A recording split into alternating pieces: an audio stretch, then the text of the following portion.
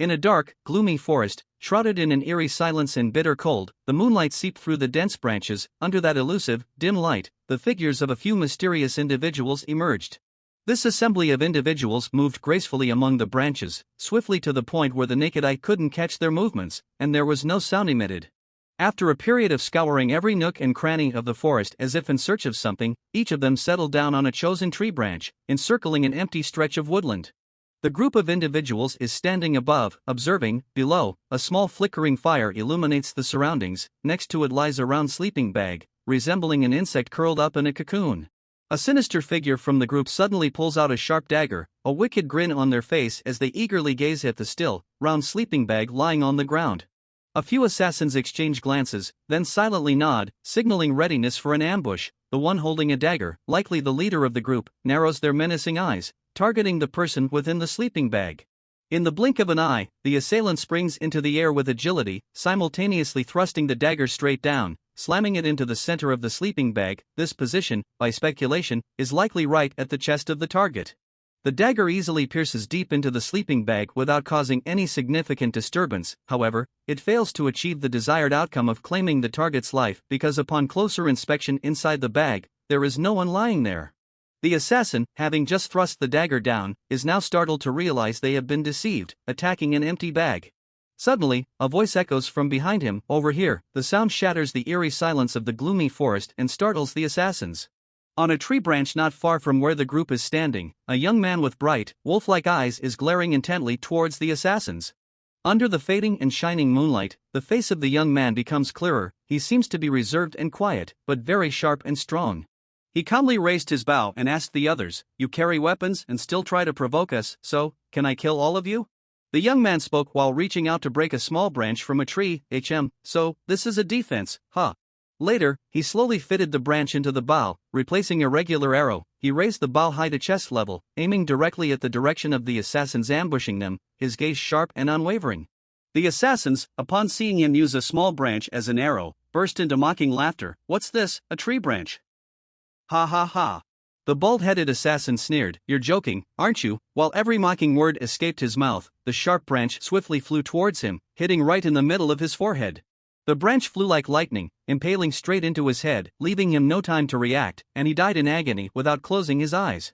In an instant, the bald-headed assassin fell backward, neck sprawling on the ground amid the astonishment of his comrades.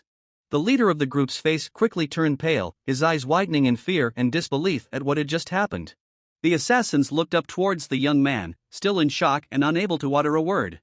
After a few bewildering seconds, the assassin with the mushroom haircut panicked and shouted in disarray. At this moment, the young man broke another branch and continued to fit it onto his bow, enveloping it with a rare and abundant stream of chi. He pulled the bowstring taut and gently released his grip, sending the chi swiftly cutting through the air. His mouth began to count. 1, 2, as the young man counted, another assassin met the same fate as the bald-headed one from earlier. The leading assassin now looked visibly terrified, standing frozen in place, his eyes widening as he witnessed his comrades being taken down one by the young man. 3, 4, as he counted, every time he uttered a number, a burst of chi shot out, and just like that, he eliminated 2 more assassins. The young man continued by reaching out to break another branch. The last remaining assassin raised both hands in surrender, panic-stricken, and pleaded, "Wait, spare me, spare my life." But the young man had no intention of relenting. He raised his bow, the aura intense and resolute. "If there were intentions to kill, you should have considered your own fate beforehand." Without a word, a powerful arrow tore through the night at lightning speed, aiming straight at the leader of the assassins. His fate afterward was no different from the comrades who had fallen before him. After clearing the group of assassins on the trees, the young man descended to the ground and tidied up the campfire embers and sleeping bags. He carefully used his foot to sweep away even the lingering ashes on the ground, ensuring that no traces were left behind. As he looked down at the empty and desolate ground, a sudden hint of sadness filled his eyes. He stood in contemplation, gazing at his shadow cast under the moonlight, lonely and isolated. He whispered to himself, "Darian, things aren't quite as you described." Afterwards, the young man took a step back, gathered momentum, and leaped into the air. He swiftly moved from one branch to another, his thoughts scattered about the human world. "It's really too boring.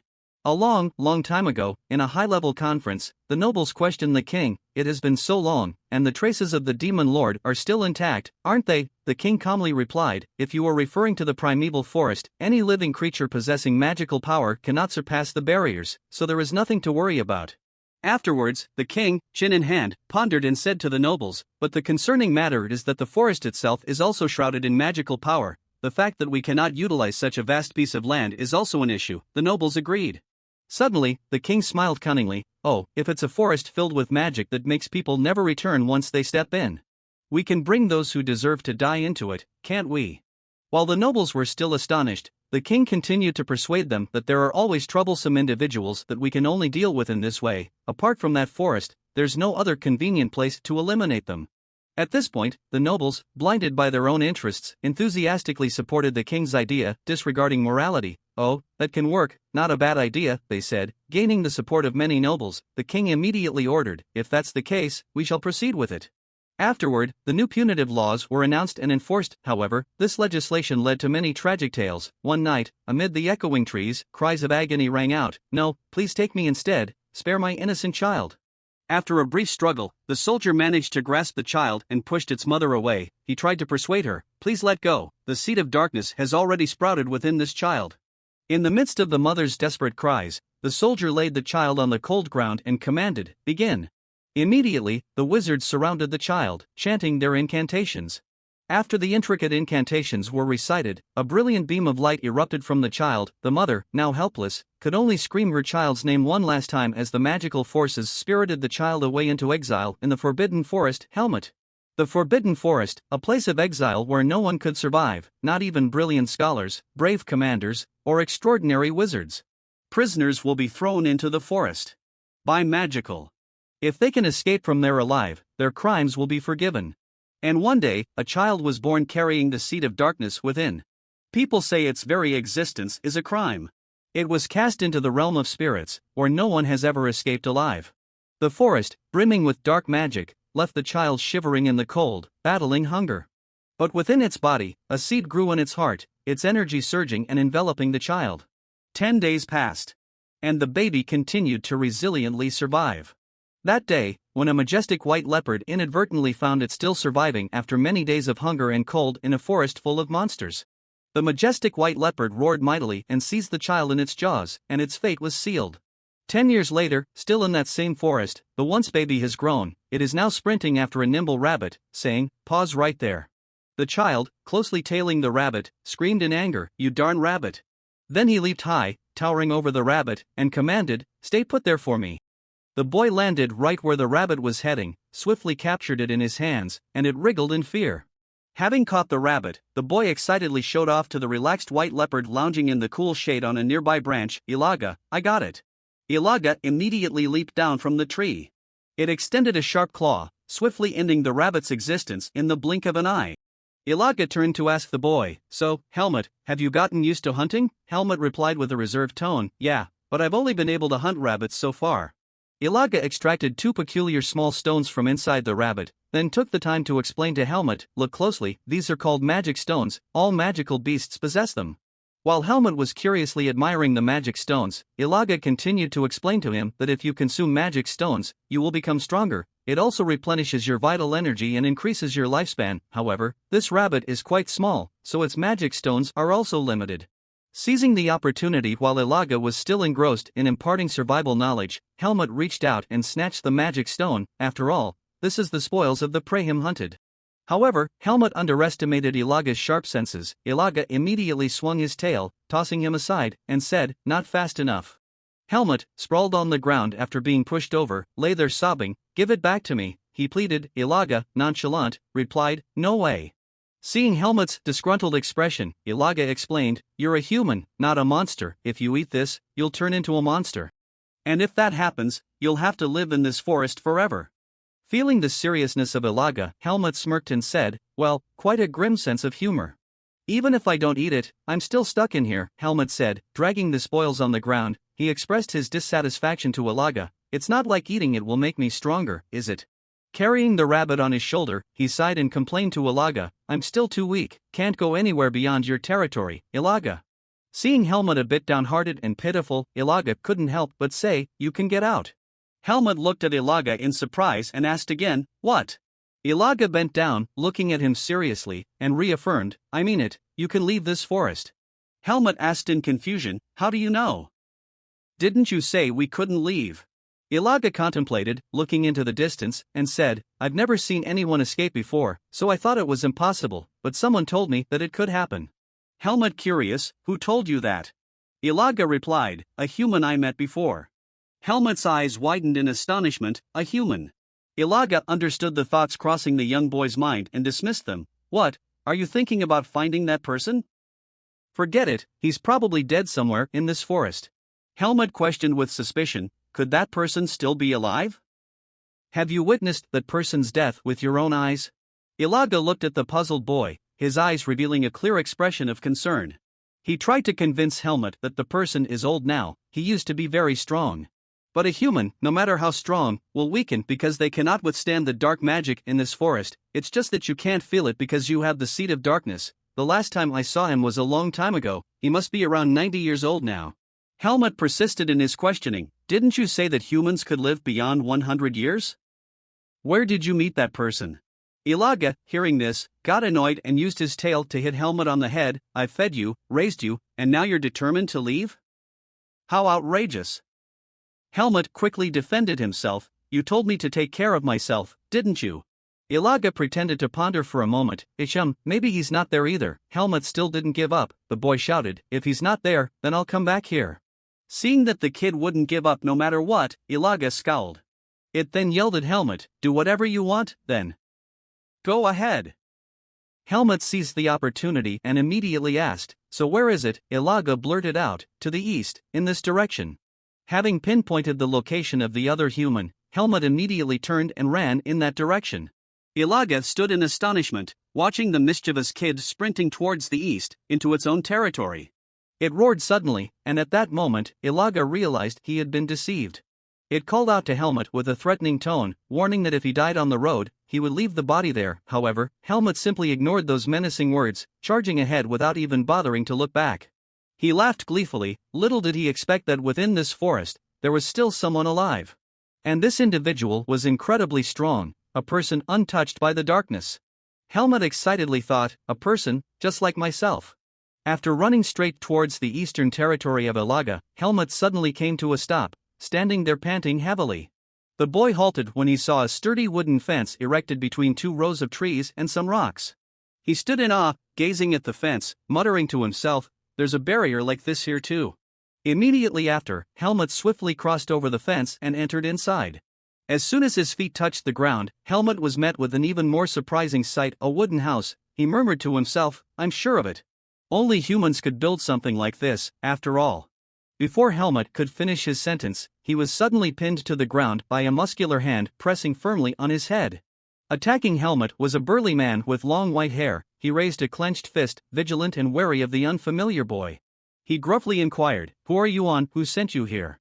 Frightened, Helmut glanced at the man. Under the tremendous pressure of his grip, he hurriedly explained, No, I'm just alone." Helmut, breathing heavily, uttered, "Ilaga told me there's someone living here." The man, upon hearing Ilaga's name, immediately relaxed his guard. "Ilaga, how is he?" The man furrowed his brow for a moment, then said to Helmut, "I understand now." At this point, the man finally released his grip. Helmut, pressed to exhaustion, could only lie there catching his breath. The man glanced at the boy and asked, "Why have you come looking for me?" Without waiting for Helmut to answer, the man took the lead and said, "If you're just looking for a human, you've found the wrong person." Helmut regained his strength and immediately stood up to respond, "No, that's not it." Helmut stood proudly in front of the man and declared, "I want to escape from this forest." The man, unimpressed by Helmut's intention, asked him, "My name is Darien, what's your name?" The young boy continued to shoot a defiant look at Darien and retorted. Darien hesitated and questioned the boy once again, asking, "So you want to get out of here, right?" Helmut remained steadfast, saying to Darien, "Ilaga told me that he knows a way to escape from here." Darien continued to inquire, "Why do you want to leave this place? The world outside isn't as peaceful or beautiful as you might think." Curious, Helmut asked, "What is it like?" Darien remained silent and said, people outside don't have sharp claws and fangs, they also have weak physical bodies, however, they are much more ruthless and cunning, they often cooperate or betray each other when necessary. Darien squinted at Helmut and asked, were you born in this forest? Helmut immediately responded, no, I was sent here after being born. Darien heard that and quickly guessed, it must be because you were born with the sprout of darkness. Helmut touched his chest and replied with a bit of sadness, that's right. Darien speculated, babies with that sprout are usually killed immediately, but since you were spared, you must come from high status, you're at least nobility. Helmut, curious, asked, nobility, what is that? Darien responded thoughtfully, because you've been sent here, things like high status don't matter anymore, and since I indebted to that leopard. After a moment of contemplation, Darien turned back to look at Helmut and said, listen carefully, kid. The reason you were abandoned in this forest is because of the sprout of darkness in your body, Darien explained. As long as it remains inside you, even if you manage to escape, in the end, you will eventually be chased down. After thoroughly explaining the potential outcomes if Helmut successfully escapes, Darien asked the boy once again, do you still want to leave this forest? Helmut nodded firmly, indicating his determination. Darien then smiled and said, I see, all right. Saying that, he lifted the boy abruptly, causing Helmut to startle and cry out, Wait, what are you, AAA? Helmut shouted loudly while squirming and jumping up. Feeling that despite struggling with all his might, he couldn't escape, Helmut glanced sideways at Darien and cursed, you. Darien calmly laughed and said, you are quite a char actor though. Holding the boy like that, he walked away. Darien stated, if you want to go to the human world, you have to become a human first. Ignoring Helmut his angry glare, Darien casually said, let us go, I shall make you human. On the way, Helmut curiously asked, what should I do to leave this place? Darien explained gently, you have to cross the barrier of this forest, but given your current state, you never be all but to cross it. He told Helmut, you have to become stronger first, and then you must find the person who knows how to cross the barrier. Helmut asked again, who is that? Darien promptly responded, I cannot tell you that yet. Helmut scratched his chin in contemplation, become stronger, how can I become strong? Darien calmly replied, if you do as I say. Later, inside the wooden house, Helmut threw the broom aside and expressed, Darien, why should I do such a thing? Darien responded calmly, humans live like this. Helmut retorted coldly, do you live like this too? The place is so dirty. Darien immediately uttered a sentence that made him choke, so, are you telling me you want to continue living in the forest? Helmut, enraged to the point of trembling, found himself unable to refute that. He could only grit his teeth and continue with the household tasks assigned by Darien. Afterward, Darien finished weaving a grass bed for the boy. Helmut, curious, asked, what is this? Darien promptly replied, your bed. Helmut, surprised, exclaimed, bed, oh. Without waiting for Darien's permission, he immediately leaped onto the bed and lay down. Glancing at Darien, Helmut, feeling weary, asked, phew, I can rest now, right? Darien, leaning against a hip, shook his head while looking at Helmut and remarked, lazy kid, our work is not over yet, get up. Afterward, Darien handed him a set of clothes and said, change into this. Helmut reluctantly put on the clothes and complained, it is really uncomfortable. Darien quickly explained, people have to wear clothes, I do not have many, so do not tear them. Helmut looked down at the snug outfit, his brows furrowed in annoyance. Despite his discontent, the boy had to accept it because he realized that to leave the forest, he needed to learn how to be a normal human first. Afterward, Darien led Helmut somewhere. The curious boy asked, why have we come out again? Darien replied, the one more thing you need to know, the things you can eat and the things you cannot. And I will also teach you how to make non-edible food safe to eat. Darien immediately used a knife to cut the roots of the tree and then explained, all living things in this forest have a core, even if you remove it, the mana doesn't completely disappear. He led Helmut to a stream and said, living that still have mana can be eaten after removing the core and purifying it using water. After demonstrating for Helmut, Darien handed the freshly washed roots to the curious boy and said, try eating it. Helmut, while gnawing on the roots, remarked, plant are pretty nice too, this is fascinating. After that, Darien told him, if you are done eating, let's call it a day. Helmut responded excitedly, alright. A few days later, seeing Helmut angry, he muttered to himself, I certainly need human knowledge. But how is that related to fetching water? He grumbled while carrying 2 full water containers. You are only been giving me weird chores for the past few days, isn't it a bit too much? He complained while carrying on, too absorbed in his grievances, he didn't notice the silhouette of a formidable beast advancing behind him. Suddenly, Ilaga ambushed from behind. Helmut startled, jumped up, and exclaimed, Ilaga. Ilaga chuckled, looking at him. What are you doing, trying to be funny? Helmut sighed and explained to Ilaga, he told me to bring water. Ilaga, annoyed, retorted, why do you listening to what that human says, you never listen to what I said. Helmut stroked his hair and said hesitantly, he said he would make me strong. Ilaga lay by the stream, looking at Helmut. What are you planning to do once you become stronger? Leave the forest. Helmut pondered and responded, you to me I'm not a beast, then I should go to the human world. Ilaga, with a hint of sadness said, nothing good is going to happen if I stay here either. Helmut hesitated and said, I do not know, but nothing good is going to happen from staying here either. Having said that, he stood up and walked away. I will get going, see you next time. Ilaga watched the boy's retreating figure, reluctant to see him go. It was undoubtedly filled with sorrow and concern, reluctant to let Helmut go, but it also understood that keeping him in this forest would only expose him to lurking dangers. Ultimately, Ilaga also departed slowly, consoling itself with the belief that the boy would live well. Not long after, the water that Helmut brought back was put to use. Darien wasted no time splashing it onto the boy. Helmut gritted his teeth, enduring what seemed to be a painful part of Darien's training. Darien instructed him to stand at attention, and continued to make adjustments, commanding, keep your back straight properly. Helmut clenched his teeth, trying to endure, and said, Darien, I am getting tired. Darien immediately threatened to provoke his willpower, do you want to leave this forest? Exhausted and frustrated, Helmut cursed under his breath. Damn it, however, the boy remained resilient, continuing to stand at attention. Darien chuckled inwardly, he is doing quite well, is there something different about a guy who survived this forest? Seeing Helmut's resilience, Darien murmured to himself, beside the sprout of darkness, he was born with quite a few talents. And so, he stood at attention until the sun descended behind the mountains. At this point, Helmut seemed somewhat fatigued. Darien then said, Helmut, stop and come over here to sit. Upon hearing that, Helmut immediately relaxed his muscles and collapsed, exhausted. Luckily, Darien was behind to catch the boy. Helmut mumbled, I'm so hungry. Darien replied, all right. After that, he cooked a pot of soup, and the two sat across from each other, ready to eat. Darien reminded him, use the spoon, but Helmut, by now drooling, could only gaze fixatedly at the bowls of soup, oblivious to anything else. After taking a spoonful, Helmut's face immediately lit up with excitement. He hastily devoured the meal as if he had been starving for days, all while continuously praising, delicious, so delicious. Darien asked, what did you call it? Soup. Helmut replied, just soup. Oh, it's really tasty. While Helmut was enjoying his meal, he suddenly noticed Darien putting down his bowl and standing up.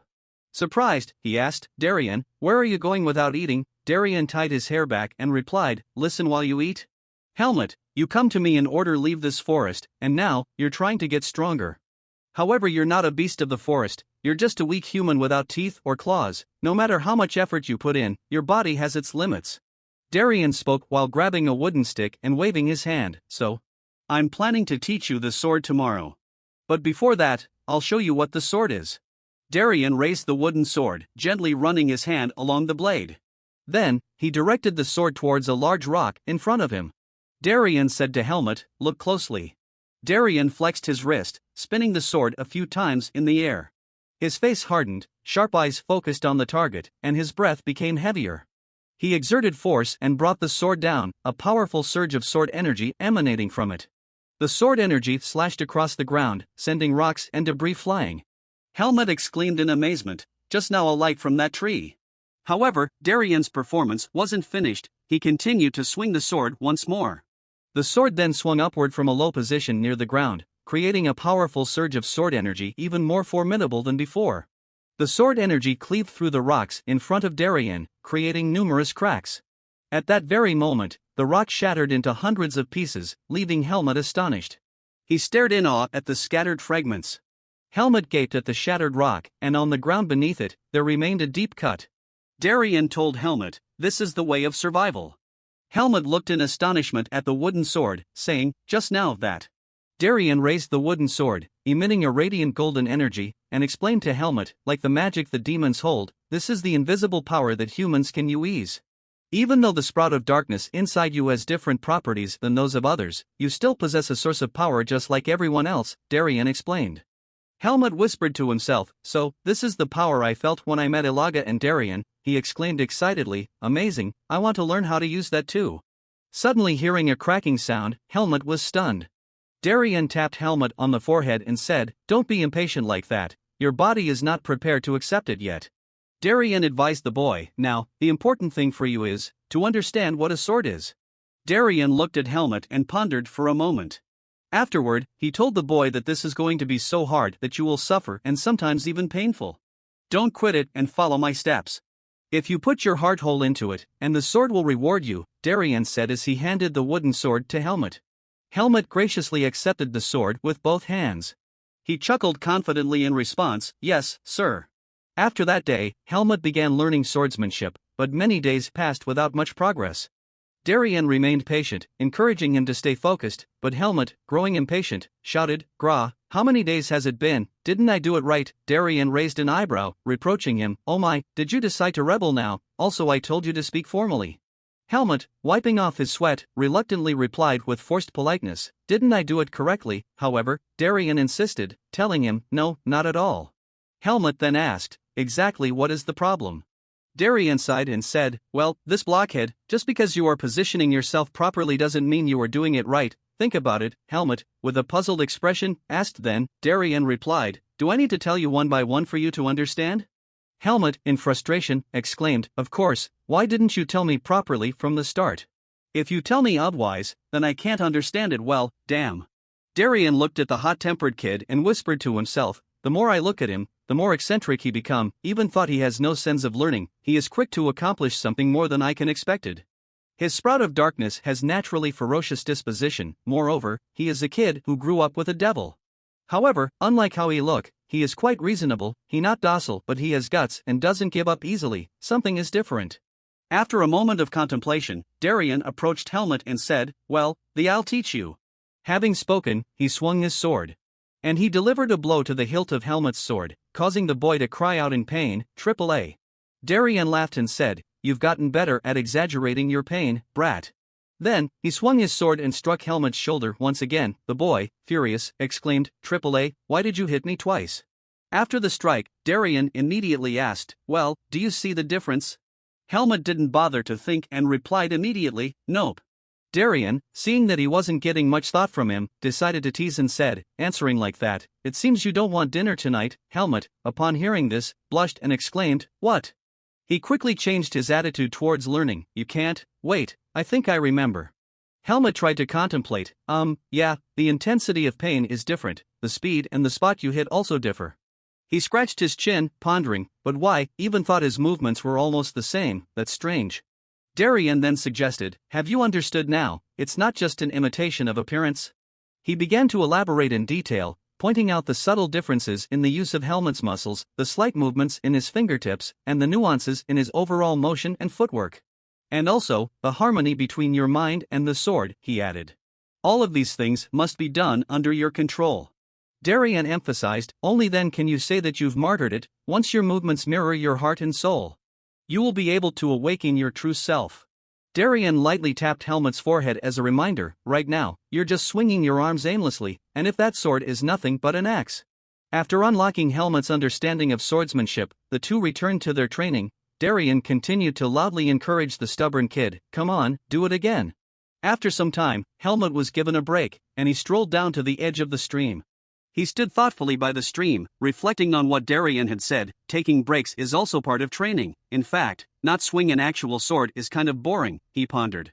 Right when Helmut was feeling bored, Ilaga approached, and he greeted it happily. "Oh, Ilaga, long time no see." Ilaga suddenly widened its eyes, looking at him with a very surprised expression. It said to Helmut, "Have you gotten a bit bigger?" Helmut replied, "Really?" Ilaga remarked, "It's about the same as an acorn becoming a chestnut." Helmut replied cheerfully, "I'll grow bigger so don't worry." The boy suddenly asked Ilaga, "Oh, by the way, Darien mentioned that he owed you something, what's that about?" Ilaga replied, "Darien, that's the name of that person, isn't it? He said he wanted to live here, so I gave him special permission." Helmut was surprised, "But Ilaga, I thought you don't like living with others people, don't you dislike a gunning?" Ilaga teased, "Oh, this brat became unlikable after living with a human." Then, she growled, asserting its authority, "I am the master of this forest, Ilaga, if you mess with me, no matter who the opponents is, I will." In the midst of its assertiveness, the leopard suddenly changed her tone and said, "Actually, maybe avoid fighting. I was afraid that I might get hit a disgusting snake while fighting that human." Helmut was puzzled. "Disgusting snake? What do you mean?" Then the boy remembered. "Ah, you mean in the southern part of the forest, the one called Nahu, right?" Ilaga immediately responded, "Yes, that's the two-headed snake. It's targeting that human. If they both rush into a fight and exhaust ourselves, the snake would have no chance." Helmut continued with a challenging question. Then, if you had to fight Darien, will you win without any hesitation?" Ilaga pondered for a moment before opening up. "I don't know." It told Helmut, "Devils like me revolve one's magic so you can tell by instinct. But humans don't give off energy they can hide." Helmut remained determined to hear a clearer answer, pressing on. "Then, even Eliga can't win." Ilaga replied, "I don't know how powerful he is, even though Naho doesn't like him either. It's for that reason that it can't immediately take action against him."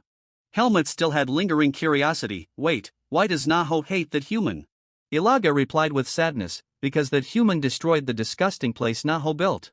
Helmut, surprised, asked, "An area, cherished?" Ilaga glanced at the boy with a hint of reluctance and sighed. Ilaga asked Helmut, "Curious, aren't you?" The boy straightforwardly replied, "Of course, I can't help it when I'm curious, so, what is it?" Ilaga growled, "Fine." Then it lifted Helmut and leaped high into the air. Ilaga swiftly darted through the trees, feeling like it was flying through the sky. It told Helmut, "I'll show you." Upon arriving, Helmut looked down in astonishment and said, "This is." Ilaga immediately told him, "Yes, this is that disgusting place I told you about." Below, horrifying scenes are unfolding, with people beating each other, inflicting harm, and even women are not exempt from the brutality. Ilaga glanced at the place and said, "The human farm." Ilaga gently lowered Helmut onto a rocky ledge surrounding the valley so that he could have a clearer view of this horrifying farm, where humans were coerced into grueling labor and subjected to brutal abuse until death. Helmut looked in horror at the scene below, his voice trembling as he spoke. "Human farm." At that moment, within the farm, a man carrying a load of wood tripped and fell. Immediately, a burly overseer rushed over, unleashing a torrent of harsh insults, calling him foolish and demanding more diligent work. Seeing the man still not getting up, he immediately swung a whip wildly, striking him repeatedly. "Stop messing around and get up." Witnessing that gruesome scene, Helmut immediately asked Ilaga, "It must hurt. Why is he tormenting him?" Ilaga replied, "Because he isn't doing his work well." At the same time, nearby, two girls were terrified as they witnessed the brutal beating of the man. The overseer immediately turned angrily toward them, saying, "What are you looking at? Quickly get inside." The two girls were among a long line of young women entering the farm. The girls looked relatively young, probably around Helmut's age. Helmut noticed their curiosity and remarked, "What is that?" "It looked like me but different," Ilaga responded. You're talking about human females." Helmut continued to inquire, "Even though it's daytime, why are they going into the tents?" Ilaga explained, "Those women are food." It said to Helmut that despite being the same species, their genders differed from his own. "You are a man, and they are women." Naho prefers women because their flesh is softer and less muscular. "But if they are too small, there is nothing to eat, so we have to wait until they mature to eat them," it added. Ilaga spoke with sadness, "Females will become the food for the Naho, and males do labor their entire lives to maintain this space." Helmut pondered deeply. "So, that's why it's called farm, huh?" Ilaga responded, "Yes, it is believed that the Naho are protecting this farm, but it is the humans who sustain it, among them the head." There he is." At that moment, a bald-headed man with a menacing look walked into the farm. He asked the overseers, "What's the fuss about?" The overseer respectfully replied, "You're here, Erugo." The overseer scratched his head nervously and informed the farm manager, "One slave made a mistake, sir." The farm manager, seeming indifferent, continued, "Whatever, have you brought all the offerings for today?" The overseer quickly replied, "Yes, sir, they are all here." The farm manager glanced over at the group of young women who had just been captured and remarked, "Really, huh?" After a while of scrutiny, the farm manager selected a girl with an attractive appearance and called out, "Hey, you." He stroked the girl's chin and smirked, "I will spare you a bit more." After that, he grabbed the girl's hair and dragged her away, leaving the rest of the onlookers in a state of fear. Helmut looked at him and asked Ilaga, "Is that human the head?" Ilaga replied, "Yes, he is. I don't know how he knows, but is good at bring back humans who fell into the forest. If you are unlucky, you may become like that." Helmut, with some contemplation, said to Ilaga, "I see, Eliga didn't treated me like that." Suddenly, he asked her, "What wrong?" Ilaga was momentarily surprised by the boy's question. Indeed, she had never asked herself that question before. Ilaga responded hesitantly, well, I hated increasing Naho's livestock." Upon hearing that, Helmut smiled and pondered something. The boy teased Ilaga, saying, "Certainly, if it's Elaga, that would be the case." Ilaga, sensing that Helmut had seen enough, "All right, Helmut, forget it and let return now," it said as he sat on it back. Helmut, deep in thought, pondered vaguely about the human settlement below. Upon reflection, gathering people together seemed like quite a task. Suddenly, there was a scent of danger that made Ilaga pause, heightening its senses and alertness to the maximum. The two-headed Naho serpent, seemingly appearing out of nowhere, suddenly blocked Ilaga's path. Its tongues flickered as it spoke. Well, look who we have here." Ilaga switched to combat mode, continuously growling and threatening the opponent, while the two heads of the Naho serpent coiled incessantly, provokingly. Ilaga stood protectively in front of Helmut, simultaneously snarling at the Naho serpent. "Were you not sleeping?" it hissed. Meanwhile, Helmut, by now, was so frightened that he seemed to have lost his breath and soul, hovering on the brink of sheer terror. The terrified boy stared at the Naho serpent, whispering to himself, "It's just standing here, but it creates such overwhelming pressure."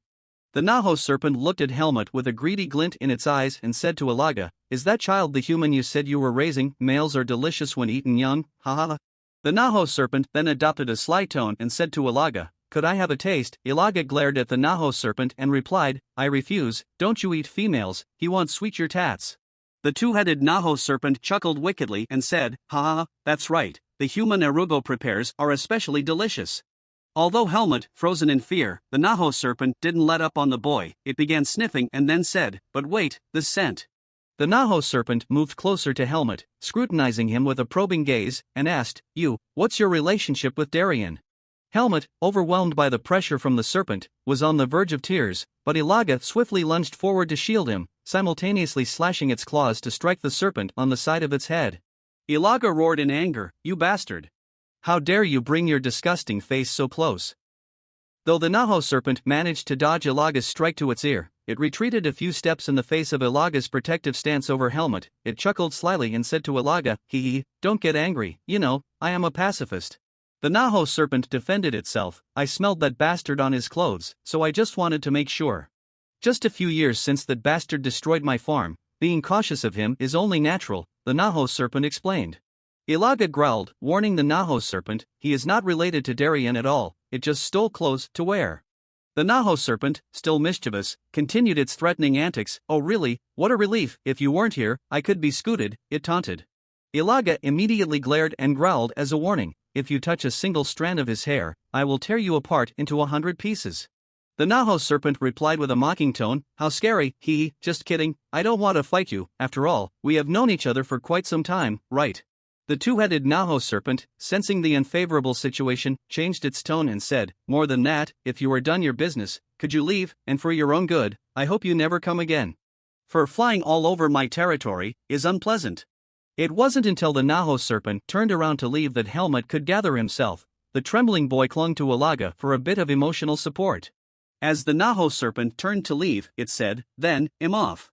Finally, the two-headed Naho serpent disappeared from Helmut's view. The frightened boy was so terrified that he turned pale. Afterward, he couldn't stand steadily and stumbled, collapsing onto the ground. Ilaga sighed, seemed he passed out. A moment later, Helmut woke up and was on his way back to Ilaga. He held his head, sighing, "Gosh, my head." Seeing that the boy seemed all right, Ilaga immediately cautioned Helmut, "Because Naho has seen you, from now on, don't walk alone, and stay close to that human." Ilaga, with concern, said, "That wary bastard won't come all the way out here, but just in case." Sensing the boy's distress, Ilaga nuzzled his shoulder and asked, "Why the long face? You should be careful if you have to." "No other choice, you're still young," Ilaga was saying when Helmut interrupted. Startled, Ilaga turned to look at him. "Huh." Helmut, looking disheartened, asked Ilaga, "Will I ever be as strong, like you and Darien?" Ilaga pondered for a moment before responding, "You." Helmut, disappointed, asked, as expected, "Is it too hard for me?" Ilaga then chose words of comfort, "That human is strong. I don't know to what extent, but no ordinary human could ever get to his level, even if they struggle their whole life," Ilaga explained. Helmut was astonished. Their whole life, really? Ilaga continued to speak to the boy, "It won't be easy, depending on how you do it. If you really wish to become strong," Ilaga added. "And if you wish to leave this forest, try your best." Ilaga tried to encourage Helmut, sharing its own experiences before becoming a powerful ruler of the region. Ilaga looked at Helmut, who still seemed downcast and not thinking clearly. It didn't know what else to do for the boy at the moment. Ilaga sighed and turned away, saying to Helmut that humans is coming, see you. Right at that moment, Darien approached, carrying a bundle of dried grass. He frowned and grumbled, seeing how you look, you must have gone around with that leopard. Helmut, upon hearing the familiar voice, turned around, ah, Darien. Darien stepped forward, taking the lead, and said, the sun is about to set, let's head back. Helmut didn't respond to Darien's words, just bowed his head in a somber manner. He observed Darien's silhouette, noting a resemblance to Ilaga not just in the muscular build, but also in the broad and sturdy figure, reflecting both strength and patience towards him. Suddenly, at this moment, Ilaga turned its head back. It glanced at Helmut and subtly signaled that it would be keeping an eye on him. Helmut sensed the silent concern that Ilaga held for him, and it lifted his spirits. The boy then walked alongside Darien and responded to him quite loudly, all right, as if making sure both Ilaga and Darien could hear, providing a sense of reassurance. That night, in Darien's wooden house, Helmut was tossing and turning, groaning in discomfort. He clutched his stomach, curled up in pain, and let out a pained exclamation, damn it, my stomach. Sweat poured down like a shower as Helmut tried to endure the pain, silently thinking, I really think I'm going to die at this rate. This situation occurred because a few hours earlier, Darien had given Helmut a handful of unfamiliar herbs and sternly instructed him, eat this before going to bed tonight, Helmut. Looking at the unfamiliar bundle of herbs, the boy wondered, what is this? Darien didn't hesitate to reveal the truth to Helmut, it's poison plant. Helmut was taken aback, what? He immediately exclaimed, you're telling me to eat poison. Before Helmut could finish his sentence, Darien delivered a swift smack that left him stunned, just eat it, don't complain, I'll help you with constraining the power of the sprout of darkness. As a result, now Helmut couldn't close his eyes due to the excruciating pain tearing through his intestines and liver. He couldn't help but grimace, ouch, even thought he said it was poison. But he didn't say it would hurt this much, Helmut muttered. The pain grew more intense with each passing moment, spreading throughout Helmut's entire body, not limited to his stomach. Helmut, in agony, screamed, shattering the quiet of the night, what the hell did you make me eat, Darien? Meanwhile, Darien had foreseen that Helmut would be in turmoil throughout the night, so he went outside to enjoy the coolness against the rock wall. He stood on the rock wall, contemplative. For 5 years, or perhaps around 4, Darien had uncertain intentions. It seemed like he was predicting some significant event in the future, the moment when Helmut, mature enough, would escape from this forest, or the time when Darien would leave. As time slipped away, after the first night tasting the flavor of that poisonous herb, Helmut not only survived, but thrived. He was living better than before, and he was growing stronger day by day. Today, Helmut is still diligently practicing martial arts as usual. Based on the sword cuts on the tree trunk, it can be seen that he has made significant progress. He no longer swings the sword haphazardly, mimicking Darien's movements mechanically. At this moment, Darien is also positioned behind, observing his remarkable progress. He stands silently, watching Helmut, and then reflects for a moment. Darien approaches and says to Helmut, you learn to enjoy the sword. Helmut happily greets him, ah, Darien. He confidently boasts to Darien, nowadays my body feels somewhat light and things have become clearer. He speculates, could it be because of the poison plant? Darien nods and responds, it can have an influence too, yes, does it not hurt after you eat it now? Helmut responds cheerfully, yes, how should I explain it, it is rather more refreshing in the morning. Darien, in contemplation, says, I see, it's been months since you started eating matto, has the time come? Helmut, do you remember what I told you? Count Darien begins to explain to Helmut about this, the power is invisible, but that is why you can endlessly improve it. However, if your body's foundation and your method aren't right, this training is meaningless, Darien explains, emphasizing the importance of reaching a certain proficiency in both body and techniques for meaningful this training. But your current body seems to be ready to take in this, Darien observes. Darien lowers his sword to the ground and solemnly says, so from now, I will teach you the Vis training method. Words turned into action as Darien turned towards an empty space nearby, ready to commence the training. He regulates his breathing steadily, tightening his grip on the wooden sword. Darien concentrates, channeling energy into the sword. Immediately, a vibrant aura of sword energy emanates from the blade. The pressure emanating from the sword energy affects Helmut as well, making his breath heavier under the weight of the force. Darien begins to instruct Helmut on activating this, guiding him to harmonize the energy in the air, draw it into his body, and gain control over it. And through your sword, implementing, Darien adds. That's how you handle this, and which you have to work on, Darien explains. Darien patiently continues guiding him, take up your sword. Breath frequently while you train, you'll absorb the natural energy into your body, Darien instructs. Think of it in a simple way, and control your movements, he adds. If you forget the flow, forget about this, Darien says as he unexpectedly swings his sword, directing the sword energy in a stream towards Helmut. Helmut, caught off guard, can only raise his sword to defend against the unexpected attack. However, he is still struck and knocked back towards the base of a tree. It's only then that Darien continues in a slow, deliberate manner, your body will give out first. While Helmut is still trying to regain composure, Darien presses on with his assault. He boldly extends his hand forward, as if intending to seize him. While his other hand continues to wield the sword, in a flash, Darien thrusts the blade towards Helmut. Startled, Helmut swiftly dodges to the side, narrowly avoiding what could have been a piercing blow. Helmut, frightened, jumps back and exclaims, "Wait, are you really trying to kill me?" Darien calmly responds, "You already lost focus, that's not how I taught you." Helmut tries to calm himself, muttering, "Damn it, breathe, breathe." After a few deep breaths, he gradually regains his composure.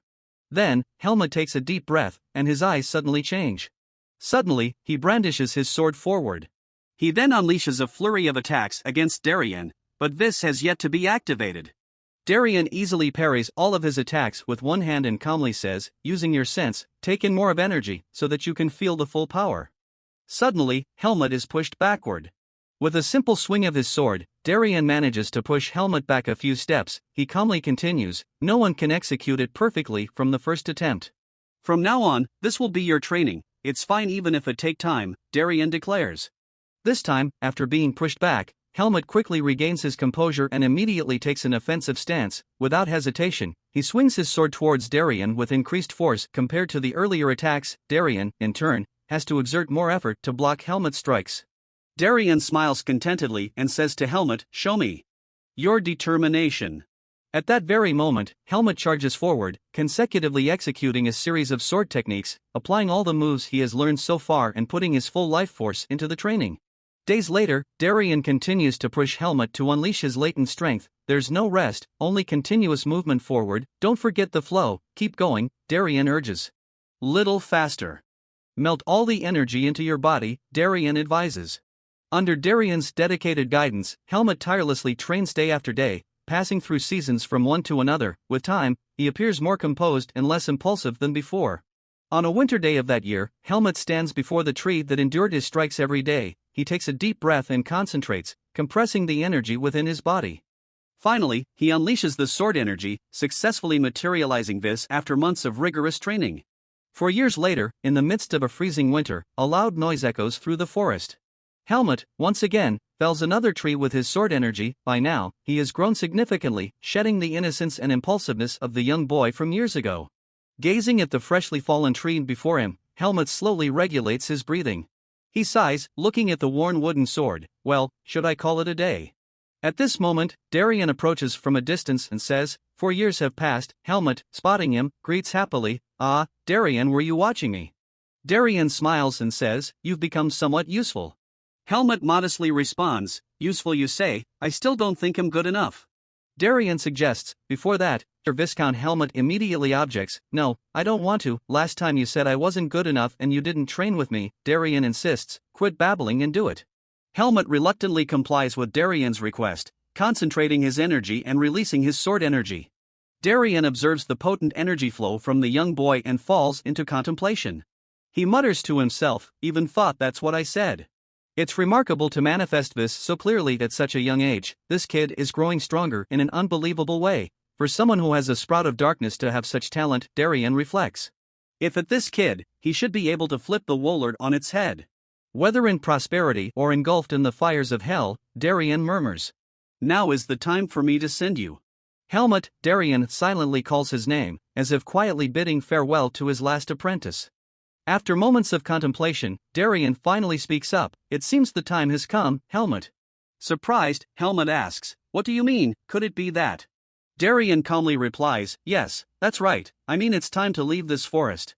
Helmut hesitates, but says, "I don't think I'm strong enough yet." Darien explains, "When Sprout of Darkness grow a little more, only then will you be able to pass through the divine barrier." Darien lets out a soft sigh, and he seems to have weakened significantly. He tells Helmut, "Now is the only time, listen carefully. I will explain everything now. The human world is to the south of the primeval forest. You have to overcome the divine barrier to get there. and I've heard there's a relatively weak area in the barrier, Darien reiterates. In theory, you can get to the human world through that spot, he adds. Even you have the Sprout of Darkness, theoretically, if you are a human who is able to withstand the weakened barrier, Darien explains. Helmut, upon hearing this, immediately asks, where is that place? Darien responds, I don't know, I haven't tried to find it, but there is someone who knows of it. In the territory of the two-headed serpent, there is a human village. Surely, the village chief, Erugo, will know. That leopard will know where the human village is, Darien suggests.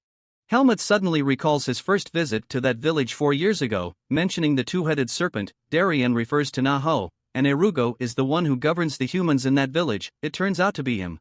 Darien falls silent for a moment and then instructs Helmut, lastly. You will experience countless things in the human world, he adds. To you, who has lived only in the forest, the outside world also fascinating and fun, he continues. But tragedy always occurs in silence. Upon hearing this, Helmut was somewhat astonished.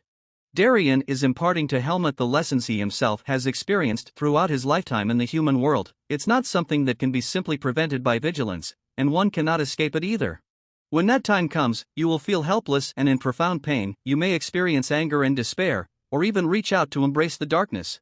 However, no matter the situation is, do not lose yourself. Darien placed his hand on Helmut's shoulder, expressing the trust and hope he invested in him. Darien looked a bit melancholic, turned away, and said, That should be it. Do you have anything else to ask? Helmut tightened his grip, hesitated, and asked, You said that you don't have plan on going together, right? Darien sighed and replied, Yeah, perhaps it's not that he doesn't want to leave with Helmut, but rather, he no longer has the strength to endure such a long journey. Helmut looked at Darien with an affectionate gaze, reluctant to leave, but if he didn't go now, he would never be able to leave this forest again. Darien continued to instruct Helmut, If you don't have anything else to talk about, I'll go take some rest. I have something to give you, so be sure to come back in the morning. He slowly turned away and said, It's been a long time since I've wanted to be alone. Helmut felt that there was something strange. Darien wasn't like his usual self, but he couldn't put into words what exactly felt odd. Helmut silently watched as Darien walked away, leaving him alone in the middle of the forest. Later, he would also be alone on his journey in the human world. That night, Helmut sat alone, head bowed, beside the stream. He seemed rather subdued, with a hint of sadness and unease, accompanied by a sense of uncertainty when contemplating the future. At this moment, Ilaga slowly approached from behind him. It gently lay down beside Helmut, its gaze equally melancholic. Ilaga asked him, You look so down, tomorrow, right? It's not until Ilaga spoke that Helmut realized its presence. Ah, Ilaga. Helmut hesitated and said to Ilaga, Yeah. At last, I can leave this place, however. It's too complicated, I don't know why I feel this way. Ilaga glanced at him gently and quickly turned away, as if trying to conceal its sorrow. It told Helmut, That's evidence that you are slowly becoming human. The next morning, Helmut arrived at Darien's house as promised. He hesitated at the door, reluctant to step inside, not only because of the unease he felt but also because Helmut understood that this meeting would be the last. Ilaga, sensing Helmut's hesitation, encouraged him, Good luck. Helmut nodded gently and mustered the courage to step inside. Darien was sitting there quietly, waiting for him. But Helmut was startled to realize. Darien sat completely still, not making any movement at all. Helmut couldn't even sense a breath from him. Darien had peacefully departed from this world. Helmut couldn't believe what he saw. He hesitated before calling out, Darien. But he still received no response, and there would be no response anymore. Helmut said softly, with sorrow, Darien. I'd felt it vaguely, but I guess it's truly time for me to leave now. Helmut spoke with a heavy heart. Helmut took the sword that Darien had prepared for him, like a final gift from his mentor. Carrying a bag and holding a sword in his hand, Helmut gazed sorrowfully at Darien for a long while. He whispered to himself, I will remember you. In the silent and familiar space between the two, Helmut nostalgically reminisced. All the images of Darien, from the first meeting to the moment he carefully imparted his heartfelt advice, flooded Helmut's mind. Darien had departed, but undoubtedly, what he passed on would be the lifelong companion on Helmut's journey. After moments of commemorating his mentor, Helmut left the wooden house that had been his home for the past 4 years. At this moment, Ilaga spoke to Helmut, so he finally breathed his last surprised. Helmut asked, You knew? Ilaga replied, He had told me before. Seeing Helmut feeling downhearted, Ilaga tries to console him, saying, Don't make such a face, if there is a first meet, there will inevitably be a separation. Since he lived a full life and left this world, you don't have to be like that. It seems that in the end, I can finally give this to you, Ilaga said as it finished speaking. It then waved its tail and threw something to Helmut. Helmut caught it and asked, "What's this?" Ilaga promptly replied, "When you were left behind, you were wearing this. Take a look, you might need it since you might leave it outside." Helmut opened the wrapping, revealing a golden necklace inside. Ilaga told him, "It's a rare stone, made of pure gold." "It looked like you were child from quite the precious pack," Ilaga remarked. Helmut opened the necklace and read the meticulously engraved inscription inside, "Wishing for the part ahead of you to always be full of light, Margaret Iraine." Ilaga innocently asked, "Is it the head's name?" Helmut replied, "Family, I think it's my mother's name." Ilaga nodded and said, "I see, if you happen to go out, try searching for her, whatever happens, she might help you out." Ilaga continued to advise Helmut, "You said you'll first be going to the human villageo, since Naho is hibernating, he appear unless there's huge rocks, but even if that's the case, that sensitive guy will notice." Helmut confidently replied, "Don't worry, I can do it alone." Ilaga immediately cheered him on, "All right, hurry up, this is your only chance." Ilaga stood watching as Helmut walked away, a hint of nostalgia in its eyes. Suddenly, Helmut stopped and said, "Ilaga, live long." Ilaga smiled and replied, "Got it, Helmut." It didn't forget to caution him once again, "You be careful too." Later, Helmut arrived at the human village within Naho's territory as the sky darkened. Everyone had gone to sleep, and only a figure named Erugo was silently entering a house in the village. He opened the door, and inside, the house was as dark as ink. He stepped into the house and took off his cloak, preparing to lie down and rest. Suddenly, he felt that something was amiss, a sense of unease prompting him to light the only candle in the house. The light revealed the rough and sinister features of his face, but there was also the silhouette of someone else in the house. From behind, Helmut silently pressed a sword against Erugo's neck, whispering a warning in his ear, "Don't move." The identity of the village chief, Erugo, began to be gradually revealed: dark magic, an energy source from the demonic realm, capable of turning a weak sorcerer into a formidable force. Among the countless sorcerers, there were those who had surpassed the boundaries that destiny had not originally intended for them. To possess magic and boundless power. Erugo was once a sorcerer filled with envy and jealousy towards others. He coveted becoming the strongest, yet he chose the shortcut of dark magic because he felt he lacked the natural talent. To fulfill his purpose, he needed to gather the darkest emotions of humans. Therefore, through activities such as illegal kidnapping or human trafficking, the necessary ingredients were easily obtained. The submission and terror emanating from those individuals made Erugo stronger and more ruthless. However, during a pursuit of certain sorcerers, his crimes were exposed to the light. He was captured, tried, and sentenced to either death or exile. To avoid immediate execution, he chose to venture into the primeval forest.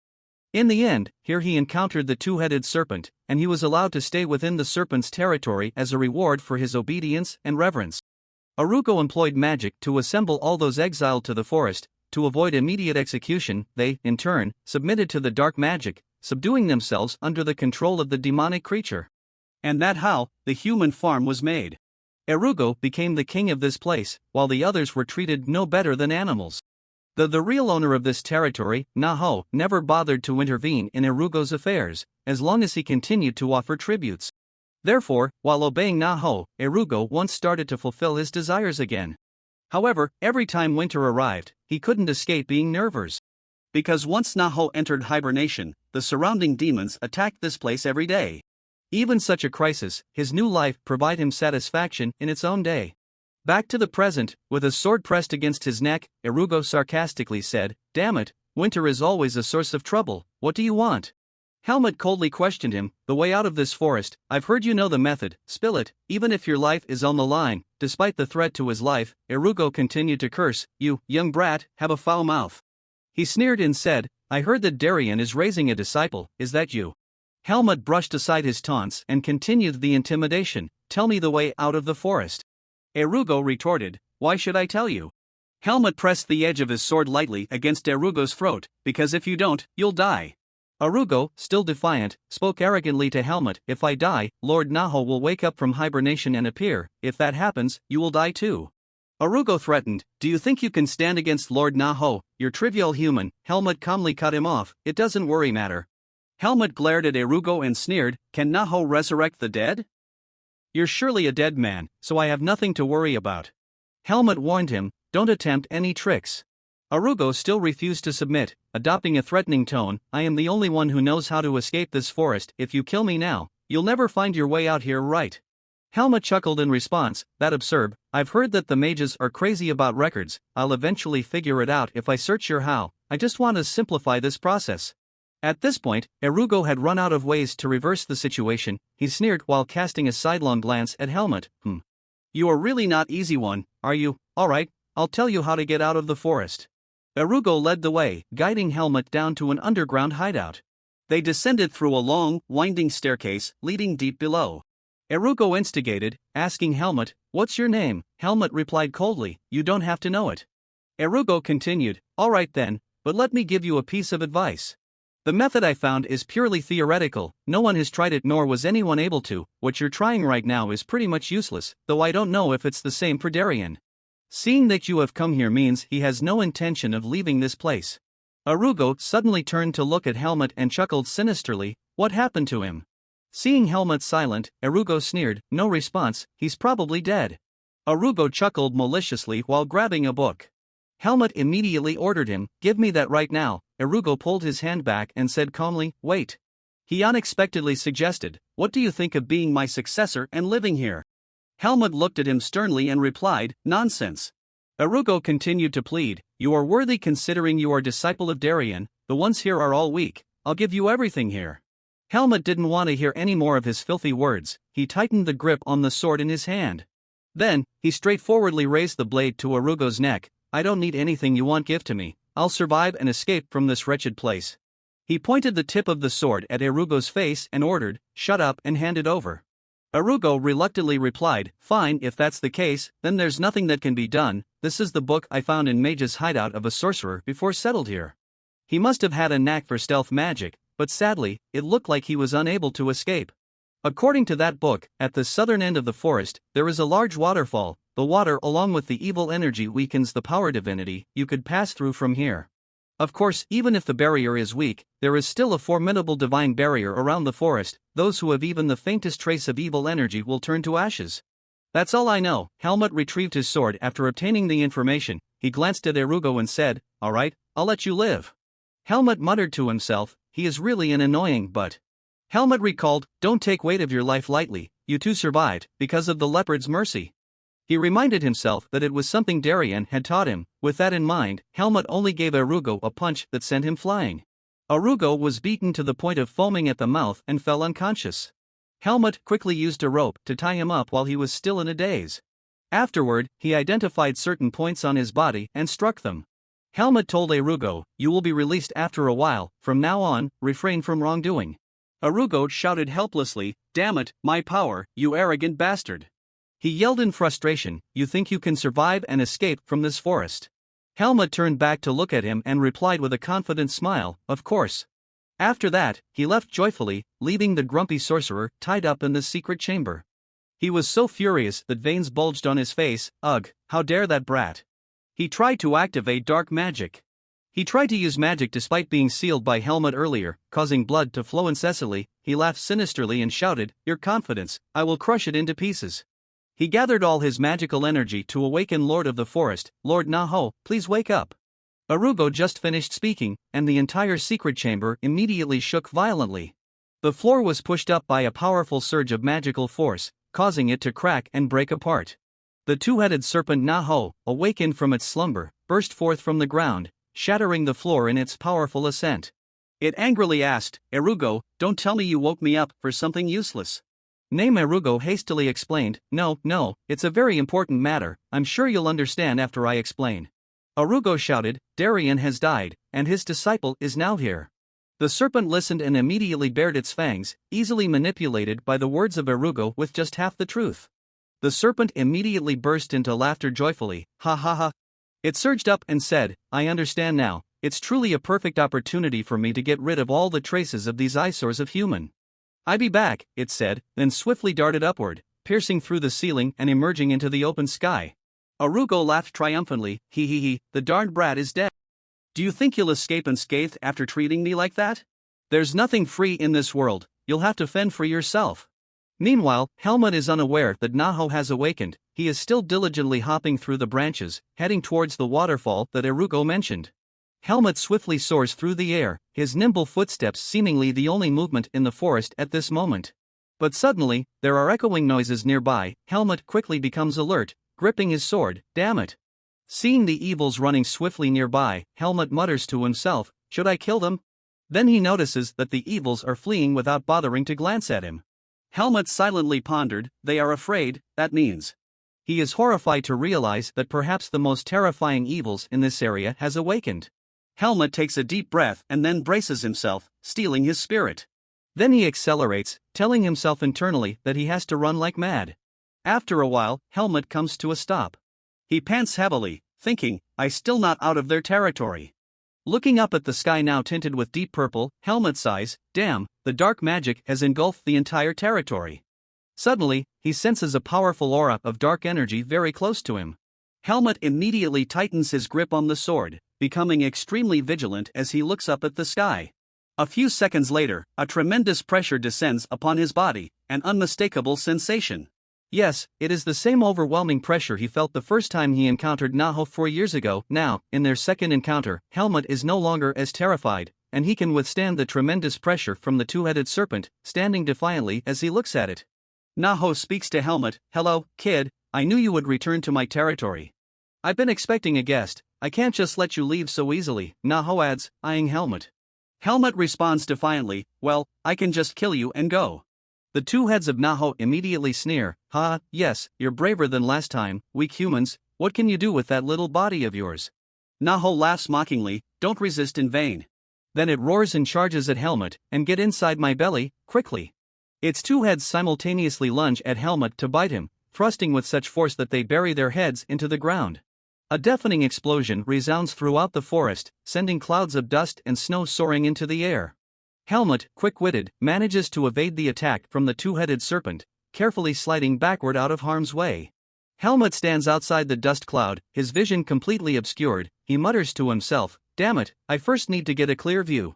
Suddenly, from above, Naho's voice echoes, nice dodge, kid. Helmut realizes that Naho has surrounded him, playing with him like a predator circling its prey. Naho continues to mockingly laugh at Helmut, hee, try and dodge as much as you want. Its two pairs of eyes fixate on Helmut, as if intending to devour him whole. Helmut closes his eyes, takes a deep breath, and remains calm. The opponent is formidable, but the opportunity will come. I won't simply pay the way you want, Naho, Helmut says, staring defiantly at the two-headed serpent with confidence and determination. Naho begins to open its mouth, releasing an energy sphere. The magical sphere grows larger as it approaches Helmut.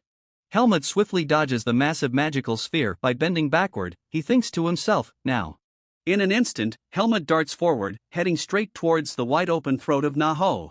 However, the remaining head of Naho detects Helmut's movement and swiftly swings its tail towards him. Helmut somersaults in midair to avoid the tail and unexpectedly lands a kick on the serpent's tail.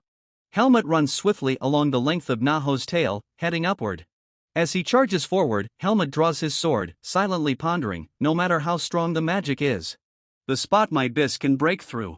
Helmut rushes up to one side of Naho's head, swinging his sword horizontally. The powerful blade energy immediately surges forward. Helmut reminds himself, that spot, exactly there.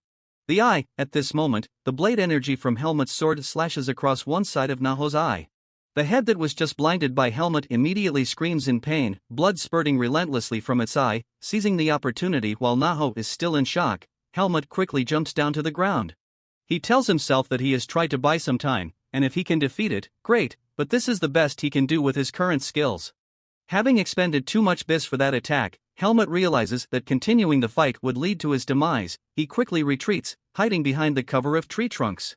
He tries to run as far as possible while the two heads of Naho bicker with each other. The injured head cries out in pain and agony, while the other head scolds incessantly, attempting to bring it back to its senses. Helmut is silently urging himself to run as far as possible when he suddenly freezes in horror at the sight of something terrifying. Naho is eating its own injured head, with the healthy head biting tightly onto the injured one and forcefully pulling it away from the body. It chews and curses, this damned head. You can't even bear that, Helmut exclaims in disbelief, watching the monstrous creature driven into madness by its own hatred. The serpent immediately turns to hunt down Helmut, furious. It laughs maniacally. Now I've taken care of the unnecessary part, I'll kill you now. Naho roars, charging in a frenzied rush, aiming to slam its face directly into Helmut's. Helmut uses his sword to block the sharp, menacing fangs of the evil as it tries to bite down on him with all its might. Suddenly, Helmut unleashes his strength and bolts away, dashing at lightning speed to escape. He quickly ducks behind a tree trunk, seeking cover. The serpent looks bewildered, peering down at the ground, unable to understand where Helmut has disappeared to. Naho, enraged, immediately searches for Helmut's whereabouts, growling in its mouth, "While getting hit, you managed to hide well." "I've lost one head, I'm unable to see well yet," Naho mutters angrily. "Where are you, damn brat?" Naho roars, shaking the entire territory with its fury. Meanwhile, Helmut is panting heavily, hiding behind a tree trunk.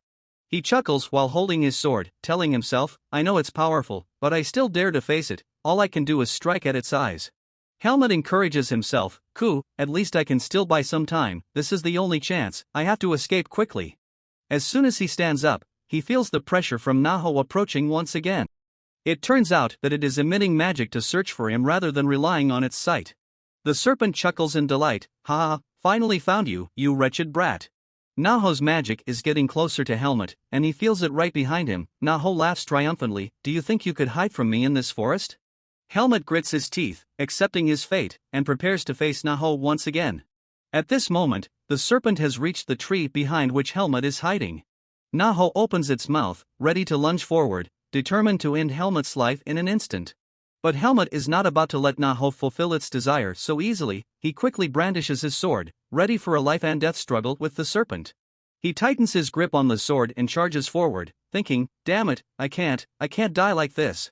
Suddenly, another magical force approaches Helmut, a familiar source of energy that he immediately recognizes. It's Ilaga. The tremendous explosion that shook the heavens and earth a while ago revealed Helmut's location to Ilaga. Now, Ilaga has arrived in Naho's territory to protect the only child he has nurtured. Ilaga steps forward to shield Helmut, maintaining that familiar protective stance. It growls at Naho, "Long time no see."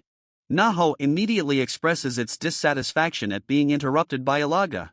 Ilaga is not one to be underestimated either. It growls, sneering with disdain at Naho, originally a majestic two-headed serpent, now it is reduced to having just one head, defeated by a small human.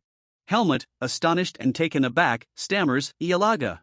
Ilaga stretches itself and roars, showcasing its powerful magic to suppress Naho's magic. Helmut quickly covers his face with his hand, witnessing for the first time the immense power of Ilaga's magic. Ilaga glances at Helmut and says, "I'm glad you're still alive, well done, let me handle the rest." Helmut responds with effort, "Wait, I'm too will join you." Ilaga advises him, "You should leave." Ilaga remains firm, "There's something more important, go and find it quickly." "Your freedom," Ilaga adds. Helmut feels a mix of astonishment and sympathy as he hears Ilaga's advice. Unlike him, Ilaga is forever confined to this foray, expansive as it may be, it's still just a vast cage. Ilaga growls, "Don't let efforts go in vain." Helmut is still hesitant, fearing that Ilaga might lose its life here if it fights alone against the frenzied serpent. Ilaga roars, "Right now." Seeing Ilaga's determined posture, Helmut finally gathers his resolve. He immediately runs away from there, not looking back. Now, only Naho and Ilaga remain, facing each other defiantly. Naho chuckles, looking at Ilaga with a disdainful attitude. Then, in a fit of rage, it howls, "Gob putrid cat, how dare you obstruct me in my own territory?" Ilaga remains composed and responds, "Obstruct you say, I'm just doing what I need to do." Naho bursts into insane laughter, "Kahaha, what a touching friendship you have." Naho glares at Ilaga, cursing it as a disgusting breed. It continues to roar, "Actually, I should thank you for coming here voluntarily, I'm going to kill you and chew that kid up." Ilaga gazes at Naho with disdain and sneers, "Do you think you can do that with one head when you couldn't do it with who?" After a while of threatening each other, the two monstrous creatures finally charge at each other in a decisive and life-or-death clash. Both of them unleash all their magical power, determined that this is a fight to the death between them. We don't know how Ilaga's battle with Naho went that night, whether it suffered any severe injuries or not, but one thing can be certain, it successfully hindered Naho's advance. Because even after 2 days, there was no sign of Naho chasing Helmut. He successfully escaped from the territory of Naho after a challenging night, and it finally came to an end. Helmut looks at the lifeless body of the monstrous creature on the ground and reassures himself, after traversing through Naho's territory, "I've been running continuously for 2 days now. As long as they're not on the same level as Naho, I should be able to handle them without any issues, Helmut thinks to himself. Helmut involuntarily sighs, contemplating, if I wouldn't have survived in this place if I hadn't encountered Ilaga and Darien. He resolutely looks ahead. He only has one chance, for the sake of Ilaga and Darien, the ones who gave him this opportunity.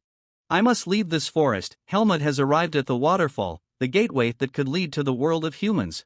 You look around and speculate. Here is quite different from Ilaga's territory. I can hardly sense any magic here, and the dark seed particles are reacting. Is it reacting to the divine barrier? Luckily, I've surrounded myself with this, otherwise it would be cause great trouble. Helmut, surprised, examines the feather in his hand, thinking, this feather is. Suddenly, a feather falls into Helmut's hand. Perplexed, he contemplates, this feather is. A strong gust of wind sweeps up a cloud of dust, prompting Helmut to shield his face and remain vigilant. A majestic and beautiful phoenix face appears before Helmut. It gazes at him and curiously remarks, a human child. The phoenix gently lands on the ground and leans in to ask Helmut, what brings you into our territory? Helmut looks up at it with concern, silently thinking, damn it, no wonder that black mage told me about it quite easily, the beast that's so close to the barrier. Igrel, the majestic phoenix, introduces herself arrogantly, then, she looks at Helmut with curious eyes and asks, what's your name? Helmut responds cautiously, I am Helmut. In his mind, he is trying to recall some knowledge about the name Igrel. He feels like he has heard that name before. Grel, the ruler of the southern region, Ilaga mentioned that Igrel is very curious about the things around her. It's true that Igrel has an outstanding curiosity. She tilts her head to look at Helmut and says, I smell something very familiar from you. It's not clear due to the scent of blood, but I can never forget this fragrance. Yes, there's the scent of Naho on you. And there's another faint scent on you, not as strong, for a long time. Is it Ilaga, right? Interesting, very interesting. Igrel eagerly asked Helmut, so, are you a child of Ilaga or Naho? Helmut calmly replied, I am a member of Ilaga's family. Igrel nodded approvingly, is that so? If that's true, then. Then suddenly, it spread its wings in a menacing manner. Does that mean that Ilaga's kin have infiltrated our territory? Helmut quickly explained, I wasn't sent here by Ilaga, I have my own reasons for being here. Helmut successfully piqued Igrel's curiosity, prompting it to ask, why? Is there a reason that might make me forgive you? Tell me, let me hear it. Helmut remained silent, observing Igrel for a brief moment. He was contemplating how to lure this bird into letting him pass without the need for any more bloodshed. Helmut began to speak, the reason for what I'm doing right now might be meaningful for you. Igrel immediately inquired, meaningful? Helmut firmly asserted, indeed, this is a perfect opportunity to satisfy your curiosity because since I'll be the first person to cross the barrier and get out of this forest. Igrel burst into laughter, ha ha ha. Helmut remained unyielding, his gaze unwaveringly on Igrel. Igrel mocked loudly, a frail little human like you thinks you can do it, the sprout of darkness within you is telling me that you're just like a ghostly beast. Helmut persisted, let me give it a try then, since I'll be the only here who has crossed the divine barrier and came till here. Igrel chuckled playfully, you are telling me to let a human prey, that I haven't come across in ages, be burned by the barrier, such a wasteful thing. Helmut solemnly stated, there will always be people falling to this forest, but the one who can cross it will only be me. Observing Helmut's determined and confident demeanor, Igrel was gradually convinced. It tilted its head in contemplation. Then, it cheerfully relaxed its wings. All right, you are quite clever, as you said, let me watch you try. Igrel calmly spoke to Helmut, cause it look like you'll be the only one who would risk his like a foolish person to get out of here. Even if whether you live or die doesn't concern me, if you succeed, you will be the first human to successfully leave this forest. Helmut smiled in response, indeed, and you will be the first demonic beast to witness that. Seeing Helmut cleverly pique its interest, Igrel chuckled and said, ha, you are making me interested, fine, because I want to see if you can leave this place or not. I'll protect you until you reach the barrier. If anything happens, and if you have anything to say, just let me know, I will convey it to Ilaga if I see him, Igrel assured. Then, please tell Ilaga that I safely made it out of this forest, Helmut conveyed with a message. Igrel looked at Helmut and asked, does that mean? No matter what the result is, Helmut replied. You still want me to say that, don't you? Seeing Helmut's firm determination, Igrel agreed to the request. Alright then, I will convey the message to Ilaga exactly as you said. Ilaga's special kid. Following that, Igrel created an invisible shield enveloping Helmut's body. It took a deep breath, signaling readiness for the final stretch of this journey. Helmut held his breath, then took a leap into the water, telling himself that there was only one chance left. He jumped down and quickly dove deep underwater. Helmut continued to dive, going deeper and deeper beneath the waterfall. Finally, he reached a hidden cave beneath the waterfall. Helmut felt elation upon finding an exit, but he was suddenly pulled in by the rushing current at that spot. As soon as he touched the entrance to the cave, an immediate force reacted, breaking through the protective shield created by a grell. Helmut pressed on against the divine barrier once more, determined that he must leave this place. To leave this forest. The deeper Helmut tried to swim, the more the divine barrier exerted its strength. The power that created this invisible barrier was invoked by mages who sought divine intervention, pleading for purifying strength to protect humanity and eradicate malevolence. Helmut swam with all his might, disregarding the gradually penetrating force that was making its way through his body. After passing through the cave entrance, a surge of divine energy pierced through the seat of darkness on Helmut's chest. He could only register a pain unlike anything he had ever felt before, then he succumbed to unconsciousness. In the haze of unconsciousness, he pondered on many things. I can't maintain my awareness, beings transforming from monsters into humans, and a human turning into a monster. Where am I going? The scene shifts to the outside of the forest, where a caravan of horse-drawn carts is transporting goods. The wooden wheels, burdened and worn, dragged heavily along the rugged path. A blonde-haired boy in the caravan suddenly complained, "Darn it, Tanya, this place is too close to the primeval forest. Why are we resting here?" Tanya, the girl leading the caravan, glanced at the boy and replied, "Hey, Pin, we can go only far if we rest, are you not aware?" Then she started teasing Pin, "If we encounter a ghostly beast while we're exhausted, even a fourth-tier mercenary like you won't stand a chance. Stop complaining and go fetch some water." Pin smirked in response, "Oh, come on, it's getting dark." Without mercy, she kicked him in the rear as a warning. Tanya immediately scolded him, "What's your language? Go get quickly, before it gets darker." Reluctantly, Pin carried 2 wooden barrels to the nearby stream, feeling a bit uneasy. He reassured himself, "Just scoop up the water quickly and go back," but suddenly, he felt something strange when he touched the water. Pin's hand encountered something slimy and black in the stream. He jolted, "What's this? How can there be seaweed in a stream like this?" Turns out it's not seaweed, it's Helmut's hair, still unconscious after passing through the divine barrier. Seeing an unconscious boy by the stream, Pin turned pale with fear. He screamed loudly, the sound echoing through the entire forest, "Arg!" Pin sprinted back, gasping for breath, to report to his comrades. Tanya immediately asked, "What happened? What's going on?" Another person chimed in, "Did you just see a ghost?" Pin, panting heavily with fear, exclaimed, "There's a dead body, a corpse, by the stream." The tall men in the group teased Pin, saying, "In a place like this, there can't be a dead body, that guy must be scared out of his wits, probably mistook a log for a corpse." Only Tanya remained calm and asked, "Where is it? I need to confirm it." Pin pointed shakily in the direction of the stream and said, "Over there." Tanya, annoyed, kicked Pin's rear and scolded, "Don't just point like that, lead the way there, we have to go find the water buckets too."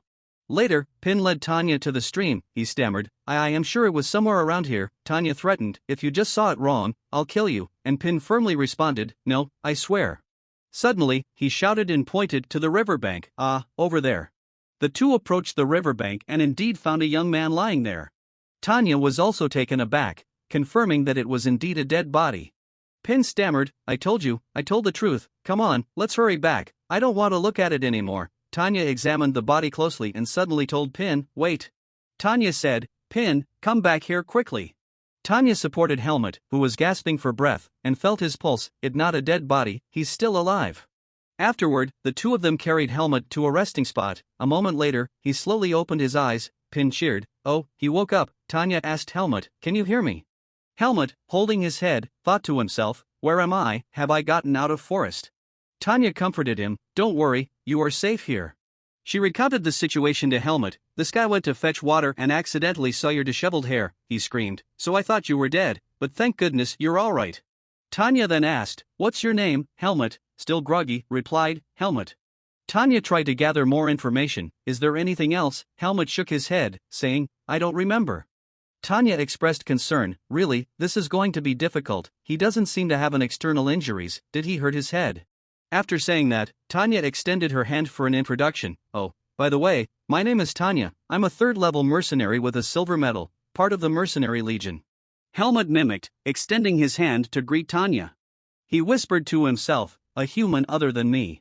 Tanya continued to jog Helmut's memory. "Do you know where this is?" Helmut shook his head. "No, I don't know." Tanya explained, this is the decay forest. It seems like you don't remember where you passed out. It must be pretty serious. Tanya asks again, do you remember anything? But Helmut just remains silent. Afterward, you pretend not to remember anything and reply, my name is Helmut, and I know how to use a sword. Tanya reflects, you know how to use a sword. That's fortunate, then. I guess your physical condition is fine, you just need a doctor to check your head. We will assist you until you can walk on your own, so trust me. From now on, taking care of you will be my responsibility, Tanya assured Helmut firmly, even though the two of them had never met before.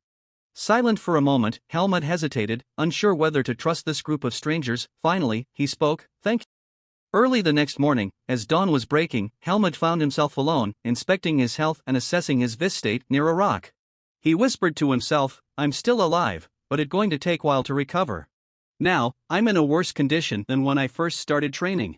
I thought the Seed of Darkness would also destroyed, but it's still here. Yeah, without it, I probably would have died. Helmut contemplated, but this is the human world, I can't let them know about the Seed of Darkness. From now on, I should live like I don't remember anything for now. Suddenly, Helmut pulled something out from inside his collar. He held the necklace that his mother had given him when he was a child, thinking to himself, I have to find the owner of this. Don't be too hasty, take it slow and steady. This is just the beginning. Helmut looked towards the rising sun, his heart filled with hope for the future. Later, Helmut bathed, changed his clothes, and appeared with a completely different demeanor, surprising everyone in the group. Oh, he's the dirty-looking guy from yesterday. He must have taken an extensive shower because now he looks like an entirely different person. Some people even began to make wild guesses. No way, he must be nobility or something. Indeed, Helmut, dressed up, looked entirely different from yesterday, elegant and exuding an overwhelming aura. Although he was never trained as a noble, the inherent nobility flowing in his veins made him stand out effortlessly. Pin looked at Helmut in amusement. Interesting, when I found you at the stream, you look like a corpse. Pin curiously asked, let me ask you this, are you nobility, or perhaps, the son of a wealthy family? Helmut quickly pretended, I don't know, I've told you, I can't remember. Suddenly, Tanya draped her arm around Helmut's shoulder and said, how does his identify matter, he's new member at our camp now. Helmut inquired, did you sleep well, Tanya? Tanya cheerfully replied, yes, I did. How about you? After the shower, you look much better. Pin, standing behind, started to playfully poke fun. Oh my, look at how friendly she is, talking to him just because he's handsome, honestly. The price to pay was Pin taking a punch from Tanya, promptly keeping quiet and then going to help the others prepare for the departure. Tanya spoke gently to Helmut, we should get to village in 4 days, so just hang on till then and follow us, I'll introduce you when we arrive. Helmut responded with gratitude, yes, Tanya. Tanya chuckled contentedly, patting Helmut's head, you answered well, good job. Tanya turned to her teammates and began to give them serious instructions. Alright, prepare your gear, everyone, we'll be leaving soon. Pin and Helmut looked at Tanya in silence, at a loss for words, not knowing how to describe her anymore. She had elements of violence and gentleness, and a commanding presence, perhaps that's why she's the leader of the squad. After Helmut finished bathing and changing clothes, he and his teammates began to leave this forest. Finn was curious about Helmut, so he ran after him and asked him all kinds of questions. Are you really okay? Isn't it a bit too much to do that right after waking up? The horse was quite fast, so it was a bit difficult to catch up. Helmut calmly replied, I have to walk to warm up my body. Finn looked at Helmut even more curiously, thinking he was really strange. Along the road, Helmut always strokes the horse, just looking at its face is enough to see how much it likes him. I never expected even the horse to be crazy about this guy.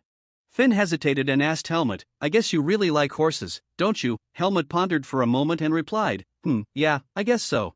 Helmut turned to the horse and praised it, you're really good, and Finn just kept watching Helmut and thought to himself, if he likes horses like this, he probably isn't nobility, but he does seem quite unusual in some way.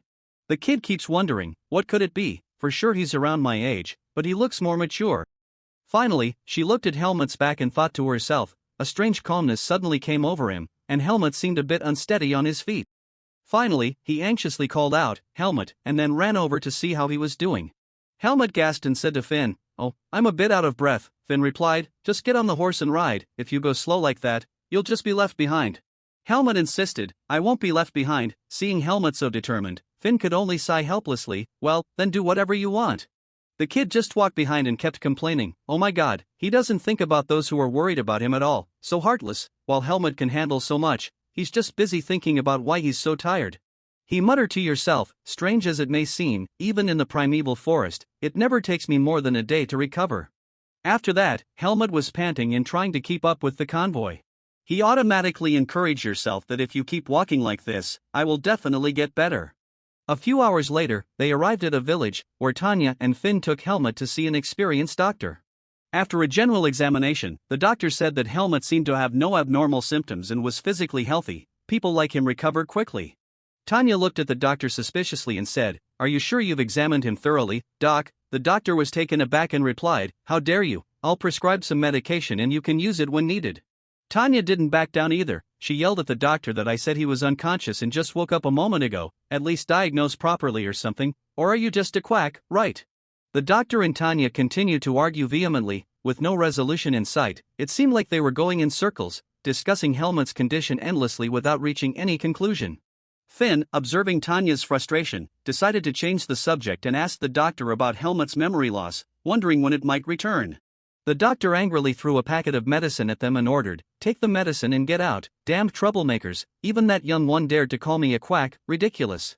When Tanya heard herself being called a troublemaker, she immediately flew into a rage and seemed determined to confront the doctor solo. That crazy old man was in for a showdown. Finn frantically tried to restrain her, saying, wait, someone is holding Tanya back." After that, they left the doctor's place and returned to their lodging to rest. It wasn't until the sun had set that Tanya and Helmut decided to take a stroll outside. Tanya, concerned, asked Helmut if he was sure he was okay. Finn had earlier informed me that he had trouble walking. Helmut replied, "Yes, I took the medicine and rested in the lodging. I'm fine now." Tanya smiled, glancing at him, and said, "I heard your body and arms are quite strong. You know how to handle a sword, right? Surely, you've been trained by a master, it shows." Helmut whispered to himself, acknowledging her accurate observation. Then, he pretended to still have memory issues and assured Tanya, "Yes, just holding a sword makes me feel familiar with it." Suddenly, Tanya stopped and suggested, "If that's the case, how about do you want to spar with me?" Helmut, surprised, asked, "Spar, how?" Tanya cheerfully suggested, "You don't need to feel pressured, just think of this as a way to warm up your body. Who knows, maybe your memory will come back during the match." She tried to persuade Helmut further, saying, "We have nothing to do until tomorrow, so what do you think?" Helmut pondered the idea more seriously, contemplating whether he should reveal his strength at this moment. Inking about Tanya, a third-tier silver medal mercenary, he realized her talent was highly respected in the human world. Finally, he agreed, saying, "All right, let's do it." Tanya then led Helmut to a specialized training area for mercenaries and fighters, where her teammates were also warming up. As she entered, she greeted everyone happily, and the sight of her with Helmut surprised the others. Seeing her with Helmut, everyone is surprised. "Oh, Tanya is here too, perhaps to heat things up." Behind her is. When the news about the intention of the two of them to engage in a doubles match spread, the guys in the mercenary squad were all astonished. "What's going on? Helmut, are you planning to play doubles with Tanya?" "Wow, that sounds interesting." The teammates started teasing Tanya, "Go easy on him, Tanya, don't ruin that beautiful face," and I'm definitely talking about his face, this rascal, how dare he mock Tanya like that? Of course, someone as fiery as Tanya wouldn't let these cheeky guys get away with it. She immediately shot them a deadly glare. "You guys are in for it." Right after that curse, two swift slaps landed on the heads and faces of these playful teammates. What's even more surprising is that the two guys collapsed on the spot just because of Tanya's slaps on their ears. It seems like Tanya's strength is truly formidable within this mercenary squad. After dealing with those cheeky guys, Tanya handed Helmut a wooden sword and said, "Here, a wooden sword, we'll have a doubles match with this. There's only one rule, we keep fighting until one of us falls to the ground." Tanya confidently smiled as she challenged Helmut, "Just come at me with everything you've got. I might end up looking like this, but remember, I'm the team captain." Holding the wooden sword in his hand, Helmut pondered for a moment. "I'm still not fully recovered, and I can't use my vis. Instead of rushing at her with all my strength, I'll have to strike while adapting to her changing attack directions." Helmut took a deep breath, steadied his mind, and regulated his body to prepare for the first duel after many days without wielding a sword. Helmut raised the sword up to eye level, his determined gaze fixed on his opponent. He reminded himself not to lose focus. Seeing Helmut adopt such a professional fighting stance, the surrounding crowd immediately cheered him on. "Hey, look at that posture. This match is going to be exciting to watch, keep it up." As the superior practitioner, Helmut initiated the attack. He spun and leaped towards Tanya, holding the sword with a wide sweep behind him. Tanya, quick on her feet, immediately took a step back, raising her sword high above her head in a defensive stance. Helmut lunged forward, chest thrust out, and leaped into the air, Swinging his sword straight at Tanya, he had spotted an opening on her left side. Helmut's sword thrust towards Tanya's left waist, but she quickly reacted by skillfully parrying with her sword across her waist, effortlessly blocking his swift and sudden attack. As Helmut's force met Tanya's resistance, he was pushed back, while Tanya smoothly transitioned into a counterattack, swinging her sword horizontally. Helmut reminded himself, "She easily blocked my attack, she's stronger than me." Tanya continued to raise her sword high, simultaneously catching a glimpse of Helmut's vulnerability. Helmut continued to contemplate how to deal with Tanya's strength and speed. He realized that he couldn't just charge at her recklessly. Suddenly, Tanya rushed forward, delivering a powerful downward strike that cracked the very ground. Helmut reacted promptly, swiftly sidestepping and evading Tanya's sword. Kneeling with one foot on the ground, Helmut raised his sword horizontally above his head in a defensive posture. Deep in thought, he strategized, evade first, then counterattack. However, Tanya didn't give Helmut a chance to rest. She continued to spin, lifting her sword from below and swinging it in an arc towards Helmut. Helmut found himself in a defensive position, forced to leap backward to avoid the relentless onslaught from Tanya. Taking advantage of the moment before Helmut could land, Tanya spun outward and delivered a swift kick to Helmut's waist. Helmut, struck by the kick, immediately lost his ability to resist. Frustrated, he muttered to himself, "Damn it, my body isn't moving the way I want it to." While Tanya relentlessly charged forward like a storm, Helmut was still caught in his thoughts, feeling as if he were underwater, struggling to figure out what to do next. At this moment, Tanya closed in once again and shouted a reminder, "You're thinking too much." Perhaps Helmut's current weakness compared to Tanya lies not necessarily in his physical condition or the inability to use vis, but rather in the fact that he is being distracted by his thoughts and calculations during the fight. Spending too much time analyzing the opponent's movements and intentions has prevented him from gaining the upper hand. Tanya didn't hesitate for a second, continuously swinging her sword towards Helmut from all directions, left, right, high, and low. Helmut found himself completely on the defensive, only able to raise his sword horizontally to block the attacks. Just as he swung his sword horizontally, hoping to push Tanya back, she unexpectedly bent down, one hand gripping her cowboy hat, the other pulling the sword behind her back, easily avoiding Helmut's strike. Swift as lightning, Tanya thrust her sword forward, driving the blade forcefully into Helmut's chest. Helmut, struck and stunned, couldn't help but be astonished at how quickly he found himself on the verge of defeat. Helmut, under the force of Tanya's powerful thrust into his chest, was sent flying several meters away. Tanya approached Helmut, sword in hand, ready to continue the fight if he wasn't willing to concede defeat. Even though the guys from the mercenary squads knew that Tanya was strong, they couldn't help but be wide-eyed and surprised as they watched her in action. Tanya pointed her sword at Helmut's face, smiling triumphantly. Helmut, without hesitation, admitted, "I concede, you win." With a hint of pride, Tanya said, "Look into these eyes, I guess you must be really disappointed." Helmut breathed heavily in response, of course, being relentlessly pounded like that. Helmut continued to catch his breath, contemplating, "Damn, compared to Darien, she still has a lot of openings, and her sword technique isn't that effective. Maybe what disappoints me is that, even though I recognized many of her weaknesses, I still lost faster than I thought." Helmut got back on his feet, and Tanya immediately offered some encouragement. "Not bad at all. You fought well." Helmut silently wondered, could it be that Tanya is stronger than I thought? Helmut only responded to Tanya with a casual hum before delving back into his own thoughts and doubts about himself and the world. Like Darien had mentioned, one should not underestimate the human world. The problem was not being defeated by someone of rank 1 or 2 but by someone of rank 3. Suddenly, a man appeared, interrupting Helmut's thoughts. He chuckled and said, Tanya is a formidable swordsman, even among mercenaries. Losing to her is only natural, don't let it bother you too much." Tanya's teammates also patted Helmut on the back, offering words of encouragement. "You did well, Helmut. I was quite surprised to see your strength. When you tried to break through her defense earlier, if you had a bit more power, you might have succeeded. You're definitely different from Finn."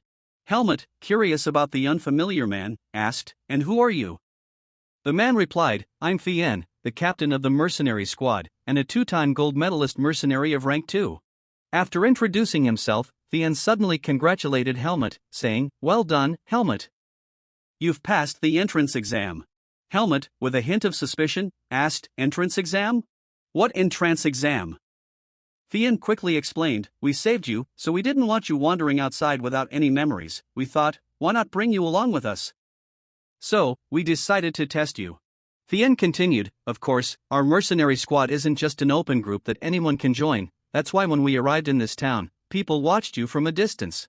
Helmut nodded in acknowledgement, thinking to himself, so that's why, besides Tanya and Finn, no one approached me. They could have just ignored me. These guys, they've created quite a mess. Finn continued cheerfully, but hey, you didn't really have any issues. There were a few guys who tried to hit on Tanya's little sister, but you didn't do that. Everyone agreed to let you join.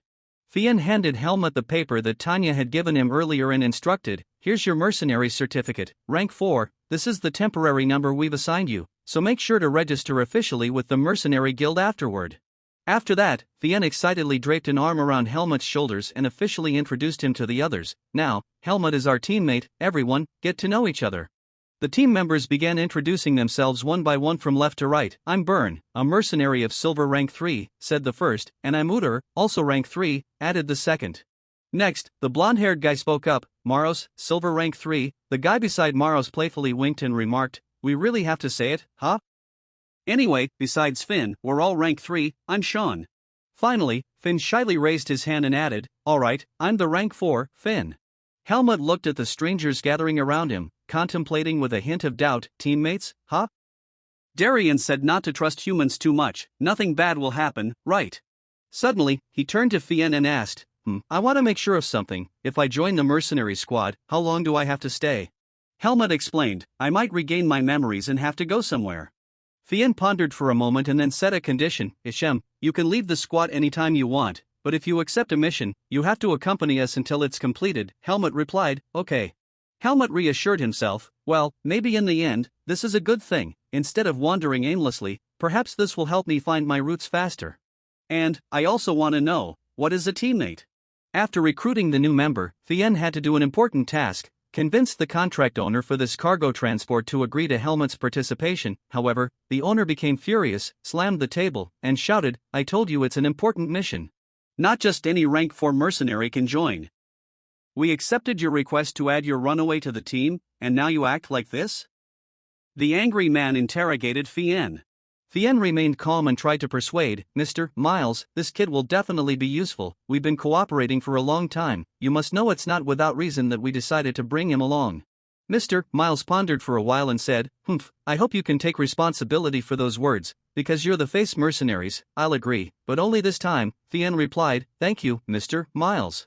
Afterward, Mr. Miles set a condition, alright, no problem, however, because I wasn't informed about the addition of another person, I'll only pay 1/3 of the price for that rank 4 guy. Furthermore, you know that the Tariq mercenaries will also accompany us on this mission, right? Finn replied, yes, I know. After ensuring the discussion about the upcoming journey, Mr. Miles stood up, left, and said, alright, we'll depart tomorrow morning, see you later. He went outside and slammed the door, indicating his dissatisfaction with the face mercenaries. Sensing that Mr. Miles had left the room, Tanya let out a sigh of relief. She whispered to her brother, well, at least everything is going smoothly. Finn, with a sense of reassurance, replied, yeah. Tanya, in a cheerful manner, turned to ask Helmut, is your body still okay? Helmut calmly replied, yes, no issues. Before resting, Finn gave a final word of advice to everyone, alright, the mission we'll undertake tomorrow is a large-scale escort. Even if we're ambushed, the rank 4 members don't need to engage in combat unless it's an emergency situation, so don't worry too much. Tanya continued her brother's words, but for the rank 3 members, be mentally prepared. I'm not sure exactly what we'll be escorting, so it's hard to predict the strength of potential adversaries. Tanya added, make sure to get a good night's sleep, everyone, even though you're both rank 4 members and of the same age, your reactions are quite different. Helmut calmly nodded, while Finn seemed visibly anxious and worried. Suddenly, some teammates called him, hey, Helmut. Uter cautiously warned him that if the Tariq team insulted him, he should just ignore them. The relationship between us and them is not very good, Maros explained, they don't like us having a good reputation. Finn focused everyone's attention again and said, alright, everything is settled, we'll meet again tomorrow, disband.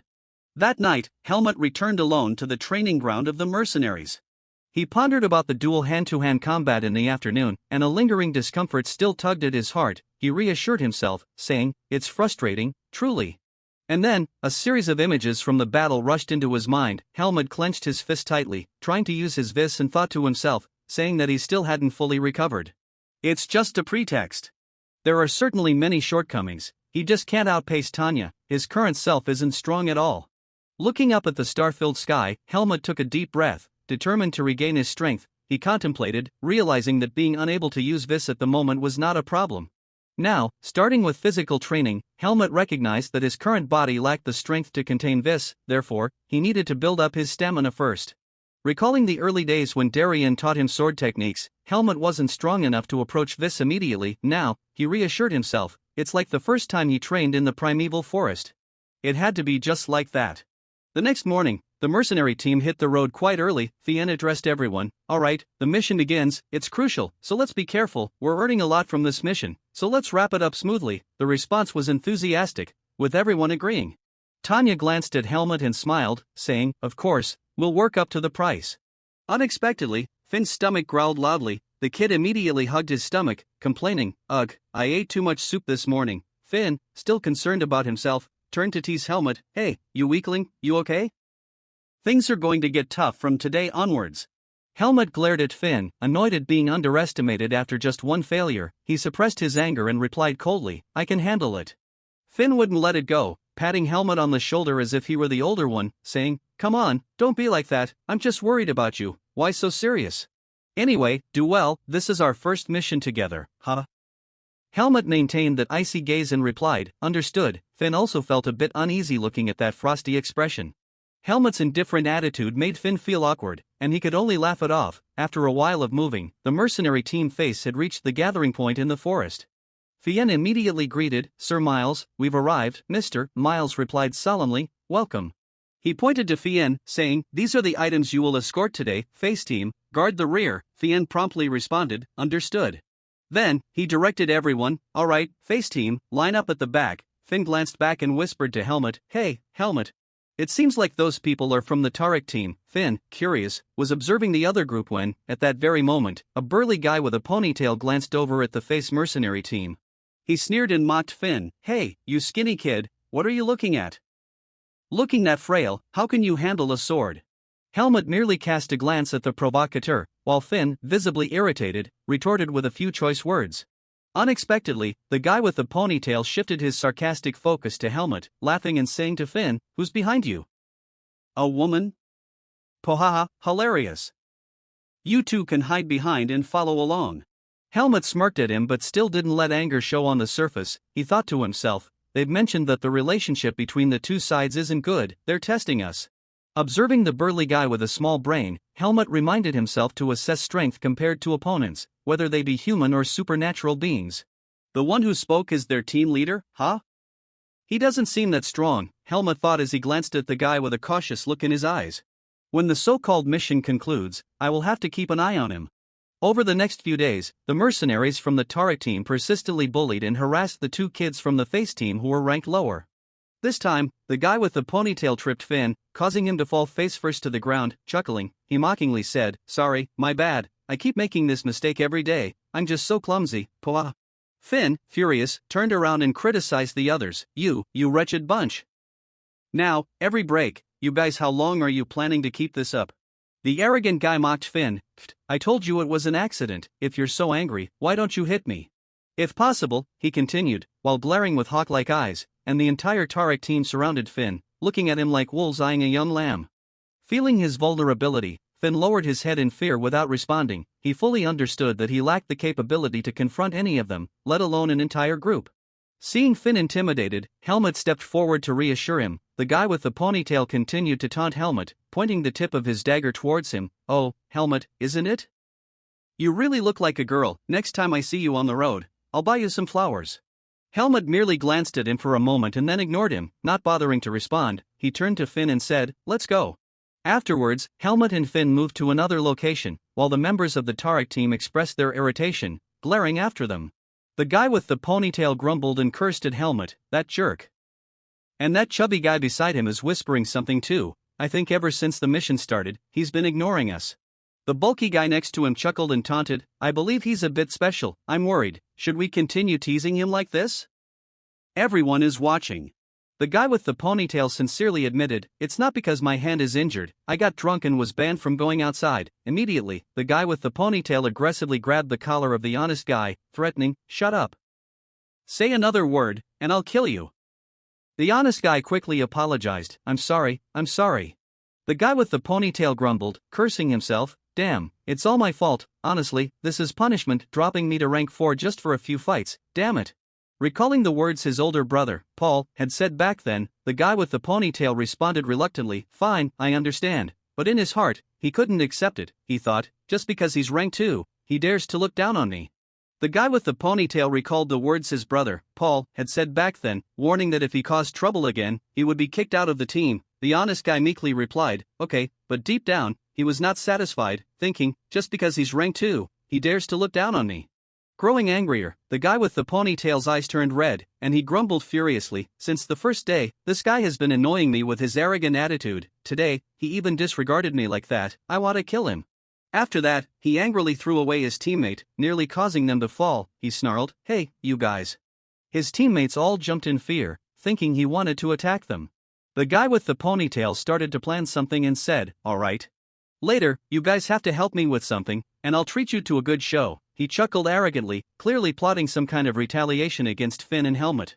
Meanwhile, Finn and Helmut had returned to their resting place with their teammates. Finn vented his anger on a rock and lamented, "Ugh, I'm so annoyed, I feel like going crazy right now. It's been 3 days, and why are they tormenting us to the point of not allowing a day of rest?" Finn, frustrated, burst out, "That guy Caleb or whatever isn't human, huh? And why is there a rank 3 among us, who are ranked 4? Isn't that cheating? Surely there's something suspicious going on." Finn continued to grumble, "Ugh, everyone is starting to worry, and in this situation, I can't even babble like a child. Those jerks surely think mercenaries are a joke." The kid suddenly stood up, grabbed a bucket, and declared defiantly, "Ha, I'm going to get water. If those jerks provoke us again, I won't hold back, I'll kill them all." Helmut just silently watched the kid venting his frustration. He knew that cursing those guys behind their backs loudly wouldn't solve the problem. Helmut felt that something was not right, and his instincts warned him that there might be trouble ahead. Afterward, Finn went alone to the stream, and the kid kept complaining non-stop, "Ugh, even getting water is so difficult. 1 bucket should last until tomorrow, so I'll just take as much as I can and go to sleep." While scooping water, Finn soliloquized to ease his worries, "It's really hard to sleep when we're in an area with these monsters appearing like this." The kid sighed, wondering when he would be able to fight like a rank 3. Finn didn't notice that behind him, several mercenaries were approaching. A mocking laughter echoed, "Ha ha ha." Finn froze in place, afraid to move. Turning back with fear in his eyes, he saw Caleb speaking loudly, "You're here, huh? This spot is quite nice." Finn horrifiedly realized that he was being surrounded by those jerks from the Tarek squad. Caleb chuckled and said mockingly to Finn, "Today is a peaceful and quiet afternoon, perfect for us to have a little chat." He smirked with delight, observing Finn trembling in fear, then asked, "Am I right?"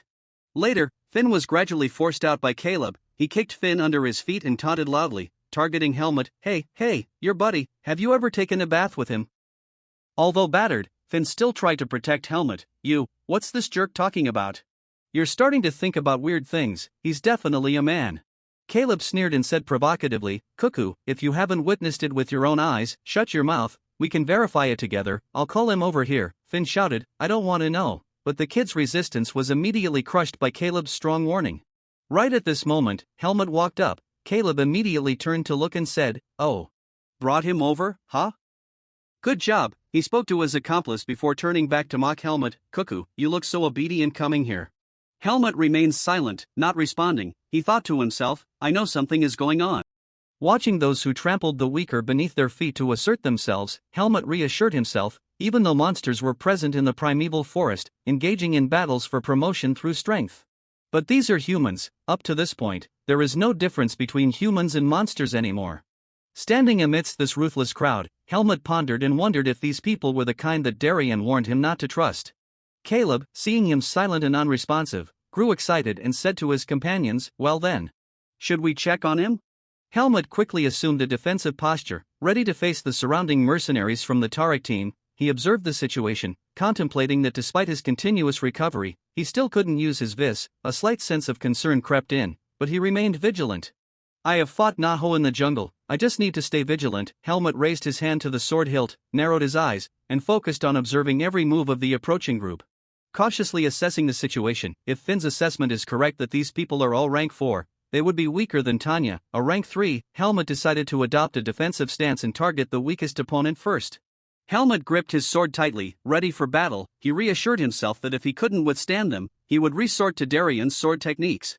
Caleb shouted, commanding his companions to strip Helmut. the level 4 thugs immediately followed orders and lunged at Helmut. Suddenly, a powerful punch struck the chubby guy's face, sending his teeth flying out. His companions were immediately horrified and dared not make any more moves. Tanya suddenly appeared, blocking Helmut from using his sword. After knocking out the teeth of the chubby guy, she growled, questioning the members of the Tarek team, "What's going on here?" Caleb was also shocked and surprised by Tanya's unexpected intervention. Tanya angrily asked, "Why did Tarek's mercenaries cause trouble with our team?" Caleb chuckled insincerely and replied, "Well, these guys just wanted to have a little chat, that's all." Tanya gritted her teeth and questioned, "I distinctly heard you ordering them to strip him." Caleb laughed and explained, "Men often nurture friendship in that way, you know, as a lady, how could you possibly understand?" Seeing him trying to make excuses, Tanya immediately glared and said, "Hey, can't you have a conversation without being so brainless?" Then, she told Helmut to help Finn up. Then, she looked at the other group and asserted, "Hey, you, level 4. He felt humiliated and immediately retorted, "Don't mention me again, I'm an honest level 3 mercenary." Tanya then sarcastically remarked, "But now you're level 4, I was right, wasn't I?" Feeling resentful, could not argue because what Tanya said was true. Tanya pulled down her hat, sternly warning, "It's better not to intentionally provoke the mercenaries of my team like this again." Before leaving, she gave Caleb a sharp look and warned, "If there's another time, I won't leave peacefully like this, scram." Caleb, feeling threatened, quickly waved his hand to signal his group, "You guys, let's go." Tanya waited until they left before easing her guard. She turned around and saw Finn still looking forlorn, shedding tears silently. Tanya comforted the crying boy by patting his head, "Don't cry anymore, from now on, there will be many things like this happening, go get some water and come back." Finn, with a mud-streaked face, replied, "Yes." Tanya, seeing the obedient boy, sighed with relief, thinking that Finn might find a way to retaliate against those people and end up inviting trouble. Helmut observed the two of them and thought to himself, "Our mercenaries are too innocent, avoiding conflicts with the rank 4 individuals is an unwritten rule, but still. Indeed, they should help each other a bit more to avoid falling apart." Helmut contemplated why Tanya didn't give those guys a beating to teach them a lesson. If it's too easy for them this time, they're likely to come back and cause trouble again. That night, Helmut, carrying a sense of injustice, ventured alone deep into the forest to practice sword techniques. He was rehearsing all the sword dances that Darien had taught him. Once finished, Helmut sighed, he was gradually regaining muscle strength and flexibility. He glanced around at the scattered trees, fallen branches, and even the large rock nearby, marked with the cuts from his sword practice. Helmut wondered if this was enough for today. He closed his eyes, sensing the flow of his inner strength. Helmut silently thought to himself, "My body is fine now. Perhaps I should reconsider, as I've spent the entire week since the mission began solely focusing on recovery." The issue, however, is that Helmut tightened his grip on the sword, trying to use his. However, nothing appeared. Even though he felt his body had reached the necessary recovery threshold, he still couldn't use this. Perhaps he had made a mistake. Filled with suspicion, Helmut sheathed his sword. He sighed, I think I haven't recovered enough to use this yet. This still won't be able to appear." Helmut recalled Darien's teachings, "This is like water, and the body is a bowl holding water. If your body doesn't meet the basic standards, there's no point in practicing this." He reminded himself, "I know that." Looking at his hands, he sighed, "But now, I can't practice as I wish. I think I just need to strengthen my physical power as much as possible," Helmut said determinedly. He clenched his fists, quickly rallying his spirits, resolved to train and recover his strength in the shortest time possible. The next day, the sky was gloomier than usual as the group proceeded along a dangerous path. Thien immediately warned the team, saying, "Attention, everyone, from this point forward, there will frequently be appearances of ghost beasts. Avoid working alone, and don't go on hygiene runs by yourselves. Call a level 3 person to accompany you if you need to fetch water." Finn responded with concern, "Understood, it's clear." At this moment, Helmut was also worried, but his concern was that he could no longer train alone. All he could do now was hope that Vis would return before the seeds of darkness unleashed their wrath. Suddenly, Finn turned to Helmut and asked, "Hey, Helmut, have you ever seen ghost beasts before?" The kid pondered for a moment and then answered hastily, If not, they're probably just like what Sean and Byrne described, 4 eyes, a jaw as big as 2 hands, and their teeth are incredibly sharp. They look really terrifying, so I have to be prepared. I wonder if you know anything about them." Despite his whole body trembling, Finn kept a stiff upper lip and said, "I am not scared at all. I can win if I know information about the enemy and myself. They say knowledge is power, right?" Ha ha ha ha ha, the kid couldn't even laugh naturally anymore. Helmut recalled Ilaga and Igrel, and involuntarily told Finn, "There are many ghost beasts like that, but there are also some that are different." Finn let out a sigh of relief. "Ah, really?" That's a relief. He then quickly noticed something suspicious. Huh, you're losing your memory, and yet you still remember? Helmut immediately responded, oh, I was just making an assumption. In his mind, he cursed himself, damn it, almost revealed the truth. Later on, Tarek's escort team took a break to hydrate. A guy turned his water bottle upside down and complained, ugh, seriously, why isn't water coming out?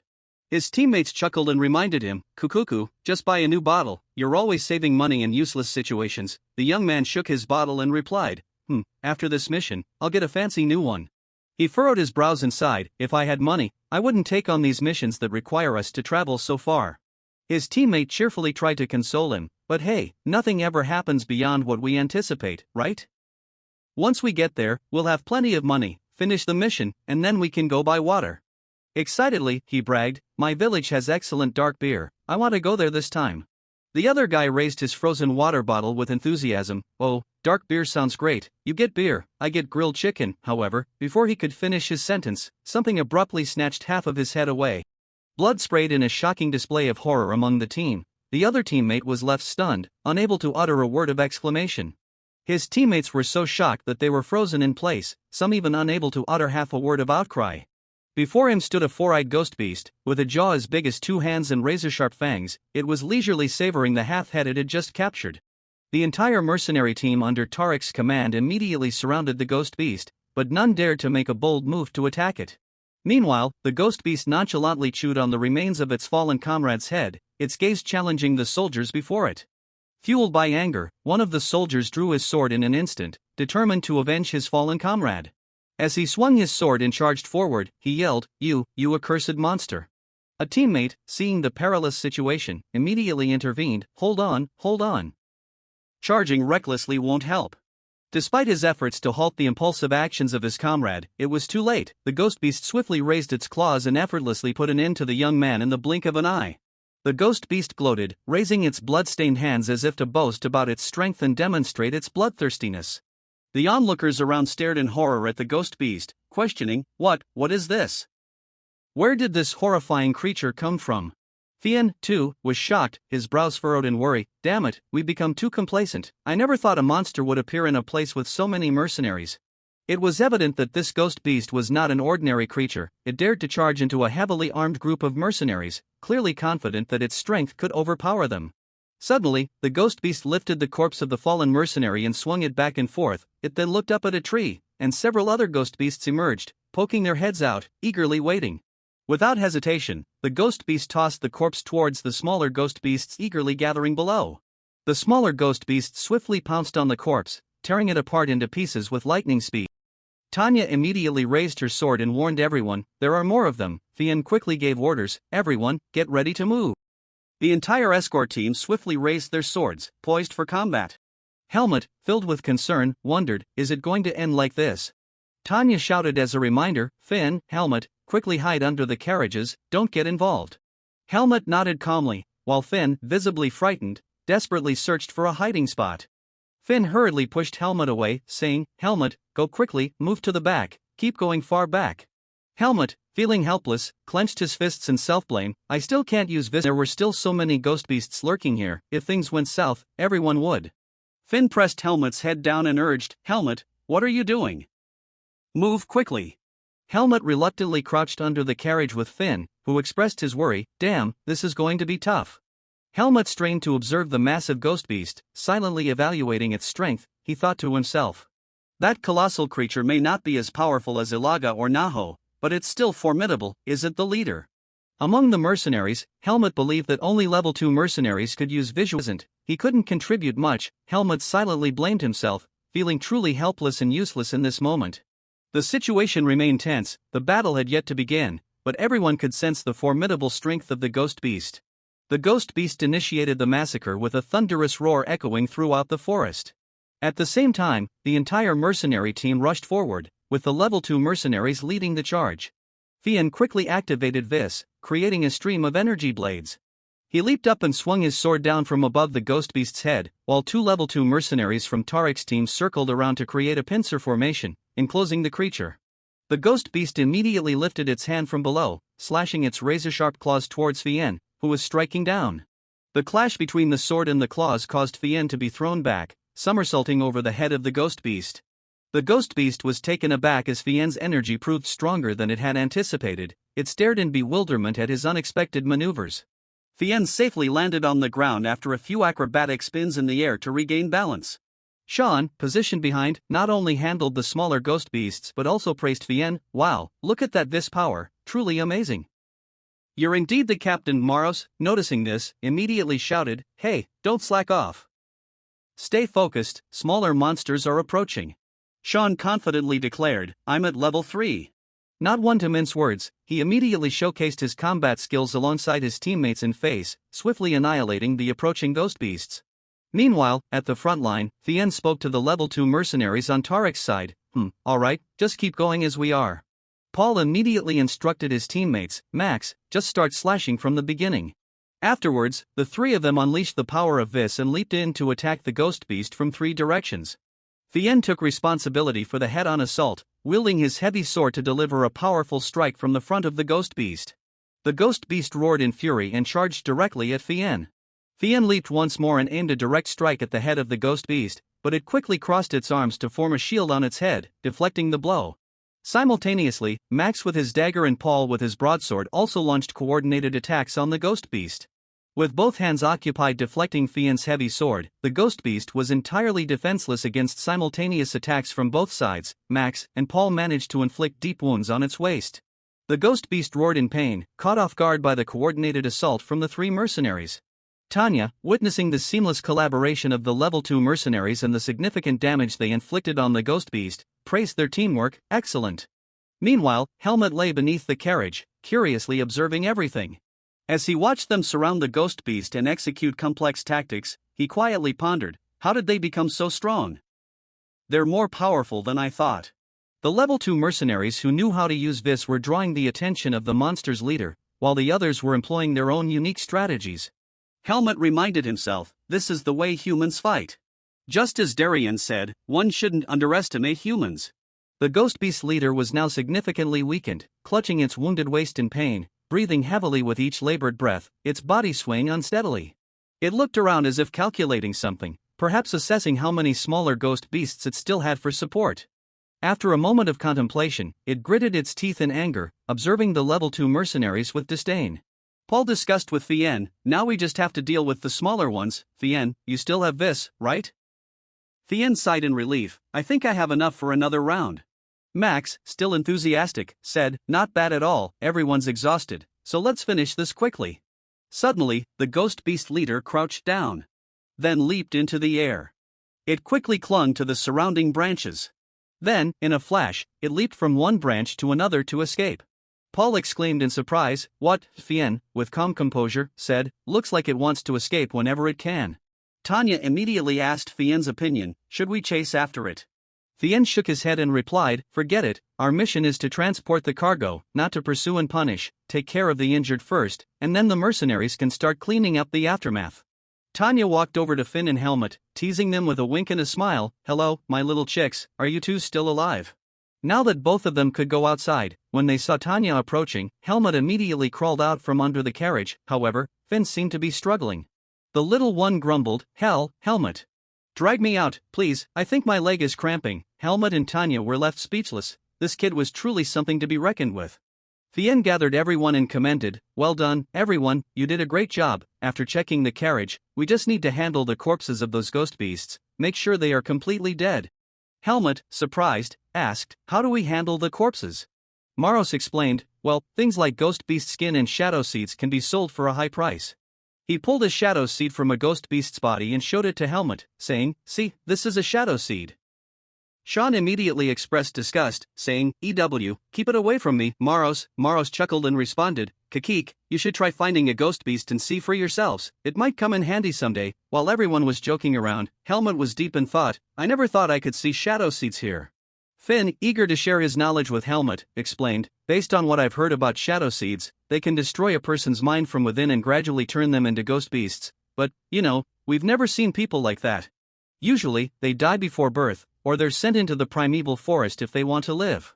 However, he couldn't be sure, so it's better to be cautious, those people could turn into ghost beasts at any time. Finn's words pierced Helmut's heart, little did he know that the boy in front of him was one of the rare survivors with a shadow seed. Helmut fell into a melancholy contemplation. What would people outside think? Darien had also mentioned before that when someone had a shadow seed, they would inevitably die in a battle against humans. It implied that they would turn into a monster and attack humans. The reason why Darien taught me how to use this was also to control the seed inside me. Even if my vis returns, I should still hide it by any means in crowded human places because it could pose a danger to me if they suspect my powers are related to the shadow seed. While Finn continued his playful banter, Helmut was immersed in concerns about the future. From a distance, Fien and Tanya were silently observing them. Fien laughed and said to Tanya, when I see a level 4 mercenary trying to do something, I'm reminded of my past. Tanya smiled in response, yeah, Fien has grown a lot since that accident, of course, those kids still have a lot to learn. Meanwhile, on Helmut's side, Finn was eagerly pointing at the corpse of a monster underground. The little guy expressed his discomfort, saying, ugh, up close, it looks truly disgusting. Helmut looked at the monster, showing no signs of surprise or disgust, as he had seen more terrifying creatures than this before. However, he felt a slight sense of unease, thinking that there was something peculiar about this one. Seeing Finn about to use a knife to extract the dark seed from the monster, Helmut quickly intervened. Finn, wait a moment, he said. Finn looked puzzled and asked, why? The little Finn arrogantly said, are you scared, It's your first time seeing a monster up close like this, isn't it? He boasted, advising not to worry too much and to think of them as cooking ingredients. When undertaking the cooking task, both monsters and beasts were treated the same. While Finn was happily making jokes, suddenly the monster sprang up, grabbing him by the neck. Tanya, sharp and quick-witted, turned around, but before she could act, someone with powerful vis energy intervened. A few seconds earlier, the eerie howl of a monster echoed through the forest. Another monster, still twitching, unexpectedly seized Finn by the neck as the boy loosened his guard. Lightning-fast reflexes, Helmut standing nearby swiftly drew his sword and charged. He swung the sword, his gaze icy, cutting the monster in half in an instant. The sword blade sliced through, and the monster's body was instantly cleaved in half. Half of its body was sent flying into the air. Finn screamed in horror. The young boy fell to the ground, terrified, staring at the monster's severed half that had just dropped in front of him, still processing what had just happened. It wasn't until he saw the blood-stained sword in Helmut's hand that Finn spoke up. I was really scared just now, thank you, Helmut, are you okay? Helmut nodded and reassured Finn, yeah, I'm fine. He raised the sword, contemplating, this feeling is different. It's like something has been unlocked, perhaps I've regained my vis energy. At this moment, Sean teased, what's this? Still one survivor, You did that on purpose, Helmut, didn't you? Helmut calmly replied, yes. Sean grinned, taunting Finn, I knew it, ever since I saw you fighting with Tanya, I was sure you're not like Finn. Finn, annoyed, exclaimed, hey, Sean. Finn scratched his head awkwardly and said to Helmut, thanks, I'll make more soup for you later. Sean jokingly commented, you're repaying him with soup? Finn, you're a gourmet, Finn happily replied, well, what's better than the taste of earthly delights? Tanya stood at a distance, watching them banter, she pondered, wondering if she had misunderstood something in that split second. When she turned her head towards Helmut, she saw this, the energy source of his even stronger than Fien's.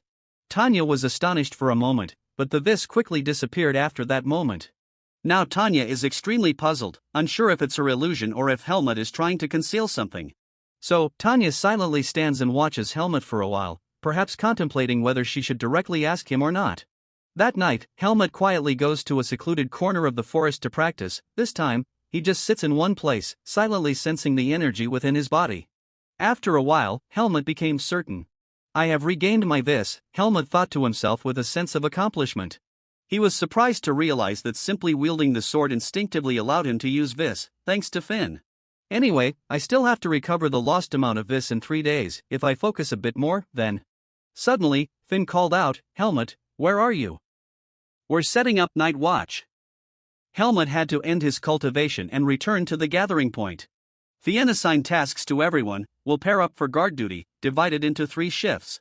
Helmut with Tanya, Finn with Maros, Sean with Bern, in that order. Udur is quite injured, so he is exempted. Bern heard that and immediately teased Udur, damn it, if I knew that, I would have cut my own arm. Udur chuckled and replied, you talk a lot, say it once, and I'll cut it for you properly. Bern retorted, don't forget it, take a rest. Fien dispersed the group and instructed, good night, everyone, those on guard, be vigilant. Tanya promptly responded, yes, Captain. While everyone was sound asleep, Helmut stood on guard, contemplating the escape of the monster leader. He silently pondered, the one who dug the escape tunnel this morning. Even though I can't see clearly, I can feel it. Thanks to this, my senses have improved significantly.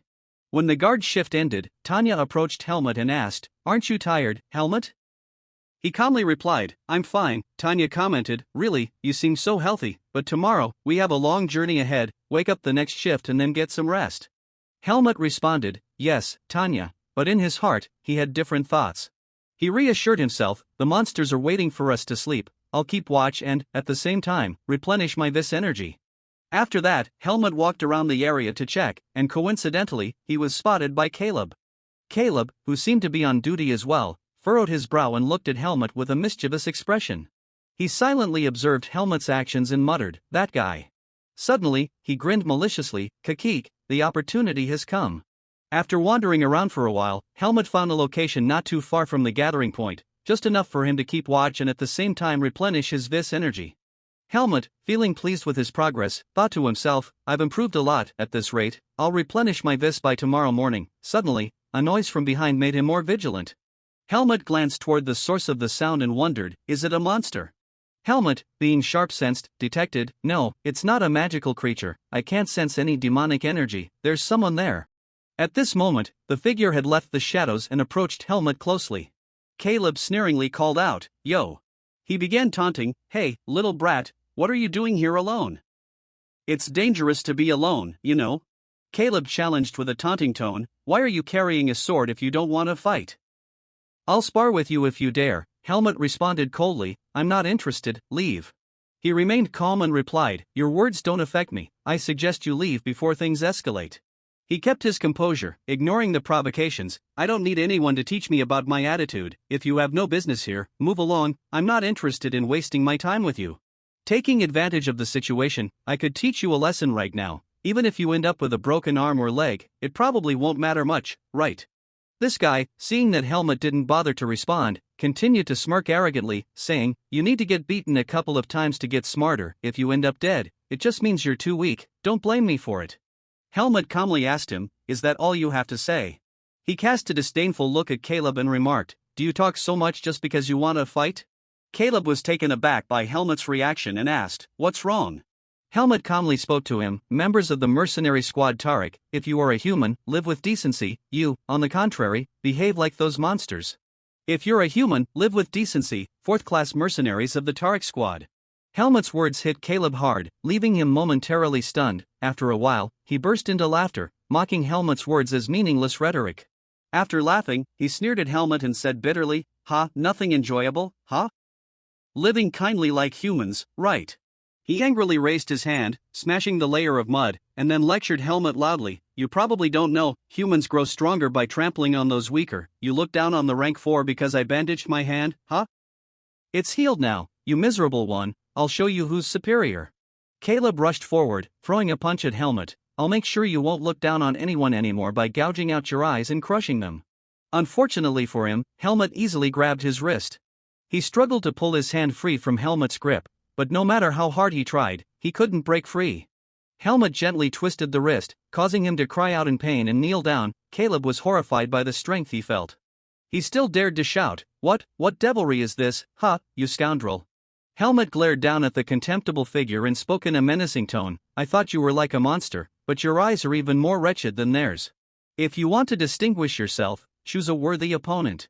Assess your strength carefully." Helmut warned with a piercing gaze, then with just a bit more force, he nearly snapped the recently healed arm of his opponent. Caleb remained defiant, shouting, "No, I won't accept this. Who needs you to like me?" he exclaimed. He defiantly pushed Helmut's hand away and leaped back. Helmut, curious to see what he would do next, released his grip. Caleb immediately grasped the hilt of his sword. Then he charged in, striking repeatedly, but all his attacks were effortlessly blocked by him with his sword. He surged forward, slashing relentlessly, his mouth spewing continuous curses at Helmut. Die, you arrogant bastard." As he attacked and cursed, he couldn't lay a finger on a single strand of Helmut's hair. Suddenly, he paused, and the torrent of curses fell silent. At this moment, Helmut withdrew his sword from its sheath, and a surge of vis energy emanated powerfully, beyond Caleb's wildest imagination. Both of his legs suddenly sprayed blood while he was still in shock, unable to gather his senses. He screamed in agony, "Gah!" Terrified, he writhed on the ground, clutching his heavily bleeding legs. Meanwhile, Helmut was lost in contemplation. "Damn it, I didn't intend to use this, I got too carried away when it returned." Caleb struggled to crawl out of Helmut's line of sight, but it seemed inevitable that he would meet his demise, especially as Helmut pondered that leaving him here might lead to exposure. Helmut, carrying sinister intent, advanced towards Caleb, who was now weakened and pleading for mercy. In Helmut's mind, two conflicting thoughts were waging a battle: should I kill him, or spare him? Kill him, just kill him. The seed of darkness was beginning to sprout, whispering seductively, enticing Helmut to kill the wretched man. In an instant, it seemed that Helmut had transformed into someone else, bloodthirsty and malevolent. The urging sound from the seed of darkness echoed relentlessly in his ears, tempting him with the idea that now, he could kill him. His eyes darkened, and a malevolent grin began to emerge, revealing a sinister intent that could not be concealed. Helmut raised his sword, seemingly succumbing to that dark force. Surprisingly, Helmut struck himself in the chest, using this to hinder the development of the seed of darkness within. He recoiled in horror, realizing that all those malevolent thoughts and enchanting echoes were emanating from the seed of darkness. Fortunately, he managed to regain control this time. He reassured himself, attributing it to the recent absence of just a fleeting moment. It felt as if he was on the brink of turning into a demonic entity. "Calm down, I'm not a monster. I am Helmut," you whispered, slowly taking deep breaths. Each inhale reminded you that you were human, that you were Helmut, not a monster. After completely stabilizing his emotions, Helmut realized a problem. Caleb, who was crawling here just a moment ago, had now vanished. Helmut worriedly thought, "Damn it, he must have escaped." At this point, Caleb had managed to drag his battered body to an area quite distant from where Helmut was. In agonizing pain, he shed tears, simultaneously bitterly reassuring himself, "Someone like me, how could I use this? He can't be stronger than the captain, can he? Impossible, just a low-ranking grunt, that's all." Caleb crawled on determinedly, thinking to himself, "I have to keep running." A bit farther, unbeknownst to him, a demonic creature lurked in the trees above, ready to pounce. While Caleb was still motivating himself, assuring that he would survive, suddenly the leader of the demonic creatures leaped down from the trees. The eerie silence from the demonic creature immediately echoed towards the place where Helmut stood. You cast a glance towards the source of the eerie silence, the sound that had just resonated. Helmut immediately recognized that it was the leader of the demonic creatures that had attacked them earlier in the afternoon. The demonic creature stared intently at him, baring its teeth as if excited to have found its second prey of the night. Helmut calmly stepped forward, facing the leader of the demonic creatures. You casually said to it, "Hey, that belongs to me." The demonic creature, facing a human confidently asserting a claim to the prey, was momentarily bewildered. It shifted its weight, deliberately gnashing its teeth on the recently captured prey, as if challenging Helmut. Helmut looked at it with a steely gaze, thinking to himself, "It's different from the first time we met, now, I can defeat it." Helmut raised his sword, boldly challenging the leader of the demonic creatures, ready to engage in battle. The demonic creature recoiled in shock as soon as it sensed Helmut's fist, immediately stumbled backward, taking a few frantic steps, desperately avoiding the influence of Helmut. The demonic creature roared in agitation, as if trying to convey to Helmut not to come any closer. Helmut scrutinized it, realizing that it could gauge the strength of others. It was definitely not an ordinary demonic creature. You pointed the blade towards the demonic creature, adopting a commanding tone, "Step away from the person you're trampling on, and surrender, or you will die at my hands." At that moment, from behind the demonic creature, there were flickering lights approaching, steadily getting closer. It immediately turned around, perplexed, carefully assessing the situation. It kept glancing back and forth between Helmut and the approaching group of people. Finally, it reluctantly abandoned its prey and swiftly leaped up to a nearby tree branch, making its escape. Helmut gazed at the chaos below and sighed, feeling a sense of pity. Well, no matter what, it will come back. At this point, the approaching group had come very close, shouting loudly, "Who's over there?" Helmut whispered to himself, "I need to think about how to explain this situation beforehand." Afterwards, Helmut shortened the narrative, omitting the less relevant details about Caleb and their confrontation. Listening to Helmut's account, Max was astonished and exclaimed, "So, Caleb is dead now?" Helmut calmly replied, "That's correct." He asserted to them that Caleb had followed him while he was on a mission, attempting to harass him, but unfortunately got killed by a demonic creature. Upon hearing this, Paul immediately covered his face, feeling sorrowful for his unfortunate younger brother. Max, seeing the issue lying in Caleb's bullying behavior and the resulting karma, said to Helmut, "So, that's the fate of those who bully others, huh?" Well, you've been through danger too, so, on behalf of Tarek's mercenaries, I apologize to you. Tanya, frustrated, slammed her sword into the ground and exclaimed, "Hold on, Max. Do you think a simple apology is enough?" Tanya fiercely confronted him, and he nearly met his end, saved only by someone in the mercenary team. She angrily rebuked, accusing them of doing nothing despite being well aware of the foolish actions of that idiot. Upon hearing Tanya's words, Paul couldn't contain his anger and retorted, "Hey, watch your mouth. The person she was referring to was my younger brother," he clarified. Tanya replied, "Even if it's an unfortunate incident, if you had properly supervised him, this wouldn't have happened." Paul immediately widened his eyes and said, "Well, she's trying to disgrace our whole mercenary team instead of just my younger brother," he expressed. Mr. Miles, sensing the tension, spoke up, "That's enough now." He calmly pacified both Paul and Tanya, advising them to calm down. "Now is not the time for arguing, we need to come up with a specific plan." Mr. Miles ruled that Tarek's mercenaries were indeed at fault in the recent incident, but Face's mercenaries should also reconsider their words. "We can't do anything for the deceased, but we will assign the remaining mission fee for the mercenaries to this young one." Tanya nodded, saying, "All right," and Paul also agreed. "Miles, go ahead and proceed as suggested." Mr. Miles thought to himself, the atmosphere between the two mercenary teams is really bad. Then he told everyone, "I'll think of a safer way for us to confront the demonic creatures. 3 people have already died, so from now on, let's be more vigilant," he emphasized. After the crowd dispersed, Tanya immediately bumped Helmut on the head with her helmet. He sighed, "Ouch." Tanya scolded angrily, "Pain is just right, you little brat, you've just escaped death." Tanya reproaches Helmut, "If you had told me while we were on guard duty, I could have gone with you or provided some protection. Why did you wander off alone in a place like this?" "Do you know how shocked I was when only you disappeared?" While hearing Tanya's reprimand, Helmut reflects, realizing that's why he also needs to be more careful. After venting her anger, Tanya sighs and says, I guess I should focus on what's about to happen after confronting the other side. What am I yelling at you for?" "I'm not to blame," Tanya, with concern and a firm tone, warns Helmut, "From now on, you shouldn't go out alone, understand?" Suddenly, Helmut widens his eyes as he looks at Tanya. He mutters to himself, "Why does this feeling seem so familiar?" Helmut, with a hint of sadness, says to Tanya, "I'm sorry." In his heart, he can't help but think of the time when he was beside Darien. The feeling was both cold and distant, but also warm, much like Darien. Having scolded Helmut enough, Tanya softens and gently strokes his head, saying, "All right, from now on, be more careful, okay?" Helmut obediently nods, I will do that." In his heart, there's a somewhat closer emotion towards Tanya. Helmut silently acknowledges a feeling of humanity. The next morning, the escort party resumes their journey. Fien informs the team members that last night, a mercenary was ambushed and killed by a magical beast. They speculate that it's the same magical beast that ambushed them initially. He expresses concern and warns everyone, "Conserve your strength to escape from this forest as quickly as possible. We can't afford to lose anyone else." All respond in unison, "Understood."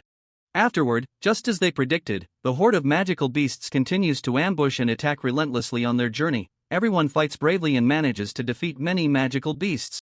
The entire mercenary team, Face, puts in maximum effort to eliminate the small magical beasts. However, these creatures only target the Face team, completely avoiding the Tarek team that leads the way. Moreover, their overwhelming numbers significantly deplete the resistance of the Face team. Looking at the current situation, Finn, hiding under the vehicle, expresses concern to Helmut. "Oh, they're really too many. Maybe we'll have to fight them off for a day or two like this." But everyone is exhausted, so things are going to get more dangerous. Damn it, why are the magical beasts targeting us from behind? In contrast to Finn's fear, Helmut remains calm as usual. He silently observes and thinks, "More importantly, I can sense the energy of those magical beasts, but it's not clear. It's standing at a considerable distance while scouting around the mercenary team and slowly sending waves of small magical beasts into multiple fronts." Helmut wonders to himself, could it be that the leader of the magical beasts thinks it's not the right time yet? A few hours later, the final wave of small magical beasts ceases its attack. The Face mercenaries are all exhausted and many are injured. Sean, while bandaging his wounds, sighs, "Today has been an incredibly long day." Despite the situation, he jokes, in times like this, no one comes out unscathed. Udur, irritated, interjects, "Shut up, don't say such unlucky things." Sean laughs teasingly at Udur, "Why are you slow enough to let them bite your leg?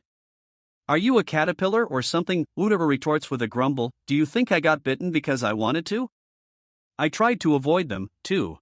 Uter, annoyed, says, "Oh god, I might really hit you." Sean laughs and says, "Still full of energy, huh?"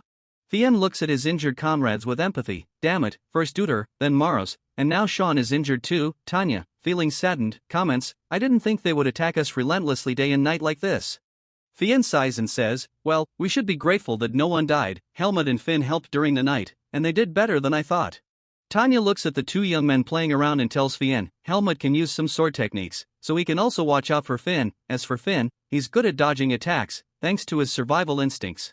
Suddenly, Tanya recalls the things she saw earlier, like the moment when Helmut briefly revealed his vis. She hesitates, intending to mention it to Fien, but then decides against it.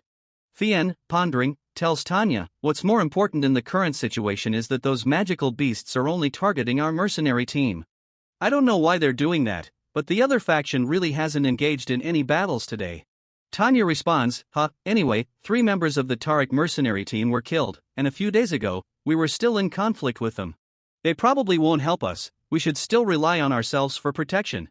Thien understands Tanya's point and nods in agreement. Yeah. Thien expresses concern, "We need to do everything to survive, all of us." That night, the space returns to silence after the relentless attacks from the magical beasts. Inside the horse-drawn carriage, Mr. Miles whispers, "Paul, you probably know about this already. But for some strange reason, the magical beasts are only focusing on our side. I think the leader of the magical beasts is strategizing." Paul hesitates and responds, "Is that so?" Mr. Miles continues, "In the current situation, perhaps all we can do is patiently wait. The rest is a matter of time before they achieve their immediate goals." Paul, "I know you have conflicts among yourselves, but don't you think Tariq, having more members, should be better protected for safety?"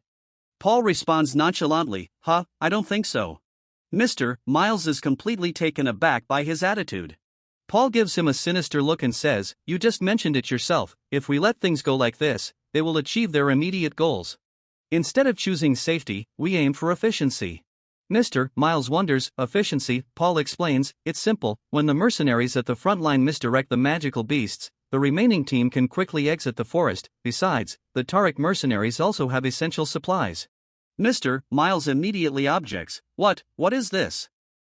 "We can't do that, the Tariq mercenaries have no trace of ethics left."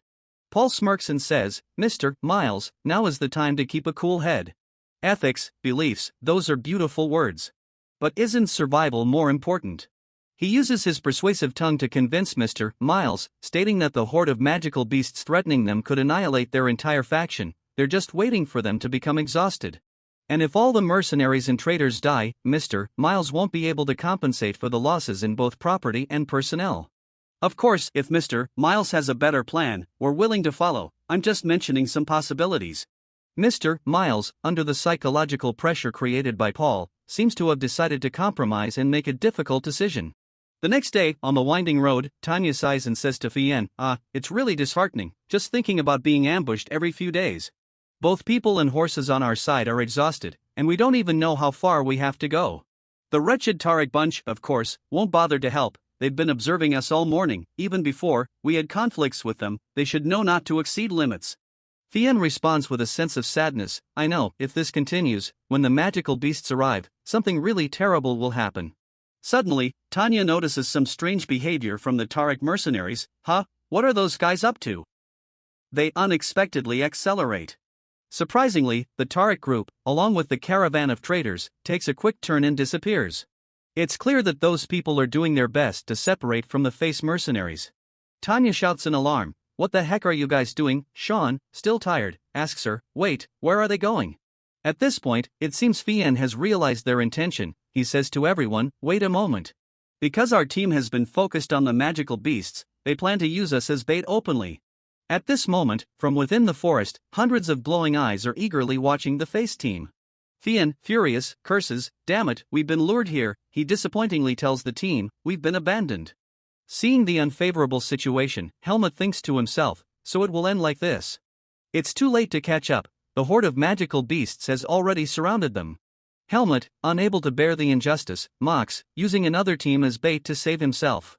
He tells himself, "If everything ends like this, I wonder how many people in this team can survive." Standing in the midst of the precarious situation, Helmut hesitates. "If I act now, what will happen?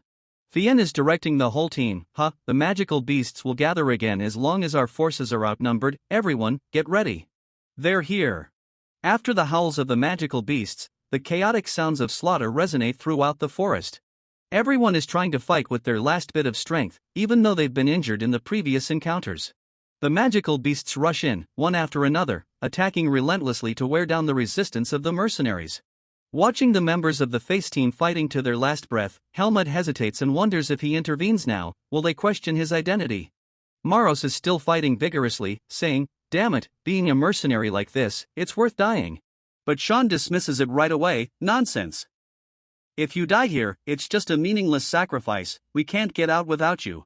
Sean, serious for not more than 3 seconds, resumes joking, "Remember my noble death, guys." Maros scoffs, "Disgusting, mercenaries pretending to be nobles." Tanya, unafraid of death, says to the others, "These guys, just wreak havoc as much as you want." Even the timid Finn has determined to resist the magical beasts to his last breath. Seeing everyone staying optimistic in the face of danger, Helmut reflects deeply. Who am I? Where do I come from? If I am a person like them, these things won't be an issue anymore. These people, I don't want them to die. Helmut reassures himself, "Darien, I remember you saying that humans can cooperate or betray each other when necessary. This time, I will trust humans." After careful consideration, Helmut speaks up, "Everyone. What you are about to witness is a secret." Helmut murmurs under his breath, displaying a hidden strength that surprises everyone in the team. They exclaim, "Wait, what?" Viscount the horde of small monsters continues its relentless assault like a storm. Helmut takes a few long strides, leaps onto the roof of the carriage, and then propels himself into the air. He gracefully turns amidst the branches. And, simultaneously, swings his sword in harmony with the movement of his body, slashing down all the monster that surrounds him. Helmut spins gracefully in midair, light as a dancer, his sword slicing through the creatures in a perfect arc. Wherever his blade goes, the vis follows suit, sweeping through the encircling monsters. The lifeless bodies of the creatures fall to the ground like autumn leaves, leaving the mercenaries in awe. They gasp in disbelief, questioning the reality of the scene unfolding before them. The sword moves through the air with such speed that the naked eye can hardly perceive its motion, leaving only traces of lingering energy crisscrossing in the air. Helmut lifts the sword above his head, aiming directly at the back of an unfortunate monster beneath his feet. As he makes contact with the ground, the sword plunges through the creature, instantly incinerating it with the potent energy of his Viscount. Raised his sword with a captivating smile, feeling exhilarated by the ability to use Vis to protect his teammates comfortably. Right after that, Helmut stood up again. The battle was far from over. He raised his sword, challenging the remaining horde of monsters. Seeing their companions fall, the rest of them scattered in disarray. But Helmut couldn't let them get away so easily. He slashed and hacked, swiftly dealing with the remaining monsters. Behind him, there was still a trembling monster ready to strike. He didn't say much, advancing to slash across the monster's face. The monster cried out in a pitiful tone before collapsing to the ground. Helmut, having dealt with the small monsters, then slowly sheathed his sword. As Helmut looked at the monsters on the ground, his heart was still filled with many uncertainties about the leader of the monsters, about revealing his Vis in front of others, and about the risks he might face after this incident. Until Helmut finished dealing with the monster horde, everyone else remained frozen in place, watching him intently. Helmut's teammates, both astonished and impressed, exclaimed, "Heavens, Earth, it's magic, pure magic." Helmut glanced around, searching for the magical signature of the monster leader, but it was no longer present. He sighed inwardly, that monkey-like demon, running away the moment it saw its pack killed, truly cowardly. Finn, still in shock and stammering, asked, Helmut, why did you?" Helmut calmly replied, "No big deal, my body just healed." Tanya, still stunned, thought about the moment she had witnessed that day and whispered to herself, "Knew it. I've seen what I've seen." As if nothing extraordinary had just happened, Helmut calmly asked, "Is everyone okay?" Tanya and Finn, their faces full of concern, couldn't help but think about the possibilities of what they had just witnessed. Fien, at this moment, finally exclaimed, "Even a level 2 like me can't release that much Vis, how can someone as young as him do that?" Fien immediately asked Helmut, "Where did you learn that sword technique?" Helmut, thinking it's best not to mention the primal forest, replied, I lived with my master in the forest, but I don't remember much about it." Fien, feeling frustrated, said, "What about your memories?" "Damn, memories." Helmut, wanting to avoid trouble, changed the subject and said to Fien, "Anyway, now what do we do? It seems there's no more danger." Helmut replied, Alright, first, we'll leave this forest. The team members then unanimously agreed, we need to find those who left earlier. Those bastards, if we encounter them, I'll kill them on the spot. Thien asked Helmut again, what will you do? Helmut calmly replied, I don't know what we'll do after leaving the forest, but I'll still follow you. Anyway, I don't have money. Finn suddenly interrupted, saying, why does this practical feeling feel so strange in such a bizarre situation? Tanya, who wanted to continue accompanying Helmut, immediately punched Finn and scolded, hey, shut up. Thien then agreed with Helmut, yeah, I understand. After that, Thien decided to continue the journey, he told the whole team. So now, let's follow those who left earlier, that's the best way. The next morning, the Face mercenaries continued to follow the traces of Tariq's mercenaries. After many days of exhaustion from continuous battles with the monsters, they finally had a comfortable night's rest. Everyone in the team was in high spirits, chatting happily on the way. Tanya led the way and investigated Tariq's team's path. She checked footprints on the ground and informed everyone, this direction is correct. There are a lot of footprints here, but I don't sense any noise or disturbance. Tanya looked up and said to Thien, it seems they've been running all night, they're probably on the outskirts of the forest by now. Thien replied, according to the original plan, they will rest in the first village after leaving the forest, perhaps we'll meet them there. Sean, upon hearing this, erupted in anger that he had been holding back for the past few days. The first village, This will be the perfect stage for revenge. Byrne chimed in, they'll be very surprised to see us still alive. I can't wait to see that Gramps Miles tremble in fear when he sees me. Sean followed suit with a wicked grin, I'm ready to take care of them. Surprisingly, Finn brought up the mission, asking innocently, the reward is indeed quite tempting, what should we do with this mission? Sean and Byrne, prompted by Finn's reminder, suddenly remembered this crucial matter. Sean agreed, right, now there's nothing left to protect, Tariq has taken all the important stuff, only the food is left. Helmut, sensing a disturbance, discreetly detached himself from the lively discussion to listen more attentively. He unexpectedly realized that there was commotion not far from their location. The noise was distinct.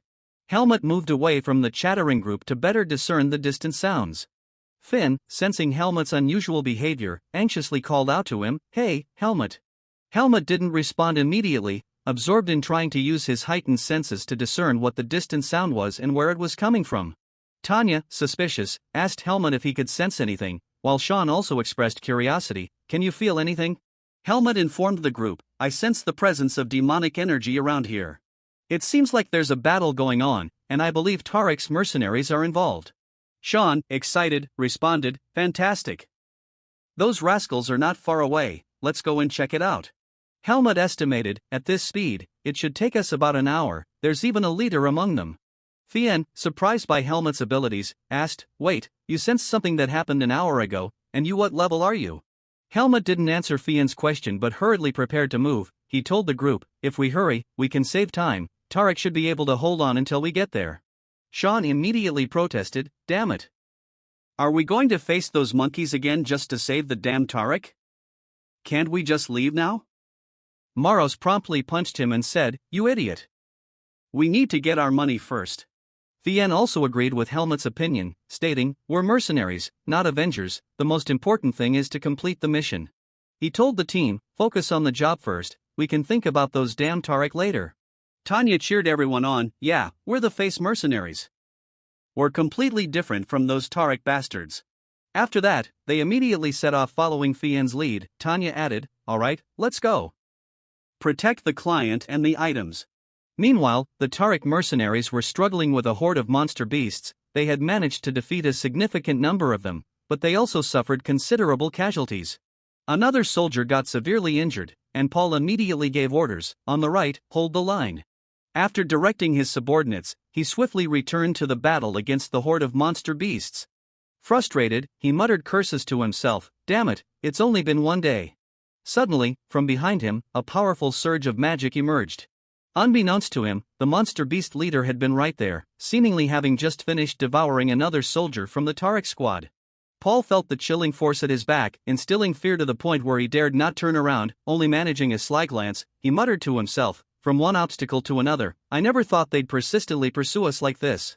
The insatiable appetite of these monstrous creatures seemed far from satisfied. The beast leader, having just devoured half of another soldier, casually tossed the remaining carcass to the ground and emitted a hunger-induced growl.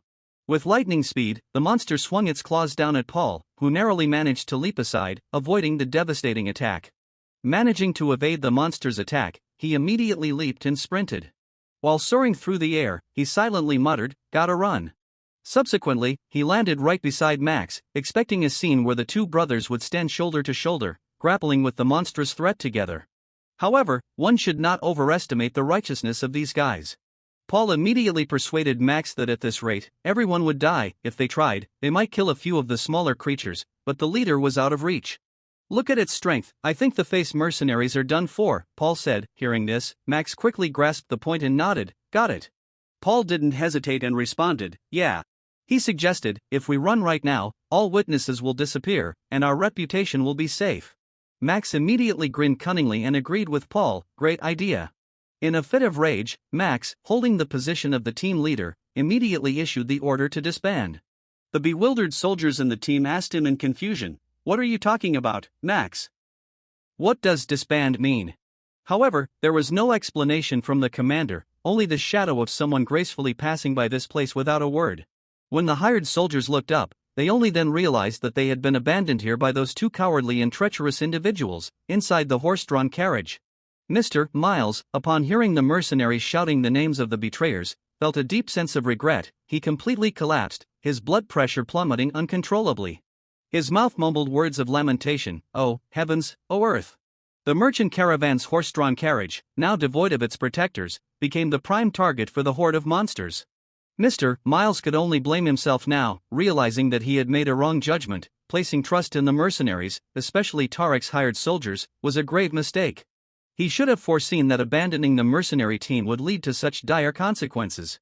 After a violent shaking, the horse-drawn carriage had its roof torn off by the monstrous leader, who then peered inside at the prey trapped within the wooden cage. It growled in satisfaction, its fur-covered hand with prominent veins reaching out towards Mr. Miles, seizing a member of the merchant caravan right before him. Witnessing this horrifying scene, he trembled uncontrollably, overcome with fear to the point where he dared not even breathe heavily. As he watched each merchant in the caravan become a meal for the monstrous leader, Mr. Miles whispered to himself, "We're done for. Everyone is dead, and we will all perish." The monstrous leader continued its onslaught, capturing yet another merchant. As it was about to bring the prey to its mouth, the monstrous leader suddenly sensed the formidable energy source it had been cautiously monitoring for the past few days. It was very close now. Helmut arrived just in time, causing the monstrous creature to pause. Helmut ordered the monster to release its captive, and as he held a sword, he advanced straight towards it. Taking advantage of the monster's momentary shock at Helmut's unexpected appearance, he swiftly lunged forward, wielding his sword with a dazzling display of vis energy emanating from the blade. Helmut, unfazed, thrust his sword directly at the monstrous leader. The creature hastily used its clawed fingers to block the sword's tip. The collision propelled both parties backward, but the monstrous leader clearly found itself at a disadvantage as it was pushed back several meters. Helmut, with a killer's gaze fixed on the monstrous leader, uttered with determination, "I told you to let it go." The creature stared in bewilderment at the unconscious merchant in its hands, seemingly as if to say, "Wait, did you mean to release this guy?" Then, in a fit of anger, it furiously tossed the merchant towards Helmut. Helmut gently caught the unconscious merchant. As he looked at the limp figure in his arms, he recalled the words Fien had spoken just an hour ago. At that time, Fien had advised Helmut, "Why don't you go ahead and assess the situation?" He mentioned, "I'm a bit worried, if Tarek's mercenaries regroup, it will be better, but they betrayed once, and it might happen again." Understanding Fien's concerns, Helmut agreed, "All right." Placing the merchant on the roof of the horse-drawn carriage, Helmut thought to himself, "Fien is right, if we arrive too late, that merchant would have been dead already." Observing that the monstrous leader was still unwilling to leave, Helmut declared, "My vis is back, now, it's time to fight." With these words, he swiftly launched an attack towards the creature. Helmut swung his sword, creating a wave of energy that slashed across the sky horizontally. The monstrous leader, caught off guard by the force of the vis, defensively shielded its face, startled by the sudden assault. However, it managed to evade only one strike, as the second swing of the sword narrowly missed its face. Seeing its leader in distress, the smaller monsters rushed in for support. Helmut cast a fierce glare at them, his eyes emanating a deadly aura. With agility, he danced through the air, slashing his sword skillfully before gracefully landing on the ground. As soon as he touched the ground, Helmut relentlessly swung his sword, attacking the horde of monsters. Each strike hit its mark, and no monster could overcome the precision of his blade. Witnessing the easy destruction of the small monsters, the monstrous leader roared in fury. In Helmut's mind, he estimated the strength of the monstrous leader. This creature was the most powerful he had encountered outside the forest, but he was still able to hold his ground against it, not letting his guard down. Helmut and the monstrous leader locked eyes, preparing for an intense and decisive battle. The creature extended its clawed fingers, lunging towards Helmut. However, its entire palm had already been wounded by the blade of Helmut's sword. Helmut seized the opportunity to counter, thrusting his sword directly towards the monstrous leader's face. The creature quickly reacted, using both hands to grip the blade, exerting strength to resist the attack. Helmut exerted even more force in his thrust, overpowering the monstrous leader. The creature began to weaken under the abundant source of vis that Helmut possessed. It roared in pain, its hands bloodied but still tightly gripping Helmut's sword. Helmut retrieved his sword and stepped back, watching the monstrous leader continue to howl in pain. Inwardly, he thought, this is not good. Its magical power is increasing. He noticed that the creature was absorbing all the energy nearby, growing stronger by the moment. Suddenly, Helmut also heard the approaching footsteps of the face mercenaries. They were coming closer. Helmut reminded himself that if the mercenaries rushed in to help, it could pose a danger. He had to conclude this quickly. The ghost beast leader, after absorbing a bundle of energy from the small deceased ghost beasts, became significantly more ferocious. It relentlessly attacked Helmut with sharp claws. Helmut agilely leaped off the ground. Helmut swung his sword behind him, aiming precisely for the monstrous leader's arm, intending to sever one side of it. Without hesitation, he struck, and a surge of vis energy pounded into the creature's arm, but it couldn't cut through. The monstrous leader, seeing this, chuckled triumphantly, geek, thinking that Helmut's vis could only go that far. However, it had underestimated Helmut. Once again, he swung his sword from behind, silently acknowledging that normal strength wouldn't be enough. Deciding to go all out, Helmut doubled, perhaps even tripled the vis energy into this strike. The monstrous leader, however, was not an easy opponent. It roared and continued to absorb magical power from its surroundings. As Helmut struck down, the monstrous leader swung its claws horizontally, and the two techniques collided instantly. Helmut, too, was affected to some extent by the magical force of the creature, which continued to grow stronger without ceasing. He swiftly spun and somersaulted through the air, leaping far beyond the reach of the monstrous leader. Helmut silently thought, its attacks have changed too, dealing with it without a decisive blow will be troublesome. The monstrous leader roared, its eyes also undergoing a transformation, indicating that its magical powers seemed to be reaching its peak. Subsequently, the monstrous leader and Helmut continued to clash fiercely. It relentlessly swung its claws, attempting to scratch him in a continuous assault. After a while of using cat-like martial arts, the monstrous leader successfully tore Helmut's shoulder garment. Annoyed, Helmut muttered, "Great, I'm out of spare clothes, I'll have to go to the market for new ones." Seeing that Helmut remained nonchalant about facing potential death but was concerned about his clothes, the monstrous leader grew even more infuriated. It arched its chest, emitting a furious growl, while its seventh eye in the center of its chest seemed to be absorbing all the magical power in the vicinity. A tremendous surge of magical power erupted into the air as the monstrous leader reached the pinnacle of its strength. The pairs of eyes on its head were now obsolete, serving no purpose. Instead, the eye in the center of its chest took control of everything. Helmut looked with disdain at the monstrous leader in its frenzied state. T had become irrational, losing control over its own power. Helmut sighed, thinking, in the end, it's just like the other monsters. After completing its body transformation, the monstrous leader advanced aggressively. It leaped into the air, preparing to pounce on Helmut. In a fleeting moment, Helmut suddenly recognized, wait, I've seen this before. The attack patterns did indeed look very familiar. After a few seconds of contemplation, Helmut smiled. He recalled and compared, identifying the monstrous leader's vulnerability, its frenzied and wild eyes, and the technique of leaping high before diving onto the opponent, similar to Naho's. Helmut immediately gripped the sword with both hands, tightened his hold, and infused additional vis energy into it.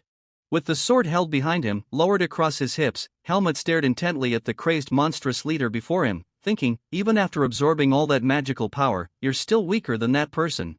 He cast a piercing cold gaze at the monstrous leader, determined to defeat it with just this move. As the creature descended, Helmut jumped upward.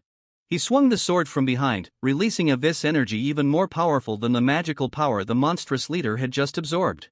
In the end, with a single strike, Helmut cleaved the colossal body of the monstrous leader in half. The face mercenaries, witnessing the tremendous surge of magical power from the monstrous leader, rushed to the scene, shouting Helmut's name. As they reached him, Finn eagerly asked, "Are you okay?" The sight before them left the entire team dumbfounded. Helmut, aside from a torn shoulder garment, was completely unscathed. On the other hand, the monstrous leader had been cleanly split in two, like chopping firewood. Fien, still catching his breath, asked incredulously, You did it all by yourself?" Helmut calmly replied, "Yeah, they're all dead now." Fien couldn't believe what he was seeing. Really? "I guess they got killed faster because their formation was chaotic, as if they couldn't withstand it. It means their leader died, so they quickly fell apart." "It means their leader died, so they quickly fell apart," Tanya commented. "They're just miserable monsters acting as a pack." Suddenly, Maros exclaimed, "There's someone alive." He searched through the debris and found Mr. Miles. Maros immediately shouted to alert everyone, "It's Miles." Fien grumbled, "In the midst of misfortune, there's a bit of luck, only the customers survived, huh?" Afterward, they urged each other to escape from this cursed area. They agreed that, regardless, they should check if anyone else was still alive. Sometime later, Mr. Miles finally opened his eyes and muttered, "Ah, this place is the other side, huh?" Welcoming him back from the brink of death was the less than friendly face of Fien. As soon as he saw Fien, Mr. Miles stammered, "Oh, Fien, I'm sorry, I shouldn't have abandoned the mercenaries like that, but Paul threatened me." Though inwardly amused at the chance to receive an apology after death, Fien sighed and looked at the elderly man with a mocking expression. Miles. Mr. Miles still seemed dazed, not fully comprehending the situation. Fien bluntly told him, "Get up, old man, you haven't died yet." Startled, Mr. Miles asked, "What? How am I alive? What about that monstrous creature?" Fien raised an eyebrow, saying, "It's dead now, you can forget about dying. I won't mention that Helmut played the most significant role in this, and he's quite pleased with that. After all, you told us it was a secret." Mr. Miles quickly clasped his hands together, exclaiming, "Oh my lord, you saved my life." With no response from Fien, Mr. Miles lifted his head, wondering what he intended to do next. Fien got straight to the point, saying, "Let's talk about finances." Mr. Miles, in a mixture of tears and sighs, lamented, In the end, reality still punches me in the face." Afterward, Fien handed Mr. Miles a new contract with more detailed terms. As he finished reading, Mr. Miles exclaimed in horror, 80% of the profits? Fien calmly responded, "We proposed 80% because you also suffered losses." "You should be grateful for that figure considering what happened during the mission. We not only faced betrayal, but we also saved your life." "As a businessman, you know how negotiations go. How about 70%? "It would be more accurate when I have to consider compensating those who were lost." Fien waved off the negotiation, saying, "That's your business. If you don't want to, feel free to leave. We already have all your goods anyway. Good luck." Eventually, Mr. Miles reluctantly agreed. "Fine, 80% it is." Fien, pleased with the deal, responded cheerfully, "Good choice." He continued with more demands, adding, "In that case, listen to this." Fien asked Mr. Miles about the nature of those goods and where we were heading, considering the imminent dangers. Mr. Miles, concerned, responded, "It would be terrible for me if information about this got leaked. It would mean the end for the Butin Merchant Company." Fien assured with a sense of honor, "We are the face mercenaries, so you shouldn't worry about that." Mr. Miles still appeared uneasy, stating, "Your mercenary team will also face dangers. Do you really want to know the truth, even though it's perilous?" Fien replied, "If it's a mission where we know there will be danger, isn't it better for you to be clear with us?" Mr. Miles sighed, "Well, keeping secrets isn't helping either way." Fien and the others were astonished to learn about the upcoming encounter with a mage named Antiol. The mere mention of the name Antiol elicited surprise and awe from everyone. Mr. Miles confirmed, "Yes, that's correct." Fien pondered for a moment. "Indeed, it seems like the person who sought the assistance of the merchant caravan and the mercenary squad couldn't rely on knightly families. I assume he couldn't approach those noble houses." Mr. Miles continued, "In fact, the origin of the cargo we are transporting is a place where mages are forbidden. Lumen Shrine. As you know, that shrine holds unimaginable power.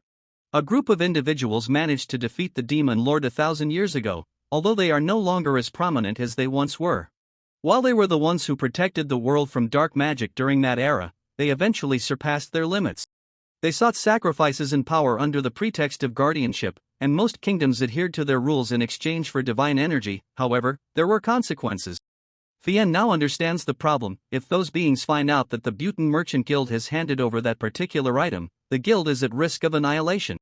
They can never control that mage, they are always trying to find ways to control it. While they are busy fighting each other, the mage has found an object for research purposes to counter them. Fien now understands the problem. If they find out that the Butin Merchant Guild has delivered that item, the guild will be annihilated. We initially didn't want to take on this mission, but the truth is, the mage Antiol had saved the previous head of the Merchant Guild, that's why we couldn't refuse the task.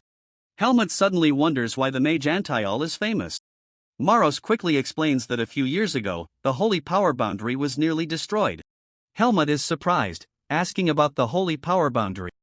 Maros explains that to prevent demons from entering the city, they had to create a holy power boundary. The issue is that maintaining it consumes the energy of the mages. The temple has control over most mages for its purposes. The holy power boundary was almost secure. You couldn't see demons running around in the city until it was destroyed by the actions of that mage. Everything became quite chaotic for a while, and, of course, the temple covered it up. After hearing all this information, Helmut falls into contemplation again. He thinks to himself that Antiol, as a mage, must be so powerful that it affected the temple's boundary. The temple couldn't retrieve the dark seed within itself. Perhaps that's why they sent him to the primeval forest. If divine powers cannot accomplish it, can magic? The dark wizard I encountered in the forest wasn't as formidable as that. I hope this sorcerer will be different. Afterwards, Helmut and his mercenary team continued escorting Mr. Miles on the road to meet that wizard. As the sun set, they left the haunted forest and set up camp for the night. Everyone breathed a sigh of relief, expressing to each other, "Well, we finally made it out of that haunted forest, even though it was quite challenging to move further with the sun down. Let's camp here and meet the sorcerer tomorrow." As people started to rest, Fien approached Helmut. He suggested, "Let's have a chat, shall we?" Helmut hesitated for a moment but eventually agreed. He thought that this private meeting with Fien was going to be about the mysterious powers surrounding him. However, to his surprise, Fien handed him a pill. Helmut took it and asked, "What is this?" Fien replied, "It's something that knights take when they are exhausted. It's quite expensive." Fien chuckled and said, "I don't know if it will work for you because you seem to recover quite quickly, haha." Helmut completely trusted Fien, so without hesitation, he took the revitalizing pill. He looked down at his hands in surprise as his body started to warm up. Fien asked with concern, "How do you feel?" Helmut replied, "It's very effective." Then he wondered aloud, "But why did you give this to me?" Fien looked into Helmut's eyes and said, "Helmut, thank you. Because you protected the honor of the mercenary team. Without you, everyone might have died a long time ago. That's my thanks to you, even though I know it's not enough for what you've done." To repay Helmut for saving him, Fien made a proposal. "Furthermore, if you ever encounter anything that requires assistance while you search for your memories after parting ways with us, I swear on the honor of the mercenary team that I will come to help you." After saving everyone, while Fien was still speaking, Helmut unexpectedly extended his hand. He told Fien that, after everything, they are teammates, and teammates that he trusts. Fien sighed and then smiled in response to Helmut, "Yes, because we are teammates." After all the doubts and resentment towards humanity, encountering bullies, betrayers, and cowards, Helmut now found trust in someone other than Darien and Ilaga. He has also forged friendships with a group of people he can rely on. Perhaps, for Helmut, this is the most meaningful gift in return for his acts of kindness. A few days later, the mercenary squad escorting Mr. Miles arrived at a desolate forest, where the trees were all withered, and there seemed to be no signs of life around. The entire mercenary team was extremely vigilant in the face of this unusual forest, constantly scanning their surroundings to stay alert. Mr. Miles sat in the horse-drawn carriage and suddenly furrowed his brow as he looked outside. Arriving in front of a gnarled and twisted ancient tree, he informed the mercenary team, "Well, we're here." Holding the map, he examined it and said, According to the map, this is the right place, but it's just a road, not a village. Bringing the items to a location like this, how can Antiol retrieve them?" Mr. Miles explained patiently, "No, we have to take the items to Antiol's residence." Tanya looked around in surprise. So you mean this is Antiol's hideout?" "Are you kidding?" While everyone was still puzzled, Mr. Miles fumbled around in the carriage. Then, he pulled out a magical gem-studded necklace and said, "Instead of explaining 100 times, it'll be quicker if you see for yourselves." Mr. Miles dismounted from the horse, carrying the necklace as he approached the peculiar ancient tree.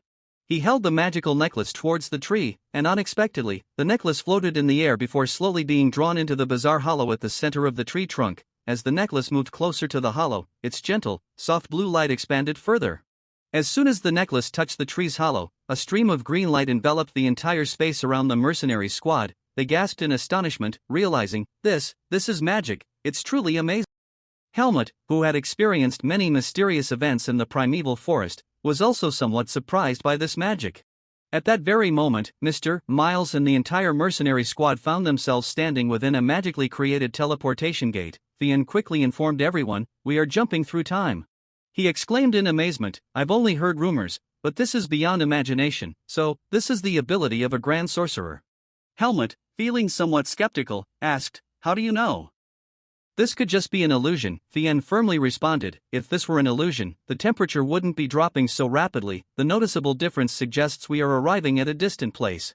In just a few brief seconds, they had indeed shifted from the desolate forest to an icy land. Tanya, astonished, pointed towards a towering spire and exclaimed, "Oh, look over there. Someone is there."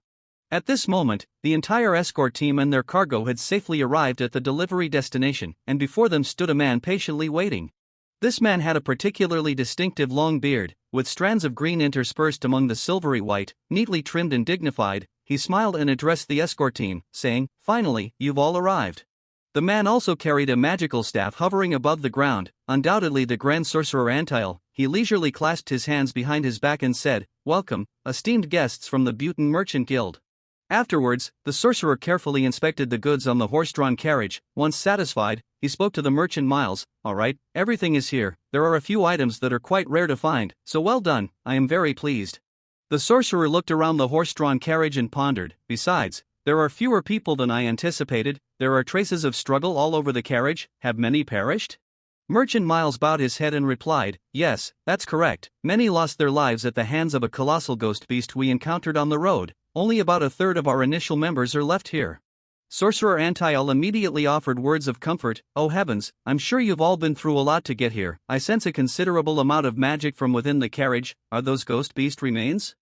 Merchant Miles informed the sorcerer, "Indeed, we've dealt with them. If you're interested in purchasing, we'd be more than happy to accommodate your needs." Upon hearing this proposal, the sorcerer pondered for a moment and then said, "Really? "Well, in that case, add a mission fee and increase it to 150,000 marks. Merchant Miles happily agreed. "Thank you."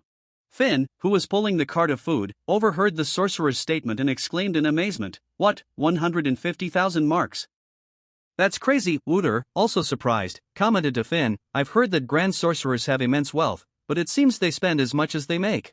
After the agreement was settled, Sorcerer Antiel instructed Merchant Miles, "Unload the goods and take the horse carriage with you. We won't be using it." The merchant respectfully nodded and replied, "Understood." Meanwhile, Helmut silently stood to the side, observing the sorcerer. He whispered to himself, "This person is truly powerful. His power is different from Erugo's, and not only that, but he completely conceals his mana as well. So, this is a grand sorcerer," Helmut thought as he scrutinized Sorcerer Antiel. His peculiar presence within an ordinary group of people caught Helmut's attention. The grand sorcerer, with just a brief glance at Helmut, recognized the peculiarities in him. He found it intriguing and chuckled, "Oh." Approaching Helmut, the sorcerer exclaimed, "Fascinating, truly fascinating." He squinted at Helmut and remarked, "Sorcerers can always see the truth, my boy, and especially a sorcerer of my caliber can perceive hidden truths deep within." Helmut immediately furrowed his brow, unabashed by the power and status of the Grand Sorcerer, and straightforwardly told him, "Say no more." The wizard chuckled and winked at Helmut, implying he understood why Helmut reacted so strongly. "Huh, quite the spirited young one," he said, while simultaneously pushing his wand towards Helmut. The wand flew between them, immediately emitting a powerful energy. As the wizard performed some magic, he told Helmut, "You want to keep that a secret, huh? As a wizard, I have learned many secrets of this world and respect the fundamental truths." The wizard created a boundary enveloping only the two of them, separating the space inside and outside. He said to Helmut, "Within this space, your concerns will never come to pass. Your comrades may worry and call out, but indeed, nothing from the outside can be heard within." Afterward, the wizard raised his wand, using magic to create a binding connection. At the same time, he swore an oath in front of Helmut, saying, "I swear under the name of the wizard Antiel." Surprised, Helmut asked, "Why the oath?" The conscientious wizard explained, "It's called the wizard's oath. It's a promise made by a wizard, and breaking it would cost them a significant amount of mana." With the explanation complete, Antiel swiftly shifted focus to the main issue. "Now, ask me what you want to know, young man, anything specific on your mind." Helmut silently thought, "He's not normal, completely different from Erugo." If that's the case, after a brief moment of contemplation, he decided to ease his guard a bit and said, "I want to ask you about something." The wizard raised an eyebrow, looking at him intently. "What is it that you want to ask?" The wizard's expression turned more serious as he asked, "Does it have anything to do with the seed of deep darkness within your heart?" Helmut, astonished, thought, so, he knows. He then replied, yes, I want to ask if there's any way to remove it. Upon hearing Helmut's question, the wizard fell into contemplative silence for a moment. Afterward, he spoke directly, in short, it's impossible. The wizard tapped his wand on the ground and said to Helmut, let me explain in more detail. The seed of darkness is intimately connected to your life. A series of illusions manifested, illustrating the wizard's explanation. He continued, this seed contains the power of demons that should have perished in the womb, but instead, they linger within certain individuals. They come into existence precisely because of the seed of darkness, and they have to be the host for it throughout their lives, explained the wizard. Therefore, the seed of darkness is no different from your heart. If you were to remove it, you would die. Helmut expressed disappointment, saying, I thought a great wizard like you would know a way. Antiel, the wizard, replied, I am a wizard, not a deity, and this is the first time I've encountered a person who can control the seed of darkness. Helmut, surprised by the answer, immediately asked, control? How? The wizard explained, yes, the seed of darkness usually demands magical energy from its host. The more you resist using magic, the more your mind will be consumed. You will involuntarily carry out wicked deeds, ultimately driving you mad as your mind can't bear the strain, or you'll succumb to the magic and become nothing more than a demonic creature. Antiel looked excitedly at Helmut, but he noticed the distinctiveness in him. According to theory, Helmut could potentially suppress the seed using a different power, such as mana, or both forms demanded exceptional talent and a substantial amount of time. However, a seed not receiving magical energy would assault the mind much more rapidly. Despite this, Helmut was practicing this while absorbing enough magical energy to prevent the seed from driving him insane. And not being detected by the temple, too. Anyway, it's quite interesting, Helmut thought to himself.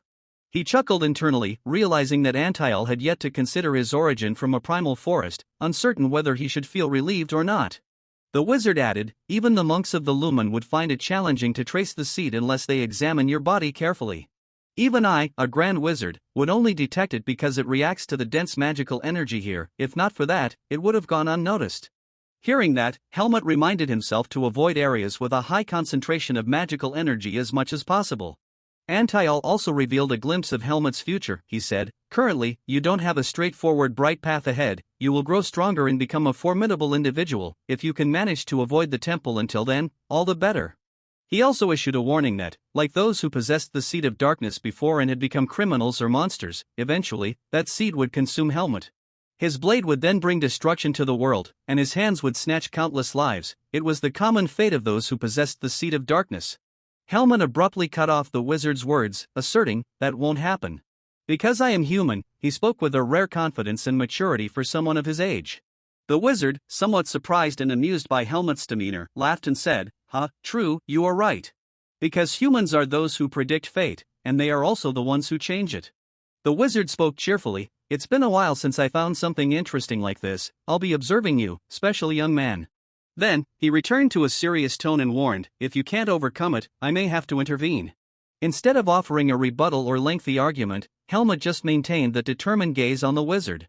The wizard pointed his wand, causing the boundary to gradually disappear. During this, he said to Helmut, and who knows, if you reach a position far beyond mine, then even the shadows will obey your will, Helmut asserted. This covert mission finally concluded, and after receiving the well-deserved reward from the mercenaries, Thien shared a portion of the payment in bonus with Helmut. Thien cheerfully handed the money bag to Helmut, saying, here, 3/4 of the bonus, your share. He scratched his head awkwardly, adding, I'd like to give you more, but the other members have tried their best too. So, I also want to reward them more. Hearing this, Helmut didn't complain or ask for more. Suddenly, Thien turned around, rummaging for something in the horse-drawn carriage, and hesitantly said to Helmut, and? He pulled out a machete and asked Helmut, this is yours, isn't it? I found it while packing up, and its owner hasn't been found yet. Helmut, surprised at the sight of the item he brought from the primal forest, thinking he had lost it, nodded and said, yes, that's mine, thank you, Thien. Thien chuckled and said, no problem at all, I should have given it to you earlier, but I forgot about it in the rush. We should be the ones thanking you, you're the benefactor of our mercenary group, may you always walk in peace. He looked at Helmut with a fond gaze, expressing the gratitude of the entire mercenary group. Helmut just nodded silently. Suddenly, Finn called out, hey, Helmut. Finn excitedly ran over, saying to Helmut, the final mission is over. Finally, I can show you the mercenary group's headquarters, you have no idea what cool stuff is there. Well, it's not as thrilling as this mission, but still. Helmut felt a bit uncomfortable but still had to say, Finn, I won't be going to the mercenary group's headquarters. Finn, disappointed, tried to persuade, what? Come on, at least visit once, you can't just pass up on that. Seeing Finn making Helmut uncomfortable, Tanya pressed her hand on the boy's head and said, Stop, Finn, feeling uneasy, called out, Tanya. Tanya turned to Helmut and advised, You can continue using the mercenary group membership card if you want. The card's rank is temporarily increased to level 3, as we've raised it to that level. Helmut smiled and replied, That's more than enough. Tanya nodded and said, Yeah, it seems like you have something important to do. More important than your memories, isn't it? Tanya asked. Helmut nodded slightly. It wasn't that he didn't trust them, but perhaps he was concerned that the unpredictable path ahead could somehow affect their lives. Tanya continued, Seems like I made it a big deal again, so I'll keep it short. She then beamed a bright smile at Helmut and said, Take care of yourself, promise. Helmut slung the machete over his shoulder, nodded, and said, All right, thanks for everything. Each member of the mercenary group took turns bidding farewell. Thank you, Helmut, walk in peace, until we meet again. Everyone said their cheerful goodbyes to Helmut, allowing him to leave with peace of mind. The only one in tears was Finn. Helmut, you must promise to come visit, okay? Promise. Looking at the young boy who, despite his age, still appeared so naive and childlike, Helmut felt a twinge of nostalgia and couldn't bear to make Finn sad. Helmut couldn't be sure if he could visit Finn in the future, so instead of making a potentially empty promise, he chose to compliment Finn for the first time. Finn, the food you make is really good. Hearing this, Finn burst into tears, deeply moved. Tanya quickly comforted him, saying, Hey, don't cry, he's not dead, you know. Meanwhile, Finn chimed in, Helmut, if you ever need the mercenary group, just drop by anytime, I'll make sure to keep that promise. Finn wanted to ensure that Helmut would leave with a sense of spiritual support and the belief that there would always be teammates ready to help him, as long as he spoke up. As Helmut turned to leave, he responded, Got it. Before he went far, he couldn't help but glance back at the comrades who had been through life and death with him. Helmut whispered to himself, a certain part of his heart feeling a twinge, much like when Darien left him. And when he departed from Ilaga. But if I keep mercenary work, I won't have any other choice but to face the demons. Each time I do, the dark seed will absorb mana. Surprisingly, it's easy to sprout, even in that forest. If I let that seed swallow me up, it won't be good, Helmut thought to himself. Certainly, being a mercenary doesn't always involve facing demons, but whether he could prevent the day mentioned by Antial remained uncertain. Walking alone on an uncertain path, Helmut continued to fall into deep contemplation. If that's the case, there's only one way. I have to become stronger. To the point where even the dark seed can't control me, at least for now. Helmut had found his goal, a temporary one until his life took some turns, and only the heavens knew when that would happen. A few days later, in a village, 2 timid and cowardly mercenaries from the Tarek squad had safely exited the haunted forest for several days. Currently, they were casually sitting in a bar, conversing. Paul was still resentful, muttering, Damn it, I wouldn't have taken this mission if I knew it was this dangerous. I wouldn't have brought Caleb along either. Max tried to encourage his companion. What else can you do now? That's in the past, we're still alive, and we can rebuild Tarek. Think positively, Face has been completely wiped out, so we have a strategic advantage in the mercenary business. The incident with Caleb was indeed unfortunate, but the rest didn't stand out much, so seize this opportunity to recruit a few more. Wait, Max was envisioning a bright future for his team when suddenly something surprising caught his attention. Max exclaimed in shock, Those guys, Paul. Paul's teammates were both surprised and alarmed by his reaction, prompting them to curiously glance out the window. As they did, Paul's face immediately turned pale with horror. Outside, the mercenary team known as Face had just entered the village, jubilant after completing their mission and receiving a generous reward. As soon as Paul caught sight of them passing by, he exclaimed in shock, How can they be here? Both Paul and Max immediately stood up, rushing towards the window. They leaned forward, watching the retreating figures of the Face team in the distance. Overwhelmed by fear, they whispered to each other, How did they survive? Damn it, Paul thought, contemplating escape. Suddenly, right at that moment, Finn felt something unusual behind them. He immediately turned around to look at the window where Paul and Max had just been, but now they were nowhere to be found. Tanya noticed Finn stopping and asked, What's wrong? Finn, looking perplexed, replied, No, I just had a strange feeling, that's all. Tanya raised an eyebrow, sensing that something was amiss, but decided not to press further. Unaware of what was happening below the window, Finn remained oblivious to the fact that Max was currently crouched under the windowsill, breathing heavily after narrowly escaping death. The 2 timid individuals made a quick escape, and Max, still trembling with fear, said to Paul, We're done for.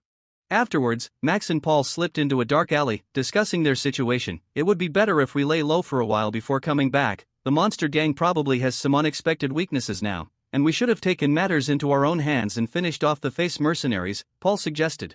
Max sighed and looked up at the sky, lamenting, our actions are probably reported to the guild by now. It's just a matter of time, so it seems our days as mercenaries are coming to an end. A second-tier mercenary struggling to get by day, what a life. However, contrary to Max's resignation, Paul was not ready to give up and await death. True, we're still just second tier, Paul said, hastily moving away. Max, puzzled, asked, hey, Paul, where are you going? Paul replied, follow me. Paul suddenly harbored malicious intentions, driven by hunger and desperation. He narrowed his eyes and said to Max, instead of starving, we can resort to theft. We don't know what these two will resort to next, but for cowards and schemers like us, forsaking honor to abandon our own teammates, they won't hesitate to stoop to even lower levels of villainy, so there's no need to cling to any shred of dignity when we're already in dire straits. Meanwhile, at an inn in another town, a group of hefty thugs sat drinking beer and bantering with each other. The gang leader, visibly excited and seemingly a bit intoxicated, raised his mug high and proudly exclaimed, ha, and that's when I punched him straight in the face. His underlings chuckled, saying, ha, getting punched by you means certain death. The gang leader was pleased with the reaction of his underlings, nodding in satisfaction. Of course, they understand me, he thought. Afterward, he gestured to the waiter, telling the young man, hey, learn from him. Amidst the clamor of the beer hall, Helmut sat silently in a corner, keeping to himself. Holding a gold necklace in his hand, Helmut pondered deeply, feeling lost. He thought to himself that he couldn't stay with the mercenary guild because of the dark seed within him. However, the necklace he had taken from the primal forest held clues, and he needed to unravel its mysteries. I could visit villages one by one, but traveling the world without any results is not a viable solution. Helmut thought, it took me 3 days to get here, so the world must be vast indeed. I can't just rely on encountering good people like the face mercenaries, Helmut thought, lost in contemplation. As he opened the pendant in his hand, he realized that he hadn't thoroughly examined its contents since receiving it from Darien. He looked at the pendant and whispered to himself, oh right, Fien did give me a bunch of money, I don't really know how much, but... Based on the appearance of the 2 money pouches, Helmut could see a significant difference. Helmut sighed, realizing that the amount of money Fien had given him was much more than what Darien had provided. At that moment, Helmut suddenly noticed something in the pendant that piqued his curiosity. He wondered if it was a letter. Helmut opened the envelope while pondering, wondering if it was from Fien or perhaps someone else. To his surprise and a bit of joy, he discovered that it was from Darien. In this unfamiliar place, he was able to read Darien's final messages. In the letter, Darien wrote, Helmut, if you're reading this letter, it means that my life has also come to an end. It could also mean that you have successfully made it out of the primal forest. I'm sure you're facing challenges adapting to the outside world because the way you've lived from before is vastly different from those on the outside. Of course, that's not your fault, so don't feel guilty about it.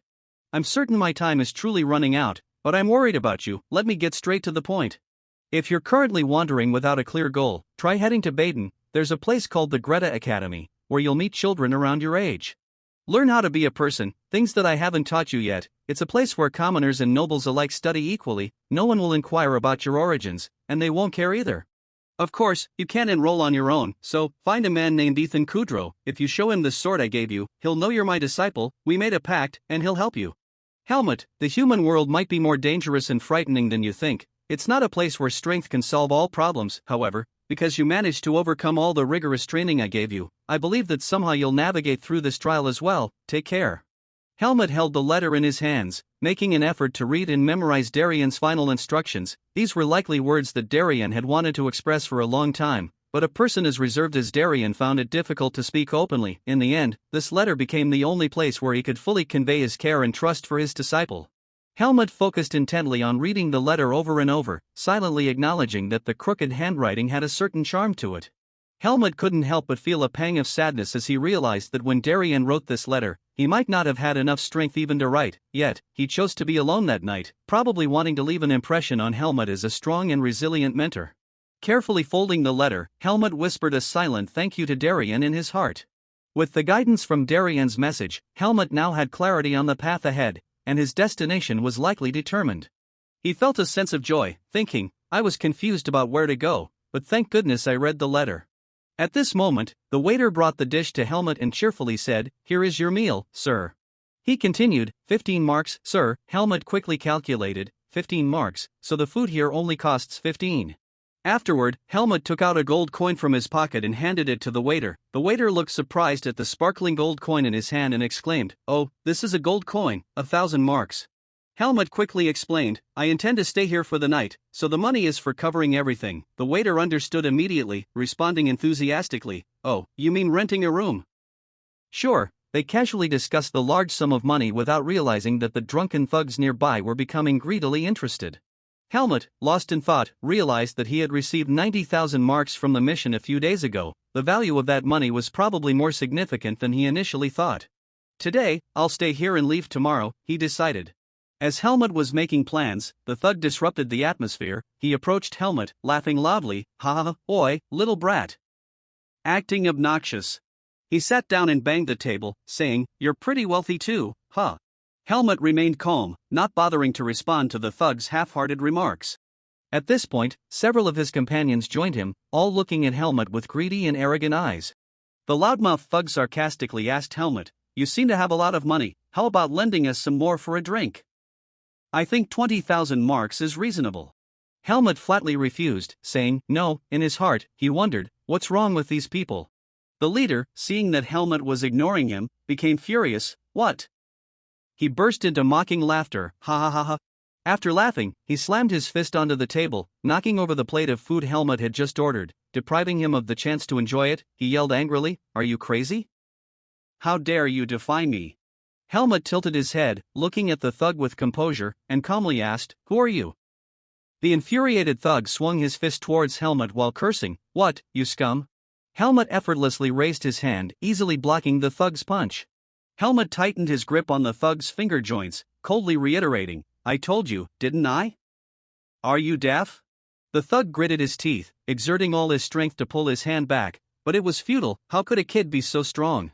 The younger thug from behind, seeing that his leader was at a disadvantage, immediately rushed forward, swinging a punch and shouting, "You damn brat! How dare you block my boss's punch? This guy seems loyal, but he's a bit foolish." As the punch from the younger thug approached, Helmut simply tilted his head, effortlessly avoiding the blow. Taking advantage of the younger thug's momentum as he lunged across the table, Helmut stood up and delivered a powerful punch toward him. Helmut's steel-like punch landed squarely on the thug's face, causing his teeth and lips to be in disarray, with blood spurting from his nose. The younger thug was knocked backward, falling sprawling on the ground. Seeing this, the other thugs hesitated, not daring to charge forward anymore. Meanwhile, their leader was still in pain, wincing as Helmut's grip seemed like it might break his hand. Helmut stood firm, staring down the group of thugs, daring them to try their luck again. He conveyed a challenging expression, as if saying, "Come on, who's next? I'm not afraid of any of you." The leader of the thugs, horrified, exclaimed, who the hell are you?" Helmut glared at him with an icy expression and replied, "I'm the mercenary." He coolly kicked the table in front of him towards the leader. Thanks to Helmut's powerful kick, the leader was finally embraced by the weighty wooden table. The handrail on the table followed the inertia and fell towards Helmut. He skillfully caught it with ease. Helmut lifted the handrail onto his shoulder and cast a warning glance at the thugs. "Get lost, don't bother me," he declared. The leader, in pain, held his face, trying to stop the gushing nosebleed. Despite having his nose bloodied, the leader continued to threaten, "Just wait. Karma will make you regret not following our orders." After intimidating Helmut, he hastily instructed his gang, "Let's go, damn it. I can't enjoy wine in a place like this, we've been humiliated too much." Before leaving the tavern, the leader continued to shout a warning to Helmut, "At night, it's best to watch your back. Now that you've defied us, sooner or later, you'll be stabbed to death." The door of the tavern slammed shut behind them, leaving a much more peaceful atmosphere in the establishment. Helmut watched the thugs leave, realizing the need to be more vigilant in such situations. He took a deep breath, inwardly acknowledging that troublemakers like Caleb could be found anywhere. It was a troublesome world indeed. As Helmut was about to carry the handrail to his room, the waiter hesitantly called him back. Sir, he said. Expressing concern, "You must leave this town immediately, the declaration of war by the Hakon means." Helmut turned back in surprise, asking, "War with the Hakon? What's that?" The waiter quickly explained, "They're a group of underworld thieves, not only with criminal histories but also willing to kill anyone for money. If you don't leave this town quickly, then Seeing the waiter's evident fear of those thugs, Helmut contemplated quietly, I guess they're even more trouble than I thought, defeating them now might be better. But I don't want my place to get dirty, so I'll probably lure them to some other location. Seeing Helmut still calm, the waiter anxiously urged him, you don't have time to stay here like this, I'll refund your room fee, so you must run, they will come back. Helmut casually asked, will they come back? The waiter replied, yes, of course. Helmut calmly instructed the waiter, if they come back, tell them I've already left. And tell them that I've gone to the forest behind. After giving the instructions, Helmut turned and left.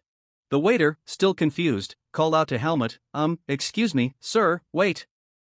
Helmut added that he would come back, so prepare a room for him. In his mind, he thought, let's see what these people will do in a human brawl. Meanwhile, in a shadowy corner of the town, a subordinate anxiously questioned his gang leader, is he really going to do that, boss? The gang leader responded with confidence, of course, damn it, you've seen how he disrespected us openly. In this business, honor is everything. The subordinate hesitated, but he looks incredibly strong. Not only that, he's also a mercenary. The gang leader erupted in anger. What, are you afraid of leaking secrets? Sigh, truly useless, you're absolutely worthless. He commanded his subordinate, just go to headquarters, we'll handle this matter ourselves. At that moment, another underling rushed in excitedly, boss, we've found him. The gang leader then asked, alright, what did the waiter say? This individual immediately reported to the gang leader the information he had just eavesdropped on. He's not at the inn, he's already gone to the forest behind. Clearly, he's trying to slip away, realizing that if we exert all our efforts, we can catch up with him. Upon hearing this, the gang leader erupted in joyous laughter. Really? Ha ha ha ha. He revealed a sinister expression and said, kid, you've picked the wrong place to run. The subordinate continued enthusiastically, we know that forest like the back of our hand. I'm sure there are still traces left, so let's go and finish him off. While the rest of the group was eagerly planning the assassination of Helmut, this particular subordinate showed clear signs of concern. It was certain that he wouldn't participate in this mission. The big brother pondered for a moment, then pulled the scarf up to cover his face. He spoke to his gang, yeah, now we're sober again. With a kid who hasn't tasted the bitterness of life, we should etch into his mind that the darkness of the night is more terrifying than anything else in this world. That night, Helmut lit a fire in an empty clearing in the woods, with a sleeping bag prepared beside it. Having set the trap and settled, he sat on a nearby tree branch, ready to ambush. In his heart, he began to contemplate life in the human world, reflecting on what he had learned during his time as a mercenary. During his stint in the mercenary unit, he discovered that in this world, many people behaved like beasts, akin to monsters. On the other hand, there were also those willing to risk their lives to protect one another. Clearly, humans were more complex than he had initially thought. Helmut suddenly recalled all the things that Darien had once said to him. Looking down at the trap set below and the shadowy figures deftly navigating through the tree branches to approach him, Helmut whispered to himself, Darien, you said the human world isn't a place where strength can solve every problem, but we still don't know, we truly don't know if there's any other way to solve a situation like this besides strength. Helmut noticed that the assailants were closing in on him. He stood up silently, attentively tracking their movements. After seeing the leader of this group thrust a knife into the empty sleeping bag, Helmut leaped to a different position, standing behind the members of the Raven clan. In the midst of the silent and ominous forest, he suddenly spoke up, over here. The members of the Raven clan startled, turning their heads in his direction. Helmut stood, staring at them with wolf-like, piercing eyes. In his heart, he continued the thoughts that had lingered from earlier. However, he had come to a realization, people who behaved like beasts needed to be treated as such. Coldly, Helmut questioned, you brought weapons to ambush me, so I can kill all of you, can't I? Came the scene that had unfolded in the earlier part of the story. Helmut effortlessly dealt with the entire group from the Raven clan, burying them in the very forest they thought they knew like the back of their hand. Helmut scanned the surroundings, ensuring that not a single member remained and that no trace was left behind. He whispered to himself, Ravens, they're more predictable than I thought. After ensuring that everything was in order, Helmut leaped onto a tree branch to make his way back to the nearby town. As he gracefully moved through the branches, Helmut pondered, they are weaker than the Fien, no, even less formidable than Tanya. It seemed that Tanya was quite strong compared to ordinary people. To truly gauge her strength, he would have to spar with more individuals. I have to keep going until sunrise. I'll go back to the inn and get some sleep afterward.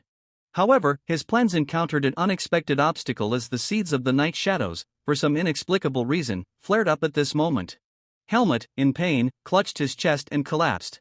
Exhausted, he slumped down beside a tree, attempting to catch his breath and regain composure. Helmut gritted his teeth, enduring the pain, and tried to restrain the seeds of the night shadows from sprouting further. He muttered angrily to himself, "Damn it, why did the seeds suddenly act up? It's not like I just need to stay away from dark magic. When I killed the monsters, it wasn't like this. Why now? What's the issue? The difference lies in the fact that now I've killed a person, not a monster. It's impossible. Killing a person shouldn't trigger the growth of the seeds of darkness." Helmut struggled to stand, attempting to use his fist to encapsulate the seeds of darkness. A sense of unease crept into his heart. This was a significant problem. If news of him killing a person spread from the Raven clan, others would surely pursue him. Damn it, I was foolish to think I could fight against humans, he cursed himself. If I can't kill my opponents, I have to avoid them as much as possible. Quickly, I need to get to Baden. Helmut realized that his current plan had fallen apart. Whether he would be hunted by the Raven clan was uncertain, so running away seemed to be the only option now. The night after, at the headquarters of the Raven clan, the leader, upon hearing the report about the group of enforcers being killed in the woods, said, "I see, they're all dead, huh?" The subordinate quickly replied, "That's right, if we continue pursuing, we might be able to pinpoint their exact location." The leader of the clan issued an order, "All right, we can't overlook this matter either. Proceed with the plan," the leader commanded. The subordinate immediately responded, "Understood." At that moment, a sudden knocking echoed from outside. Another subordinate opened the door and announced, "Sir Anton, they have arrived." As the leader Anton looked at the guests who were visiting their headquarters for the first time, he expressed a bit of surprise and exclaimed, "Ah." He stood up and said, "I heard a level 2 mercenary would be coming, but I didn't expect two." Anton warmly greeted the two former second-tier mercenaries, saying, "Welcome." He seemed very intrigued by the appearance of Paul and Max. Unexpectedly, at a time when skilled individuals were hard to come by, he expressed gratitude for their interest in joining. After some casual greetings, Anton immediately laid out the conditions. "Right now, we're facing a bit of trouble, and if you want to join, you have to meet certain requirements." Upon hearing this, Paul appeared uneasy and asked, "What do you mean?" Anton quickly responded, Of course, I have no doubt about the skills of you two second-tier mercenaries. However, we are quite different from other mercenary organizations. As you may know, we engage in a lot of illegal activities here. So, if you have any moral or ethical qualms about working for us in any capacity, there will be a lot of trouble," Anton said as he directed a throwing knife towards Paul and Max. Of course, he only aimed at a nearby dummy, but it was a clear threat and a gentle reminder to Paul and Max that once they stepped in, it wouldn't be easy to back out or show any moral objections. Indeed, this face-off was effective, though still uncomfortable. Paul looked at Anton with a somewhat subdued demeanor compared to earlier. Anton continued, "I need you both to prove your skills. Fortunately, there's a job that suits both of you perfectly." Paul responded, "I understand. You mean, aside from our skills, we also need to be compatible with the Raven clan, right?" Anton handed a piece of paper to Paul and said, "Exactly. It shouldn't be too difficult for two second-tier mercenaries like you." He briefly explained the mission. "Last night, 5 of our subordinates went missing. From what we gathered, they had a confrontation with a lone mercenary. However, after searching the area when they didn't return at dawn, we found their bodies in a nearby forest. They seem to have been killed with a single knife thrust, and there are no signs of any other weapons," Anton added. Max looked a bit surprised and asked, "A lone mercenary, huh? Are there any distinctive features about the perpetrator?" Anton responded, "He has black hair and eyes, and most importantly, he's around 15 years old. His skills are at least on par with Tier 3 mercenaries." Max continued, "So, we just need to kill him." Anton replied with a smile, "Of course, after you two complete this task and join the Raven clan, you'll be assigned more challenging missions." Anton didn't forget to use incentives. He emphasized that they would receive much better treatment than their previous organization. Seeing the benefits, Paul immediately agreed. "Good, where is he?" Anton pointed to a spot on the map and said, "The report indicates he's staying at the inn in the nearby village. As the incident occurred not long ago, he hasn't traveled far." Anton spoke and then pointed his dagger onto the location of the village just mentioned on the map, likely indicating that trouble was heading that way. The next morning, in the nearby village, near the headquarters of the mercenary guild. Due to unavoidable circumstances, Helmut found himself at the headquarters of the guild. He stood hesitantly before the entrance and sighed, I didn't think I'd be taking another mission. But if I want to leave without attracting any attention, this is the only way." After some contemplation, Helmut finally pushed the door and entered the guild. Inside, there were many mercenaries looking for assignments. A receptionist noticed him and greeted with a smile, "Hello. This is the mercenary guild. What brings you here, young man?" Helmut presented his membership certificate and said, "I'm here to find a mission." The girl read the certificate and exclaimed in surprise, "Oh, you're from the Face Mercenaries. You look quite young, and you're only Tier 3. Helmut raised an eyebrow and questioned, "Is there a problem?" The girl hurriedly explained, No, not at all. I'm just surprised because there aren't many young Tier 3 mercenaries like you. Okay, do you need a mission?" Helmut inquired, "Yes, and the reward doesn't matter. Is there anything along the way to Baden?" The girl began to flip through the mission list and said, "Baden, huh? Baden is a big city. Many people want to go there, so there are a lot of escort and transport missions," the girl explained. After searching, she handed Helmut a mission. How about this one?" Helmut glanced at the paper and expressed confusion. "What's this?" The girl quickly explained, "It's an escort mission for a noble lady. The reward is 800 marks. It's a good mission, of course, with conditions." Helmut asked again, "What are the conditions?" The enthusiastic girl replied, "Well, mercenaries must match the taste of the noble lady," the girl explained. Helmut became increasingly puzzled, his expression frozen. How could he know the taste of that noble lady to cater to it? After a while, Helmut left the mercenary guild, now on the search for a clothing store. Because he didn't know which store to choose, Helmut opened the door and walked into a random shop, reassuring himself, any store should be fine. He recalled the words of the receptionist at the guild, clearing his throat. Actually, when dealing with the noble class, external attractiveness is crucial. One must either be well known or have a visually impressive appearance that leaves an impression on others. At the very least, one must have appealing attire. Fortunately, Helmut's facial features already met half of the requirements, so, as I see it, you should go buy a nice outfit, put it on, and then come back. After that, we can discuss more. So, now Helmut had to enter a clothing store. The shopkeeper, upon seeing Helmut's request for the finest attire, enthusiastically welcomed him. "Oh, you want the most exquisite garments on this planet, eh? Well, you've come to the right place." He then promptly presented a set of clothing, saying, "Ta-da! What do you think of this, sir? This is a blend of premium fabric and meticulous needlework. It's crafted by the skilled tailors of Baden, ensuring that even the demons would look classy wearing it." Seeing the overly enthusiastic shopkeeper, Helmut didn't quite know how to respond. It was his first time buying something like this by himself. Noticing Helmut's silence, the shopkeeper continued to praise the outfit, emphasizing that the fabric was as light as a feather, giving the sensation of floating on the moon. Helmut, not wanting to waste time, agreed. He just asked, "How much is it?" The shopkeeper hesitated before replying, "Oh, about the price, it's 2,000 marks." Helmut thought he misheard, so he asked again, 2,000, huh? Silently contemplating, he thought, considering that a mission reward is only 800 marks, maybe I should opt for a different task. Although the financial aspect seemed like a significant loss in the calculation, for Helmut at the moment, money wasn't that crucial. The main concern was that escorting a noble lady seemed easier and less prone to swordplay, potentially keeping the dark seed dormant. So, a while later, Helmut returned to the mercenary guild. He was warmly greeted by the receptionist's radiant smile. "Welcome back. The charm is irresistible, and as they say, beauty is in the eye of the beholder." The girl instantly revealed her admiration, completely captivated by Helmut's radiant and handsome appearance. Upon closer inspection, he was indeed quite handsome. Helmut responded coldly, "I'm Helmut." The girl shyly explained, "You looked cute, so I just said that." After that, she earnestly discussed Helmut's mission. "Alright, I've sent the information to you. Since you're also considered a representative of the mercenary guild, you must meet all the requirements.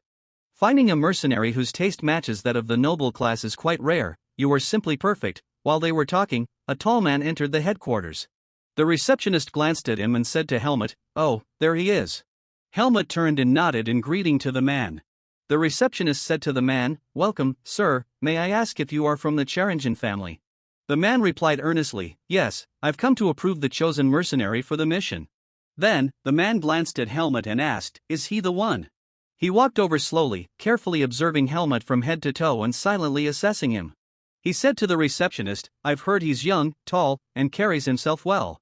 After a thorough inspection, Helmut followed the man. Before leaving, he turned back to look at the cheerful and amiable receptionist. The girl waves goodbye excitedly, and Helmut bows in response. After that, he follows the man out of the Mercenary Guild's headquarters. Outside, a member of the Raven Guild is hiding behind a clump of trees, waiting for Helmut's appearance. Confirming that Helmut is the target we are currently pursuing, the younger member of the Black Hawk Society has left. Surely, he is returning to report to the leader. On the way, a tall man introduces himself to Helmut. My name is Gilten, an aide to the Charingen family, he says. He asks Helmut if he has ever heard of the Count of Charingen. Helmut honestly responds, I haven't heard. Upon hearing this, Mr. Gilten advises, it's better that way. All you need to know is that the Count is a person of high status. Your job is to act with utmost caution. Have you ever carried out an escort mission before? Helmut replies, I have escorted transport convoys before. Gilten acknowledges, good, escorting is similar to what you've done, except this time, the target is a person, not an object.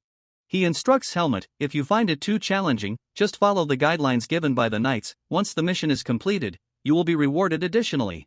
Helmut calmly responds, understood.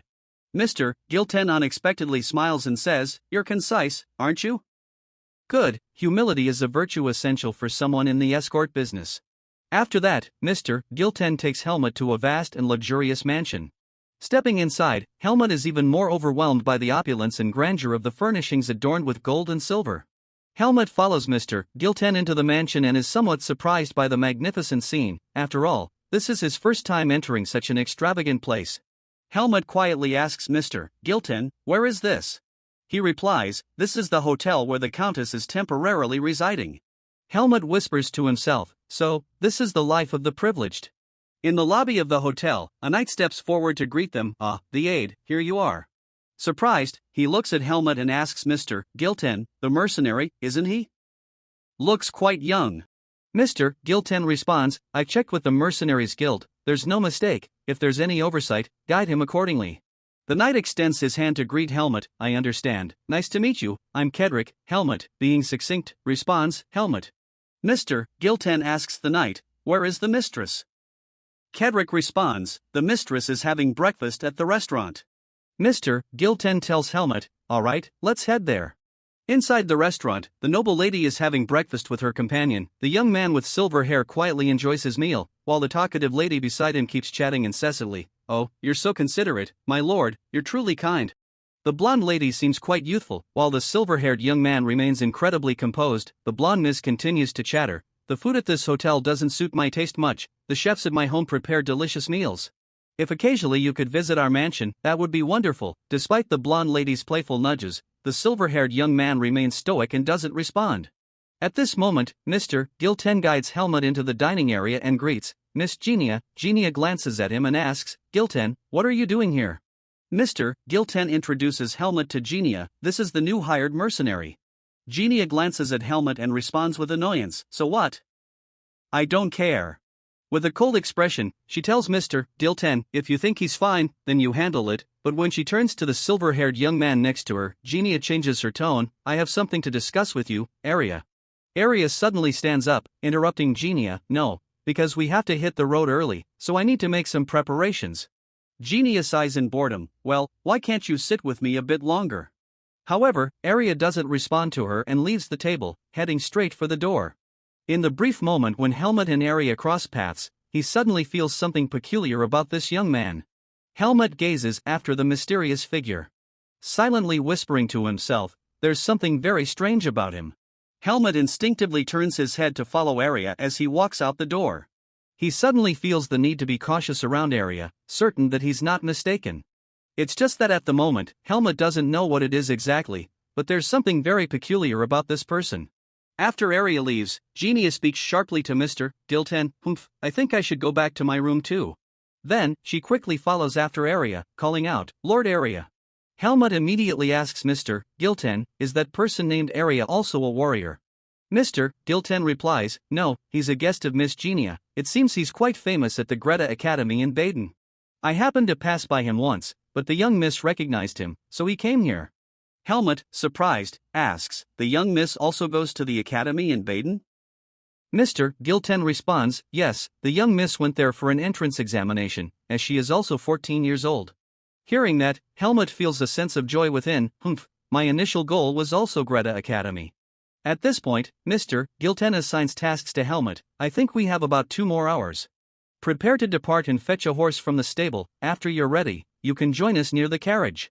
Because I need to prepare some other personal items, feel free to ask Kedrick if you need any help, Mr. Gilten instructs. Helmut nods and says, understood. Later, Helmut receives a horse and is currently trying to control it. However, it seems this horse is not as friendly as the one from the mercenary unit he faced before. It keeps resisting Helmut's attempts to manage it.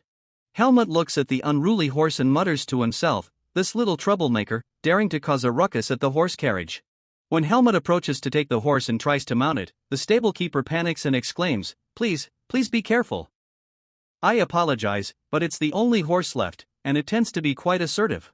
Even after successfully mounting and leaving the stable, the horse continues to show resistance. Helmut thinks to himself, it still doesn't listen, completely different from the mercenary unit's horse. While Helmut is still figuring out what to do with the horse, Genia arrives at the horse carriage. She loudly calls, "Lord Arya, please come up. Let's chat." Enya excitedly sits on the carriage, waving to Arya. She acts as if she's calling out to a friend, "Over here." Arya approaches the carriage with the same distant and cold expression.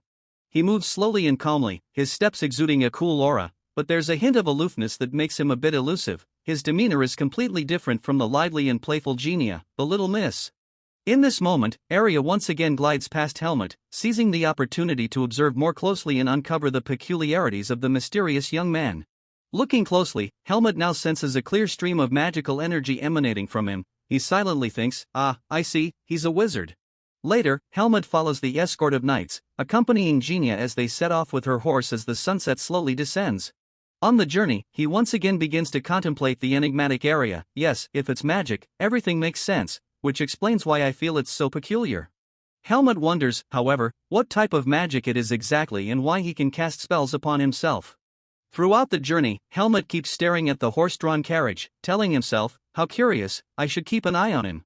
Meanwhile, seated inside the carriage, Genia enthusiastically engages in conversation with Arya. She asks, "I heard you're at the top of the class in the magic department, is that right?" Arya coolly responds, "Yes." Genia claps her hands and exclaims, "So, a little exam must be nothing for you, right? I'm so worried, I don't know if I'll do well." Arya responds casually, "If you're well prepared, you'll do just fine." Genia immediately pouts, "Oh, of course, I've prepared well, but I'm still so nervous and worried." Arya calmly replies, "Once we arrive, we'll have enough time, you should take the opportunity to review." Genia now reveals her intentions more clearly, saying, "Yes, but perhaps I need someone to guide me." Arya coldly refuses, "The academy encourages self-learning, you should get used to it." Genia, with an innocent and pleading look, responds, "But that's once I'm in the school, if I fail the exam, I don't know how to explain it to my family." Genia, with sparkling, innocent eyes and glistening tears, pleads with Arya. Seeing the young lady feigning innocence to approach him, Arya finds it incredibly tiresome. A reserved guy like him probably perceives Genia as a bit bothersome. After a brief moment of contemplation, he tells Genia, "If you insist, I can recommend a suitable teacher for you. I'll try to find someone specialized in entrance exams." Genia refuses to give up, continuing her pleading, "Oh, thank you, but I still feel a bit embarrassed. Could you teach me, Sir Arya?" Arya furrows his brow and responds bluntly, "It's very difficult." Genia, looking dejected, asks, "Oh, why is that?" Arya quickly finds a reasonable excuse, "The new semester is approaching, and I need to prepare as well." Sensing the situation, Arya feigns concern and says, "Miss Genia, this will be a long journey, why don't you take a rest?" In reality, he subtly suggests Genia to retire to the interior of the carriage for some peaceful sleep. Genia, noticing Arya's intention, coyly responds, we could," but she struggles to find words to extend the conversation with this reserved young man. It proves challenging to prolong the discussion when the other party consistently rejects further engagement. Meanwhile, outside the carriage, Helmut accelerates, closing in on the vehicle. A growing sense of curiosity fills him. Walking alongside the horse-drawn carriage, Helmut deliberates, wondering if there's anything worth overhearing or if he should just refrain. His curiosity about the mysterious young man intensifies, and the inclination to eavesdrop grows within him. Helmut tells himself, "I don't know why this reminds me of Finn." The procession continues on its journey, and for now, Helmut manages to contain his curiosity. Simultaneously, at the headquarters of the Raven Society, Anton sternly questions his subordinate, "Have you confirmed it?" The subordinate promptly replies, "Yes, I witnessed it with my own eyes." The subordinate reports that they received a small mission and set out a few hours ago. If they hurry, they can catch up with the target. However, there are a few knights and a mercenary among them. Anton, surprised, asks, "Knights under noble command?" The subordinate expresses concern. "If it's a noble, things could get complicated. Eliminate that scoundrel quietly." The subordinate immediately acknowledges, "Yes, sir." Paul remarks to Anton, "Quite stubborn, aren't they?" Just a mere mercenary, and you had to go all this way to hire us. Anton laughs and responds, haha, we're just being cautious. After all, that's the philosophy of the Raven Society, make sure to tear them apart into pieces until they meet their demise. He calmly explains, we only hope that everyone here shares the same goals as us. Paul raises an eyebrow in surprise and responds, yes. He smirks sinisterly, saying, what you just said, we really like that.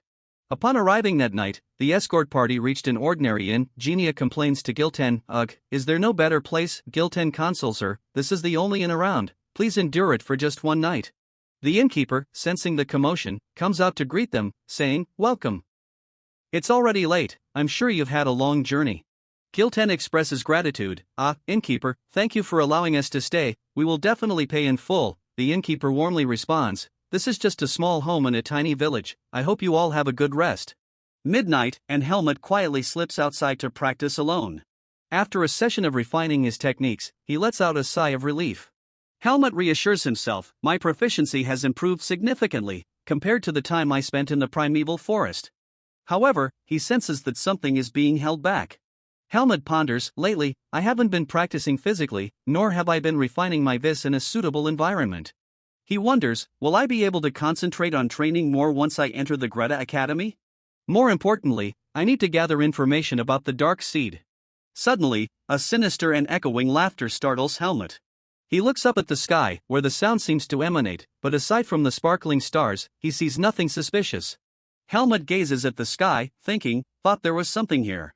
He quietly watches a hawk soaring by and notes, oh, just a hawk. However, due to the considerable distance, he fails to notice a peculiar energy emanating from beneath the hawk's feet.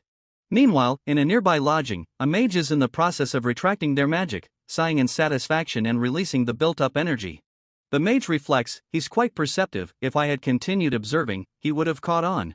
It turns out to be Arya, confirming that he is indeed a wizard. After shadowing Helmut, he muses to himself, anyway, normal people wouldn't be able to do those things. Arya grimaces and mutters under his breath, truly a peculiar fellow. Then, he sits with his chin resting on his hands, lost in deep thought about something. Arya silently contemplates, I've encountered many skilled mercenaries, but a third-tier mercenary at such a young age is truly rare. Suddenly, Genia approaches, she knocks on the door and calls out, Sir Arya, have you gone to sleep yet? Genia persistently knocks on the door in the middle of the night, insisting, I know you're still awake, Sir Arya. Fortunately for Arya, a few maids intervene, calling out, Miss Genia. The maids sternly remind Genia, young mistress, you must sleep before 9 o'clock, if not, you'll age prematurely, the master has given strict orders.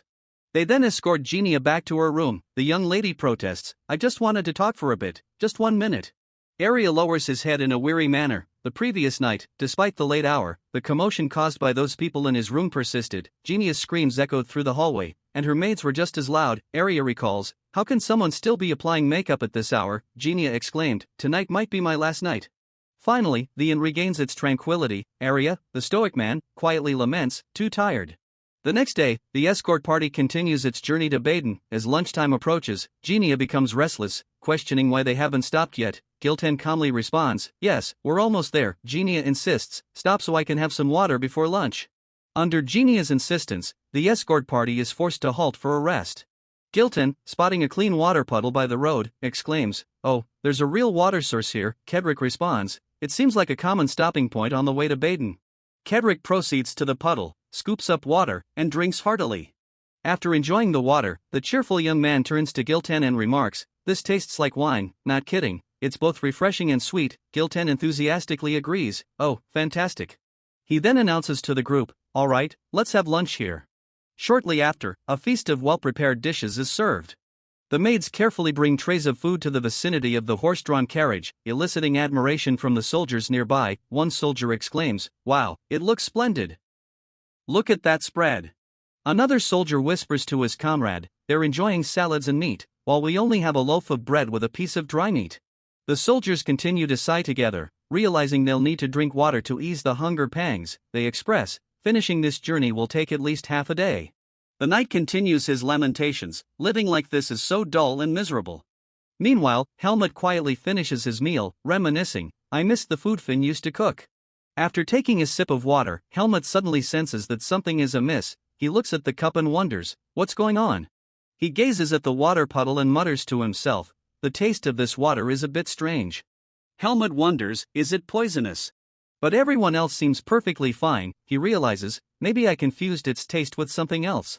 The soldier next to Helmut, oblivious to anything unusual, comfortably reclines and says, "Oh, I'm so tired, I'll take a short nap."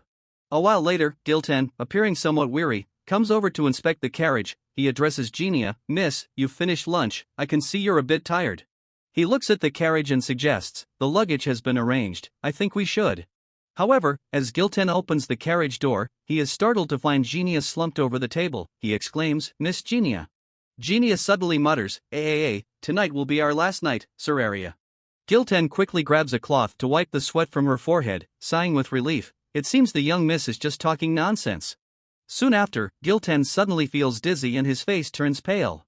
The maids around him also stagger and drowsily comment, "Oh, suddenly I'm so sleepy." Sensing something is amiss, Gilten urgently searches for Kedrick, calling out, "Kedrick! Where are you, Kedrick?" At this moment, Kedrick has also collapsed on the ground, unable to muster the strength to get up. Gilten, too, begins to stagger and falls to the ground, exclaiming, "What's happening?" He becomes the last person in the escort party to succumb to unconsciousness. Everyone, except for Helmut, has plunged into an unusually deep sleep. Helmut silently observes everything with a half-drunk cup of water in his hand. He slowly pours the remaining water away, convinced that the cause of this strange occurrence is the water source. Luckily, his keen intuition prevented him from drinking too much of it. Helmut pretends to sit quietly as if he, too, has fallen victim to the sleeping draft. From a distance, several figures approach them. Helmut glances and thinks to himself, "They're here." It's Paul, Max, and a member of the Black Crow Society. Paul and Max whisper to their companion, "They should be sound asleep by now, no need for the sleeping potion." However, the Black Crow Society member remains cautious, saying, "If we're caught killing nobles, we'll be in big trouble." Paul suggests using a method that leaves no traces, but suddenly, the Black Crow Society member hesitates and says, "Wait." He is surprised to see Helmut still standing and confronting them. "How are you still awake?" he asks. Paul and Max are also astonished and question, "Isn't that the wretched mercenary from the Face Mercenary Corps? Why are you here?"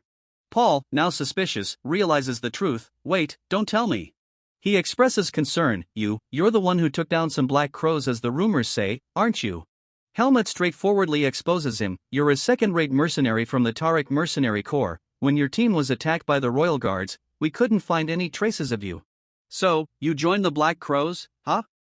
Traitor."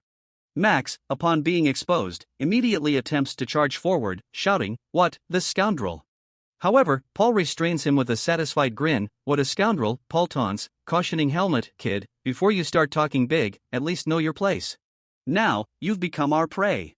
Paul says arrogantly, a smirk on his face, as the Black Crows gang surrounds Helmut from all sides. Even in the trees, there are assassins on guard. Paul slowly unsheathes his sword and declares, "It's time. Let the hunt begin," he says, licking the blade of his sword, looking at Helmut with a hungry gaze like an old fox eyeing its prey. Helmut immediately grips the sword hilt, keeping a watchful eye on Paul. He glances at the surrounding group and mutters to himself, "There are too many of them." Suddenly, a mysterious energy stream emerges from somewhere, directly hitting Paul's sword and forming a small vortex. Paul freezes due to the unexpected attack, while Helmut quickly glances toward the source of the energy discharge. It is the slender hand of the sorcerer area, performing some kind of magic. He glares at the members of the Black Hawk Guild, warning them to drop their weapons and surrender, unless they want to face the most dire consequences of their lives. Area confidently advances toward the group. Paul sighed and complained, "We've sent them to their graves with a hefty sum. And here's someone who managed to escape because of insomnia," he sneered at Area. Seeing Helmut still staring at him, Area got annoyed and said, "Stop looking at me and focus on the enemy in front of you, you idiot." Paul immediately raised his sword to the neck of his younger brother in the Black Crow Guild and asked, "What's going on, huh?" The other guy honestly said, "We didn't consider the possibility of a mage here." Just as he finished explaining, he got the entire sword hilt in his face. Paul smirked, "Nice excuse, pal." Paul sneered at his Black Crow Guild Jr. and said loudly, "Forget it, I was stupid to expect anything from the Black Crows. Shut up and clean up everything after we're done here." Then, he suddenly swung his sword over the guy's head, leaped towards Helmut, and attacked. "I'll have a pleasant chat with that idiot over there," Paul exclaimed. His junior widened his eyes and cursed, "Damn you." Without a word, he lunged down, slashing straight towards Helmut, who quickly raised his sword to counter the attack. Paul began to use his agility to attack Helmut. Diving down and striking relentlessly, the two swords clashed continuously, creating ear-piercing sounds with each collision. Meanwhile, Max didn't stay idle either and sought out the remaining target, Arya.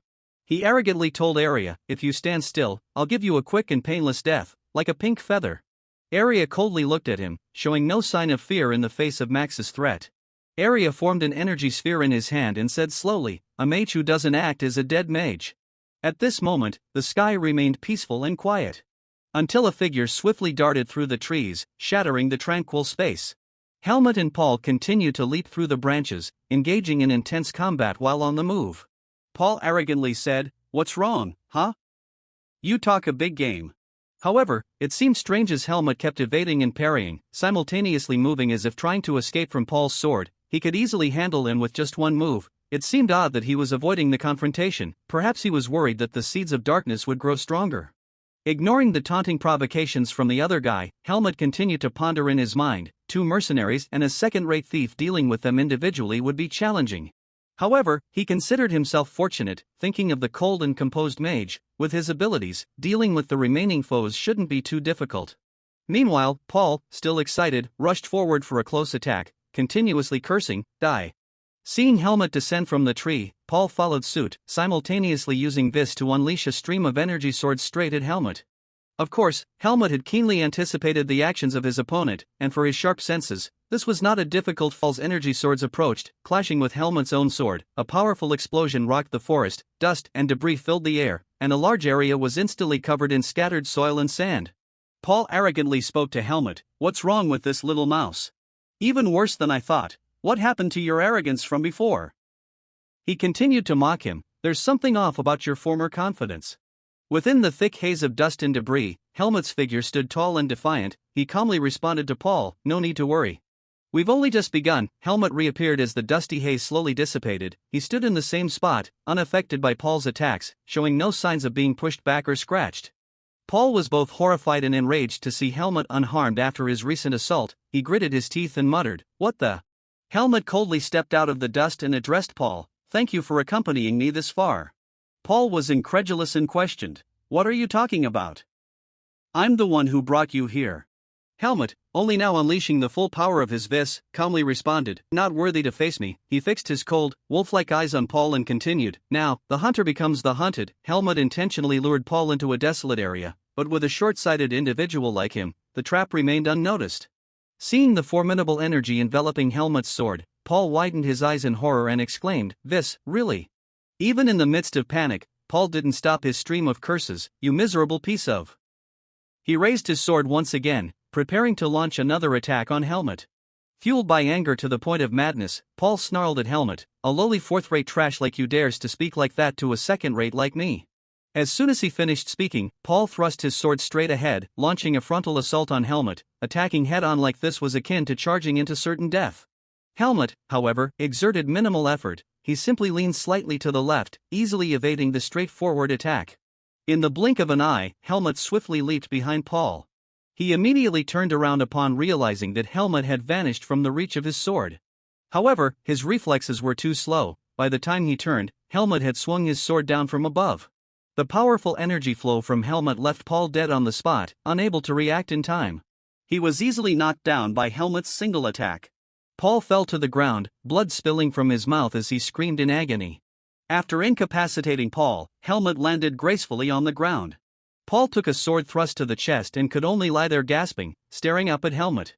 He couldn't help but mutter, How can someone like you wield so much?" Helmut used the hilt of his sword to deliver a warning strike to Paul's face, silencing any further protests. Helmut sternly reminded him, "It's none of your concern, take your subordinates and leave quietly, and I'll spare your lives." As Helmut turned to leave, Paul once again unleashed his sinister laughter, "He. Are you making me beg for mercy?" he arrogantly remarked. He erupted into mad laughter, "Kahahaha. Just kill me. Death is preferable to disgrace." Helmut cast a scornful glance at him and sneered, "Disgrace? You escaped, abandoning all your comrades, is that not disgraceful enough?" He continued to provoke him, "Seems like this disgrace is more valuable to you than the lives of your teammates." Having spoken, Helmut quietly left, leaving the wretched Paul lying there. Paul, bitter and humiliated, couldn't refute Helmut's criticism. In the midst of his mental turmoil, he erupted into maniacal laughter. At that moment, Helmut remembered something. He silently thought, "That fool, I hope he's okay." Helmut looked towards the halted convoy where Arya was facing off against Max and the Lomdom thugs from the Black Crow Guild. Returning to the battlefield where Arya was fighting, the ground was strewn with the bodies of Black Crow Guild henchmen who had been soundly defeated. Even the second-ranked mercenary, Max, was gradually being overpowered. He panted and complained, "You, what are you?" Arya, retorted amidst the insults, started using magic and coldly replied to Max, "I told you. I am a mage."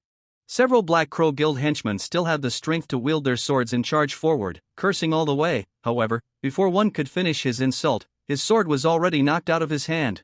Arya used magic to control floating stones in the air, turning them into weapons to attack the members of the Black Crow Guild. With a cold yet captivating expression, he stated, "I don't care about your motives, but if you interfere in my affairs, then it will be a completely different story," Arya said, and with a casual flick of his hand, a stone shot forward, hitting one of the Black Crow Guild henchmen squarely in the face, causing him to fall backward unconscious. Max, clenching his club tightly, muttered, "You little brat. You're quite arrogant," he said, advancing toward Arya with his club in hand. Arya, with a cold sneer, remarked, "Oh, still trying to act tough, huh?" He extended his hand, creating a powerful burst of energy directed straight at Energy stream overwhelmed even Max's. Max was immediately sent bouncing on the ground several times before finally colliding with a large rock some distance away. He lay unconscious against the rock, and the remaining Lomdom thugs were left bewildered, unsure of what to do. Arya, with a cold expression, spoke sternly to them, "All of you must surrender to me." Standing still, Arya created a magical circle with binding capabilities. The Black Crow Guild members, fearing capture, screamed and attempted to flee, but the magical restraint prevented them from doing so. Arya tossed the glowing magical circle towards them and taunted, "Where do you think you're running off to?" The magical restraining circle quickly ensnared one of the Black Crow Guild members. And consecutively, more of these radiant circles were thrown out, effortlessly binding all the members of the Black Crow Guild. Arya continued to produce these magical circles at an astonishing speed.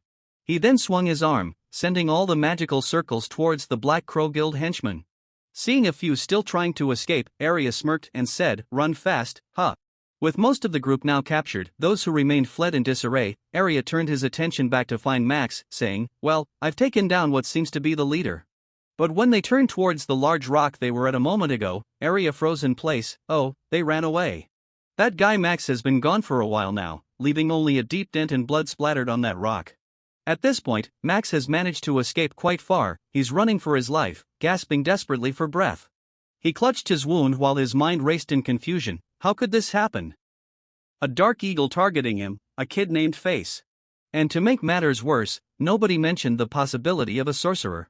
Max, exhausted, closed his eyes, leaning against the rock. Since when did everything start to go sideways? Instinctively, he widened his eyes as he sensed someone approaching in silence. At this moment, Helmut calmly returned to the location of the escort without a scratch. He seemed either oblivious to Max hiding behind the rock, or perhaps he knew but chose to overlook it, considering Max had managed to escape this far. Max, in horror, muttered to himself, "Huh, why hasn't this wretched fellow suffered any scratches? And what about Paul? What's happened to him? Who could this guy be that even defeated Paul?" Suddenly, Helmut came to a halt. He glanced towards the rock where Max was hiding, and indeed, he recognized him. Helmut sighed, perhaps realizing he didn't need to bother with this guy anymore. Helmut continued on his way, leaving Max trembling with fear at the thought of him. It seemed that Helmut was quite formidable himself. Max slumped to the ground in helpless defeat, cursing under his breath. Seeing Helmut return, Arya exclaimed in surprise, "Huh, you're still alive." He then tossed something to Helmut. Helmut immediately caught it. It was a roll of rope. Arya pointed towards the group of thugs from the Black Falcon gang and instructed Helmut to tie them up. Helmut tilted his head inquisitively, but they were already bound and at their mercy. Arya declared, "I'll escort them to the prison in Baden. I don't want to waste any more mana dealing with them." Helmut suddenly recalled Darian's words about Baden being a gathering place for those involved in illicit activities. Now he realized, perhaps he didn't need to release them after all. What a stroke of bad luck. Surprised, Arya asked Helmut, "But how is it possible that you don't sleep?" Helmut remained silent for a moment, contemplating. He didn't want Arya to know about his powers too soon, and he wasn't yet ready to trust someone else with the knowledge of his abilities.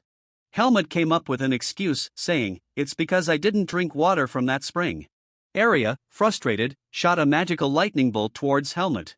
He widened his eyes, looking at Arya and said, "Ha, you think I didn't notice?" Helmut, unwilling to reveal the truth, turned the question around, asking, "And what about you? Why don't you sleep? I saw you drink that water." Arya inquired. Helmut calmly responded, "I'm a mage, I can purify it." Helmut then added, "Oh, it's because of the magic surrounding you, isn't it?" Arya, upon hearing this, couldn't help but be surprised. He stood still, asking Helmut, "You can see it, can't you?" Helmut calmly replied, "Not very clearly, but I can sense it." Arya pressed on, "Then why pretend not to see?" After tying up the individuals, Helmut stood up and nonchalantly replied, "I'm not very curious. It's not my concern if you intentionally keep things hidden." Arya furrowed his brow, looking at Helmut with a suspicious gaze. He couldn't believe that Helmut had discovered his abilities but showed no curiosity about them. Helmut continued to gaze at Arya, his expression suggesting curiosity about whether his answer had been incorrect. Arya, ignoring this, coldly turned away, silently cursing Helmut as a troublesome fellow. Shortly after, Mr. Gilten woke up and, upon hearing the situation, he sighed in relief. "Phew, we narrowly avoided a big problem there." Mr. Gilten expressed his gratitude to Arya, saying, "We don't know how to repay your kindness, how should we thank you?" Arya responded, "It's nothing, I just did what a fellow traveler should do, no need for any repayment." Arya glanced at Helmut and added, "And the mercenaries over there also helped us, though it's unclear why, but I noticed that guy wasn't affected by the sleep spell either," Arya mentioned. He looked at Helmut with a suspicious gaze. Helmut quickly explained, "That potion doesn't work on me." Mr. Gilten, without dwelling much on it, happily exclaimed, "Oh, I've heard about some people with incredible immunity like that, thank you so much. As you are a mercenary, when we arrive in Baden, besides the payment we promised, what else do you expect?" Mr. Gilten was discussing with Helmut when the high-pitched voice of Miss Genia cut through the conversation. She ran over, exclaiming, "Kya, Sir Arya." Then, she jumped and grabbed Arya's hand, seemingly floating in mid-air. Arya, playing the role of the hero who rescued the damsel, had already captivated Genia. She spoke in a sweet, melodious voice, "Sir, you appeared and saved me in the midst of such danger. Is it fate that brought us together?" Genia, completely enchanted, approached Arya without noticing the unease on his face. She tightly held Arya's hand and confessed, "I, Genia of House Zaranjan, wish to offer myself in gratitude to you, in any way you desire." The young lady didn't hesitate to propose to Arya, saying, "Please, marry me." Arya, coldly and without hesitation, declined, "I'm sorry, I already have a fiancé waiting for me at home. We'll get married once I graduate from the academy." When Genia heard this, it struck her like lightning. Genia, starting to feel upset, burst into tears. "Oh, Kedrick," anticipating trouble, sighed and muttered, "Oh well, here we go again." Genia wailed loudly, the echoes resonating through the forest. Mr. Gilten hurriedly tried to console her, saying, "Miss, please don't cry in a place like this." Kedrick sighed once more and ordered the knights to continue moving forward. Early the next morning, they finally arrived in Baden. Mr. Gilten wiped the sweat from his forehead, sighed in relief, and said, "Phew, thanks to our relentless journey day and night, we've reached our destination safely." True to the rumors, Baden was indeed bustling and filled with people coming and going. At the city gate, Helmut dismounted to pass through, his eyes carefully scanning the situation in the city. Observing the lively and bustling city, Helmut reminded himself, "So, this is Baden." As he was contemplating, Mr. Gilten, having dismounted, called him back, "Hey, young man." He expressed his gratitude, saying, "Thank you for your hard work, I'll surely give you a good recommendation within the Mercenaries Guild." Furthermore, Mr. Gilten took out a pouch of money as he spoke. He handed it to Helmut and said, "Here's 10,000 marks, this is not part of the agreed-upon payment, consider it a token of our sincere appreciation." Helmut accepted the money and replied, "Thank you, I didn't expect this mission, which seemed like a loss, to turn out profitable." Helmut noticed that Arya had just dismounted and was getting ready to leave. He watched him for a moment, lost in thought. After a few seconds, it seemed like Helmut had resolved something within himself and decided to set aside any suspicions he had about the guy. He quickly stepped forward, passing by Arya. Helmut then came to a stop. Arya looked at him, puzzled, not understanding what he was up to. Unexpectedly, Helmut expressed his gratitude, saying, "Thank you for helping me, in many different ways." Arya was slightly surprised, and then he resumed his cold and indifferent demeanor without responding. After expressing what he wanted to say, Helmut took a slow step forward. He lifted his gaze to the massive castle in front of him and thought to himself, now what? Should I head straight to the academy? Helmut wondered if coming here alone was making him feel a bit lost in the bustling city. He observed the people, the houses, and the streets around him, silently thinking, it's all so unfamiliar. This place is larger than any village I've ever set foot in, and it's even more crowded.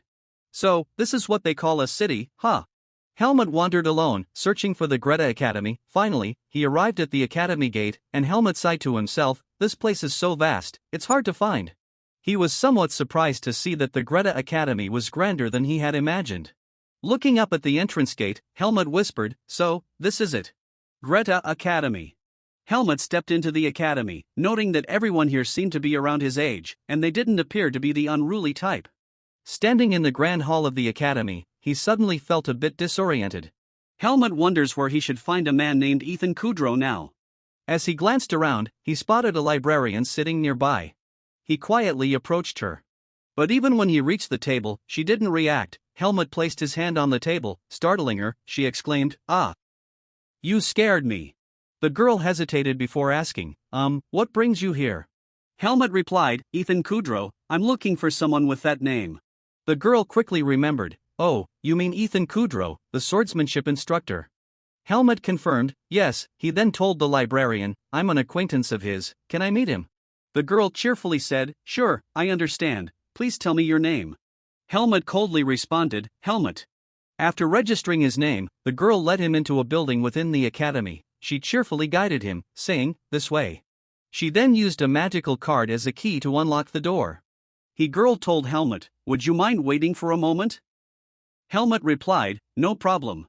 He looked surprised as the door opened magic again. He looked at the door being opened in surprise, magic again, he thought. The door, heavy and slow, creaked open. Helmut pondered, curious about the person Darian had mentioned. As the door swung open, the polite girl said, please come in. Helmut, stepping inside, felt a bit astonished. The man in front of him was probably Ethan Kudrow, but he didn't seem very friendly. Having just met Helmut for the first time, Ethan inquired sharply, I've never heard the name Helmut before. Let's get straight to the point. He turned to look at Helmut with an icy gaze. Helmut observed Ethan and silently thought, that aura, not as strong as Darian's, but among all the swordsmen I've met in the human world, he must be at the top. If he's a mercenary, he's probably ranked first. Ethan looked at Helmut suspiciously and said, you said your name is Helmut, right? I want to ask again, why have you come to see me? Helmut, interrupted from his thoughts by Ethan's question, immediately drew his sword and presented it to Ethan. Ethan, surprised, asked, what does this action mean? Helmut replied, he said you would understand its significance, this sword. Ethan observed the sword closely, contemplating, wait a moment, it doesn't seem to be crafted conventionally, but upon closer inspection, it's incredibly sturdy, well-balanced, and extremely sharp. It could be considered one of the best swords. It looks quite familiar too, yes, perhaps. Ethan exclaimed in surprise, Darian Depert, really? Helmut sighed, confirming, yes, Darian was right. Ethan, shocked, rushed to ask Helmut, oh my god, you mean he's still alive? Helmut replied, no, he's dead. Ethan, taken aback, listened as Helmut continued. He passed away in recent days. Hearing this news, Ethan was stunned and couldn't find the words to respond. Ethan, receiving this sad news, remained silent and deeply affected. Ethan recounted, he disappeared for over 20 years, I swore to repay him for saving my life, with the honor of my family. Ethan looked at Helmut and asked, so, by keeping this sword, does that mean you are his last apprentice? Helmut immediately responded, that's correct. Ethan didn't elaborate further and asked directly, tell me, why did you come to find me? Helmut looked at Ethan with a determined gaze and said, Helmut expressed, I want to enroll at the Greta Academy. Ethan remained silent for a while, carefully evaluating the young man before him. After a moment of contemplation, he said to Helmut, all right, I think I understand why he told you to come here. Ethan speculated that perhaps Darian wanted Helmut to have a guardian. Subsequently, Ethan began to inquire about Helmut's information, asking his age. Helmut hesitated for a moment before responding, I'm not sure. Ethan looked at him with a sense of helplessness and said, you don't know your own age. Living for so many years and not knowing how old you are, Helmut, still engrossed in counting, muttered to himself, 14, or maybe 15. Observing Helmut's absent-mindedness, Ethan took matters into his own hands and declared, "I've got it, look at your aura and appearance. Not like a typical 14-year-old first-year student. Let's just consider you're 15, moreover, you'll have to take the entrance exam for transfer students." As he handed it to Helmut, he said, "Other students might be," but before Ethan could finish his sentence, Helmut interrupted with a question, "Do I have to take the test?" Ethan, hearing this, seemed somewhat hesitant. He thought, well, does the apprentice of the Holy Swordsman need to take the entrance exam for the swordsmanship department? Then he put the introduction letter back on the table and said, if you reveal that you are the apprentice of the Holy Swordsman Darien de Pert, you might be admitted right away, as that should be enough to prove your skills." Helmut looked at the sword that Darien left for him and whispered to himself, "Darien." Helmut mused, "You've been helping me all the way from the primeval forest until now." Thinking about it, I suddenly recall something confusing. Wait a minute, Darien was in the primeval forest. But Ethan just mentioned that he has been missing for over 20 years. I'm puzzled about his disappearance. What could have happened? Even Darien's acquaintances don't know where he is. Surely, Darien didn't willingly go to the primeval forest. Helmut deduced that someone must have forced him there and concealed this truth. If the person who compelled Darien to the primeval forest finds out that his last apprentice is living in the human world, I would be immediately expelled back there. Don't even mention the chance to eradicate the dark roots. Thinking so, Helmut cannot afford to reveal this matter to anyone else. It's too risky because he still doesn't know the force behind it. He immediately warns Ethan, "You mustn't, Ethan." Ethan asks in surprise, "Why not?" Helmut responds, "I can't disclose all the details. If someone finds out that I am Darien's apprentice, my life will be in jeopardy." Hearing this, Ethan gets angry and asks, "What on earth? Who dares to harm Mr. Darien's apprentice?" Helmut immediately reassures him, "When the time is right, I will tell you everything, please be patient." Ethan, having experienced similar situations, decides not to press Helmut any further. He mutters, "Fine, alright, it seems like you and Mr. Darien are in a difficult situation." He then offers his assistance to Helmut, saying, "But if you need any help, just let me know. He entrusted you to me, so I'm here for you." Helmut nods in acknowledgement, "Yes." Later, Ethan leads Helmut away and says, "Now, let's prepare for the entrance exam. I'll take care of the necessary paperwork, so you don't need to worry. First, we need to assess your skill level. Follow me." Helmut watches Ethan, feeling a bit hesitant about whether to reveal the truth to him. Perhaps Ethan could be a valuable ally in finding the person who harmed Darien. However, trusting someone he just met for the first time seems risky. Eventually, Ethan guides Helmut to a spacious training room. Helmut looked around in bewilderment and asked, "Where is this?" Ethan replied, "This is my personal training ground." Ethan continued, "Surely, the title of Saint Swordsman didn't fall upon you by chance. You were chosen as my apprentice for a reason. However, it's because of that test that I need to assess your skills." Saying so, Ethan retrieved a large, sturdy piece of wood from the storage. He pointed at the piece of wood and instructed Helmut, "Here, try cutting it." Helmut leaned back, gathering momentum, preparing to unsheath his sword and strike the wood into pieces. For him, this was as easy as eating a piece of cake. Even with a small amount of force, he could shatter the wood. However, surprisingly, Ethan intervened. Stopping Helmut, he said, "No." He unexpectedly made a request, "Use the wooden sword behind you." Helmut glanced at the wooden sword without any apparent astonishment. Unlike most people who might panic at the thought of the task being too difficult or impossible, Helmut remained unusually calm. Without hesitation, he drew the wooden sword from its rack and tested its strength. Ethan observed Helmut thoughtfully, realizing that this was beechwood, a type of wood more challenging to handle than most others. At this age, if he could successfully cut through that piece of wood, it would be considered a significant achievement. However, Helmut's reaction differed from that of other students of his age. Ethan looked at Helmut with a sense of perplexity, silently noting, "But, receiving such a request, he doesn't seem surprised at all." At this moment, Helmut was swaying the wooden sword back and forth in his hand, as if trying to reconnect with the sensation of training with a wooden sword for the past 4 years, living in the primeval forest and learning swordsmanship from Darien. When Ethan observed Helmut's confident demeanor, he finally realized that this kid had grown accustomed to using a wooden sword. However, he had yet to gauge just how skilled Helmut truly was. Ethan attentively observed every movement and posture of Helmut to assess his abilities. After a while of familiarizing himself with the wooden sword, Helmut began to utilize his vis. His gaze focused entirely on the piece of wood, and he raised the sword high. He swung down forcefully, and the sword energy immediately cleaved the piece of wood horizontally. He accomplished this without any unnecessary movements. With just a single strike, the wooden piece was completely split into 2 separate parts. Witnessing this rare scene, Ethan was astonished, rendered speechless by Helmut's formidable strength at such a young age. And thus, he brilliantly passed the test without encountering any difficulty, leaving his newly appointed guardian in awe for quite some time. Helmut had just struck down with his sword when Ethan managed to resolve his own doubts. He understood the extent of Helmut's strength, a powerful presence, and extraordinary skill. Still in a state of surprise, Ethan muttered to himself, acknowledging Helmut's formidable qualities. With this, it seemed almost certain that he would pass the admission test. Helmut easily fulfilled Ethan's competency test requirements. He only said it was almost certain Ethan would be admitted. Could there be any obstacles preventing him from becoming a student of Greta? Ethan might not be fully aware of Helmut's chances of admission, but one thing he could affirm within himself was that Helmut was undoubtedly a disciple of Darien Depert. After completing Ethan's requirements, Helmut promptly turned to him and asked, "So, does this mean I can enroll?" Ethan told Helmut, "Yes, you just need to take the written exam." In Ethan's mind, he thought, his swordsmanship is at such an advanced level that I can't determine the extent of his talent. Helmut looked at Ethan innocently and asked, "The written exam?"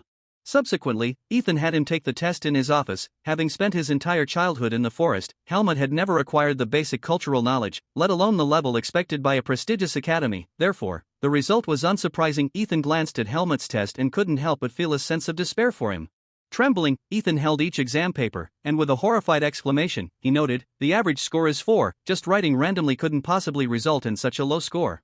Ethan, feeling mentally defeated, said, "There are only about 10 days left until the exam, it's a dilemma now." Meanwhile, Helmut remained blissfully unaware of the issue that had stirred Ethan so emotionally. Ethan slammed the table and stood up, sternly looking into Helmut's eyes. He said, "With your current scores, you will never pass the admission. Even with a private tutor, there's not enough time." Quick-witted, Helmut immediately suggested, "Can't you teach me yourself, Ethan?" However, the rules of the academy quickly shut down that idea. Ethan promptly refused, saying, "No, I am a teacher here." Ethan sighed, explaining to Helmut that they were not allowed to be tutors for any applicants, and the consequences could be unpredictable. He added, "Normally, students within the academy act as tutors for each other, but given the proximity to the exam, I'm quite sure all the good tutors have already been registered." Afterwards, Ethan fell into contemplation and confided in Helmut, "This is bad." Ethan was extremely concerned and perplexed, unsure how to help Helmut overcome the written exam given his current academic level. Helmut, too, began to think and search for solutions. Despite his predicament, he couldn't afford to waste time and wait until the next year to enroll. Suddenly, Helmut recalled that Gilten, a mentor figure, had mentioned a bit about Arya before. He whispered to himself, "They said that Mage is very renowned in the academy. I think they meant he's exceptionally skilled." As Ethan furrowed his brows in thought, Helmut suddenly asked, "Do you know a student named Arya?" Ethan immediately responded, Arya?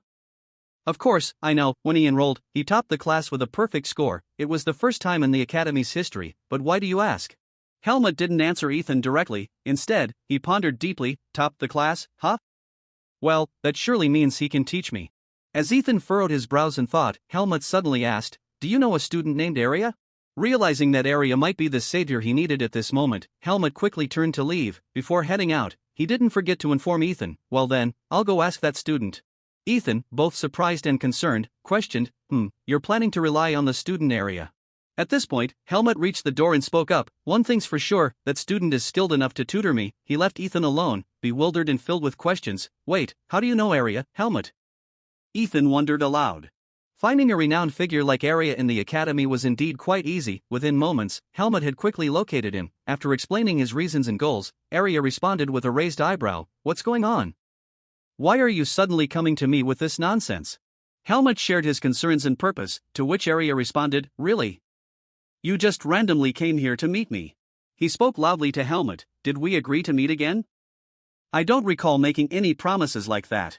Not only did Arya reject Helmut, but he also arrogantly expressed disdain, particularly for the idea of tutoring anyone. He even went so far as to mock those he deemed ignorant, especially the headstrong swordsman. Arya continued to address Helmut, "Wait a moment, I initially thought you were sent here on a mission to Baden, but you're here because of the academy?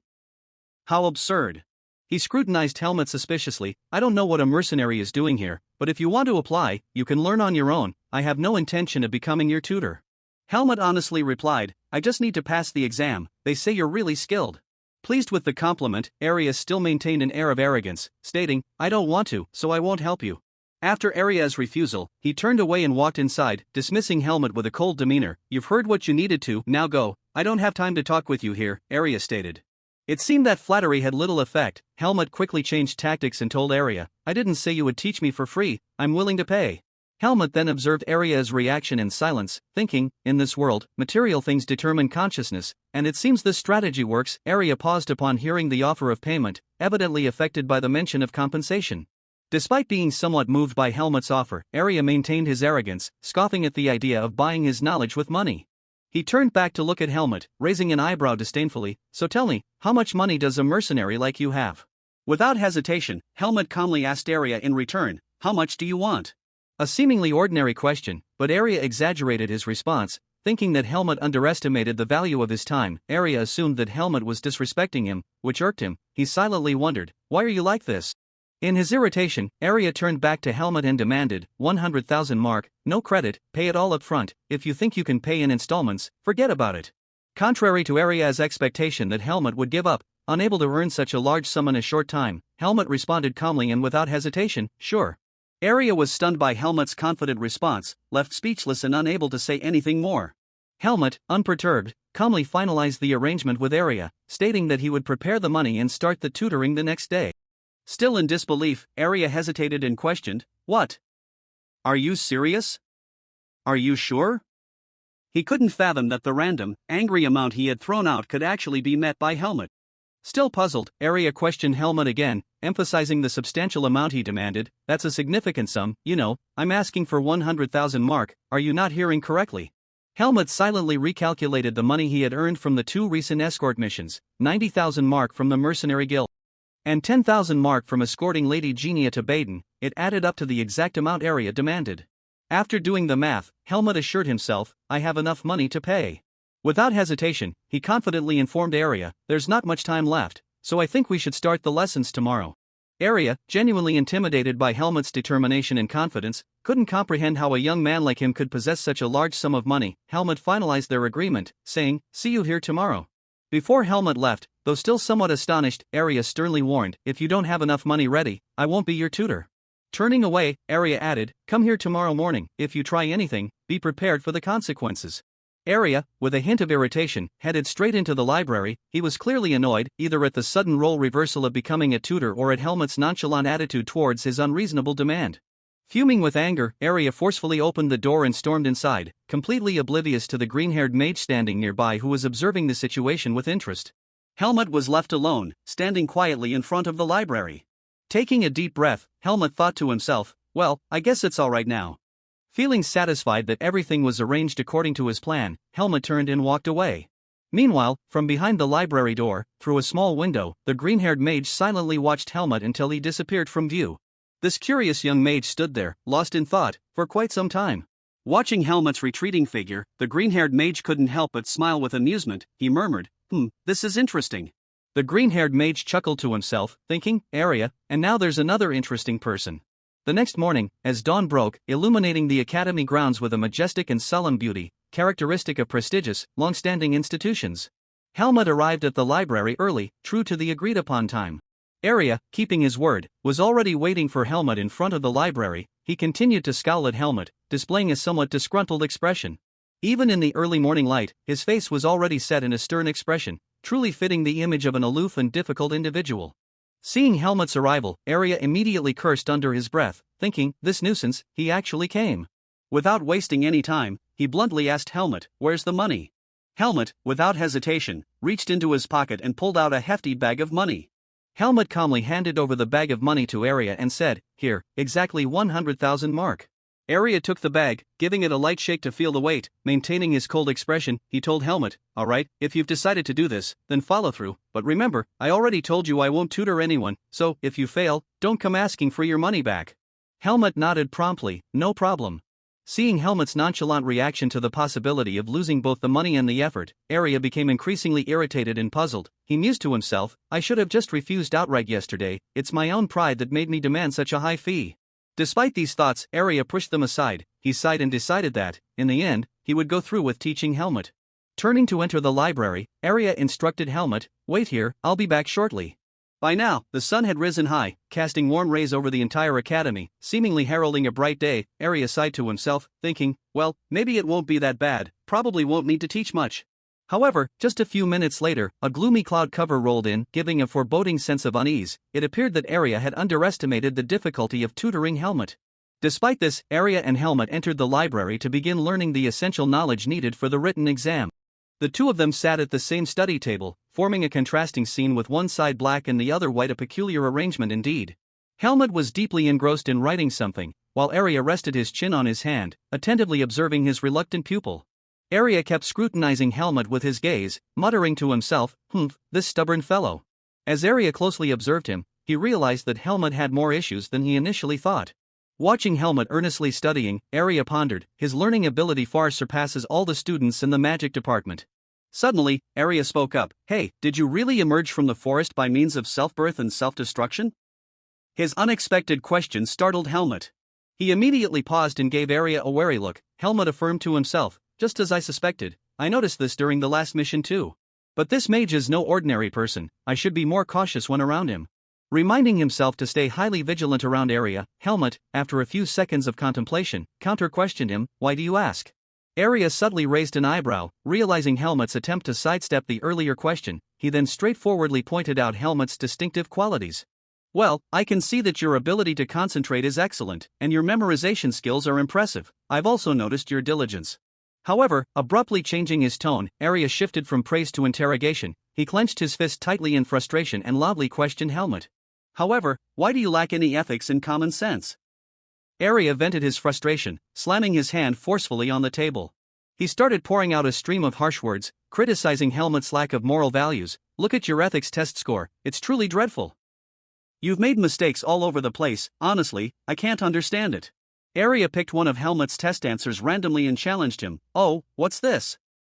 Use the power of your father, threaten to retaliate if someone messes with you. Is this really how you'd react if someone caused trouble for you? No wonder I had a hunch that you stepped out of the wilderness, not living in the human world." Arya, feeling a headache, placed his hand on his forehead and took a deep breath to regain composure. At the same time, he urged Helmut, "Alright, quickly finish the other subjects, use the remaining time to focus on this one." Having regained his composure, Arya turned to face Helmut directly, looked into his eyes, and said seriously, "Listen, 100,000 marks is a substantial amount of money. You had to pay a significant sum to be tutored by the top student of the academy." Suddenly, Arya shifted his tone and committed to Helmut. "This means I have to help you successfully enroll. No matter what, the issue is not about money, it's about my reputation." Arya spoke sternly to Helmut, "By any means necessary, you must get into this academy, do you understand?" Arya's drastic change in attitude, compared to when he received the money, caught Helmut off guard. The intense determination in Arya's current demeanor added to Helmut's confusion. Helmut couldn't help but think that Arya was indeed a peculiar person. Subsequently, Helmut dedicated the entire day to studying the subjects, and by the evening, they delved into reviewing the moral and ethical aspects. Arya presented a hypothetical scenario, asking Helmut, "Alright, imagine this, a poor student steals something from you. In that case, how would you handle it to be morally correct?" Arya specifically reminded Helmut to consider ethical solutions that many people would endorse. Helmut pondered for a moment and then confidently stated, "Alright, solving it with ethics means no fighting, right?" After a few seconds of contemplation, Helmut continued, "I got it." Arya raised an eyebrow and asked, "Why?" Helmut innocently replied, "I'll just steal it back quietly." Arya, upon hearing this, was so frustrated that he wanted to give Helmut a good scolding, thinking, "Why, you little rascal?" Rubbing his temples, Arya said, "I really don't know what to say to you, that's not the right way." Helmut, puzzled, asked, "What's wrong?" "I'm not fighting, I'm just solving it quietly." Arya, feeling exasperated, glanced at Helmut and said, "Well, clearly, you're a swordsman." Arya then patiently explained to Helmut that things could end quietly, but if his classmates didn't learn any lessons from it, the same situation might happen again. The best way to handle it, according to Arya, was to talk to them, make them reflect on their mistakes, and help them realize the potential consequences of their actions. He emphasized forgiving the person but not the wrongdoing, highlighting that this was the academy's standard of fairness. Helmut, upon hearing this, quietly thought to himself, "It's quite complicated being a decent person." Helmut reflected on the importance of learning ethical values and social norms in this world. He acknowledged that he had started learning these fundamental principles relatively late. As he observed Arya earnestly explaining various aspects of human ethics, Helmut felt a growing concern. To become the kind of person Darien spoke about, he realized he needed to address complex issues like the ones being discussed. Helmut contemplated the fact that mastering such intricate matters would undoubtedly require a significant amount of time and effort. In the days that followed, Helmut diligently studied, and Arya provided him with thorough guidance. Initially, Helmut made many mistakes, such as in the question about how to handle being attacked by others. He immediately showed signs of dealing with the bully in a subtle way. Arya had to explain to him that in society, there are law enforcement agencies to maintain order, and reporting to them is the appropriate course of action. After days of intense learning, Helmut showed significant improvement. The results of his ethics and etiquette exams greatly improved, reducing from getting 6 out of 6 questions wrong to just 1 or 2. 2 weeks later, the day of the entrance exam finally arrived. The customary written test was held in the library of the Greta Academy. Arya stood outside, waiting for Helmut, looking concerned and anxious for his involuntary student. However, he tried to keep his emotions from showing on his face. At this moment, from a flower bed not far from where Arya was standing, 2 female students were admiring him. "Oh, look, he's over there," one of them whispered to the other. "Mr. Arya is doing his rounds today, and he looks exceptionally handsome. I wonder who he's waiting for." The other girl giggled and replied, "Well, it must be the person he's been tutoring for the past few weeks. Look at how confident he is." Just as they spoke, the written exam also came to an end, and all the candidates began to pour out of the library. Helmut walked confidently through the crowd. The 2 girls, still hiding behind the flower bed, continued to watch Helmut and whispered to each other, "Could it be him? He does look quite handsome." Helmut, having just finished the exam, walked straight towards Arya. Arya raised an eyebrow and asked him, "Is it over? Why does a prestigious academy like this only hold exams in the library?" Arya, after asking about the exam location, chuckled at Helmut's innocent response. "It's a rhetorical question," he said. "I meant it as a figure of speech. Anyway, since I took up the role of being your tutor, I've set aside all my work and books. Now, I have to spend all my time waiting. How do you think you did in the exam?" Helmut, still reserved as usual, just nodded without saying much. Arya, satisfied with Helmut's performance in the written exam, reassured him, "With the way you handled the written test, I'm sure the practical exam won't be a problem. The lessons from the past few weeks were meant for today." Once he was confident that Helmut would do well in the practical exam, Arya waved goodbye and left. "Well then, I'll be going. Good luck in the practical exam," he said. Helmut responded with a simple thank you as Arya walked away. Helmut, although expressing gratitude for the second time, received Arya's seemingly indifferent response. Arya coolly stated, "You don't need to thank me, you've already paid for the exchange." Before leaving, Arya couldn't resist offering some encouragement to Helmut, saying, "Keep it up." A fleeting smile appeared on his face, a rare sight compared to his usual stern demeanor. Perhaps the 2 weeks of tutoring had provided more than just a monetary exchange, it had brought about a subtle change in Arya's disposition. Helmut walked away from the library courtyard, silently watching Arya. He sighed, acknowledging that, thanks to Arya, everything had concluded positively. As he observed the other candidates eagerly awaiting the practical test, Helmut reassured himself that all that remained was to perform well in this section. With a successful practical exam, he could become a student at the Greta Academy. Transition to the swordsmanship department, entrance exam, waiting room. Helmut and the applicants for the swordsmanship department have gathered in the waiting room, preparing for the practical exam. The proctor stands outside the waiting room door, reminding everyone to stay in their designated areas and to listen to the instructions for finding their respective groups when their names are called. The applicants began chatting enthusiastically with each other. They were all well-proportioned young individuals with a hint of muscle. While everyone engaged in lively conversations, Helmut sat alone in a corner. He looked around and thought, just waiting here should be fine. Alone amidst the crowd, Helmut didn't pay much attention to it. Every time he was alone, he would immerse himself in thoughts and plans for the future. After the exam, he pondered what he should do next. Helmut whispered to himself, "Ethan advised me to take a break. It's been a while since I exercised. Maybe I should go for a workout." Suddenly, someone called out to Helmut, "Hey, you, the guy with black hair." Noticing that Helmut was lost in thought and not paying attention, the unfamiliar person waved a hand in front of him and spoke louder, "Hello." Startled, Helmut turned to look, and the stranger asked, "What are you thinking about that makes you so focused?" As a young man from the noble class, Sabat Rugel introduced himself to Helmut. "Greetings, I am Sabat Rugel, the second son of the Rugel family." He extended his hand for a handshake and asked, "What's your name?" Helmut, cautious, looked at him and thought, "What's wrong with this guy? I'm sure he must have some purpose to approach me."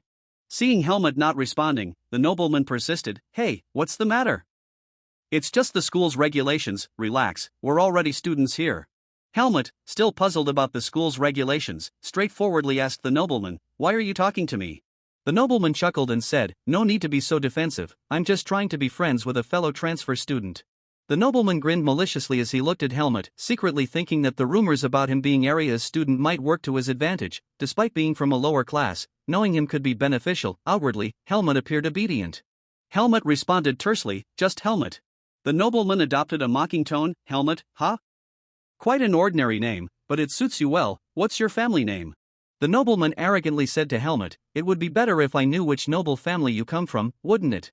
Helmut, somewhat surprised, asked in return, "Noble family?" "I've never thought about it. I've never considered the need to mention my family when getting to know someone." Helmut naturally hadn't wondered about which noble family he belonged to, he had only been curious about who his mother, the one who left him a gold necklace, was. The nobleman then pretended to be friendly and said, "Exactly. If we're going to be friends, it's better to know each other beforehand. After all, we're all going to be part of the academy, right?" Helmut fell into contemplation, pondering the only family name he knew. The name on the pendant, Margaret Irene. However, considering that he had been abandoned in the primeval forest, he thought it might be best not to mention that name. Unable to find a suitable answer at the moment, Helmut could only respond to the nobleman by saying, "I don't have a noble family." His answer left the other candidates momentarily stunned. Perhaps they were feeling a mix of pity and sympathy for Helmut, an orphan without a family or noble lineage. Despite the initial silence, Sabbat, the nobleman, looked at Helmut with a disdainful expression and remarked, "You don't say? So, you're claiming to be a commoner?" Helmut showed no hesitation and, indeed, the nobleman immediately let out a disdainful snort. He then chuckled and said, "Ha, my, oh my. Even though I can't recognize you, I extend my hand to greet a commoner first. How amusing." The nobleman quickly revealed his arrogant and condescending nature, casting a scornful glance at Helmut as he continued, "But even though I can't accurately identify you, why do you act so confidently?" The companion of the noble immediately joined in mocking Helmut. He said to Sabbat, "Do you think, if he knew his place, he would have requested to join the academy from the beginning? This wretch probably doesn't even know what shame is, maybe no one bothered to teach him that." Sabbat, with a condescending tone, continued to taunt Helmut, "Hey, commoner, how were you raised from the start?" As the noble continued to mock Helmut, suddenly a large hand was placed on his shoulder. The supervisor sternly addressed him, "Candidate." Reluctantly, he forced a friendly smile, gripping the shoulders of the arrogant noble and admonishing in a firm tone, "We understand that you're pleased your writing test is over, but because there are still other candidates, please restrain yourself a bit. Within the academy, insulting someone based on their class or gender is strictly prohibited." Gently holding onto the noble's shoulders, he reminded, "From now on, please be mindful of your words. Candidate number 15, Mr. Sabbat." After silencing the haughty noble, the supervisor stepped into the middle of the waiting room and announced, "Now, we will explain the test to everyone in 5 minutes. All candidates, please settle into your seats." The nobleman, unwilling to confront the supervisor, could only swallow his anger and resentment. He shot a bitter glance at Helmut and said to his friends, "Let's go." Helmut, however, paid no attention to the bully and remained composed, holding his head high in the face of those who considered themselves superior. As they walked a few steps away, the arrogant noble suddenly stopped. It seemed he wasn't planning to let Helmut off so easily. He approached Helmut again and whispered, "Hey! If you're a lowly commoner, the least you could do is bow your head like a proper commoner should," sneered Sabbat, the nobleman, casting a disdainful glance at Helmut. He continued to mock, "Don't go mingling with those above your class and causing misunderstandings." Helmut could understand the underlying message, referring to interacting with higher-ranking individuals in the academy. However, apart from area, Helmut didn't have acquaintances among the elite. Nevertheless, Helmut chose not to engage or respond to the arrogant noble. Arguing with such people was both exhausting and time-consuming. Dealing with arrogant individuals like him couldn't be remedied with just a few words, so Helmut simply looked on with disdain at the one who considered himself superior. In reality, he was the one deserving of contempt. Later, all candidates settled into their seats to listen to the supervisor announce the rules of the competition. He expressed gratitude for everyone's effort in the written test and emphasized the importance of performing well in the practical test.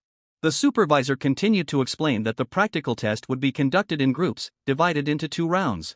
There would be a total of 4 groups, and scores would be determined based on performance. Helmut attentively listened as the supervisor outlined the regulations. However, he suddenly sensed something unsettling around him. He quickly glanced around, becoming alert to his surroundings. It turned out that the other candidates were staring intently at Helmut. They seemed resentful and uncomfortable because Helmut was just a commoner without status or background, yet he had managed to qualify for the competition, receiving tutoring from the academy's top students. Now, he boldly held his head high amidst the crowd of nobles and wealthy individuals. Helmut could clearly sense the disdain, jealousy, and hatred in their eyes. He silently thought to himself that everyone was scrutinizing him, and their gazes resembled that of the arrogant noble from earlier. While the other candidates had started to stand up and enter the examination room, Helmut remained deep in contemplation. In this place, it seemed no different from a primeval forest. Despite being humans and creatures, there existed a social hierarchy among them. Helmut pondered, wondering why, in the world of humans, strength alone didn't determine everything. As they often said, wasn't individual strength more crucial than family lineage? Helmut let out a deep sigh and took a deep breath to regain his composure and focus. He pushed aside those lingering thoughts and reminded himself that, regardless, he would surely learn something valuable here. Now, it was time to concentrate on the upcoming exam. At this moment, it was time for Helmut to enter the examination room. The supervisor instructed him and the last few candidates, last group, Group 4, please enter. Helmut confidently stepped into the exam room, facing a massive wooden log, reminiscent of the one he had encountered during the previous individual test with Ethan. The supervisor reiterated, as we explained to everyone earlier, the first round of the exam involves cutting through the obsidian wood. The supervisor provided more detailed instructions, explaining that everyone had to use the wooden swords provided and were free to utilize both sword techniques and building up a wooden sword. The supervisor added, the time limit is 5 minutes from when you start swinging your sword. Even if you fail to cut through the obsidian wood within the allowed time, you won't be disqualified from the next round, so please give it your best effort. When you're ready, you can begin. After these instructions, the supervisor handed a wooden sword to Helmut. Helmut took the sword and thought to himself, I just need to cut through it. It's that simple. He glanced at the wooden log, silently assessing it. Despite its apparent toughness, it was just a piece of wood, and Helmut believed he could break through it.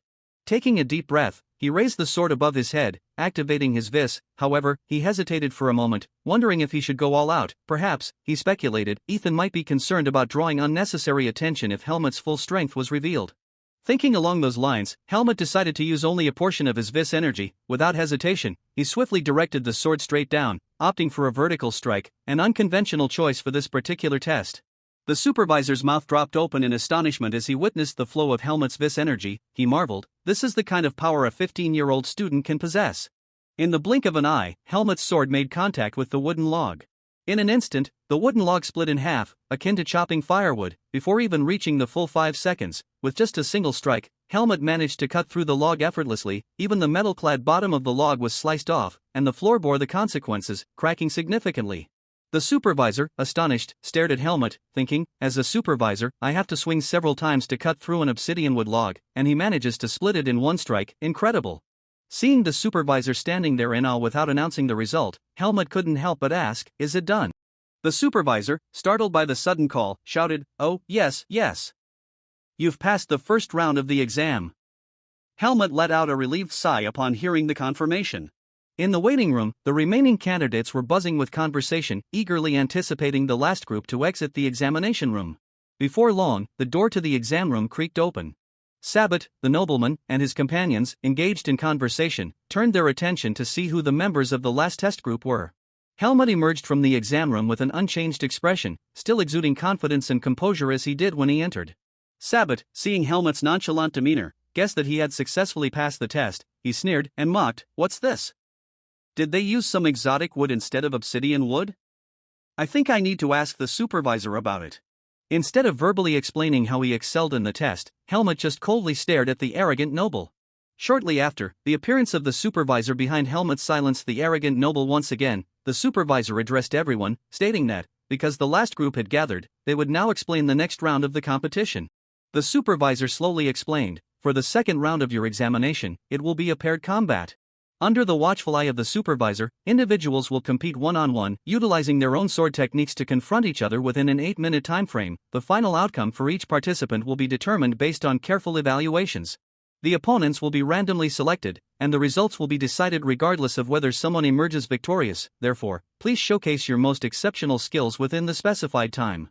A noble from the Sabbat lineage mutters under their breath, ah, truly an unjust competition. He cast a glance towards Helmut with a sneer, implying that if anyone were to compete with that wretched and insignificant individual, they would automatically secure a victory. With Helmut's keen sense of hearing, he could clearly hear what the other person was saying and understand the insinuation. Helmut immediately turned to look at him. The arrogant noble chuckled mockingly, oh, I'm sure you heard what I just said. Helmut stared intently at the Sabbat noble, contemplating how the arrogant individual managed to get on his nerves. Uncertain about his own position, Helmut decided it was time to silence him. Observing Helmut's silent response, the Sabbat noble began to taunt, what's the matter? Got a problem? This haughty noble then challenged Helmut with a condescending tone, if you're feeling uncomfortable, why don't you try to fight me? The Sabbat noble deliberately continued provoking Helmut, attempting to goad him into making the first move. Come on, fight me, if you're any good, prove it. Helmut, maintaining a steady gaze, watched the noble taunt him with a smirk and incessant gestures. The anger within him began to boil, and he reminded himself that this wretched individual was driving him mad. Clutching his fists tightly, Helmut struggled to restrain the eruption of anger, internally debating the consequences. He wondered if it would be acceptable to unleash his frustration physically. In the past, he might have acted more impulsively, but the moral and ethical lessons of Arius seemed to have a lasting effect, causing him to pause and consider the consequences before diving into a potentially regrettable confrontation. Fortunately for the Sabbat noble, just at this intense moment, the supervisor spoke up. "Let's have the first match. Please step forward, contestant number 29, Helmut." Simultaneously, the supervisor continued, "And contestant number 8, Andro." Helmut, upon hearing his name, immediately entered the competition room, leaving the arrogant Sabbat noble still boasting. He whispered to his friends, "Well, that lowly fellow thinks too highly of himself. I have the strength to crush him underfoot." One person from the group enthusiastically agreed, saying, "Yes, indeed, lucky for that Andro guy." Helmut paused for a moment, eavesdropping to catch any further discussions behind him. Satisfied that he had gathered enough information, he quietly turned away, reassuring himself, there will be another opportunity." The supervisor led Helmut and Andro into a large room with only a table for the judges at the front. The rest of the space was designated as the competition arena. The judges greeted them cheerfully, saying, "Here come the first contenders, welcome." The supervisor respectfully bowed before the three judges and spoke, "Hello, everyone, are you ready? We are about to commence the second round." Helmut glanced around the examination room, curiosity driving him to observe the judges. As he looked up at the judging podium, he was taken aback. Ethan, there he was, sitting in the center, indicating his significant role among the judges. The judge sitting to the left of Ethan immediately asked him, "Is that the person you introduced earlier?" Ethan nodded in confirmation, saying, "Yes, that's right, so, the two of us will be evaluating this match." The judges exchanged cheerful remarks, expressing their amusement at Ethan's first nomination. "This must be someone special if you're recommending them," they laughed. Ethan turned his gaze toward Helmut and remarked, "After meeting him, everyone will understand why." The supervisor positioned Helmut and Andro in the middle of the competition arena, then explained the rules. The match will last a total of 8 minutes, divided into 2 4-minute rounds. It will conclude when either of the two contestants is unable to wield their sword or continue the fight. Please remember, the purpose of this match is not to win but to give your best efforts. Good luck to both contestants. After the clear explanation of the rules, Helmut and Andro took their positions, ready for the match. The supervisor stood on the side, giving the signal, "Now, let the match begin." Andro took a deep breath and locked eyes with Helmut, pondering, "I think I heard about him just now." Dismissing Helmut as a commoner, Andro raised his sword, feeling a hint of disdain due to Helmut's seemingly ordinary background. Unbeknownst to Andro, his contemptuous thoughts about Helmut were quite apparent. His arrogance reached the point where he couldn't split a piece of wood cleanly. Internally pleased, Andro concluded, "In general, he's just an ordinary person without proper training. There's an old saying, know the enemy, know yourself, and you will win 100 battles, but if you rely on baseless rumors and arrogant assumptions, you've lost even before stepping onto the battlefield." While Andro was still dwelling on his confidence and skills, Helmut had already begun to move. Indeed, before Andro could comprehend what was happening, Helmut had already knocked him flat on the competition floor. Andro's wooden sword had also flown out of his hand. The two judges, witnessing a contestant with such refined technique for the first time, were both wide-eyed in amazement. Ethan, in particular, displayed a mix of surprise and fascination. Andro lay sprawled on the floor, Helmut's wooden sword pointed directly at his face. The shock and horror on Andro's face were undeniable. Helmut fixed a cold, intense gaze on his defeated opponent, dominating Andro with his presence and aura. Despite having already knocked down his adversary, Helmut did not avert his eyes. He continued to stare unwaveringly at Andro, then turned to the supervisor and asked, "Is it over?" The supervisor rushed to intervene. As if fearing that Helmut might strike Andro again, he shouted, "Stop. Contestant number 8 cannot continue the match." Andro, having been declared the loser, struggled to get up, trying to gather his composure. Internally, he couldn't accept the fact that he had lost. "What? To a commoner?" Andro gritted his teeth in frustration, finding it hard to come to terms with being defeated by someone he had looked down upon. One of the female judges praised Helmut, impressed by his swift and powerful swordplay. "The sword techniques are fast and commanding. It's surprising to see such skill in a young contender." The young judge expressed astonishment, noting the significant difference in skill despite the contenders being of the same age. "These kids are the same age, but the gap in their abilities is unbelievable. If the match continues like this, it's challenging to evaluate the skills of both sides. What should we do?" Ethan raised an eyebrow, silently acknowledging that he knew Helmut's capabilities were not ordinary. He couldn't help but be surprised by the strength displayed, as Helmut swiftly overcame his opponent within a brief span, not giving Andro any chance to showcase skills or tactics. Helmut sheathed his sword and asked the supervisor, I heard there are 2 rounds, so there's one more, right? The female judge remained surprised, casting a somewhat skeptical glance at Helmut. Impressive, that kid is truly skilled, she murmured. While contemplating, she turned to the other 2 judges and said, however, the purpose of this evaluation is to assess the candidate's skills. The young judge nodded in agreement, adding, exactly, but if the second match unfolds similarly, we won't be able to accurately evaluate the children's skills. Understanding the concerns of the 2 judges, Ethan came up with an idea and called out to Helmut. He made a specific request, suggesting an alternative approach rather than just focusing on defeating opponents. He asked Helmut if he would be willing to engage in the second match as a trainer rather than a participant. Helmut, hearing this, turned to look at Ethan with a puzzled and somewhat suspicious expression. Helmut, surprised, questioned Ethan again, as a trainer. Ethan enthusiastically reaffirmed, yes, that's right, fight the way you teach swordsmanship. Helmut tightly gripped his wooden sword, silently contemplating, attempting to visualize how fighting as a trainer would look and what it entailed. Helmut immediately recalled moments with Darien, especially the times when they practiced swordsmanship together in the primeval forest. Slowly, he began to understand that what Ethan wanted him to do now was to emulate those training sessions, similar to how Darien taught him sword techniques. After a moment of contemplation, Helmut confidently responded to the judging panel, I understand. Seeing Helmut agree to his special request, Ethan turned his attention to Andro. Unexpectedly, he called out to Andro, causing him to startle. Ethan spoke to him, Contender Andro, your position and background are not important, what matters is your ability to compete with an opponent who is on a completely different level than you. Ethan offered Andro reassurance, saying, your skills are no less than those of your peers, so be confident and show us what you've got. Encouraged and with a newfound perspective, Andro let go of his anger and disdain towards Helmut. He nodded at Ethan and said, yes, I understand. Andro then directed his sword toward Helmut, his focus entirely on the upcoming match rather than dwelling on miscellaneous thoughts as before. Andro looked at Helmut and acknowledged, you're really strong. He didn't hesitate to admit his mistake, apologizing for underestimating Helmut. I only focused on status, Andro confessed. Andro sincerely spoke to Helmut, however, I also have my pride. This time, I won't lose so easily. Andro declared. With determined words, Andro shouted, tightening his grip on the wooden sword, he charged forward, aiming to gain the upper hand.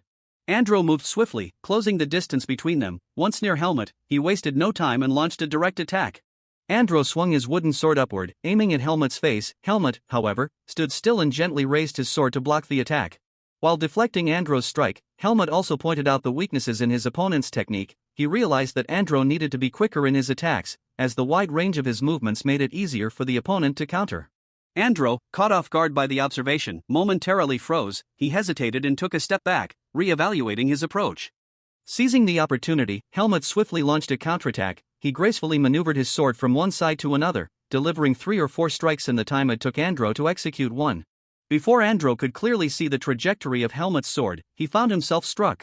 Helmut targeted Andro's vulnerabilities and openings with precision, landing hits on strategic points of his opponent's body. Helmut continued to advise Andro, pointing out, your balance in the center is too weak. If you focus solely on attacking, your center of gravity will shift forward.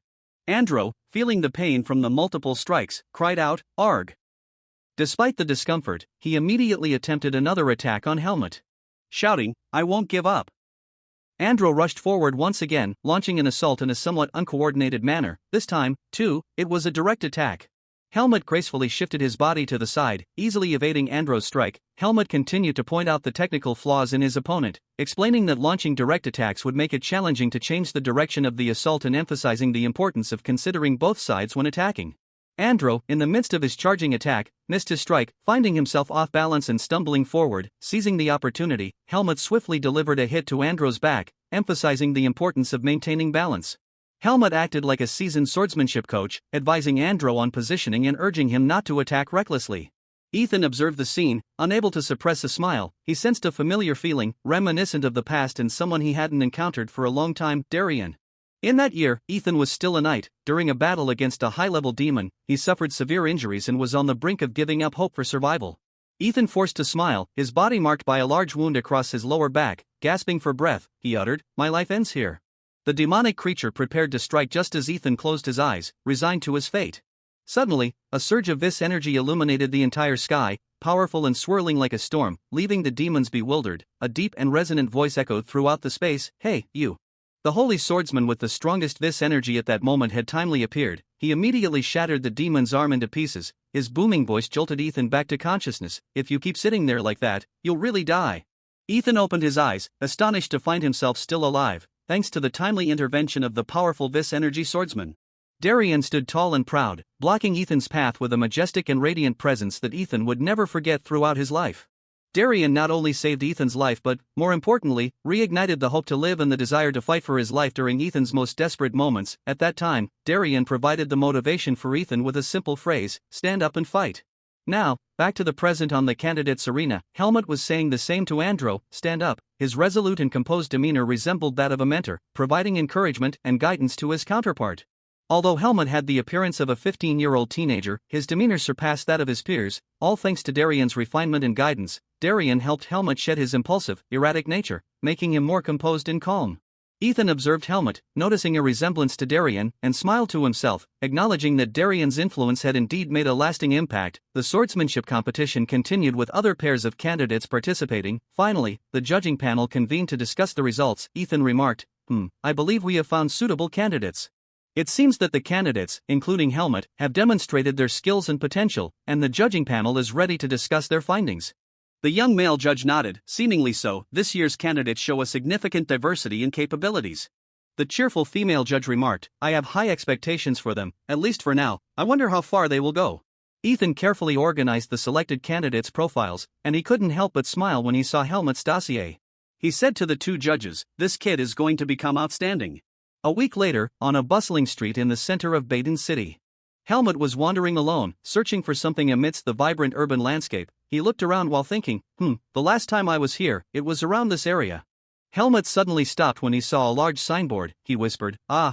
Excitedly, Helmut cheered as he spotted the emblem of the Mercenaries Guild. He had found it. But why was he searching for the headquarters of the Mercenaries Guild in this city? Well, in the bustling urban environment, the scale of the guild's headquarters was much more impressive than the village he had visited before. Upon entering, Helmut was warmly greeted by a receptionist. "Ah, welcome to the Baden Mercenaries Guild." Observing Helmut's elegant demeanor and well-groomed attire, the receptionist smiled and asked, "How may I assist you?" Helmut replied, "No, I'm here to make a request." The receptionist, a bit puzzled, responded, "Oh, really? What is it? Are you, a mercenary?" Seeing the receptionist's surprised reaction, Helmut couldn't help but inquire, "Is something wrong?" The receptionist, slightly flustered, explained, "Oh, I understand now. I thought you might be from some famous noble family. Can I ask which mercenary guild you belong to?" Helmut retrieved a certificate from his tube and handed it to the receptionist, saying, "I'm Helmut from the Face Mercenaries Guild. I used to store my belongings here." The receptionist, somewhat awkwardly, accepted the certificate and said, "Oh, I see, I apologize, I'm new here. Helmut from the Face Mercenaries Guild, rank 3, duly confirmed." After handing the certificate to Helmut, the enthusiastic receptionist eagerly pointed to the mission board and asked, "Do you have any specific requests?" "I'll do my best to assist you." Helmut glanced over the missions on the board, pondered for a moment, and recalled the reason he had come to take on a new mission at the beginning of this enrollment period. It was 3 weeks ago when Helmut paid the hefty 100,000 mark tuition fee that area demanded. After that, he recounted the incident to Ethan, who stood up abruptly, slamming the table. Ethan exclaimed in shock, 100,000 mark? How did you manage to gather such a large sum, even if it's for area? Where did you borrow it? In contrast to Ethan's panic, Helmut calmly enjoyed his steak and replied, "It's money I saved from being a mercenary." Hearing this, Ethan sighed with relief. "At least it's not a hefty loan with high interest. If that's the case, then it's okay," he said to Helmut, "but I hope it's not your entire savings." Helmut, still not fully grasping the seriousness of the matter, casually responded, "Yep, that's right." Ethan, realizing that Helmut didn't fully understand the importance of money in the human world, let out a sigh. "First, let me teach you about financial management, Helmut." Expressing concern, he reassured Helmut, "Now that I'm your guardian, you don't need to worry too much. However, you won't always have money, especially during economic downturns. You also never know when you might need it." Ethan lifted his gaze, looking directly into Helmut's eyes, and said earnestly, "A person's life without the means to earn extra money, especially with no reserves, is like a trapped beast." Helmut inquired, "So, I just need to earn money?" Ethan, now able to relax a bit, sat down to continue eating. He responded, "I'm just explaining how things work. Since the enrollment day is still a month away, you can do whatever work you like." Helmut pondered for a moment and then told Ethan, Then I might take on some requests." Ethan happily agreed, saying, "Sure, that's fine, but remember, don't take on any too dangerous or long-term tasks, like protection missions. Recalling Ethan's advice, Helmut informed the receptionist that he wanted a task he could complete within the Baden region during the current time frame. The receptionist raised his head to search for a suitable task and said to Helmut, "All right, wait a moment." Helmut added another request, something I can complete before next month, with a higher reward being preferable. The receptionist became more perplexed, shuffling through the mission board. That's quite specific, not this one. After a thorough search, the receptionist excitedly exclaimed, found it. He then tore off a request with the emblem of the Greta Academy. Stepping down from his chair, the receptionist turned to Helmut and said, "But the location is quite peculiar, is that okay with you?" Helmut inquired, "Where is it?" The receptionist promptly held up the request for Helmut to inspect carefully. He then informed him that the mission's main location was the Greta Academy. Helmut decided to take on the task right away. After all, completing a mission within the school would be more convenient than running around different parts of the city of Baden. Helmut began reading the request attentively, contemplating the fastest way to resolve it. Time was of the essence. The sooner he completed this task, the more time he would have for additional requests. The request stated that there were reports of ghostly apparitions of students appearing within the Greta Academy. These apparitions seemed to occur more frequently at night, but their locations varied, making it difficult to pinpoint specific information. So far, there was no explanation for the occurrences, and they were required to avoid any potential danger. Helmut considered the task and formulated a plan to efficiently investigate and address the mysterious apparitions, knowing that swift completion would allow him more time for other requests. At the end of the mission brief, there was a clear directive: investigate the identity of the ghostly student and report back after handling the situation. Helmut pondered the mission sheet and whispered to himself, "I chose this request to familiarize myself with the layout of the academy, but this is quite different from the tasks I've taken on before." He felt a bit anxious and conflicted, wondering if he had made the wrong choice. While Helmut was deep in thought about how to approach this new mission, a young man suddenly called out to him, asking if he was Helmut. Helmut turned around and inquired, "Who are you?" It was the green-haired mage from the library, the one who had seen Helmut in area talking before. He excitedly exclaimed, "It's you! Your area's student." The green-haired mage gleefully said, "So, you really did transfer here?" Helmut, bewildered, asked, "What are you talking about?" The mage explained, "It's the first time Arya, the star of the magical academy, has interacted with someone like this. It's causing quite a stir." Hearing this, Helmut felt amazed. "Arya, really? I shouldn't have let him teach me." Curious, Helmut asked the green-haired mage, "So, you're a mage like Arya?" The mage replied, "Yeah, something like that, but we still have our differences." Suddenly, his expression changed, and his eyes sparkled mischievously. He extended his hand, as if about to perform some magic, and said to Helmut, "For example." As he spoke, he conjured a small magical circle that emitted a radiant golden light in the palm of his hand. The dazzling light made Helmut shield his eyes with his hand, and he couldn't help but wonder if it was magic. As the light softened, from the magical circle in the green-haired mage's hand emerged a small, cute spirit that fluttered out with excited wingbeats, chanting, "Ratten, Ratten." Helmut and the tiny spirit locked eyes, the spirit seeming quite curious about Helmut. Helmut, on the other hand, mused to himself, not magic, but spirit power. Suddenly, the spirit darted swiftly through the air, zipping from one side to the other like a ping-pong ball, before unexpectedly zooming straight towards Helmut.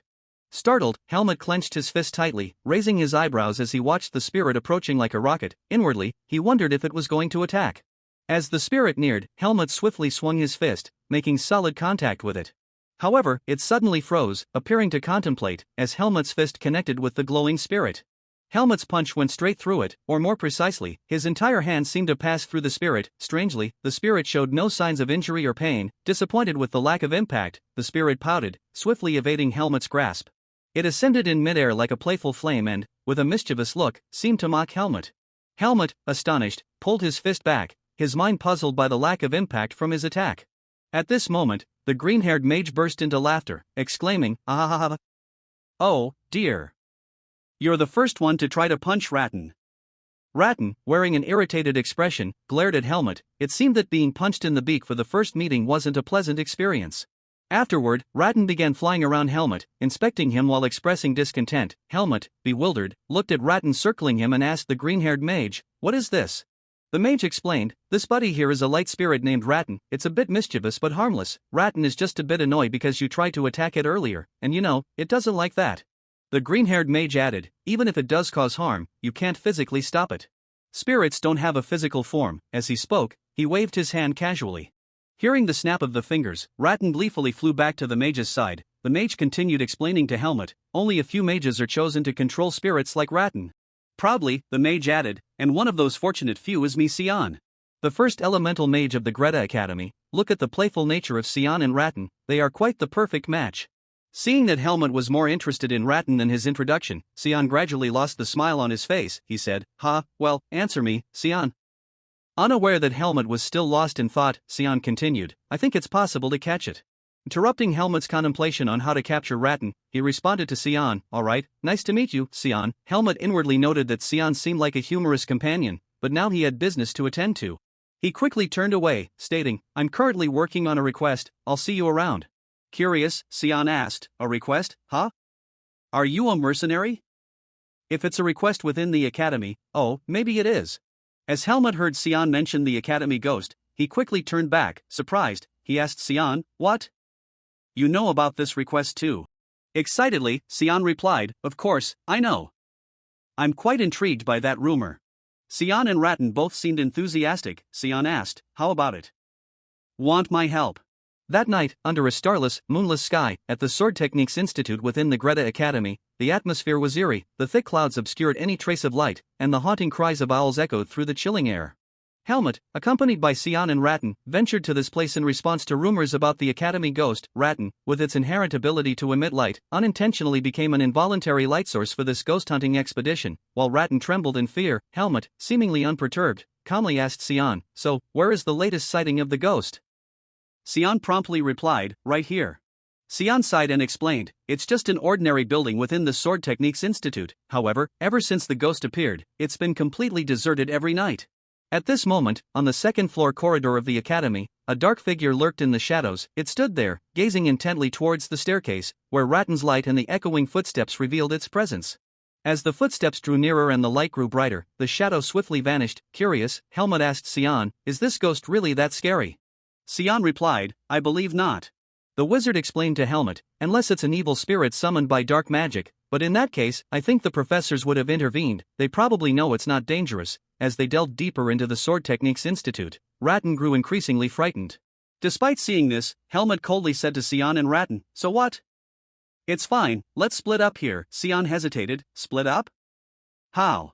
Helmut nonchalantly walked in the opposite direction and stated, isn't it more efficient this way? Sion frantically ran after Helmut, saying, no, searching together is better, it'll be more accurate.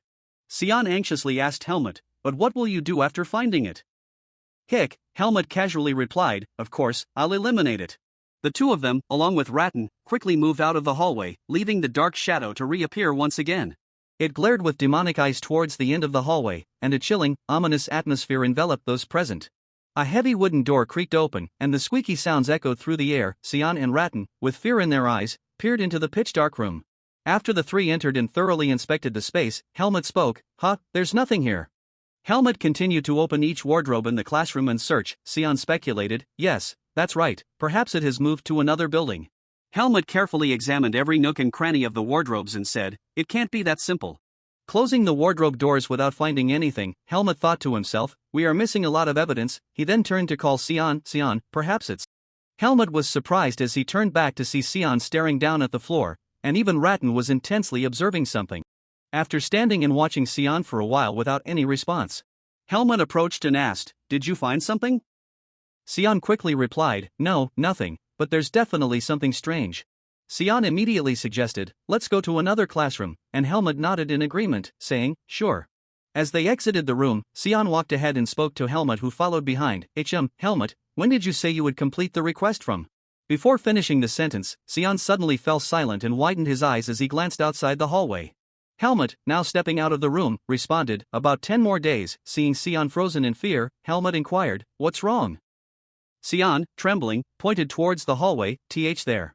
On the corridor, the dark shadow from earlier was steadily advancing toward them. Wherever it went, an eerie cold feeling followed. Its cold, piercing eyes stared directly at the two students who dared to venture into this haunted area in the silent darkness of the night. Helmut furrowed his brow, thinking, a ghost? He then firmly gripped the sword's hilt, preparing to confront the ethereal apparition. The dark shadow continued to approach. Helmut, with sword in hand, stepped forward to shield Sion and Rattan, who were trembling in fear. As the ghost reached the illuminated area where Rattan emitted light, something unexpected happened. The ghost had legs. Under the dim light, a slender hand rose, slowly pulling down the hat covering the head. A familiar voice echoed, belonging to the sorcerer with a cold demeanor like ice. He suspiciously looked at Helmut and Rattan, wondering why the two of them were here. After hearing Sion's explanation, Arya abruptly snatched the mission paper from Helmut and scrutinized them, questioning, "What's this about?" Sion excitedly replied, "That's right. He needs to find a ghost in the academy, and I'm helping him." Arya quickly skimmed through the mission paper, his interest solely focused on the rewards section. Seeing the modest amount compared to the 100,000 marks that Helmut was willing to spend to hire a tutor, Arya raised an eyebrow in contemplation. 3,000 marks if successful, huh, he muttered. With an icy demeanor, he coldly tossed the mission paper back to Helmut and said, "Wealthy folks doing these kinds of tasks now? Once you've accepted it, just go home and sleep. Mercenaries often do that," Helmut casually retorted. "I'm doing something to pass the time. You can't possibly tell him that I accidentally spent all the money saved for that tutor, can you?" Suddenly, Sion curiously asked Arya, "We're here because of a request. What about you? Why are you here?" Arya, in a thoughtful manner, responded, "That's because." "Because," he continued, "I also received a request." Sion stared in amazement at Arya's face and exclaimed, "Hey, are you also a mercenary?" Arya extended his hand and slapped Sion's finger, which was pointing at him. He sternly said, "What about it?" "I received a direct request from the academy." Rattan immediately glared at Arya when he saw Sion being hit. However, Sion remained cheerful and continued chatting with the arrogant Arya. "Surprising, isn't it? I thought you didn't care about these things. Will the academy reward you with something good?" Rattan asked. Arya replied coldly, "I'm curious too, but you don't need to know." Helmut remained silent, listening and pondering. Another request from the academy? Why is the situation so urgent? He wondered. Sion glanced at Helmut and suddenly exclaimed with enthusiasm, "It's really exciting, isn't it?" Just like that, out of the blue. Afterward, Sion, feeling energized, made a bold suggestion, "Let's go together to find that ghost, it'll save time and be more enjoyable too." However, Sion's enthusiasm quickly dampened like a flame being extinguished by cold water, especially when he looked at the cold and aloof expressions of the two guys. Feeling a bit awkward, Sion hesitated before saying to Arya, "If you don't like it, we can go separately." Arya, perhaps out of pity for his enthusiastic friend or for some other reason, sighed and replied, "No, let's go together, like you said, the more, the merrier." Sion, once again excited, turned to Helmut and asked, "Arya thinks the same as me. Helmut, do you agree too?" Helmut nodded in agreement, yes. Then, they all went to a classroom to discuss their ghost-catching plan. Arya immediately used magic to create a miniature projection of the academy. Pointing at different areas on the miniature model of the academy, Arya said, "According to recent reports, the ghost appears in this building, including the lecture hall building where they were standing." The areas mentioned by Arya were the sword training zone, the professor's sword training area, the sports field, and the arena. Arya also shared his speculations with Helmut and Sion, pointing out the commonalities among these buildings. While Helmut was still contemplating, Sion suddenly exclaimed, "Ah!" He looked at the model and said, "They all belong to the swordsmanship department."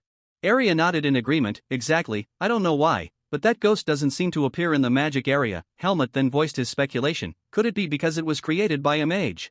Sion, skeptical again, suggested, "If that's the case, someone must have heard the enchantment at least once, not to mention the silent spell."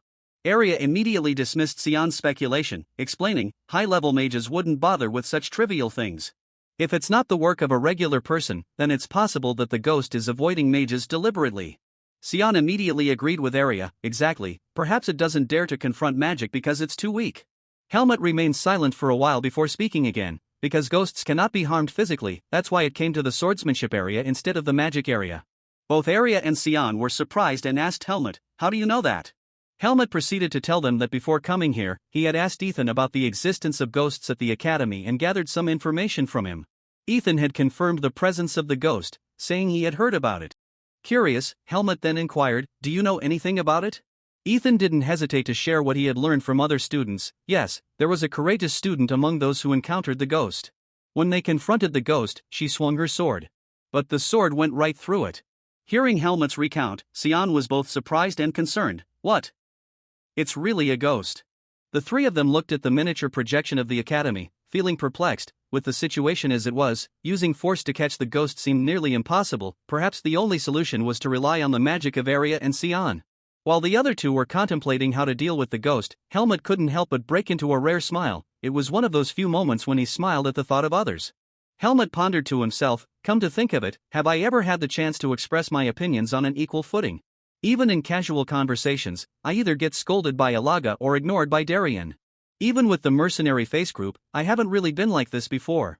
Never have we thought together like this before, Helmut realized. Suddenly, it dawned on him that despite their different knowledge bases, when those pieces of knowledge come together, they can find solutions bit by bit. It turns out that this is what communication is all about. After some contemplation, Arya came up with an idea. He suggested to Helmut that since the ghost lacked a physical form and couldn't be attacked physically, why not try using Vis to attack it? Arya acknowledged Helmut's proficiency in using Vis, and at the mention of Vis, both Sion and Rattan looked at Helmut with curiosity. Helmut, a bit surprised by Arya's suggestion, asked, Vis? How? Afterward, Helmut immediately tried to activate Vis and said, if I encounter it, I'll give it a shot. Sitting next to Helmut, Sion, startled by the surge of energy, jumped and exclaimed, Ha! Sion, visibly shaken, said, Oh my goodness, you scared the life out of me.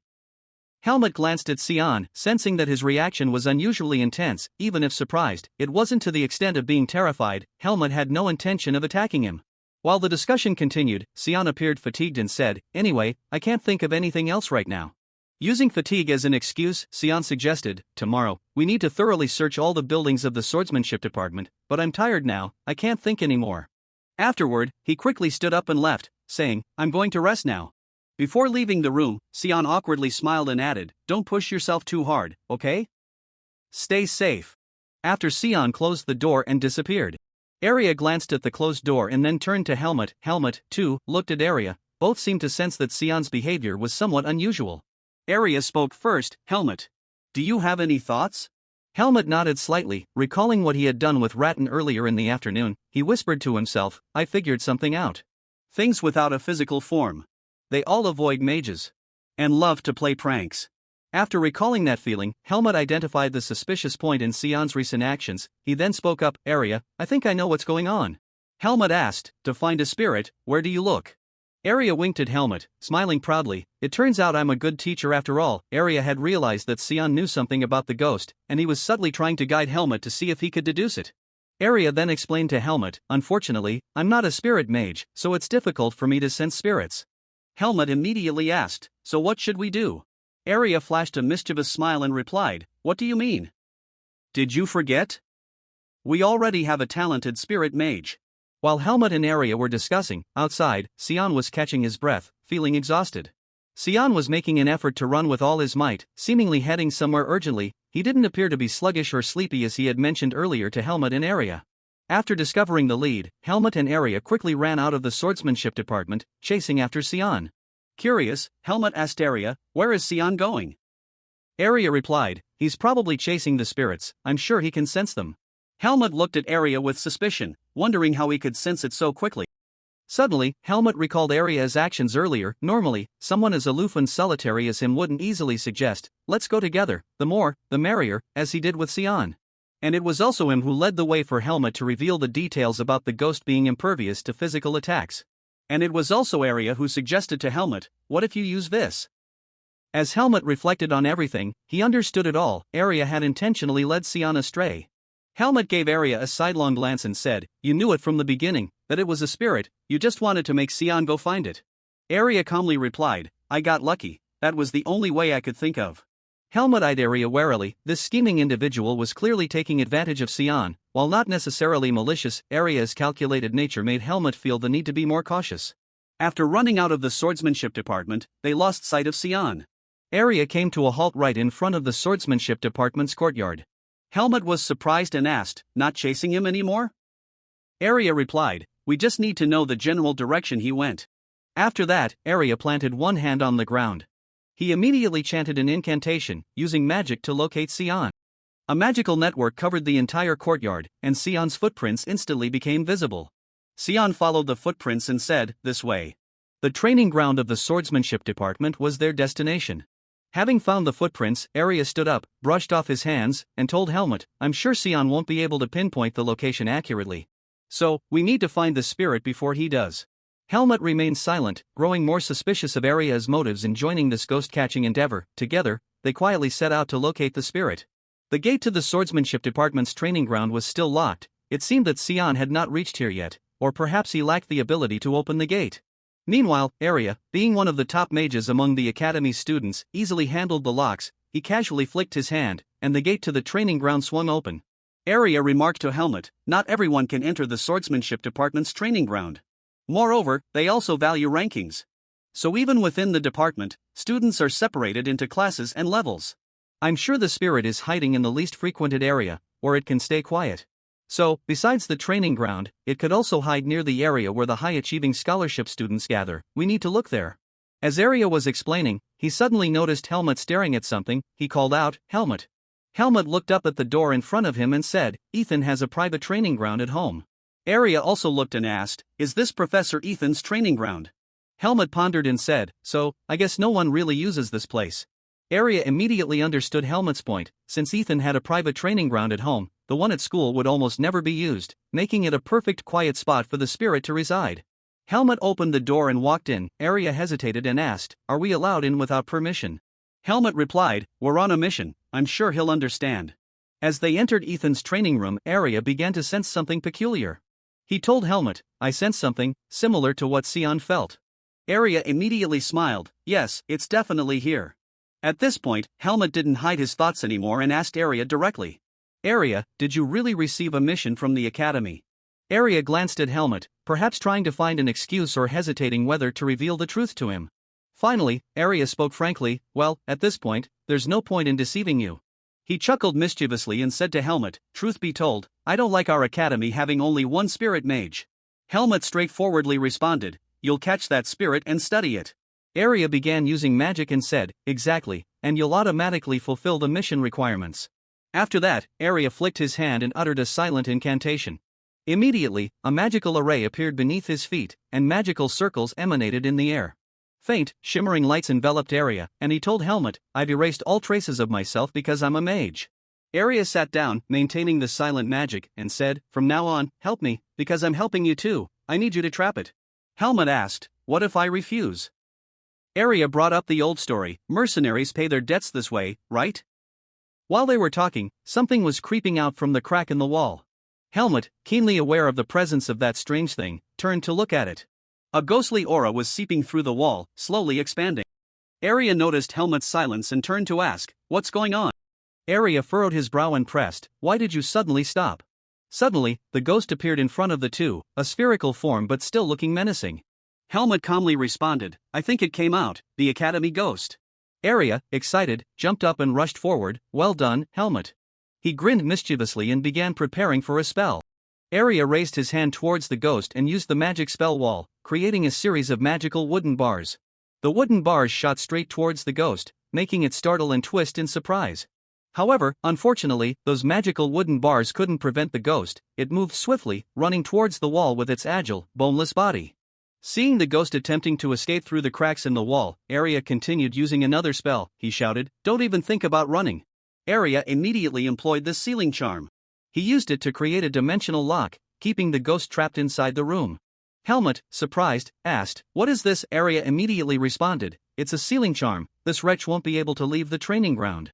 However, when we cast this spell, we won't be able to move. Your job is to weaken it, just inflict serious injuries, don't kill it, it will be troublesome if it dies." Arya instructed Helmut while maintaining the invisible cage around the ghost. The ghost struggled desperately but couldn't break free from the unseen barrier. Helmut immediately acted on Arya's instructions, drawing his sword and activating his vis. He thought to himself, "They say a sword usually won't affect it. If that's the case, I'll use vis to strike it." Gripping the sword tightly, Helmut prepared to charge at the ghost. With determination, he lunged forward to attack the ghost. Sensing the threat, the ghost recoiled in fear, retreating from the oncoming assault. As Helmut approached, he swung his sword horizontally, unleashing a powerful surge of vis energy that pierced through the ghost's body. Wherever the vis energy extended, the corresponding part of the ghost's body dissolved. The ghost let out a wail of agony as it was cleaved in two by the force of the vis, its form disintegrating into nothingness where the energy had struck. Helmut attentively observed the ghost's reaction, waiting to see if the vis had the desired effect. As the ghost was struck by the vis, it immediately collapsed, its lower half slowly dissolving. Helmut thought to himself, "Is that enough?" Although a portion of the ghost's soul had been disintegrated, it still charged forward with undeterred determination. It roared angrily at Helmut, but by now, it had significantly diminished in size compared to before. Helmut, observing the still formidable appearance of the ghost, whispered to himself, "I guess it's not enough yet." Immediately after, he infused additional vis energy into his sword, preparing for the second strike, ready to launch another attack. Helmut and the ghost were both poised to attack each other. Helmut whispered to himself, "This time, I'll add a bit more strength." As the ghost charged forward, Helmut lunged at it as well. Just then, unexpectedly, Xian appeared in the training room, activating Ratten's special abilities. Helmut, hearing Xian's voice, looked up in astonishment. Right at that moment, a brilliant beam of light shot forth, creating a barrier that separated Helmut from the ghost. Xian suddenly stood in between Helmut and the ghost. Xian glanced at Helmut and shouted, "Helmut, what do you think you're doing?" Helmut, bewildered, looked at Xian, wondering why he was being prevented when the vis seemed to be effective. Xian, angrily yelling, exclaimed, "Why would you dare challenge that ghost like this?" Xian turned back towards the ghost and used the radiant energy from Ratten to envelop the spirit. He gently explained to Helmut, "That's a dark spirit, it's quite insecure, so we need to approach it with care. I've created a light barrier to contain it, but neither I nor Ratten can hold it for much longer." Helmut looked up at the ghost and said, "It does seem a bit infuriating." Arya spoke up, asking, "So, how do we capture it?"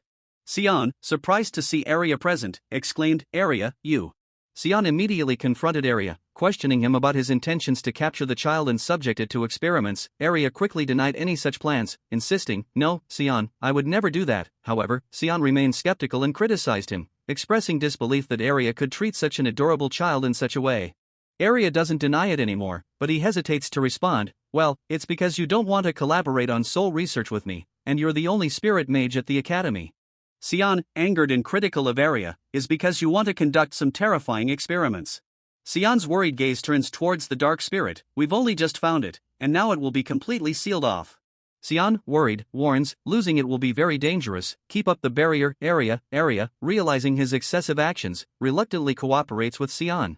Later, Xian asks Helmut, "Can you extend the time without attacking it?" "I'll try to calm it down." Helmut agrees, "Sure, I'll do my best." Helmut immediately leaps through Ratten's light barrier and approaches the dark spirit. The enraged spirit continues to howl in anger, threatening Helmut. Standing before the furious spirit, Helmut tells Xian, "I don't know how long I can hold out without attacking it." As soon as the dark spirit senses Helmut approaching, it launches sharp tendrils towards him, aiming to strike where he stands. Helmut gracefully dodges the onslaught of attacks resembling a storm from the dark spirit. He whispers to himself, "It's too fast, but I can endure this." The dark spirit continues its relentless barrage of strikes, attempting to vent its anger. Helmut, unable to counterattack, can only raise his sword to parry the blows. The battle between the dark spirit and Helmut unfolds at a dizzying speed, showcasing the formidable power of the enraged entity. Meanwhile, Xian, positioned behind, is attempting to use his magic to subdue the dark spirit. He says to Helmut, "Just a little more, Helmut." The dark spirit, frustrated by its inability to harm Helmut with its virtual legs, lets out a growl. It then shifts its tactics, combining sharp tendrils into a unified assault. From there, it forms a gigantic drill, preparing to thrust straight towards Helmut. Helmut is astonished as he sees the formidable drill heading his way. With sharp reflexes and extraordinary agility, he manages to evade the incoming attack. Helmut whispers to himself, "Too close for comfort, dangerously close." Helmut leans to one side, completely avoiding the trajectory of the looming drill. Afterward, he plants his foot firmly, gains momentum, and spins into the air, unexpectedly flying behind the dark spirit. Swinging his sword over his head, he thinks to himself, "This demon knows it can't touch me, should I give it a little scare?" As Helmut prepares to swing down and intimidate the dark spirit, Xian suddenly shouts loudly, "Helmut!" Thinking Helmut is about to launch a real counterattack, Xian yells, "No!" Helmut is momentarily distracted by the interruption, causing a lapse in his concentration. Seizing the opportunity, the dark spirit swiftly launches sharp tendrils to attack him while he's momentarily unfocused. Fortunately, Helmut's quick reflexes allow him to raise his sword in time to block the attack. The strength of the dark spirit, however, still sends him staggering backward. Helmut loses his balance and begins to fall from the height, all the while still having to fend off the relentless onslaught of the dark spirit's attacks. The overwhelming force of the dark spirit sends Helmut flying, crashing into the wall behind Xian. Xian, feeling guilty, cries out, "I'm sorry, Helmut, but it has weakened a lot, and I had to do it." Helmut, suspicious, looks at Xian, realizing he's now in a weakened state. Undeterred, Xian continues to open the magical barrier, confidently asserting, "Now, just leave it to me." Xian slowly approaches with the completed magical barrier in hand. The dark spirit senses his spell and recoils in fear, retreating backward. In a panic, it turns and flees. The dark spirit, once again, uses its sharp tendrils to continuously attack the magical barrier created by Arya. Arya, caught off guard by the sudden assault, begins to weaken, struggling to hold up against the relentless attacks. He shouts to Sion, this thing is trying to break through the barrier. Do something. Sion quickly responds, it's afraid of us, it fears my magic. The dark spirit, realizing that attacking Aria's barrier is ineffective, halts its assault. It turns its attention back to Sion's enchantment, now confused and uncertain about its next move. The dark spirit directs its gaze towards Aria, who is still exerting all his mana to sustain the barrier and impede the spirit. Realizing that attacking Aria directly would make the barrier disappear, it roars and charges straight towards him. Seeing the danger that Aria is in, Sion panics and calls out for Helmut's assistance. Helmut immediately ran towards Aria. He swiftly reached the security guard in front of him. Helmut tightened the sword in his hand and activated the vis, thinking to himself that Aria was in danger. Now, there's no other choice. Helmut swiftly swung his sword horizontally, unleashing a wave of sword energy towards the dark, malevolent spirit rushing towards him. The agile specter easily evaded Helmut's attack. It swiftly maneuvered behind him, aiming for its target Aria, who was steadfastly using mana to sustain the protective enchantment. Feeling the dark spirit's imminent approach, Aria reluctantly released the enchantment he was maintaining using mana. He muttered curses under his breath and swiftly activated a magical barrier. Frustrated, he exclaimed, damn it.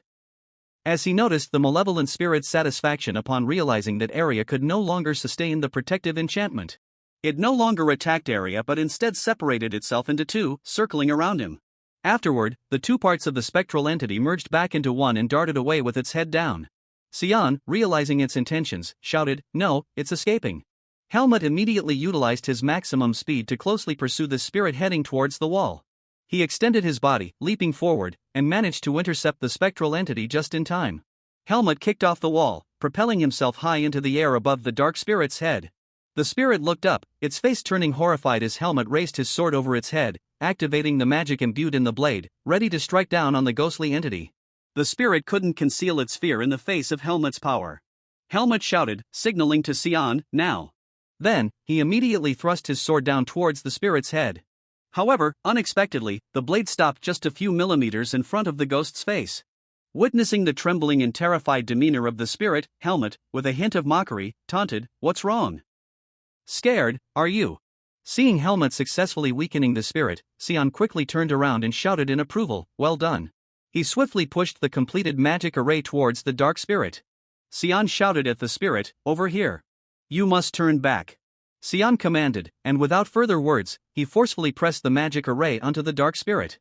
A brilliant light enveloped the entire spectral entity, rendering it unable to escape.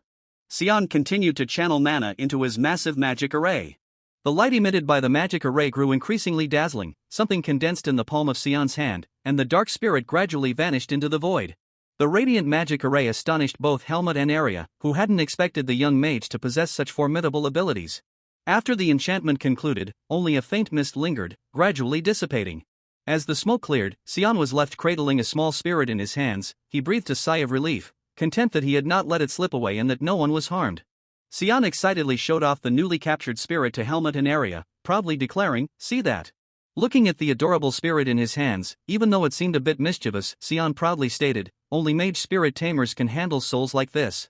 Upon hearing this, Aria sighed deeply, likely disappointed with his lack of control that almost caused a major incident. After resolving the issue with the Academy spirit, they together brought it to the headquarters of the Mercenaries Guild to complete the mission. The receptionist pointed at the peculiar spirit and asked in surprise, oh, so this is the problematic creature? Helmut nodded in agreement. The receptionist nodded, saying, interesting, a spirit causing trouble, what could a spirit be doing in a place like this? Sion immediately interjected, sharing his knowledge about spirits, suggesting that the influence of magic might have distorted creatures on Earth, creating anomalies. Although not highly probable, it could be a trace of dark forces. Regardless, the outcome was favorable.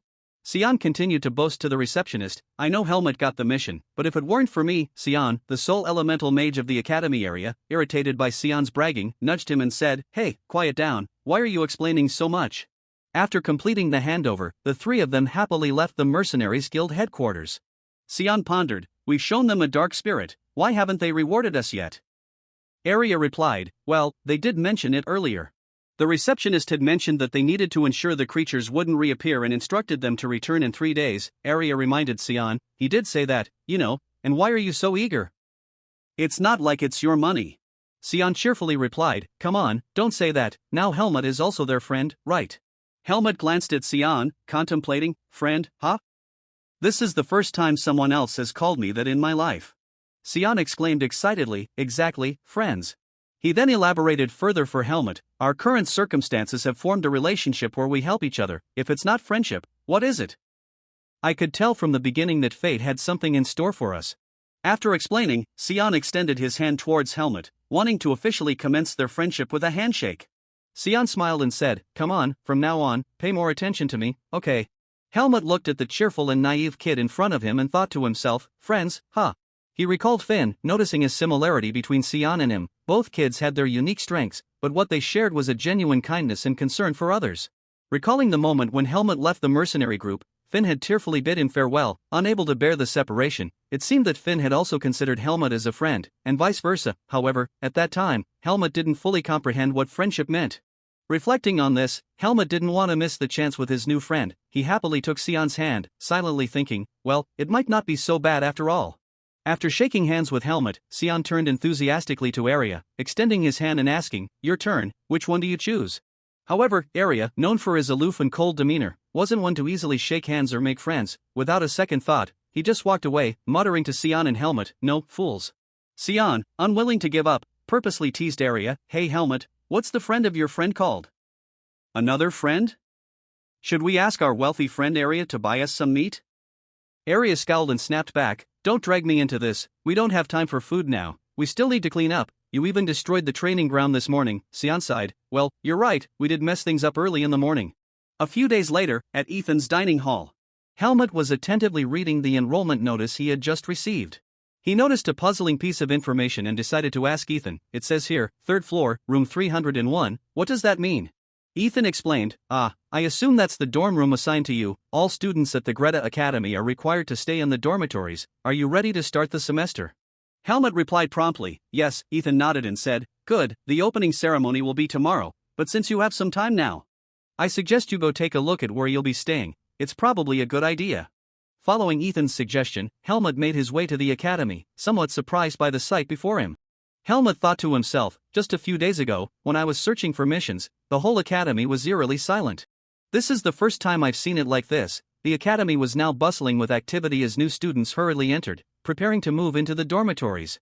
At the dorm entrance, a supervisor was informing everyone about their assigned dormitory locations, instructing them to come forward to collect their belongings.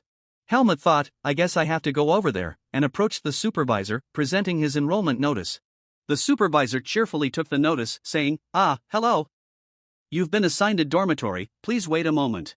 Initially cheerful, the supervisor's expression suddenly changed after reading Helmut's notice. For some unknown reason, he looked shocked, reading it again and again, muttering, 3rd floor, room 301. The scene shifts to a clean and simple room in the dormitory. Arya's voice echoed in the room, I've been too relaxed these past few days, exhausting, I swear I won't make friends with anyone. He took off his ring, placing it on the table, and sighed, all these strange events, and I've gotten involved in enough trouble already. Arya, dressed in slightly feminine pajamas, sat on the bed and sighed, exactly, it's all because of that damn crow. At that moment, the very crow Arya mentioned was climbing the stairs of the dormitory. Meanwhile, in his hand, Helmut held the key to room 301. He quickly reached the 3rd floor of the dormitory and proceeded to find room 301. Helmut looked up and carefully read the room number plaque, reassured, this is it.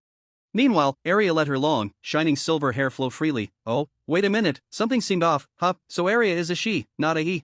She continued to lament about Helmut, complaining that since meeting him, everything had become chaotic. As the semester began, she had no desire to encounter him again. At the same time, Helmut was inserting the key into the lock of room 301.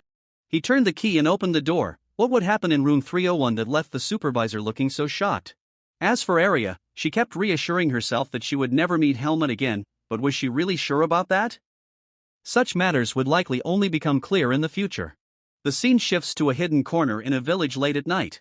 Max had dragged his battered and wild body to this place after being thrown out by Arya. He was now yelling at two young men, do you think I'm talking nonsense? Using a knife to threaten them, he continued, if not for this, you might be thinking that the Black Raven is an easy target, The frightened young man tried to explain, no, that's not it, the defenses of House Baden are just too tight right now. Max continued his ranting, what's with this kid? Suddenly, Paul slapped Max on the shoulder and glared at him, saying, Max, just deal with them. Paul spoke with a menacing tone, as if following the Black Raven's rules. Max laughed maniacally. Yeah, that's right, those who defy orders should be executed immediately. Suddenly, a chilling voice echoed, asking, execute whom? Both Paul and Max were terrified, looking around nervously. They screamed in horror, who's there?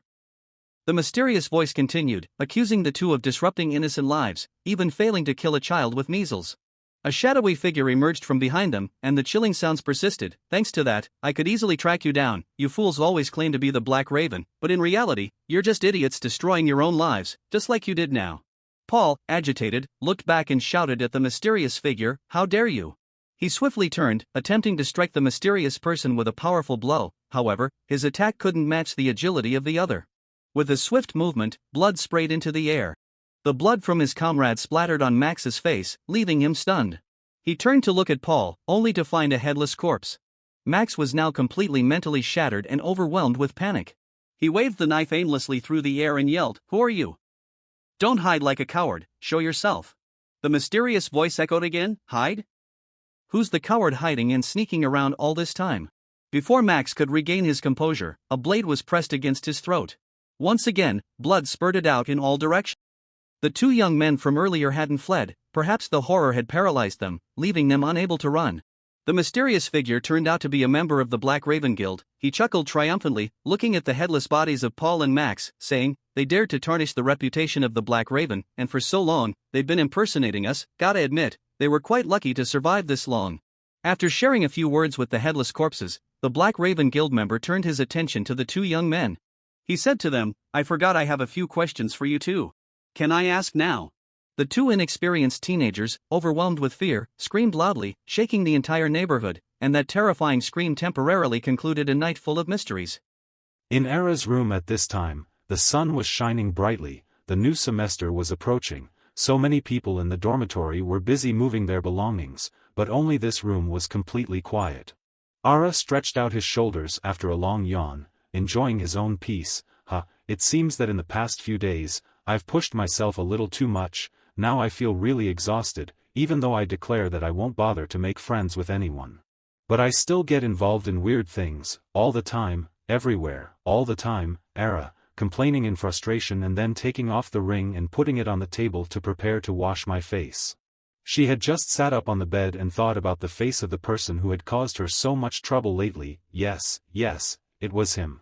While Array was grumbling and lamenting to himself, Helmut took the key to room 301 to the third floor.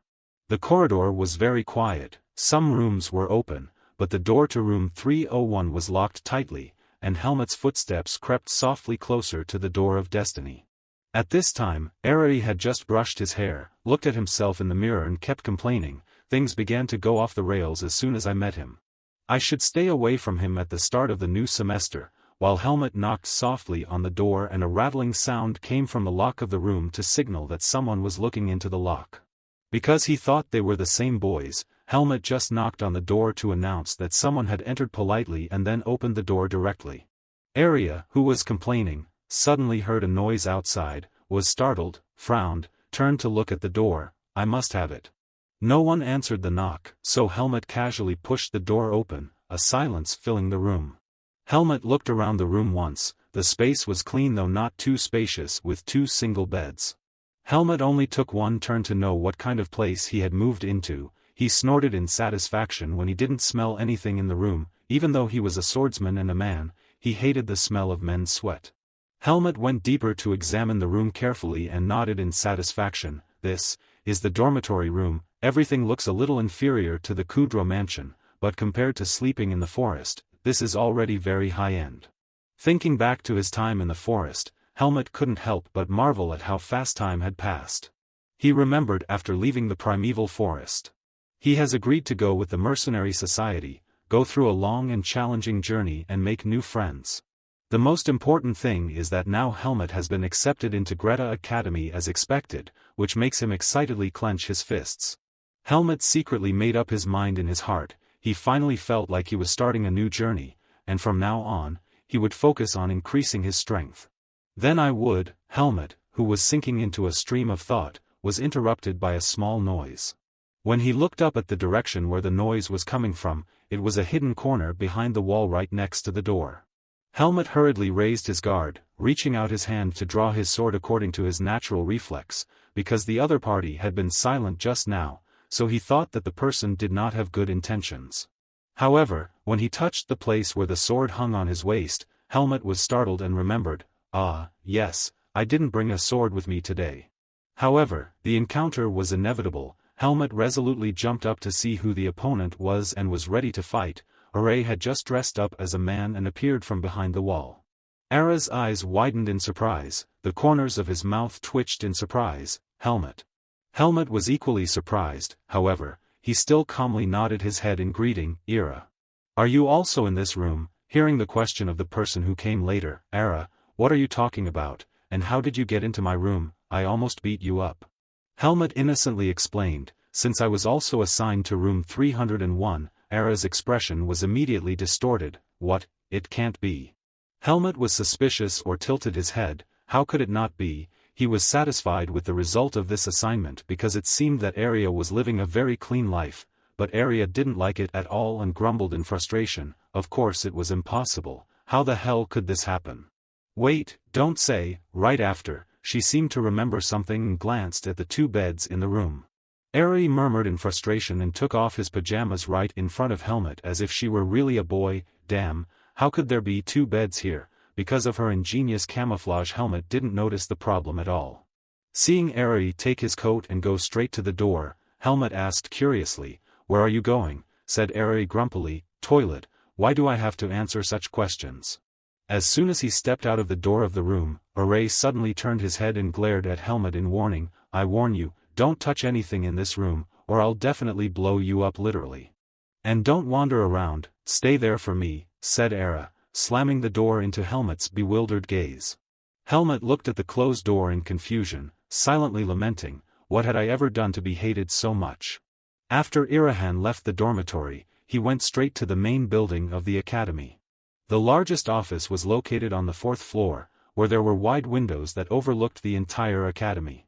A man is leisurely sitting drinking morning tea, enjoying the peaceful atmosphere in the morning before the start of the new semester.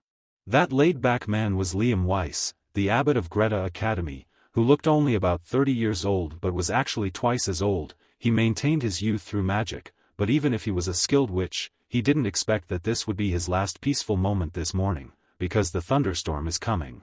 At that moment, Array directly stormed into the headmaster's office without knocking on the door. Of course not everyone could do that, but Array was an exception because she knew the headmaster before she even entered the school, and her shrill scream for the headmaster even startled Liam Weiss to spit out tea. Liam Weiss glanced at Array with deep concern, and Array directly questioned him, but he said no head and no tail. What the hell happened? Liam Weiss couldn't help but tilt his head in confusion. I mean, what do you mean? Arya walked up to Liam Weiss's table with an angry face. How can you let someone else stay in the same room as me?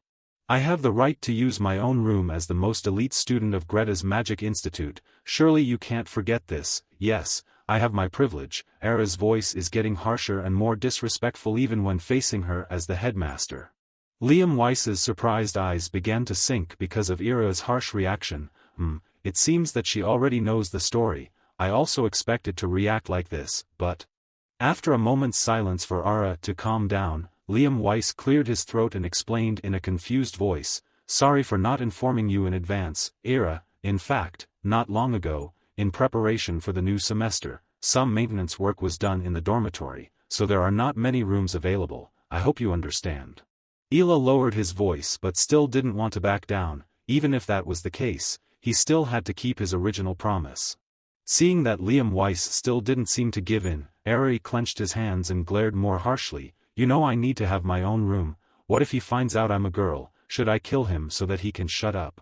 Liam Weiss still only copied indifferently. The problem was that the principal knew that Ari was a girl, but other than allowing her to take the entrance exam as a boy, he couldn't grant any other privileges. Since she got a perfect score in the entrance exam, she was allowed to use her own room, but now that the academy was running out of rooms, that privilege was only restored when another position in the dormitory became vacant.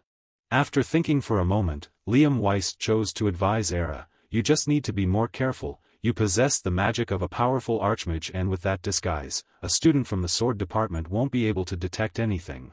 Arya still can't accept the situation and you're really worried, so don't you intend to take responsibility? I don't want the slightest bit of risk. What if I get caught? After all, you know who my enemy is. Liam Weiss frowned and looked at Ira. It was an unpleasant reminder of an old relationship. That old relationship didn't leave him with good memories, but because of an oath he had made, he couldn't turn a blind eye. The normal oath of a magician had become a burden for the headmaster.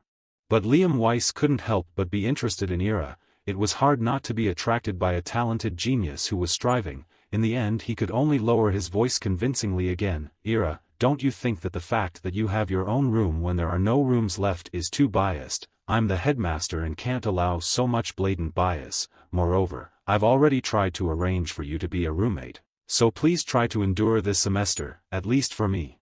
Arya knew that if she tried to push harder, she wouldn't get any benefit, so she lowered her voice, but she still didn't fully accept the headmaster's words and pursed her lips to show disgust with Helmut. I'm close to that guy. Liam Weiss looked at Ira suspiciously. Isn't it? I mean, I instructed him, studied with him, and even went out with him. Ira immediately shook his head and said, No, I'm only doing it because I'm getting paid. Originally, I didn't intend to get to know him for a long time in the first place, and he and I hadn't even seen each other many times, and Arya grumbled and ruffled her hair with a warm expression on her face. But the mention of Helmut and his encounters with him made Arya suddenly recall the memories between them.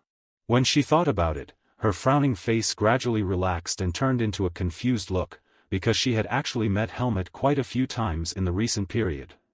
Liam Weiss saw that shy expression and smiled. It's my responsibility as a teacher and guardian. I have to help you in your friendships. I've already told you, if you get along well with him this semester, I'm sure I'll give you a single room, I promise. Alan raised her eyebrows in disbelief at Liam Weiss's statement, but then she didn't refute or ask for anything more. The headmaster's office was finally restored to peace as Ara coldly turned to leave. Liam Weiss breathed a sigh of relief, leaned back in his chair and looked up at the ceiling. Finally escaped. Only time would tell if she was completely convinced or not. That child should have had a better temper. And then, his gaze became deep as if he was immersed in the things of the past that had been buried for a long time. At this time, Helmut was still obediently standing still in room 301 waiting for Ara's return. He didn't even dare to pull down his chair for fear of making Ara even more mad. Seeing Ara slam the door as soon as he entered the room in frustration, Helmut didn't know if it was honest or stupid, but went straight to say it. It seems that things are not going your way. Ara immediately writhed coldly. You must be very proud of your quickness. Glancing at Helmut actually standing obediently waiting for him as instructed, Ara was also a little relieved. But her arrogant personality still couldn't easily accept Helmut. She was suspicious and asked, Do you really want to share a room with me? Helmut affirmed without hesitation, It's not a matter of whether you want to or not, but this is necessary for admission, don't you understand? Ara also sighed helplessly and leaned against the wall. I've been alone since I became the highest achieving student in the Magic Institute, and yet this semester, I have to share a room with you. Honestly, I don't like this situation very much, and Ara couldn't stop sighing with a look in his eyes that avoided Helmut's gaze. Helmut didn't understand why Arya reacted so harshly to having a roommate, but his unwavering gaze showed that no matter what Arya said, his stay here wouldn't change, unless the management reassigned the room. Arya suddenly came up with the idea of making an agreement with Helmut. I can use magic to teleport you to and from the academy according to the study schedule. What do you think? Helmut immediately shook his head in rejection. I don't think Ethan would agree. If he did, others would find out right away. Arya shrugged his shoulders and began to compromise. I hate to admit this with my own mouth, but I'm much more difficult than you think. It's not comfortable to live with me. Do you still want to stay here? It can be seen that in Ara's question, there is still a hint for Helmut to take the initiative to change rooms, which is also to open up the last chance for him to find another roommate who is better. However, Helmut pondered for a while without answering immediately. He had observed the room very carefully during the time Ira was out and discovered that the room was clean and had a gentle fragrance that was not offensive. In front of Ara's nervous gaze, Helmut snapped his fingers in a resolute manner. Okay, you're still much better to me than the others, and I'm sure you're the same for you.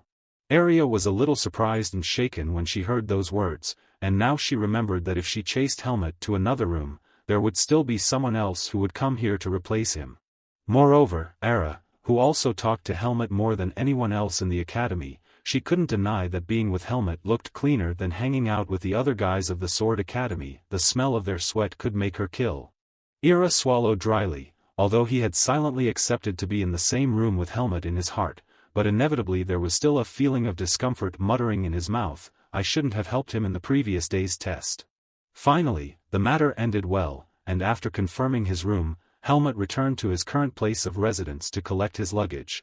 Carriages were still busy entering and exiting the academy's dormitory area because this was the time when new students checked in and moved in. Helmet stepped down from a carriage with a simple luggage bag. His belongings were really very few compared to the other practitioners who were carrying armpits. Helmet looked at his luggage bag, which consisted mainly of clothes, and took a deep breath as if he was adapting to a new environment. Then he walked through the crowd towards the dormitory in a restless mood. The furniture had already been moved, and Ray must have decided to use the common room as well. Walking up the stairs, Helmet couldn't stop wondering how strict the rules would be set by Ara. The nervous mood made him also reserved when he opened the door, and after knocking on the door for a while, he dared to open the door and look into the room. Ara, who had been waiting for Helmet just now, turned around and glanced at him with cold eyes. It's back. Helmet tilted his head and asked, have you made up your mind? After only half a day, the area of the room had shrunk. To be more precise, a large curtain had been hung that divided the room in two. Even the two beds that had been placed close to each other had been separated, but Helmet could only see one. Even so, the room was still very tidy. The space in front of Helmet took up the space of two large windows filled with light. Thus, the rest of the room on the other side of the curtain will only get the light of a window frame and the area will be narrower. While Helmet was wondering if this side was her area or Ara's, she walked towards the curtain. After opening the curtain and opening the slit, Ray sternly warned Helmet, the space inside the curtain is mine, your part is larger, so I won't accept any complaints. This curtain has also been enchanted with alarms, so don't try to move it to this side. Helmet silently glanced at Ara, and without a single complaint, he felt okay with all of this arrangement. Seeing that Helmet was silent, Ray continued to say a bunch of rules. I have already put a noise suppression spell on it, but do not make a loud noise at night, and also, do not smell it and keep the living place clean, and do not let anyone into the room, especially those in the Magic Institute. Helmet couldn't help but be confused and absorbed the rule in silence. Seeing that Helmet didn't argue, Ari was finally satisfied. If you need anything, just call me, because even if I don't hear you, I can still answer if you call enough. That's it, go back and do what you were doing earlier. Finished speaking, Ari immediately returned to her territory. Helmet could only obediently answer reservedly, I understand. Seeing that Ari really doesn't set too many rules and it's all very normal things to keep a comfortable and polite living environment, Helmet has absolutely nothing to complain about. However, he still wanted to say a kind greeting to Ari to start their coexistence in full and called her back, Ira. I hope we will live together in harmony, and Helmet's words and eyes are filled with a desire to make friends. That expression on his face made Ari once again waver a little about the invisible friendship between them, but she still showed a cold expression that did not respond and returned to her area. Finally, as the dusk falls, Helmet's first day in the dorm ends smoothly but also signals a troubled semester that awaits him. Meanwhile, in the backyard of the academy, a group of practitioners were gathering around a bench. The whispers about Helmet sounded with contempt. That commoner, he had already passed the entrance test, right? Another man followed with a sarcastic laugh, and I heard that Sir Ethan had his back. The other guy showed a mocking face even more. Why is that guy so arrogant, thinking that he has a nobleman behind his back, he can hide his lowliness. The giggles continued to resound as the eyes of the two bad talkers turned to their boss, Sabbat, who was sitting on the bench, looking forward to encountering him. Sabbat smirked arrogantly and declared, well, he would soon realize that there was a boundary that ordinary people couldn't cross. Luckily, there will be a swordsmanship class tomorrow, then, let's smash that insolent man's arrogant face, and immediately a burst of laughter rang out from the group of three bad guys. It's exciting, it must be fun. The next day was the first day of the new school year. The academy had become bustling from the morning of the dream. The students of the Sword Academy had the first lesson of the new school year in the morning, so everyone was busy. Helmut had woken up early and prepared for the first lesson. This was the first time he had put on such an aristocratic outfit. With porcelain white skin and black hair like crow feathers, and eyes as cold as ice, Helmut seemed to be wearing the uniform of Greta Academy as if it was tailor-made for him. His temperament became even more extraordinary in his new suit. The uniform fits so well and comfortably that Helmut himself was surprised. At first glance, he thought that the uniform would be very tight. Who is afraid to move comfortably? Helmut walked out of the room with thoughts about his plans for today. Era, who said that at the beginning of the semester he usually didn't have much to do, so he would probably head straight to his personal gym after class. At that moment, a familiar face appeared at the top of the dormitory stairs, and Sion gasped in surprise when he saw Helmut come out of room 301. Helmut. You just walked out of room 301, and Sion trembled and pointed to the door of the closed room with a very confused expression. Helmut tilted his head casually. Yes, what's the problem? Sion was so shocked that he turned pale. Of course there is, it's Aria's room. Don't say you're in the same room as Aria. Helmut clicked his tongue and replied, yes, it just so happened. Sion still opened his eyes wide in amazement to look at the door of room 301, but Aria had the privilege of using a private room because he was at the top of the class, so how? Well, more importantly, Aria agreed to it. Seeing that Helmut didn't explain anything, Sion couldn't help but be curious to look at Helmut's beauty on all sides with scrutinizing eyes. It's really weird. Era is biased towards people who like to look. That's right, not biased towards people with beauty is even more bizarre. After looking at Helmut in disgust, Sion grinned and went downstairs. Anyway, you must be very miserable to live with that hot-tempered person in the near future. Come on. Sion pondered for a moment and then asked Helmut again, but as far as I remember, the first class of the Sword Institute will take place this morning. Helmut just nodded slightly. Yes. Sion kindly reminded Helmut, you shouldn't cause any trouble in the classroom, and especially make sure not to get into trouble with the mad dog of the Sword Institute.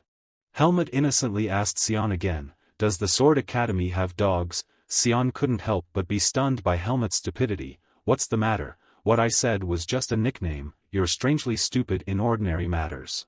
To make sure Helmut understood the danger, Sion wholeheartedly explained, there was a person named Asuka, who was at the top of the second year. Last year, he punched the guys who dared to fight with him without missing a beat, and one of them even had to miss school because he tore his ear. After that, no one dared to fight with him anymore.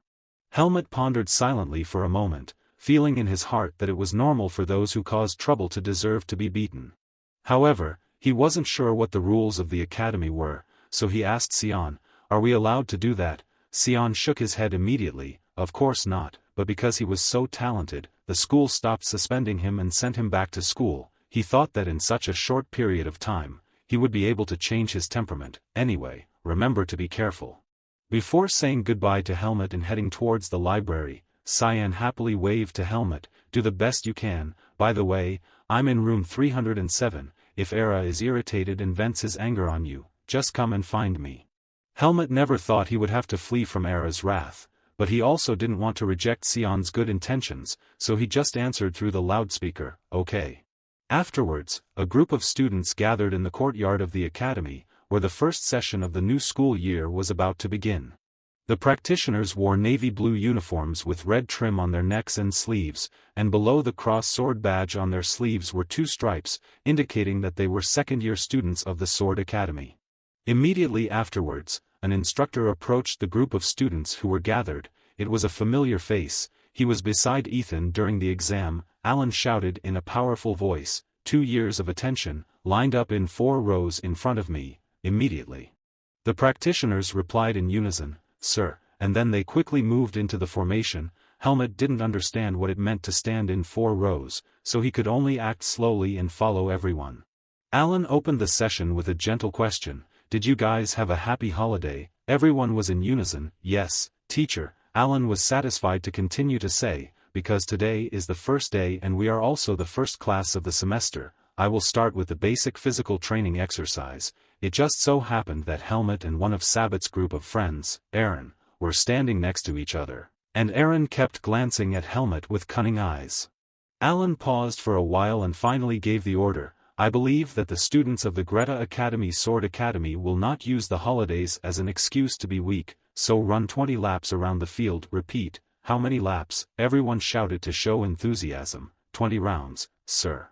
Alan shouted with satisfaction, ran away, with a resounding signal, for rows of swordsmanship academy practitioners began to run around the field. Their speed was quite impressive. If it was another academy practitioner, maybe they wouldn't even be able to complete 2 rounds without falling. Running around the yard at this speed and distance is a normal thing for the Sword Institute. However, the children and grandchildren in the class all murmured and complained. On the first day of the semester, I ran 20 laps. I heard that he taught very tightly, and for Helmut, this is just like taking a leisurely walk, which makes him can't help but exclamate in his heart, there were only 20 laps. Wasn't that too little to warm up? While running, due to the initial position in the queue, Aaron was right next to Helmut. He kept glancing at him with unpleasant eyes. He didn't expect to be standing next to this civilian. He looked so elegant. The more he looked at it, the more he hated it. Helmut is definitely an outstanding student, not only in appearance but also in temperament. Although he is a commoner, he does not seem to be afraid at all and always looks confident. Perfect porcelain white skin is the prerogative of those who do not have to work under the scorching sun, but Helmut owns it, making rich people like Aaron jealous. With a sinister smile, Aaron deliberately approached Helmut. Well, if I put my foot forward, there is no way he can't fall, or try to smell the earth to celebrate the first day of school, you commoner. Aaron wanted to make sure to enlighten Helmut on his position. As the pace of the front runners diminished and they reached the 16th lap, Aaron suddenly swung his leg forward hard enough to block Helmut's path. If he hit Helmut's ankle, it would cause terrible pain. However, unfortunately, Aaron's foot only cut through the air. Aaron couldn't help but glance down at his feet in amazement, wondering, no, there was no way he could slip. While Aaron was innocent and fell behind, Helmut was still breathing evenly, continuing to run on the field as if nothing had happened. Aaron frowned, swinging his legs vigorously again, this time faster than before but still missing. On the contrary, not a drop of sweat remained on Helmut's white face. He seemed to be visibly relaxed.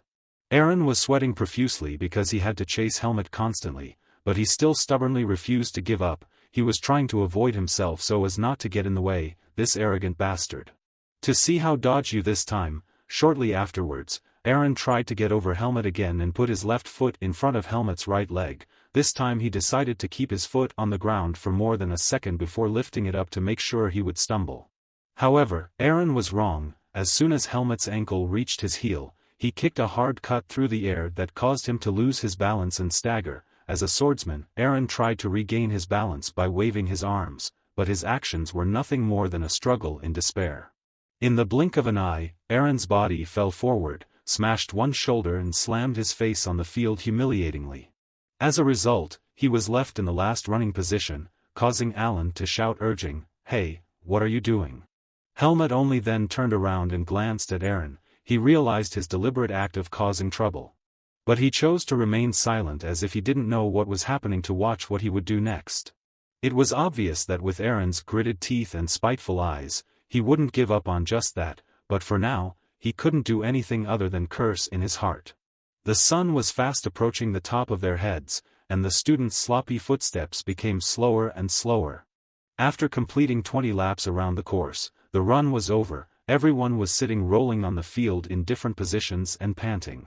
Alan also didn't make it difficult for the students anymore, but turned to leave, took a break. A volunteer followed me to my clothes. A teenager who seemed to be stronger than his friends immediately raised his hand to volunteer. "Yes, teacher, I will go."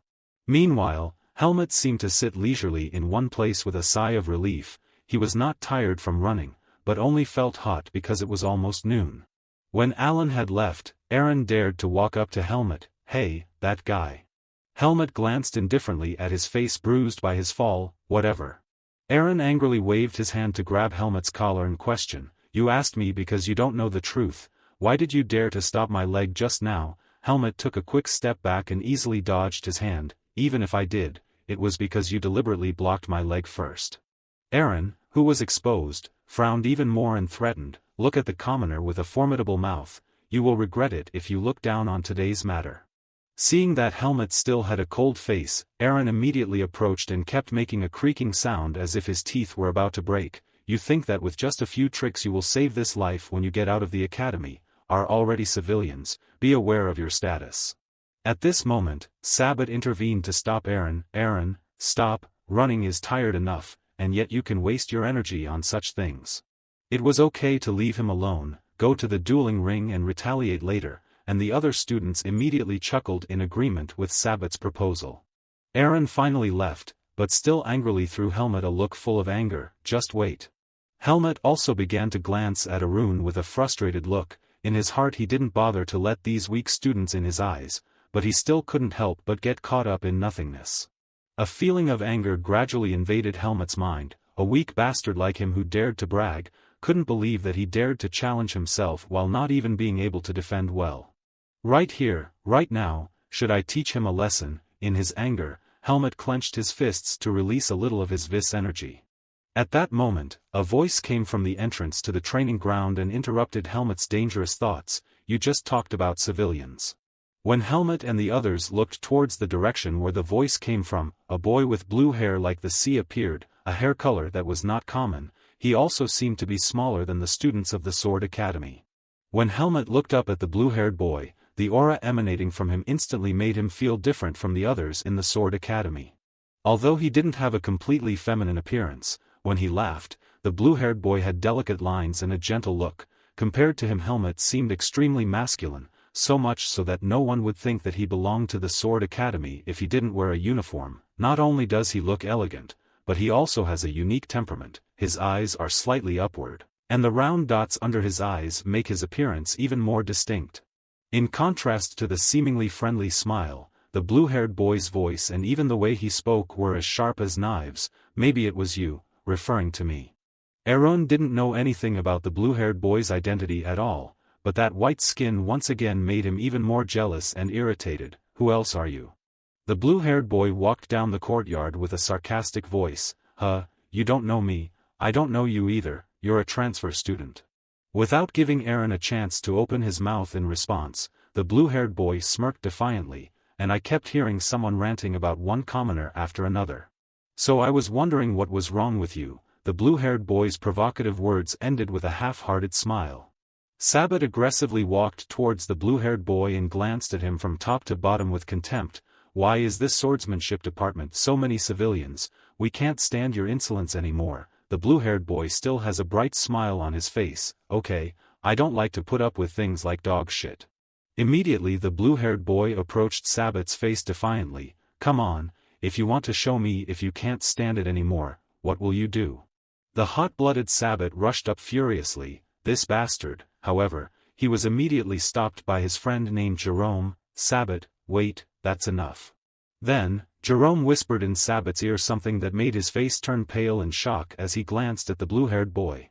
Although he was afraid of the blue-haired boy in his heart, Sabbat still raised his voice arrogantly before leaving. Well, whatever, you civilians can continue to be close and help each other like that. At this time, the rest of the students also looked at the blue-haired boy with a discriminatory look of evasion. My God, why did that bastard Asuka suddenly disappear? Let's concentrate. Too late, damn, hurry up. Helmut heard Asuka's name faintly, and immediately remembered Sion's advice in the morning. Don't get involved with the mad dog of the Sword Institute. That name Asuka is at the top of the second year. He immediately glanced at the blue-haired boy with curious eyes. So this guy, because he was a mad dog, the others were so afraid. Asuka's appearance after stopping laughing seemed helpless and lost, a completely different state from before, causing everyone to consciously avoid him and look in the other direction.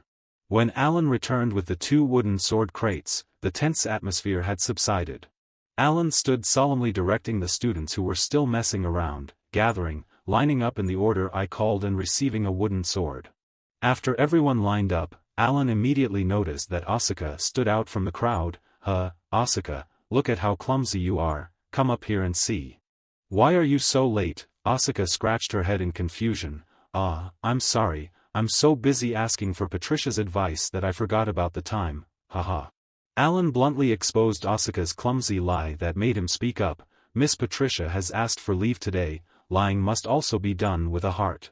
Immediately afterwards, in order to punish Asuka, Alan immediately gave the order, plus 10 more laps, run all 30 laps around the training ground right away for me. Asuka immediately sighed in shock. 3 30-star rounds.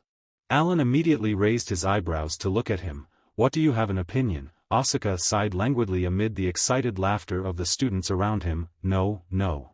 Only Helmut was silently observing Asuka with a probing gaze. It seemed that he also had quite a few bad reputations, right? How could he bring a good reputation by doing such things? After Asuka started running, Alan turned his eyes to the rest of the students, and they just practiced individually after receiving the sword, and I will observe and guide each one in turn, so don't do half-hearted training, disperse. A loud shout rang out, clearly, teacher, and then, everyone took turns to pick up the wooden swords and find a private corner in the yard to practice.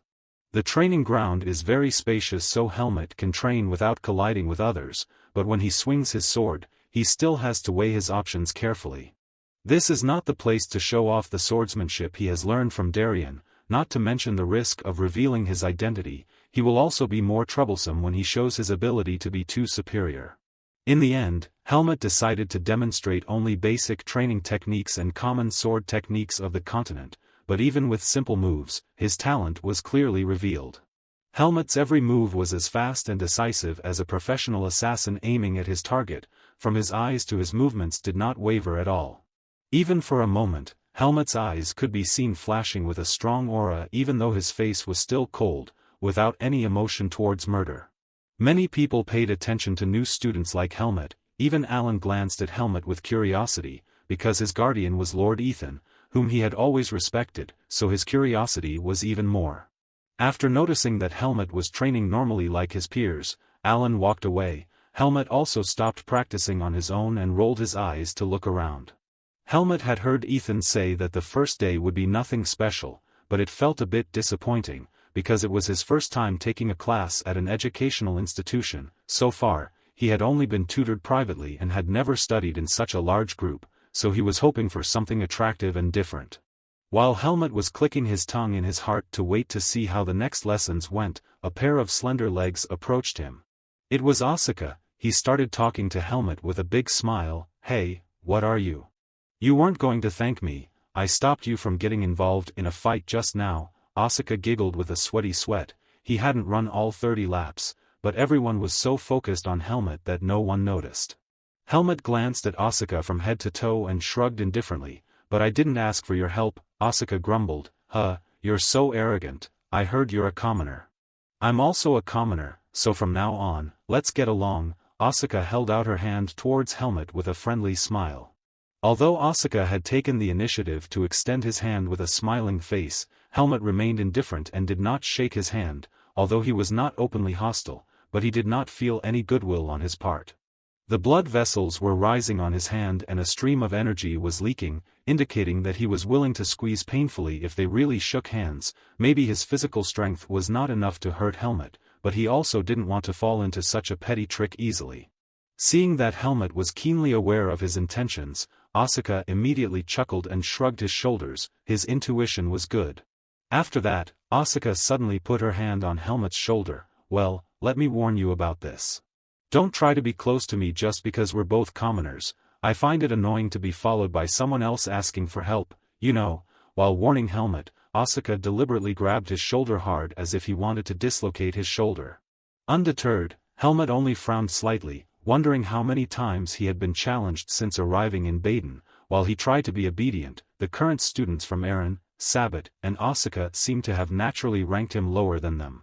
Physically, Asuka seems to be the lowest ranked in the Sword Academy. However, it seems that he possesses higher skills than others. His posture, gaze, and temperament are all different. It seems that he can also handle this quite well, but Helmut knows that he is not his opponent either. Asuka left shortly afterwards with an arrogant wave and a fake smile. Be perfect, commoner. When Asuka went to a private corner to practice the wooden sword, Helmut gently straightened the shoulder blade where he squeezed hard. He didn't seem to be easy to deal with, but it was just a comparison to the other students in the Sword Academy. After finishing the Sword Institute's class and the afternoon general education class, Helmut returned to the dormitory and asked Ara, I look like a bully.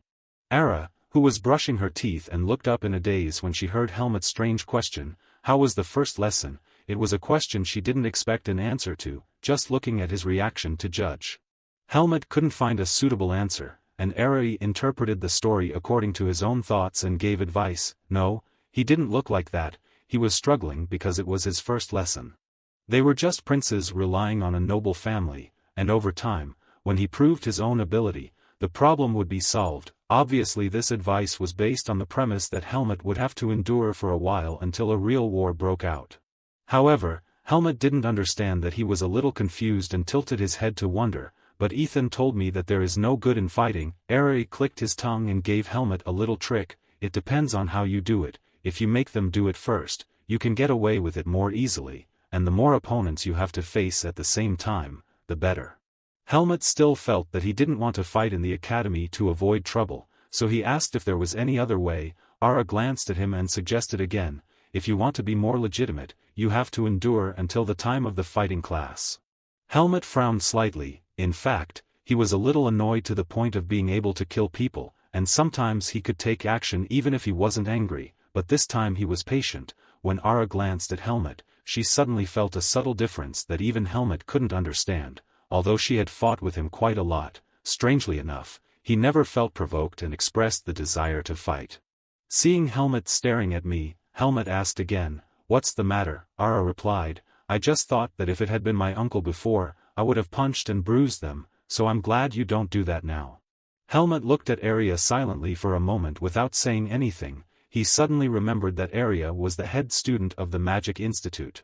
For a moment, Helmut shook his head in wonder. It seemed that what Ara's proposal was something that a wise and powerful person would do, but that Asuka didn't behave like that. Unable to understand the problem, Helmut opened his mouth again and asked, as the head of an institute, was it okay if he didn't restrain himself and start the fight first? Ira raised his eyebrows and looked at him with skeptical eyes. What the hell is the flow of his thoughts? Helmut explained honestly, well, if it weren't for that, there would be a guy who made it impossible for me to understand his actions. Meanwhile, in the corridor of the Sword Institute, Asuka had an unexpected encounter with the Sabbat group. Different from the last time they met, this time Asuka showed a cold and indifferent expression and only glanced at them slightly.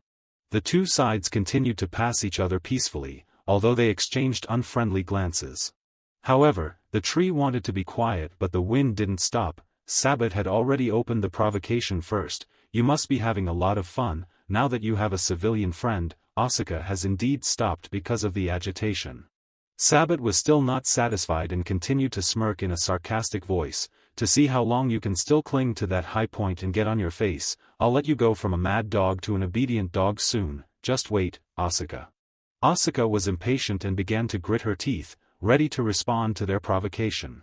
In the blink of an eye, Asuka turned around and swung her hand at Jerome's head, causing him to crouch forward and rub his head. Jerome held his head in pain and turned around and shouted at Asuka, "Why are you hitting me?"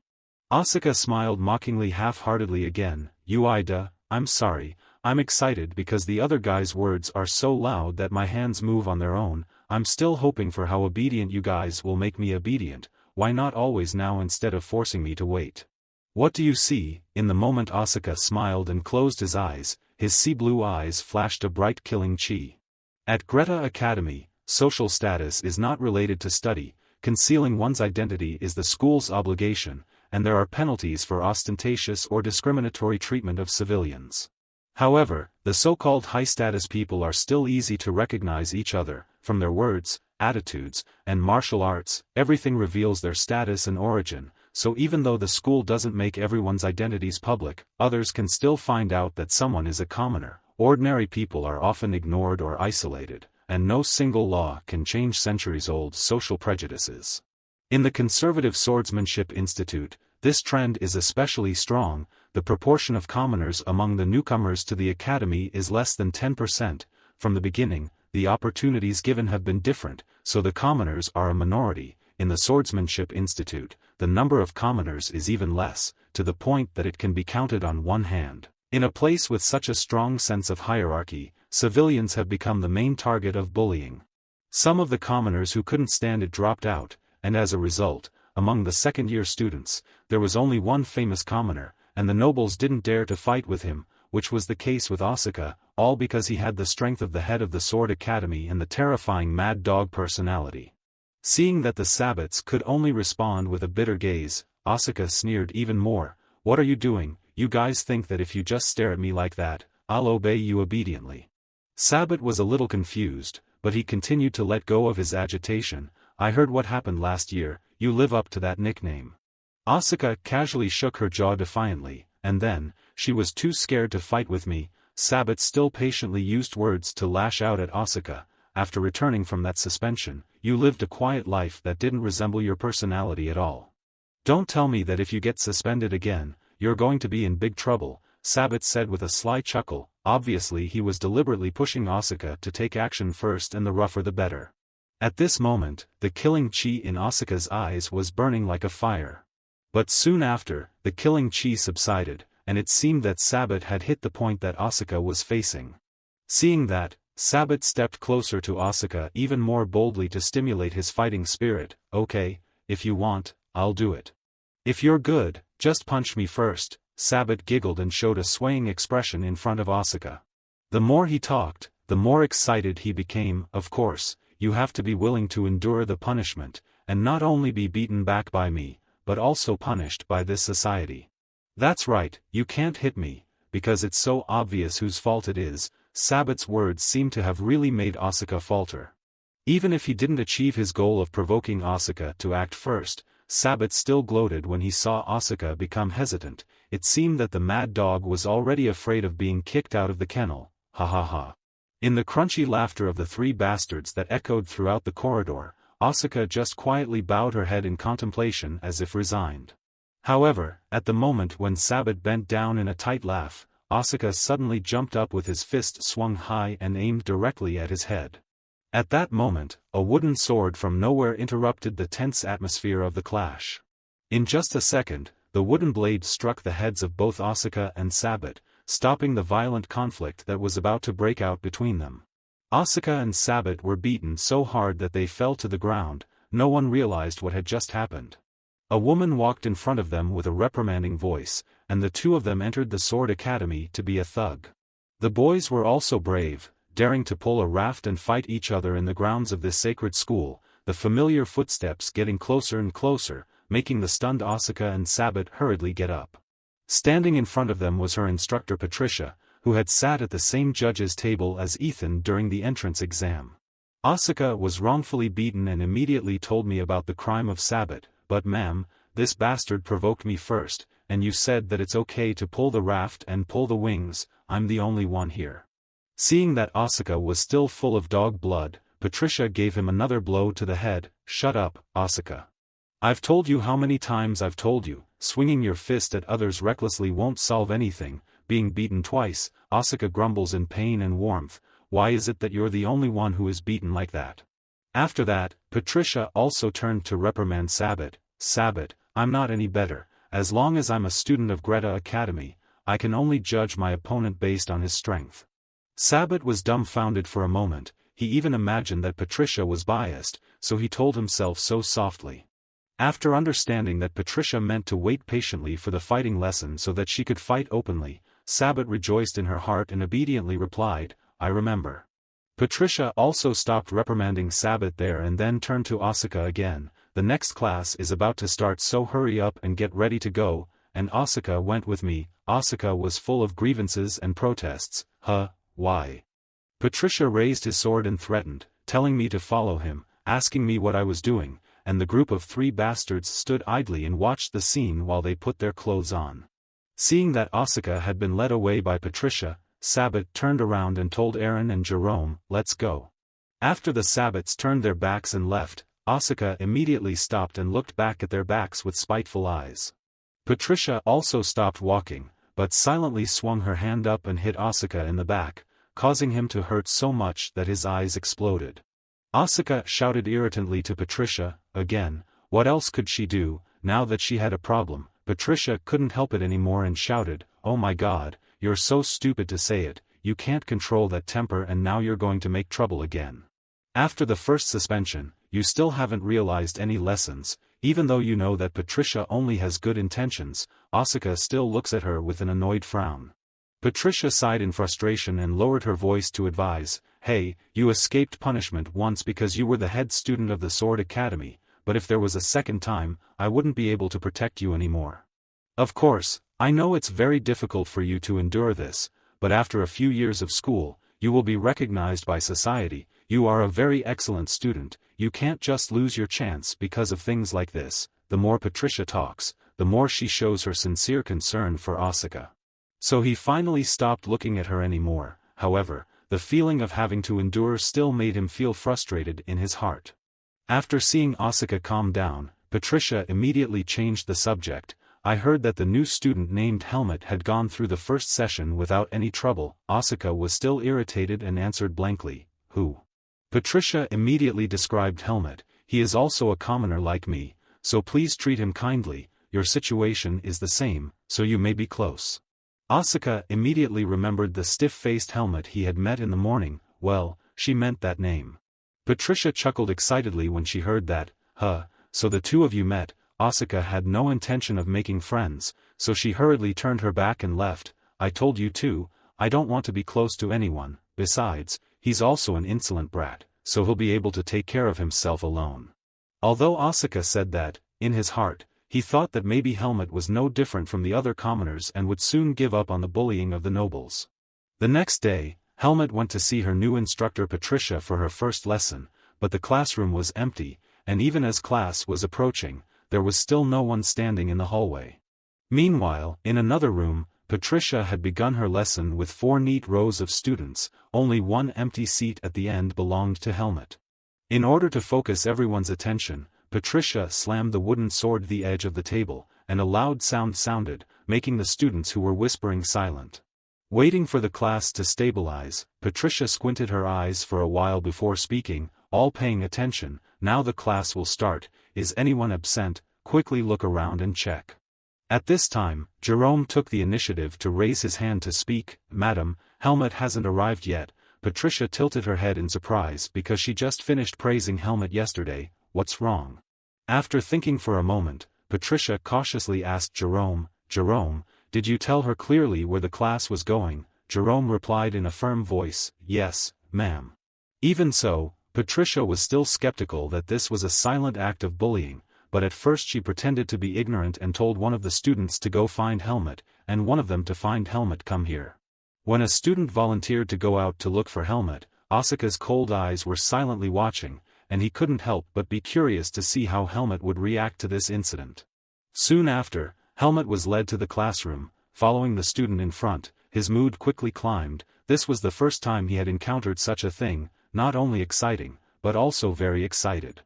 As soon as she saw Helmet standing in line, Patricia squinted her eyes and asked, "Helmet, why are you late?" Helmet explained honestly, "I didn't know that the classroom location had changed."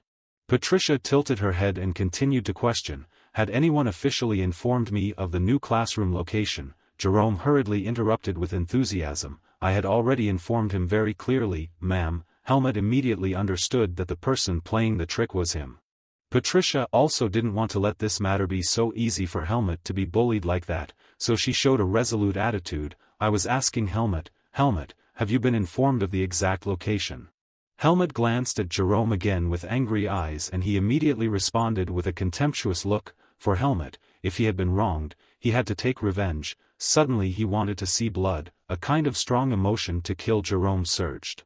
Not only that, the surrounding nobles were also laughing and laughing after Jerome, which made Helmet's desire to kill rise even more violently. The seeds of darkness constantly pushed him. Yes, it was a good idea. Kill them all, and make sure that no one can make it difficult for you. Seeing that Helmet was only silent for a moment, Patricia understood the problem in her heart. It seemed that she had not received the notice, and she gently urged him to tell the truth. "Helmet, you can tell me the truth."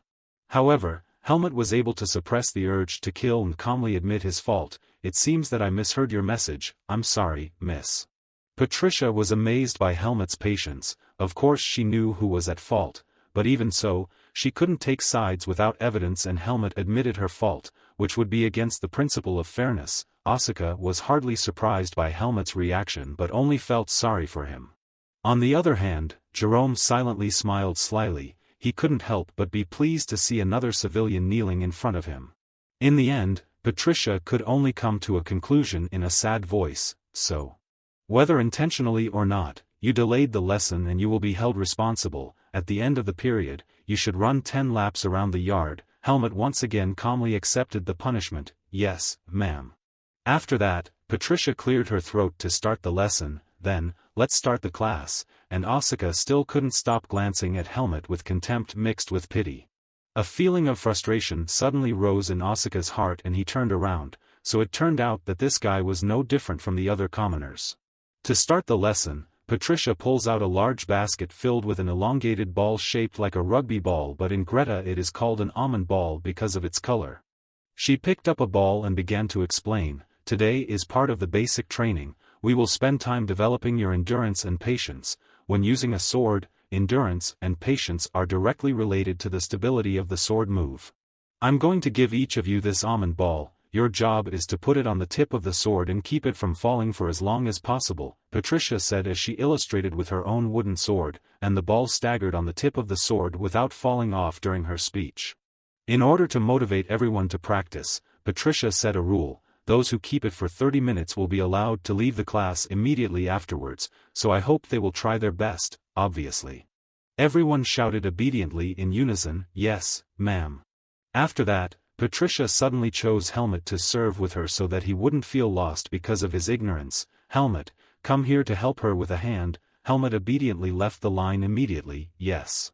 Seeing that Helmut's appearance and Helmut's actions earlier seemed cowardly, Asuka felt more and more uncomfortable in his heart, both disgusted and sympathetic because he had also experienced the days of being bullied. The only other thing was that he had resisted so strongly that now the nobles were automatically staying away from him.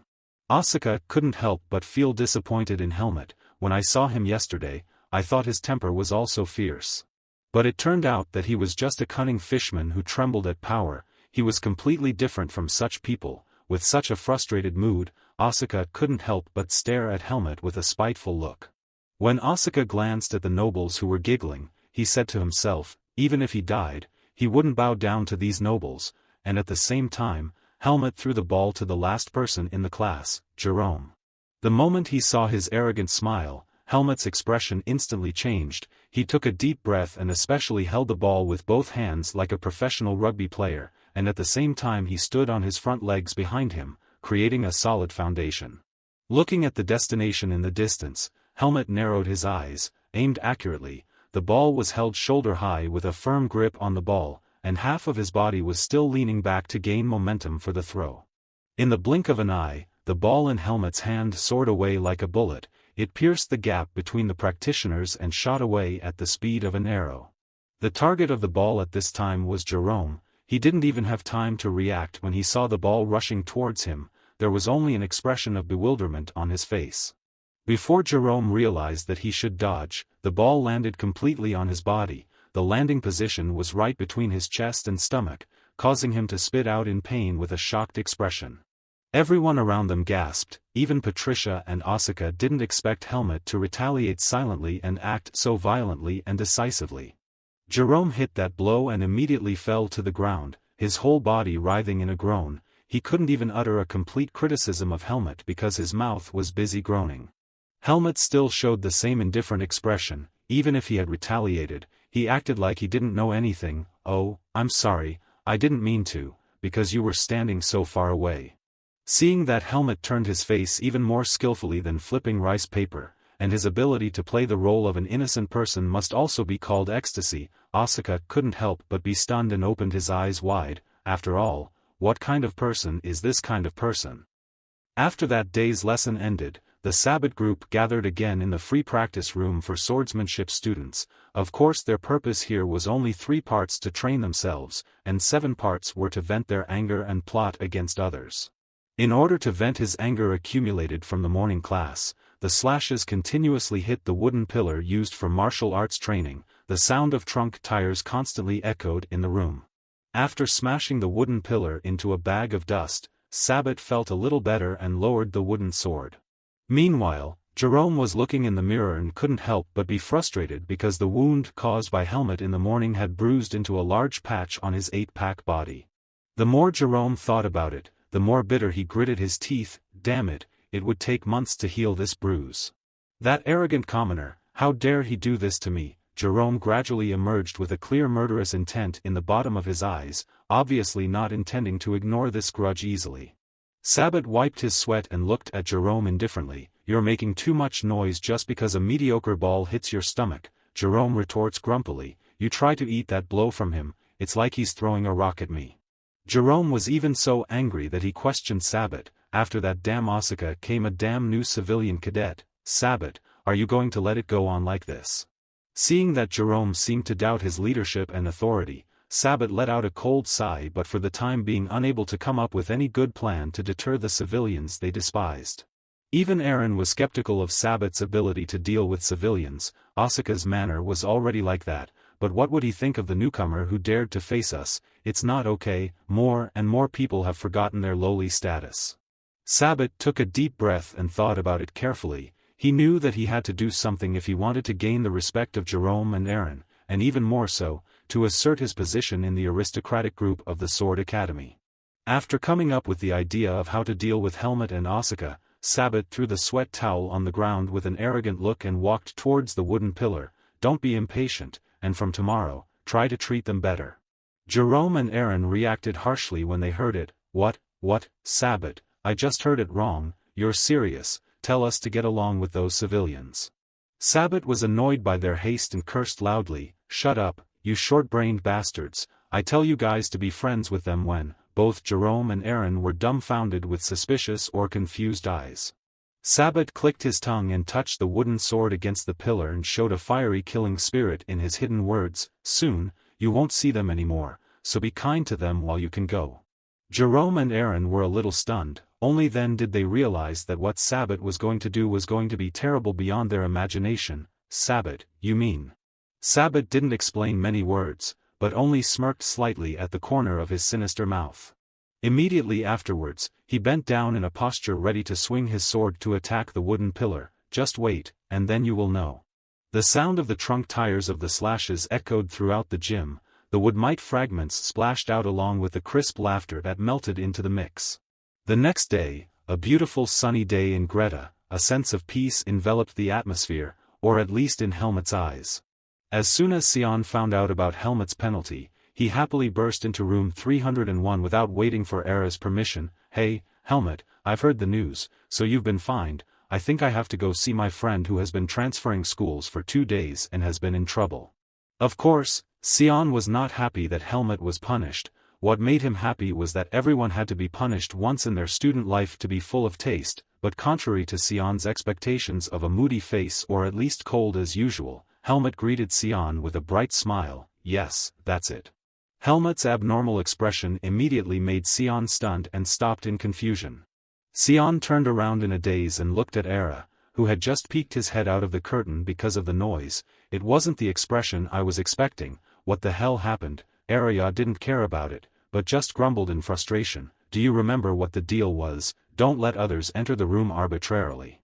Sion has Helmut as a support, but he doesn't know how to live or die to tease you. "Ara, come on, don't be so mean. Why are you like that to us? Besides, I only came to see Helmut for a little bit today, so don't make a fuss about it." Era frowned with a frown. "That wasn't the problem. The problem was that I never allowed you into my room." Sion put on a pitiful face and lamented. "Helmut can come in, why can't I?" Then Sion began to turn on the babbling mode, which made Era even more frustrated. He had been alone in a room all this time. What else? So why did he naturally agree to have a roommate now? "I came here to play a little, but it was also difficult. He has something that I don't have. It's his appearance." "Is it really that? It's his appearance. I don't deny that he looks better than me, but..." Impatient Ela threw the pillow directly at Helmut and Sion in the face with a fierce scream. The two of them went out all the time. Sion quickly ran away so he was not harmed, but on the contrary, Helmut just sat idle and got a bullet.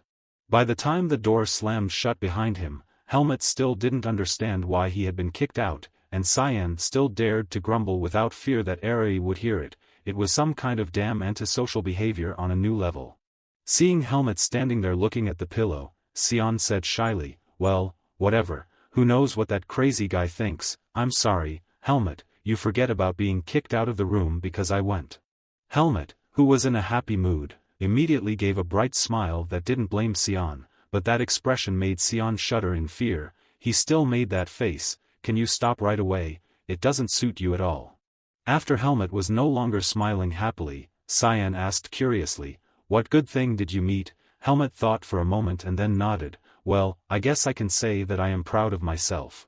Immediately afterwards, Helmut smiled unusually because the joy in his heart was surging. The problem would not be solved completely just because I threw a ball so hard, but no one was seriously injured, so at least I could say that I had behaved in a more humane way in solving the problem. Meanwhile, Cyan could only look at Helmut with a deeply concerned look. What a matter of pride, in what way? You are really more wild than I thought. Please don't turn into a person like Asuka, I begged. Helmut clicked his tongue and shrugged his shoulders. I know, I don't intend to behave carelessly, it will make Ethan bluff because he is my guardian. Cyan can breathe a sigh of relief. Yes, that's right, it's a great relief. After that, Helmut declared firmly, but I wouldn't stand by and watch them do whatever they wanted. After all, as Eri said, it was a problem that could only be solved by my strength. As long as it came to the fighting class, I had to make them understand it. Cyan suddenly stared at Helmut for a moment, feeling a significant change in his personality. In order to help Helmut relieve stress and expand his understanding of the world around him, Cyan came up with the idea of suggesting, Helmut, are you going to leave the academy this weekend? Do you want to go around the city center with me to see how it is? Helmut thought for a moment and then decided to decline because he felt that going for a walk was unnecessary. Not really, I was just going to go home to see Ethan and leave, just to have a meal at home and talk a little. Cyan immediately put on a bored expression. I understand. However, this little boy still didn't want to give up and decided to ask Helmut with a thick face, if that's the case, can I go with him? Helmut tilted his head in a daze, went to Kudro's mansion, and then what were you going to do there? Cyan replied with a bright smile, what are you doing? My father came to visit your house and also needs a reason. And it's also important that personal relationships go smoothly. I bet Professor Ethan would love it if he brought a friend home, and Cyan excitedly stared at Helmut. Helmut continued to think silently for a moment. He was a little hesitant, not sure if Ethan's personality was suitable to take you home. Cyan waited patiently for Helmut to think and kept blinking his big puppy-like eyes to convince him. After thinking about how Ethan had said that he wanted Helmut to fit in well with his new environment, he finally nodded. Great, then.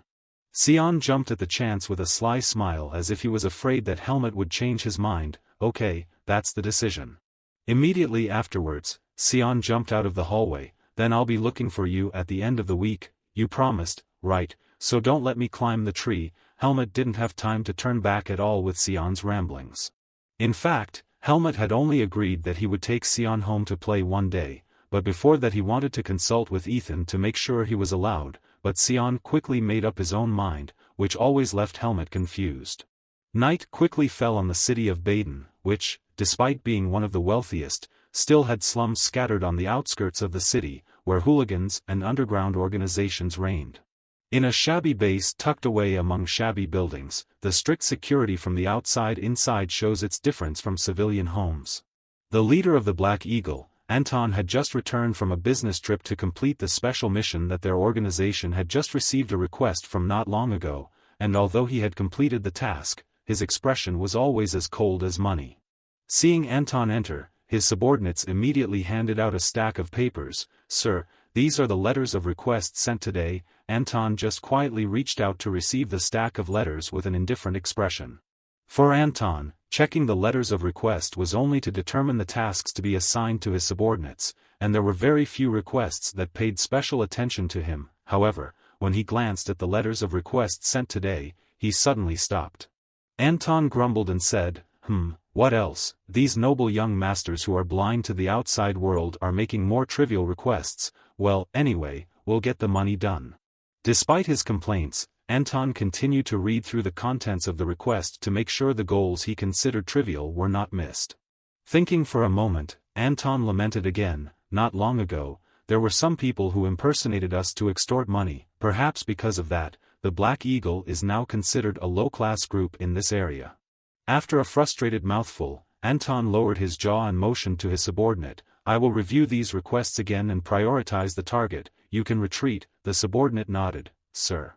However, before Anton's subordinate left the room, he saw a remarkable piece of information in the letter of request from the noble young masters and immediately waved his subordinate's name to stay.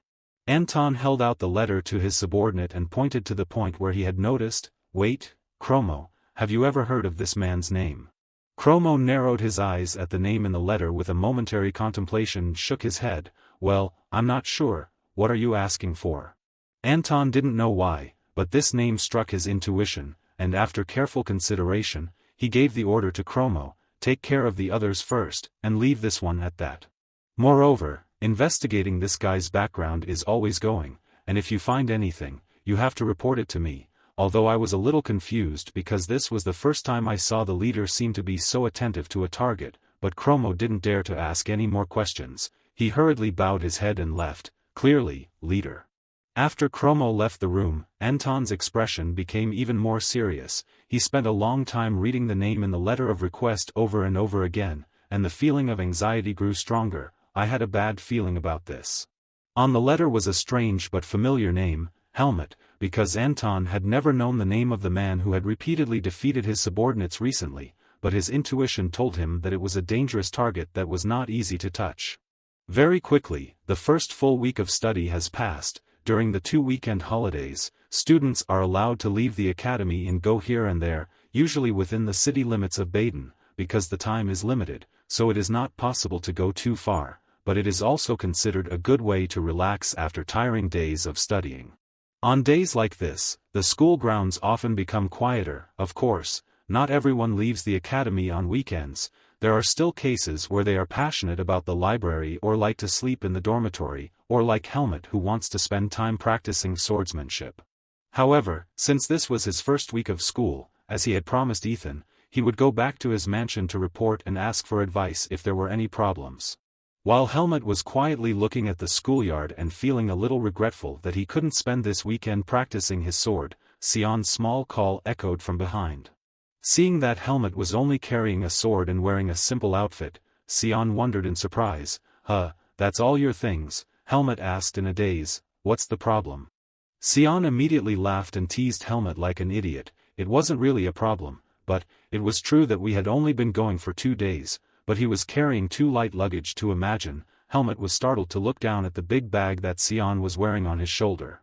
Actually, this is not a serious problem, but for Helmet, it shows that he has not yet adapted to his new environment. He is still used to following the secret to survival in the forest is to keep his body as light as possible.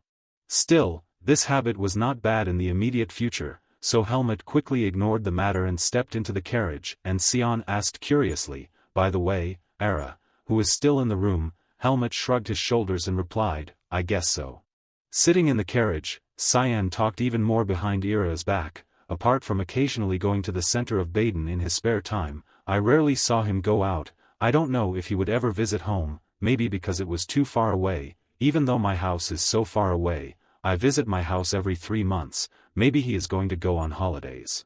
Seeing Helmet's face froze and didn't react at all, Sion immediately burst out laughing with concern. "Ahaha, but don't get me wrong, I'm not his follower, he's my opponent, so it's normal for me to feel interested in his movements, isn't it? Following men isn't my thing, so." Sion's voice became smaller as he saw the deep skepticism in Helmet's eyes. The problem with Sion was not only that he talked too much, but every time they met, he would follow Helmet and tell him this and that even if no one asked. Even today, he demanded to follow Helmet to the Kudrow mansion, but he also said that he would not follow men. A silence enveloped the atmosphere in the carriage. Helmet pondered for a moment with ice-cold eyes and then suddenly opened his mouth. "If you were so curious, should I ask him to help you?"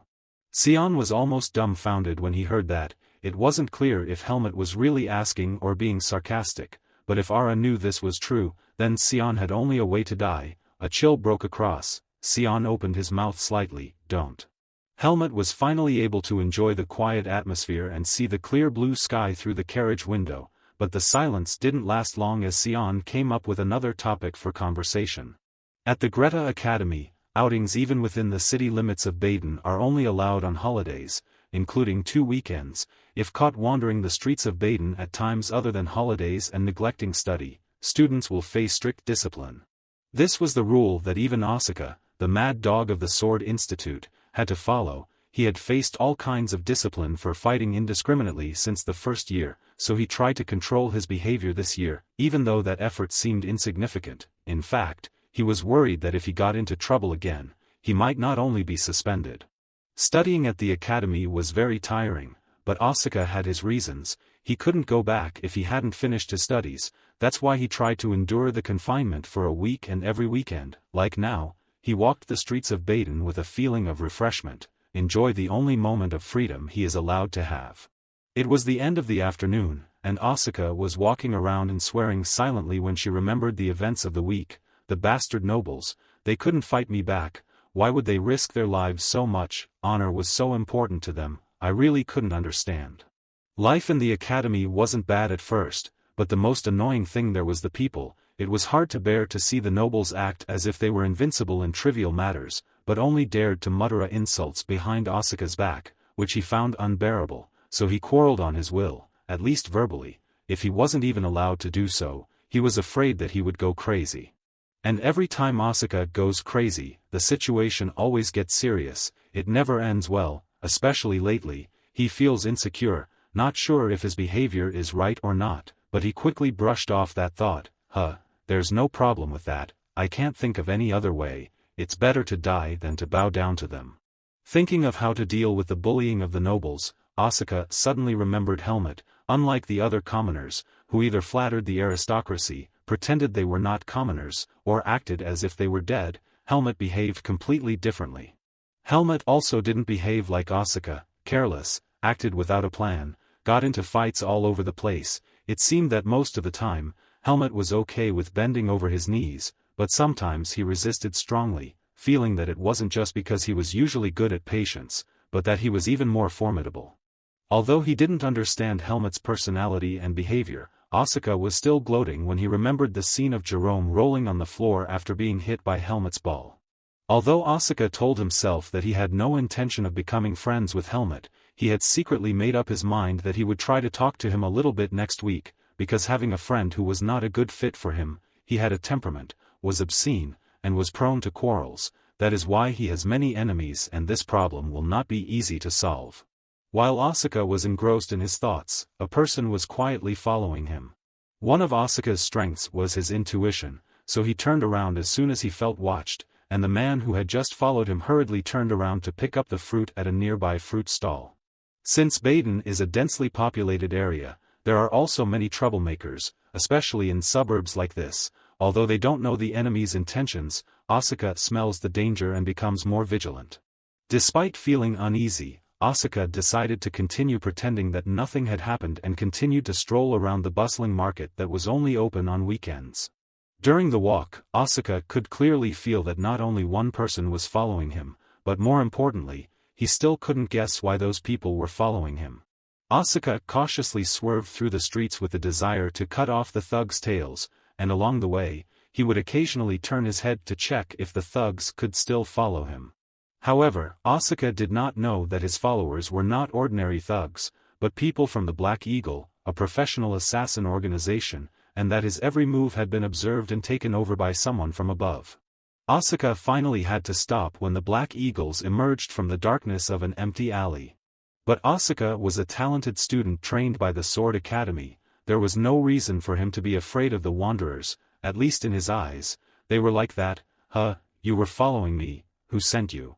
The road where Asuka was standing was on a narrow alley, so just 4 big men were enough to block the road in front and behind, surround him and then slowly squeeze it like a mousetrap. Asuka took the initiative to mention where she was studying with a calm voice. Greta Academy, Swordsmanship Institute, Year 2. There were only 3 academies in Baden, and all 3 had swordsmanship institutes, but even the first-year students of the Swordsmanship Institute of the weakest of the 3 academies were not allowed to be touched. The ordinary thugs would avoid it after hearing that, but Asuka's opponent this time didn't even blink. Only then did Asuka realize that they had deliberately led him to this section of the alley, so it was definitely a prearranged plot and not just ordinary thugs looking for a place to vent their anger. He kept a calm and speculative attitude. Come on, I still have a few names that come to mind even if you don't say anything. Obviously the names that Asuka was thinking of were Sabbat, Jerome and Aaron, but he didn't have much time to consider that now. when he tried to draw his sword to break through the encirclement, he suddenly remembered that his sword was being repaired. Asuka was confused for a moment, but still calmly laughed sarcastically. Did it all because of a child's brawl? I don't know which clan it is, but it's obvious that they are very free. There was still no reaction at all. The expressions on the faces of the Black Eagles did not show anything that Asuka could guess. They no longer had the patience to listen to his monologue and began to draw their swords. Asuka didn't expect the situation to develop to this extent, so he swore in his heart, "These bastard nobles." He continued to monologue with the Black Eagles, at least to reply to me, in fact, to distract them while he tried to sharply judge the opponent who was approaching him.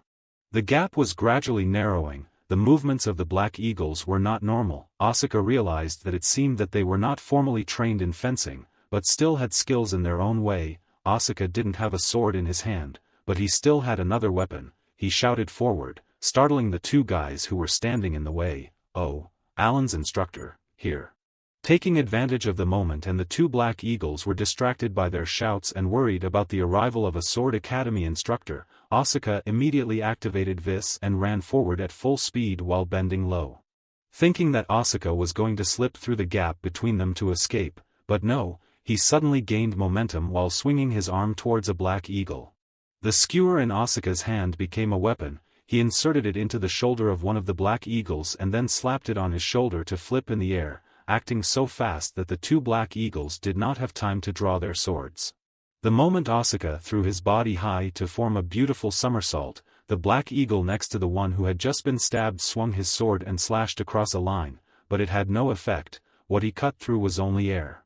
Asuka landed gently on the ground at a distance of 2 meters in front of the Black Eagles, an incredible sight that showed that Greta Academy's Sword Academy students were not opponents who could be underestimated. Despite his good skills and speed, Asuka knew that it was foolish to be a quadruple enemy without a sword in his hand, so he immediately bent up and ran away from it instead of stubbornly fighting to the death. The 4 Black Eagles couldn't help but look at each other in a daze, and then they chased after Asuka on 3 legs and 4 legs. "Why is it so fast? Oh, what else are you doing there?" chasing after it quickly. Asuka ran towards the main road. It was the only way to resolve the current situation. They wouldn't dare to act anymore when there were a lot of witnesses. However, his footsteps were forced to slow down when he discovered something unusual. Asuka slammed on the brakes as he was about to make a turn, and he sensed that something was wrong in front of him. Asuka's mind was spinning, for was too much. If there were any more, he wasn't sure he would be able to escape, so he was a little confused and stepped back. The people who were waiting in the shadows finally showed up when they saw Asuka discover them. With such a number of people, it was not surprising to think that they were signing a murder contract instead of teaching him a lesson. In front and behind, there were a total of 12 enemies surrounding Asuka. It was a multi-layered ambush that was more elaborately arranged than he had imagined. Now, all Asuka believes in is the narrow alley. It's a suitable space to fight with many opponents. It's not easy, but he doesn't think he's going to lose. Asuka's eyes flashed with murderous intent. "Joke, okay, I'll play with you guys for a while." The Black Eagles would soon understand why he was called the Mad Dog of the Sword Academy. Soon, it was already dark, and at Ethan's mansion, an unexpected encounter took place when an uninvited guest had sneaked Helmet's tail here. Although Sion's appearance was unexpected, a more hearty table than usual was still prepared. Ethan also seemed to be more cheerful than usual. "Thank you for joining us today, Sion. I hope the food suits your taste." Sion smiled brightly with his hand on his chest to express his sincere appreciation. "Of course, Mr. Kudrow, the food is very delicious. It is not a shame to be prepared in the Kudrow mansion. I was completely overwhelmed by the splendor of this mansion." Ethan was glad that Helmet had made a friend besides Araya, and Cyan was also a pretty normal person with a friendly and communicative attitude. The somewhat shy dining atmosphere had calmed down considerably. "Haha, you can call me a guide instead of such a formal style." Ethan couldn't stop laughing. He couldn't hide the joy in his heart. "I couldn't believe that Helmet had such an ordinary and polite friend. I was worried." Seeing that expression of Ethan made Helmet shudder and wonder how a person could change his attitude so much. Sion continues to contribute to the fun atmosphere in his own way. "Helmet, it's the weekend, so do you want to walk around Baden while we're here?" In his mind, Helmet was just looking at Ethan's own training ground at school and wanted to go back there quickly, so he flatly refused. "No, I was going to practice, but Ethan was eager to agree on behalf of Helmut. It sounds good, Baden is a big city, it would be great to visit Baden. Helmut didn't have a chance to do what he wanted, and he couldn't help but regret that time would be wasted. Ethan's private training ground at the academy was even better than the training ground in the Kudrow mansion, and he was very satisfied with that, which was something he could confidently say was the best about his vague life at the Academy Institute. When the meal was over, Helmut reluctantly followed Sion to visit the city at night, but he sighed softly in his heart, I guess this is the reason Darien sent me to the academy, to experience the life of human society. Seeing that Helmut's face didn't have a glimmer of excitement, Sion teased, look at you, it must have been very difficult, leaving such a wonderful house and moving to the dormitory, and having to share a room with an irritable person. Most of what Sion said made sense, but there was only one thing that bothered Helmut. For me Eri had no problem at all, and Sion opened his eyes wide in surprise, really? And do you know why?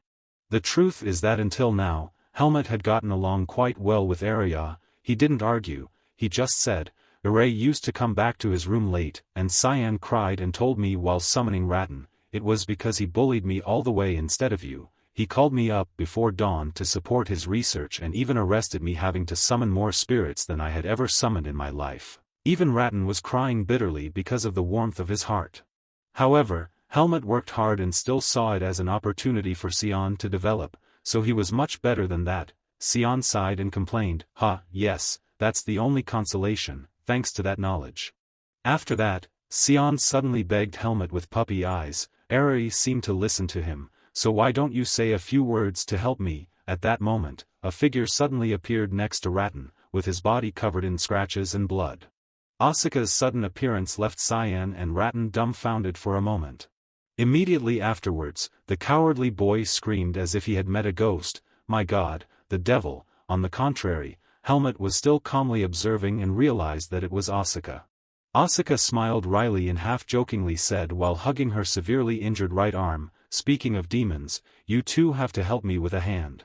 At this time, the Black Eagles had already arrived, and Asuka had been lucky enough to survive until now by stealing the sword of one of them, but dealing with 10 of them was really too much. After a lot of struggle, Asuka caused the 6 Black Eagles to give up the chase because they were seriously injured or killed, but there were still 4 who clung to it. Sion stammered to the point of panic when he saw the big guys with swords approaching. Who were they? Who were they? Meanwhile, Helmut silently observed them closely, a familiar atmosphere. They were not unskilled, but they were more rude and chaotic than mercenaries.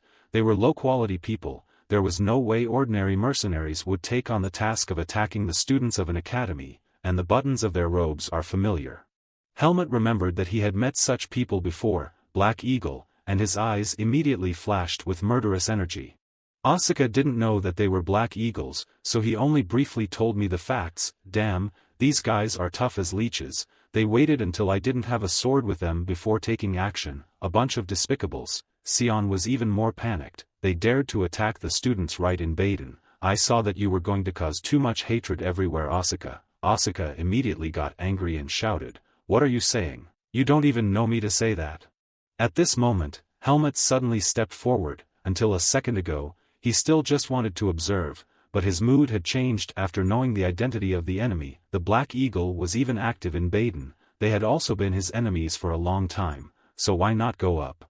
Helmut hasn't had many fights lately, so he's a little sad with his hands and feet. These Black Eagles are opponents that he can easily deal with. The feeling of cutting through the flesh and bones, the familiar smell of blood rises from deep in the stomach. Helmut has been living as a herbivore for a while. It's a life that doesn't suit him, and this is a good opportunity for him to vent his secrets. A sinister glint flashed through Helmut's eyes as he drew his sword, and at the right time, I also have something to ask you. Seeing Helmut full of murderous chi walking towards the Black Eagles with incomprehensible words, Sion couldn't help but be confused. The situation became more and more tense with Helmut's every step, and Sion couldn't help but speak up because he was worried about him. Helmut, what was he talking about? Helmut still pondered silently while drawing his sword. The Black Eagle was an organization that as long as they offered the right price, they would be willing to take the lives of others. Moreover, this was just a student of the academy. It was impossible to do anything terrible to be pursued by the Black Eagle. there must be someone behind them who hired them to do this. The Black Eagles also frowned and tilted their heads, not understanding what Helmut was saying, but they didn't leave even though they saw his fiery aura as they approached, proving that they had no intention of giving up their goal of killing Asuka. They didn't know that, not long ago, Helmut himself had quietly killed a few Black Eagles, and he thought that after that, they might have gotten information about him. And at the same time, Helmut also thought that during his time as a student in Greta, they wouldn't be able to touch him, but now that he saw Asuka being hunted down, he couldn't help but be vigilant. It wasn't that these things could make Helmut feel shaken or afraid of them, on the contrary, he wanted to find out what they knew about him. Now was the right time, and Helmut raised his sword with cold eyes. A member of the Black Eagle group glanced at his comrade standing next to him. "Captain, what are we doing now?" The captain made a decision without hesitation. "Just taking our target's life is not enough, we also have to think about the consequences. We can't have more witnesses, even if they are just the children of the academy. There are only 3 of them, kill them all. Let's start with the one who drew his sword." And immediately the 4 Black Eagles simultaneously drew their swords and pointed them at Helmut with an aggressive attitude. In the blink of an eye, the 2 sides rushed towards the opponent in unison. The Black Eagle captain was the pioneer who rushed forward. He slid his sword forward, with the intention of stabbing Helmut directly, but he quickly lowered the center of gravity of his body and leaned over to dodge. At the same time, Helmut's blade was positioned low under the captain's sword-wielding arm, instantly cutting a line from the bottom up. After a dazzling streak of light, the Black Eagle captain's sword-wielding arm severed and rotated several times in the air. It took a second for the captain to become aware of the situation and screamed in pain to hug his dominant arm. Helmut continued to bow down towards the next enemy, and when he got close to him, he lay on the ground and slid in a raised position towards him. While the enemy was still stunned by what had just happened to the captain, Helmut made a beautiful reverse kick while turning backwards, and the sword in the enemy's hand was instantly kicked upwards. The kicked sword flew up to 10 meters high and spun in circles like a flash in the air. As the momentum slowed down, the sword began to fall freely. It both fell and rotated, but the speed was significantly reduced from when it took off. Under the bright moonlight in the night, the blade flashed and stood out in the air. It also happened to be a mirror of what was happening on the ground. Helmut, after kicking the second Black Eagle's sword, got up and turned around, slashing across his chest with a very deep slash that splattered blood. At the same time, the third Black Eagle was about to slash at him, but was knocked backwards by Helmut's rotating blade. Helmut was in the middle of the enemy's encirclement but moved as easily as a swift gliding on the ice. The fourth Black Eagle, standing next to the captain who had just stabbed his sword towards him, was approached by him, slash across the elbow and chest with a single sword line. The third Black Eagle had only regained his balance and swung his sword to slash Helmut again, but he continued to turn, but in the opposite direction. This time Helmut drew his sword low as if he had no intention of using it to deal with the third Black Eagle. At that moment, the second Black Eagle's flying blade fell near Helmut. He seemed to have calculated everything and immediately swung his high kick leg while turning around. The blade that had just fallen to the level of Helmut's stone was also when his foot touched the hilt of the sword. Like a professional player, he took a shot. The sword was directly inserted into the shoulder of the third Black Eagle. The last Black Eagle in the group fell. The battle began and ended in a short period of a few tens of seconds. Helmut's calculation of the time and drop point of the sword was unimaginably accurate. Sion opened his eyes wide in surprise. The boy knew that Helmut was very strong, but seeing it with his own eyes, there was a different feeling. It was somewhat scary, terrifying, and made him realize that Helmut had a rather formidable, assertive personality. Even Asuka was overwhelmed because even if he had talent, it was difficult for him to take down 4 guys so neatly. A 4-on-1, but the outcome was completely in Helmut's favor. The Black Eagles who stubbornly pursued Asuka fell one after another, helplessly writhing on the ground with blood flowing profusely. Helmut didn't laugh but was enjoying the feeling at the moment. He likes to fight. When facing many opponents, it may not be as simple as a training match, but it is also not boring. Meanwhile, Asuka was still shocked and even began to admire Helmut. In just a few moments he was able to defeat them like this, without even using this. This guy's skills were so good, why didn't he show off his strength in front of the nobles? After the end of the battle, there was not even blood on Helmut's blade, showing how terrible his move speed was. Putting away the sword, Helmut gently put his hand on his chest to feel it, and then breathed a sigh of relief. The dark seed didn't react at all. I guess as long as I didn't kill them, everything would be fine. In order to defuse the tense atmosphere after the war, Sion Thief grumbled, I haven't had time to show anything, you're done, so who are these big guys after all? Helmut didn't hesitate to reveal, Black Eagle. They will aim at any target, just pay for it. While Helmut was talking, the Black Eagle captain wanted to take the opportunity to reach for the sword nearby to sneak up but was immediately crushed by his feet, each finger chattering. Asuka regained her composure and opened her mouth. I needed to hear their own words reveal who hired them. Although I had already guessed a few names, Helmut coldly glanced at the Black Eagle captain who was rolling on the ground. It wasn't easy for them to reveal it, they've already been trained, but by chance, I also have a question for them. Remembering what Darien had taught him when he was in the forest, Helmut clicked his tongue and looked at the Black Eagles with eyes full of cruelty. Well, no matter how tightly their mouths were closed, there would be a way. If we cut off every finger or broke every limb, in the end, they also have to open their mouths. Sion almost turned pale in horror at Helmut's creepy words, and surprisingly, Asuka, who was notoriously violent, was even more shocked than Sion. Sion casually reaffirmed the matter with Helmut. Hey, what are you saying, you're going to torture them? Meanwhile, Asuka just pursed her lips in a daze. This name is on a completely different level of thinking. Just describing him as rude is not enough. He looked like a guy who had rolled around in a war zone, and seeing Helmut's silence, Sion immediately panicked and intervened. Even if the student was attacked first, it would be beyond the range of self-defense. If we act on our own, we will be expelled from school. Torturing others is worse than killing people in self-defense. Now that you have them under control, I will go call the guards. We have done everything we can do, and interrogating them is their business. Instead of preaching morality, Sion thought that speaking this way seemed more appropriate for Helmut. As expected, Helmut nodded, but Asuka protested again. Wait, are you sure we can trust them? If this case is due to the nobles oppressing the commoners, will they turn a blind eye to it? Sion shook his head in retort. Harming a student from a prestigious academy is a very serious problem. They can't do it through loudspeakers, and you know that it's too good to worry about things like that. I guess that's why you're going to have a grudge against the nobles everywhere. Kicked by Sion, Asuka silently accepted that option, and the boy left with a stern instruction towards Helmut. I'll come back right away. I understand, I said this just in case, don't touch any of their fingers.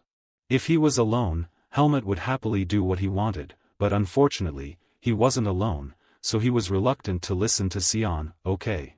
However, after Sion turned his back to leave, Helmut's gaze became sharp as a star again. Glancing down at the Black Eagle captain who was lying face down on the ground, he didn't even dare to look up for fear of looking into his eyes. As soon as Sion's figure disappeared, Helmut immediately sat down, slammed into the Black Eagle captain's hand and whispered in the voice of the god of death, Hey, how much do you know about me? The Black Eagle captain was scared to the point of turning pale, sweating profusely, but he didn't even know that Helmut was also a target for assassination because his name was pushed down after Asuka and was still being investigated, so he could only mutter, what kind of?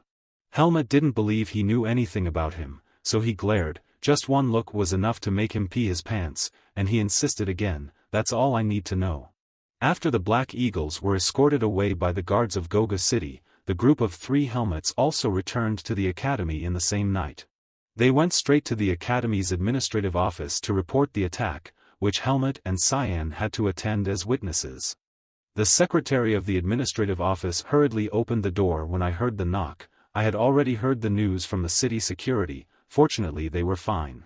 It's too late, so go back to rest first. Report to the principal's office tomorrow morning. Asuka, your injury looks heavy. Should I call the school nurse for support? Asuka thought for a moment and then felt that it was troublesome, so she refused. Well, it's okay. After leaving the administrative office, Cyan kindly advised Asuka, at least you should go to the nurse for now. Are you sure you'll be okay? Asuka still stubbornly turned around. It's already late at night. What else can you do besides lying down and resting?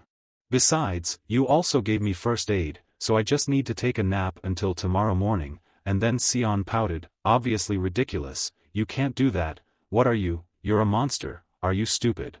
As long as you move, the wound will tear again. Why don't you try to heal the wound elsewhere? Cyan was talking about healing with magic, but Asuka was cursed and crowed. He tried to talk politely just because Sion and Helmet saved him. Who do you say is stupid? I am very poor, but healing magic is very expensive, and you have to pay twice as much to go to the doctor in the middle of the night. Sion thought for a moment and then smiled slyly. I'm sure there is a way to get that free treatment. Both Helmet and Asuka tilted their heads to look at Sion with curious eyes. Sometimes the boy came up with very bizarre ideas. Sure enough, Sion dragged Asuka to the door of room 301. This time Sion knocked cautiously and very quickly. Eri showed his face. Sion grinned and waved his hand. Ira, luckily, you're still awake. Seeing that not only Sion but also another stranger appeared at the door of his room, Aya immediately let out a sigh of frustration. If you don't immediately explain to me what happened, I will blow you away with wind magic. Cyan immediately explained, well, come on, don't be like that, we're here to ask you for something. Before Sion could finish speaking, Asuka interjected in with a suggestive attitude, oh, this is the famous Area, she looks like a real girl. Area glanced at Asuka coldly with contemptuous eyes. What the hell is this crow's nest head? Asuka was stunned and cursed. What did you say, that dog? Fortunately Cyan intervened in time to block Asuka's throat with a worried smile. It's this, as you can see, he's injured, so, Ara, you know healing magic, that's right, then. Area glared even more angrily after hearing Sion's explanation. Don't tell me it's midnight and midday, you want me to use magic to cure this rude weird guy. Sion sighed and glanced at Helmet with a gestural nod, but Helmet responded with a skeptical look. It took Helmet a moment to remember what Sion had said earlier, that Eri seemed to listen to him, so Helmet reluctantly opened his mouth to say to Ray, please. Ara paused to glance at Helmet with an unbelievable look, an unexpected request from someone she had always thought she didn't like to worry about. Although the wall separating Helmet and Ira has recently been removed, they are starting to look more like friends, but that doesn't mean she's ready to accept helping others. After frowning and thinking for a while, Ray gave the answer that was in Sion's prediction, go inside. Sion immediately smiled and gave a thumbs up in praise of Helmet's miraculous ability to persuade. As soon as everyone walked through the door, Ray bluntly made a condition, let me tell you, there is nothing I do for nothing, you also know how much it costs to heal with magic outside, right? At least I have to be paid something. Immediately afterwards, Ray suddenly turned around and pointed at Helmet's name to surprise him. Why do you want me to pay you? Ray replied firmly, it was only because you asked me that I let them in, isn't it too obvious? Not giving Helmet a chance to reason, Ray continued to press, if I heal him, what will you do for me? Helmet didn't like to worry about things in his heart, but somehow he couldn't let go of Sion who liked to worry about things, because he felt that things were getting more and more troublesome in his heart, so he clicked his tongue in response to Ara's words without thinking twice, I can do anything, as long as it's within my ability. Although Helmet said after a moment's hesitation, he didn't actually consider anything else, so Area was a little surprised to receive an unexpected answer. After receiving a bargain that was better than expected, Area couldn't help but smile slyly, don't forget what you said just now, you understand. Helmet suddenly felt chills at Ara's sinister smile. While he was starting to worry about what kind of request Eri was going to make, Eri turned around and called Asuka aside, hey, head of the crow's nest, sit down next to me quickly, I don't want to waste any more time, so he'll quickly and then disappear. Asuka pulled down the chair with a grumpy attitude, what are you saying, this insolent brat? Ignoring the elegant Eri who likes to be sarcastic and Asuka who is rude and obscene, Helmet is just trying to reconsider the problem of his behavior in this society full of intrigue, should I answer more carefully in every conversation. Soon, the dim purple light looking for Sim flashed through the window of room 301, and the healing spell was cast by Ira, who had only a short time to prepare. The healing was also completed very quickly without any difficulty. Eri didn't even seem to have used a lot of magic energy, she waved her jaw and motioned to Asuka, it's done.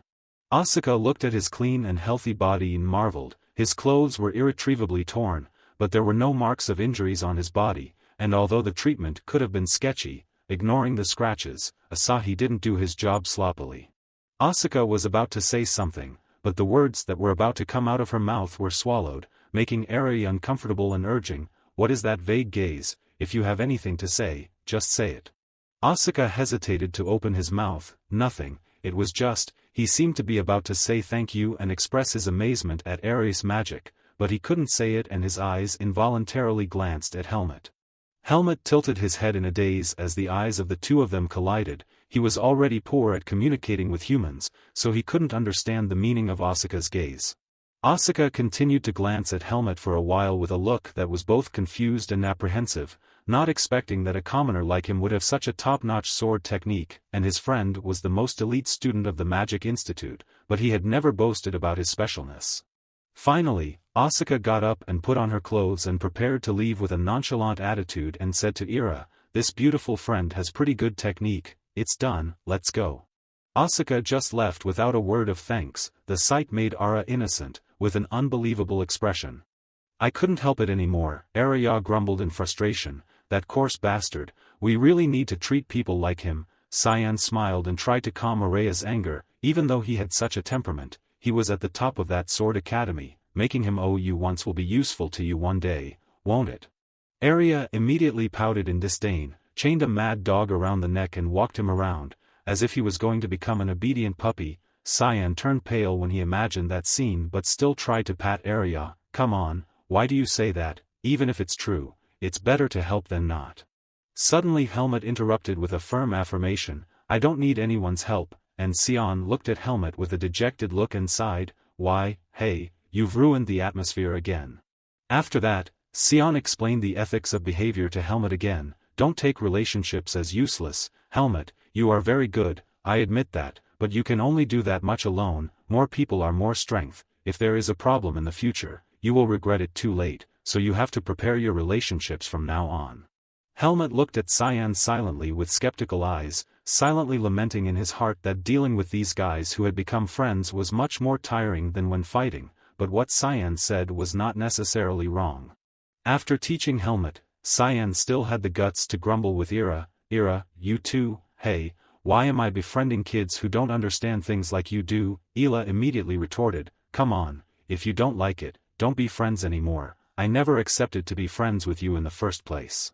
Cyan immediately complained, "Oh, you're too much, I helped you study spirits." Array again refuted easily, "But it was the deal from the beginning, you also benefited from it." The room became chaotic with Cyan's presence, but Helmut didn't care about it that. He was considering what Cyan said. Although he is stronger than many people now, there is no guarantee that he will not meet stronger and more numerous enemies in the future, so relationships may be really necessary, especially in this human society. The next day, Helmut, Asuka, and Cyan arrived at the headmaster's office early in the morning to recount the events of last night. Liam Weiss looked at the pile of investigative documents scattered on the table and summarized the story of the three of them. So last night, the four suspects not only ambushed Asuka in the center of Baden Street, but they also tried to injure Helmut and even Cyan, but they failed and were locked up in prison.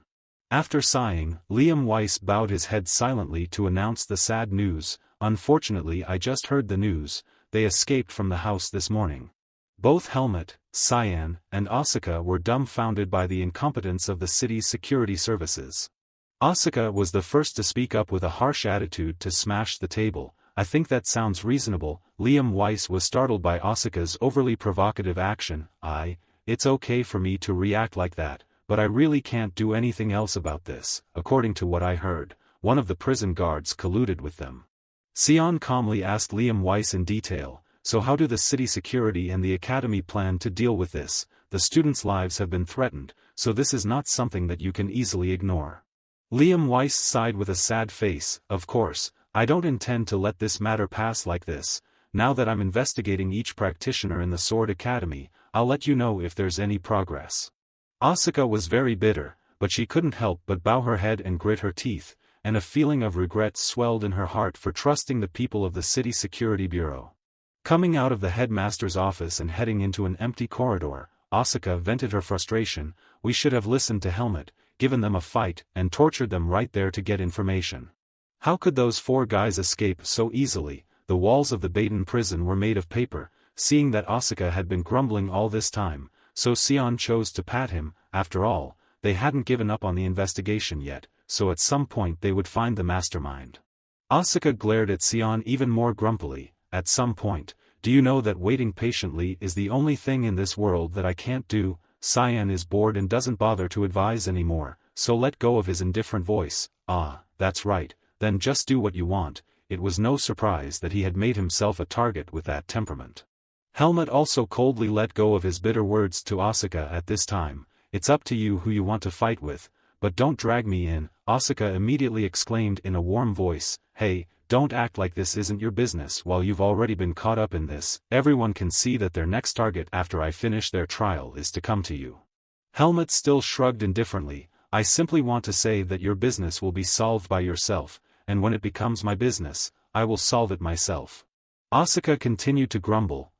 You heartless bastard, you want to be an exemplary student, fellow commoner. Helmut didn't give in and drew a clear line. He himself told me not to pretend to be close just because we are both commoners. Sion heard the two stubborn people arguing and was tired, so he interrupted. Hey, stop. I have to go back to class, hoping that the next time you see the headmaster, everything will be settled, and after speaking, Sion waves to Asuka and Helmut and runs towards the lecture hall. Asuka no longer trusts other people's ability to investigate, so she clicked her tongue and muttered, I don't think that's possible. As soon as Cyan left, Helmut also quietly separated from Asuka. He followed him curiously. Where are you going? Helmut replied indifferently, practicing. I haven't been able to do that lately for some reason. Asuka was surprised and exclaimed, oh my god, you're working so hard, and then he quietly followed Helmut. Helmut followed Asuka slowly. The distance between the two was always stable at about 5 steps and no one opened their mouths to say a word. Helmut gradually became impatient as Asuka continued to follow him like a tail, and it was tiring enough to follow Cyan alone, but Helmut considered Cyan a friend anyway, so it wasn't a problem, and Asuka was completely different. Helmut didn't like this feeling at all, so he turned around and asked Asuka, why are you following me? Asuka brazenly replied, well, I just happened to be on the same road as you, don't bother me, you just go your own way. Helmut was uncomfortable in his heart, but he couldn't stop Asuka, he could only move on quietly, and after a while, Asuka couldn't help but be curious and began to ask Helmut, but hey, thinking about it, he also has swordsmanship, wouldn't he be annoyed when he saw others flapping their shrimp tails to show off their status in front of him?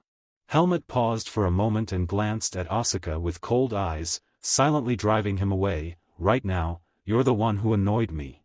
However, Helmut suppressed that unpleasant feeling and turned around. Even if that was the case, I didn't intend to behave like you, Asuka sneered at Helmut. The scene where you used a ball to hit that bastard seemed to match what you just said. I think you've been a target since that moment. And don't think about trying to prove to them the difference in strength in duels. I mean, look at me, I'm at the top of the class, and they're still going crazy with the desire to take me down, Asuka said with an arrogant smile mixed with a hint of bitterness. But Helmut bluntly exposed his pointless boastfulness, who was sure that it wasn't simply because of his unpleasant temper. Asuka replied angrily in a polite voice as if to refrain from Helmut, What did you just say, this brat? I'm giving you that advice. Helmut was still coldly ignoring Asuka's nonsensical advice. I just thought that there was no good in making a war with others first. I was told to blend in with my classmates. Asuka didn't know whether to live or die, but she dared to mock Helmut. You're different from the way you look. You're a good child who always obeys your parents. Your parents told you to be friends with nobles. Helmut didn't respond, but just quietly opened the door to Ethan's private gym. As soon as the door was opened, Helmut rolled his eyes coldly and warned Asuka, but I wasn't patient enough to let someone climb on my head, and he was no exception. Asuka was immediately chilled by Helmut's gaze, and he unconsciously swallowed in horror. However, Asuka was an arrogant person, so he still didn't admit his mistake. He tried to pretend that he was okay and dodged Helmut's gaze. Okay, I understand, why was it so tense? Helmut didn't want to waste any more time talking to him, so he just walked into the training room coldly. As soon as the door of the training room opened, Asuka was immediately overwhelmed by the shiny weapons inside, and the space was large enough for 100 people to gather. Asuka couldn't help but look inside curiously. Didn't you want to practice? This isn't the Academy's training center, Helmut replied indifferently. This is Kudro-sensei's personal training room. I was allowed to use it by him in my spare time. Asuka still dared to open her mouth and ask, what's wrong? You're the only one who has enjoyed this convenience all this time. See if you're small, can you let me share it? Helmet of course couldn't accept this unreasonable demand. He bluntly chased Asuka away. "No, let's go now, don't get in the way of me practicing." Immediately afterwards, the door of the room slammed shut in front of Asuka's eyes, but he could do nothing but grumble in his mouth, the cold brat who, overnight, Asuka's rude arrogance had changed to cowardice in front of Helmet. That afternoon, when the light of the evil sun fell on the sky of the academy, the investigation of a suspicious part of the Sword Academy had ended. The Sword Institute had a gloomy atmosphere since early morning, and the people who had clashed with Asuka were summoned and interrogated separately in the isolation room. The entire Sword Academy became quiet after this incident. The atmosphere became heavier and heavier as the shadow of the evening fell on the academy. No matter who did it, this was still an embarrassing situation for the entire Sword Academy.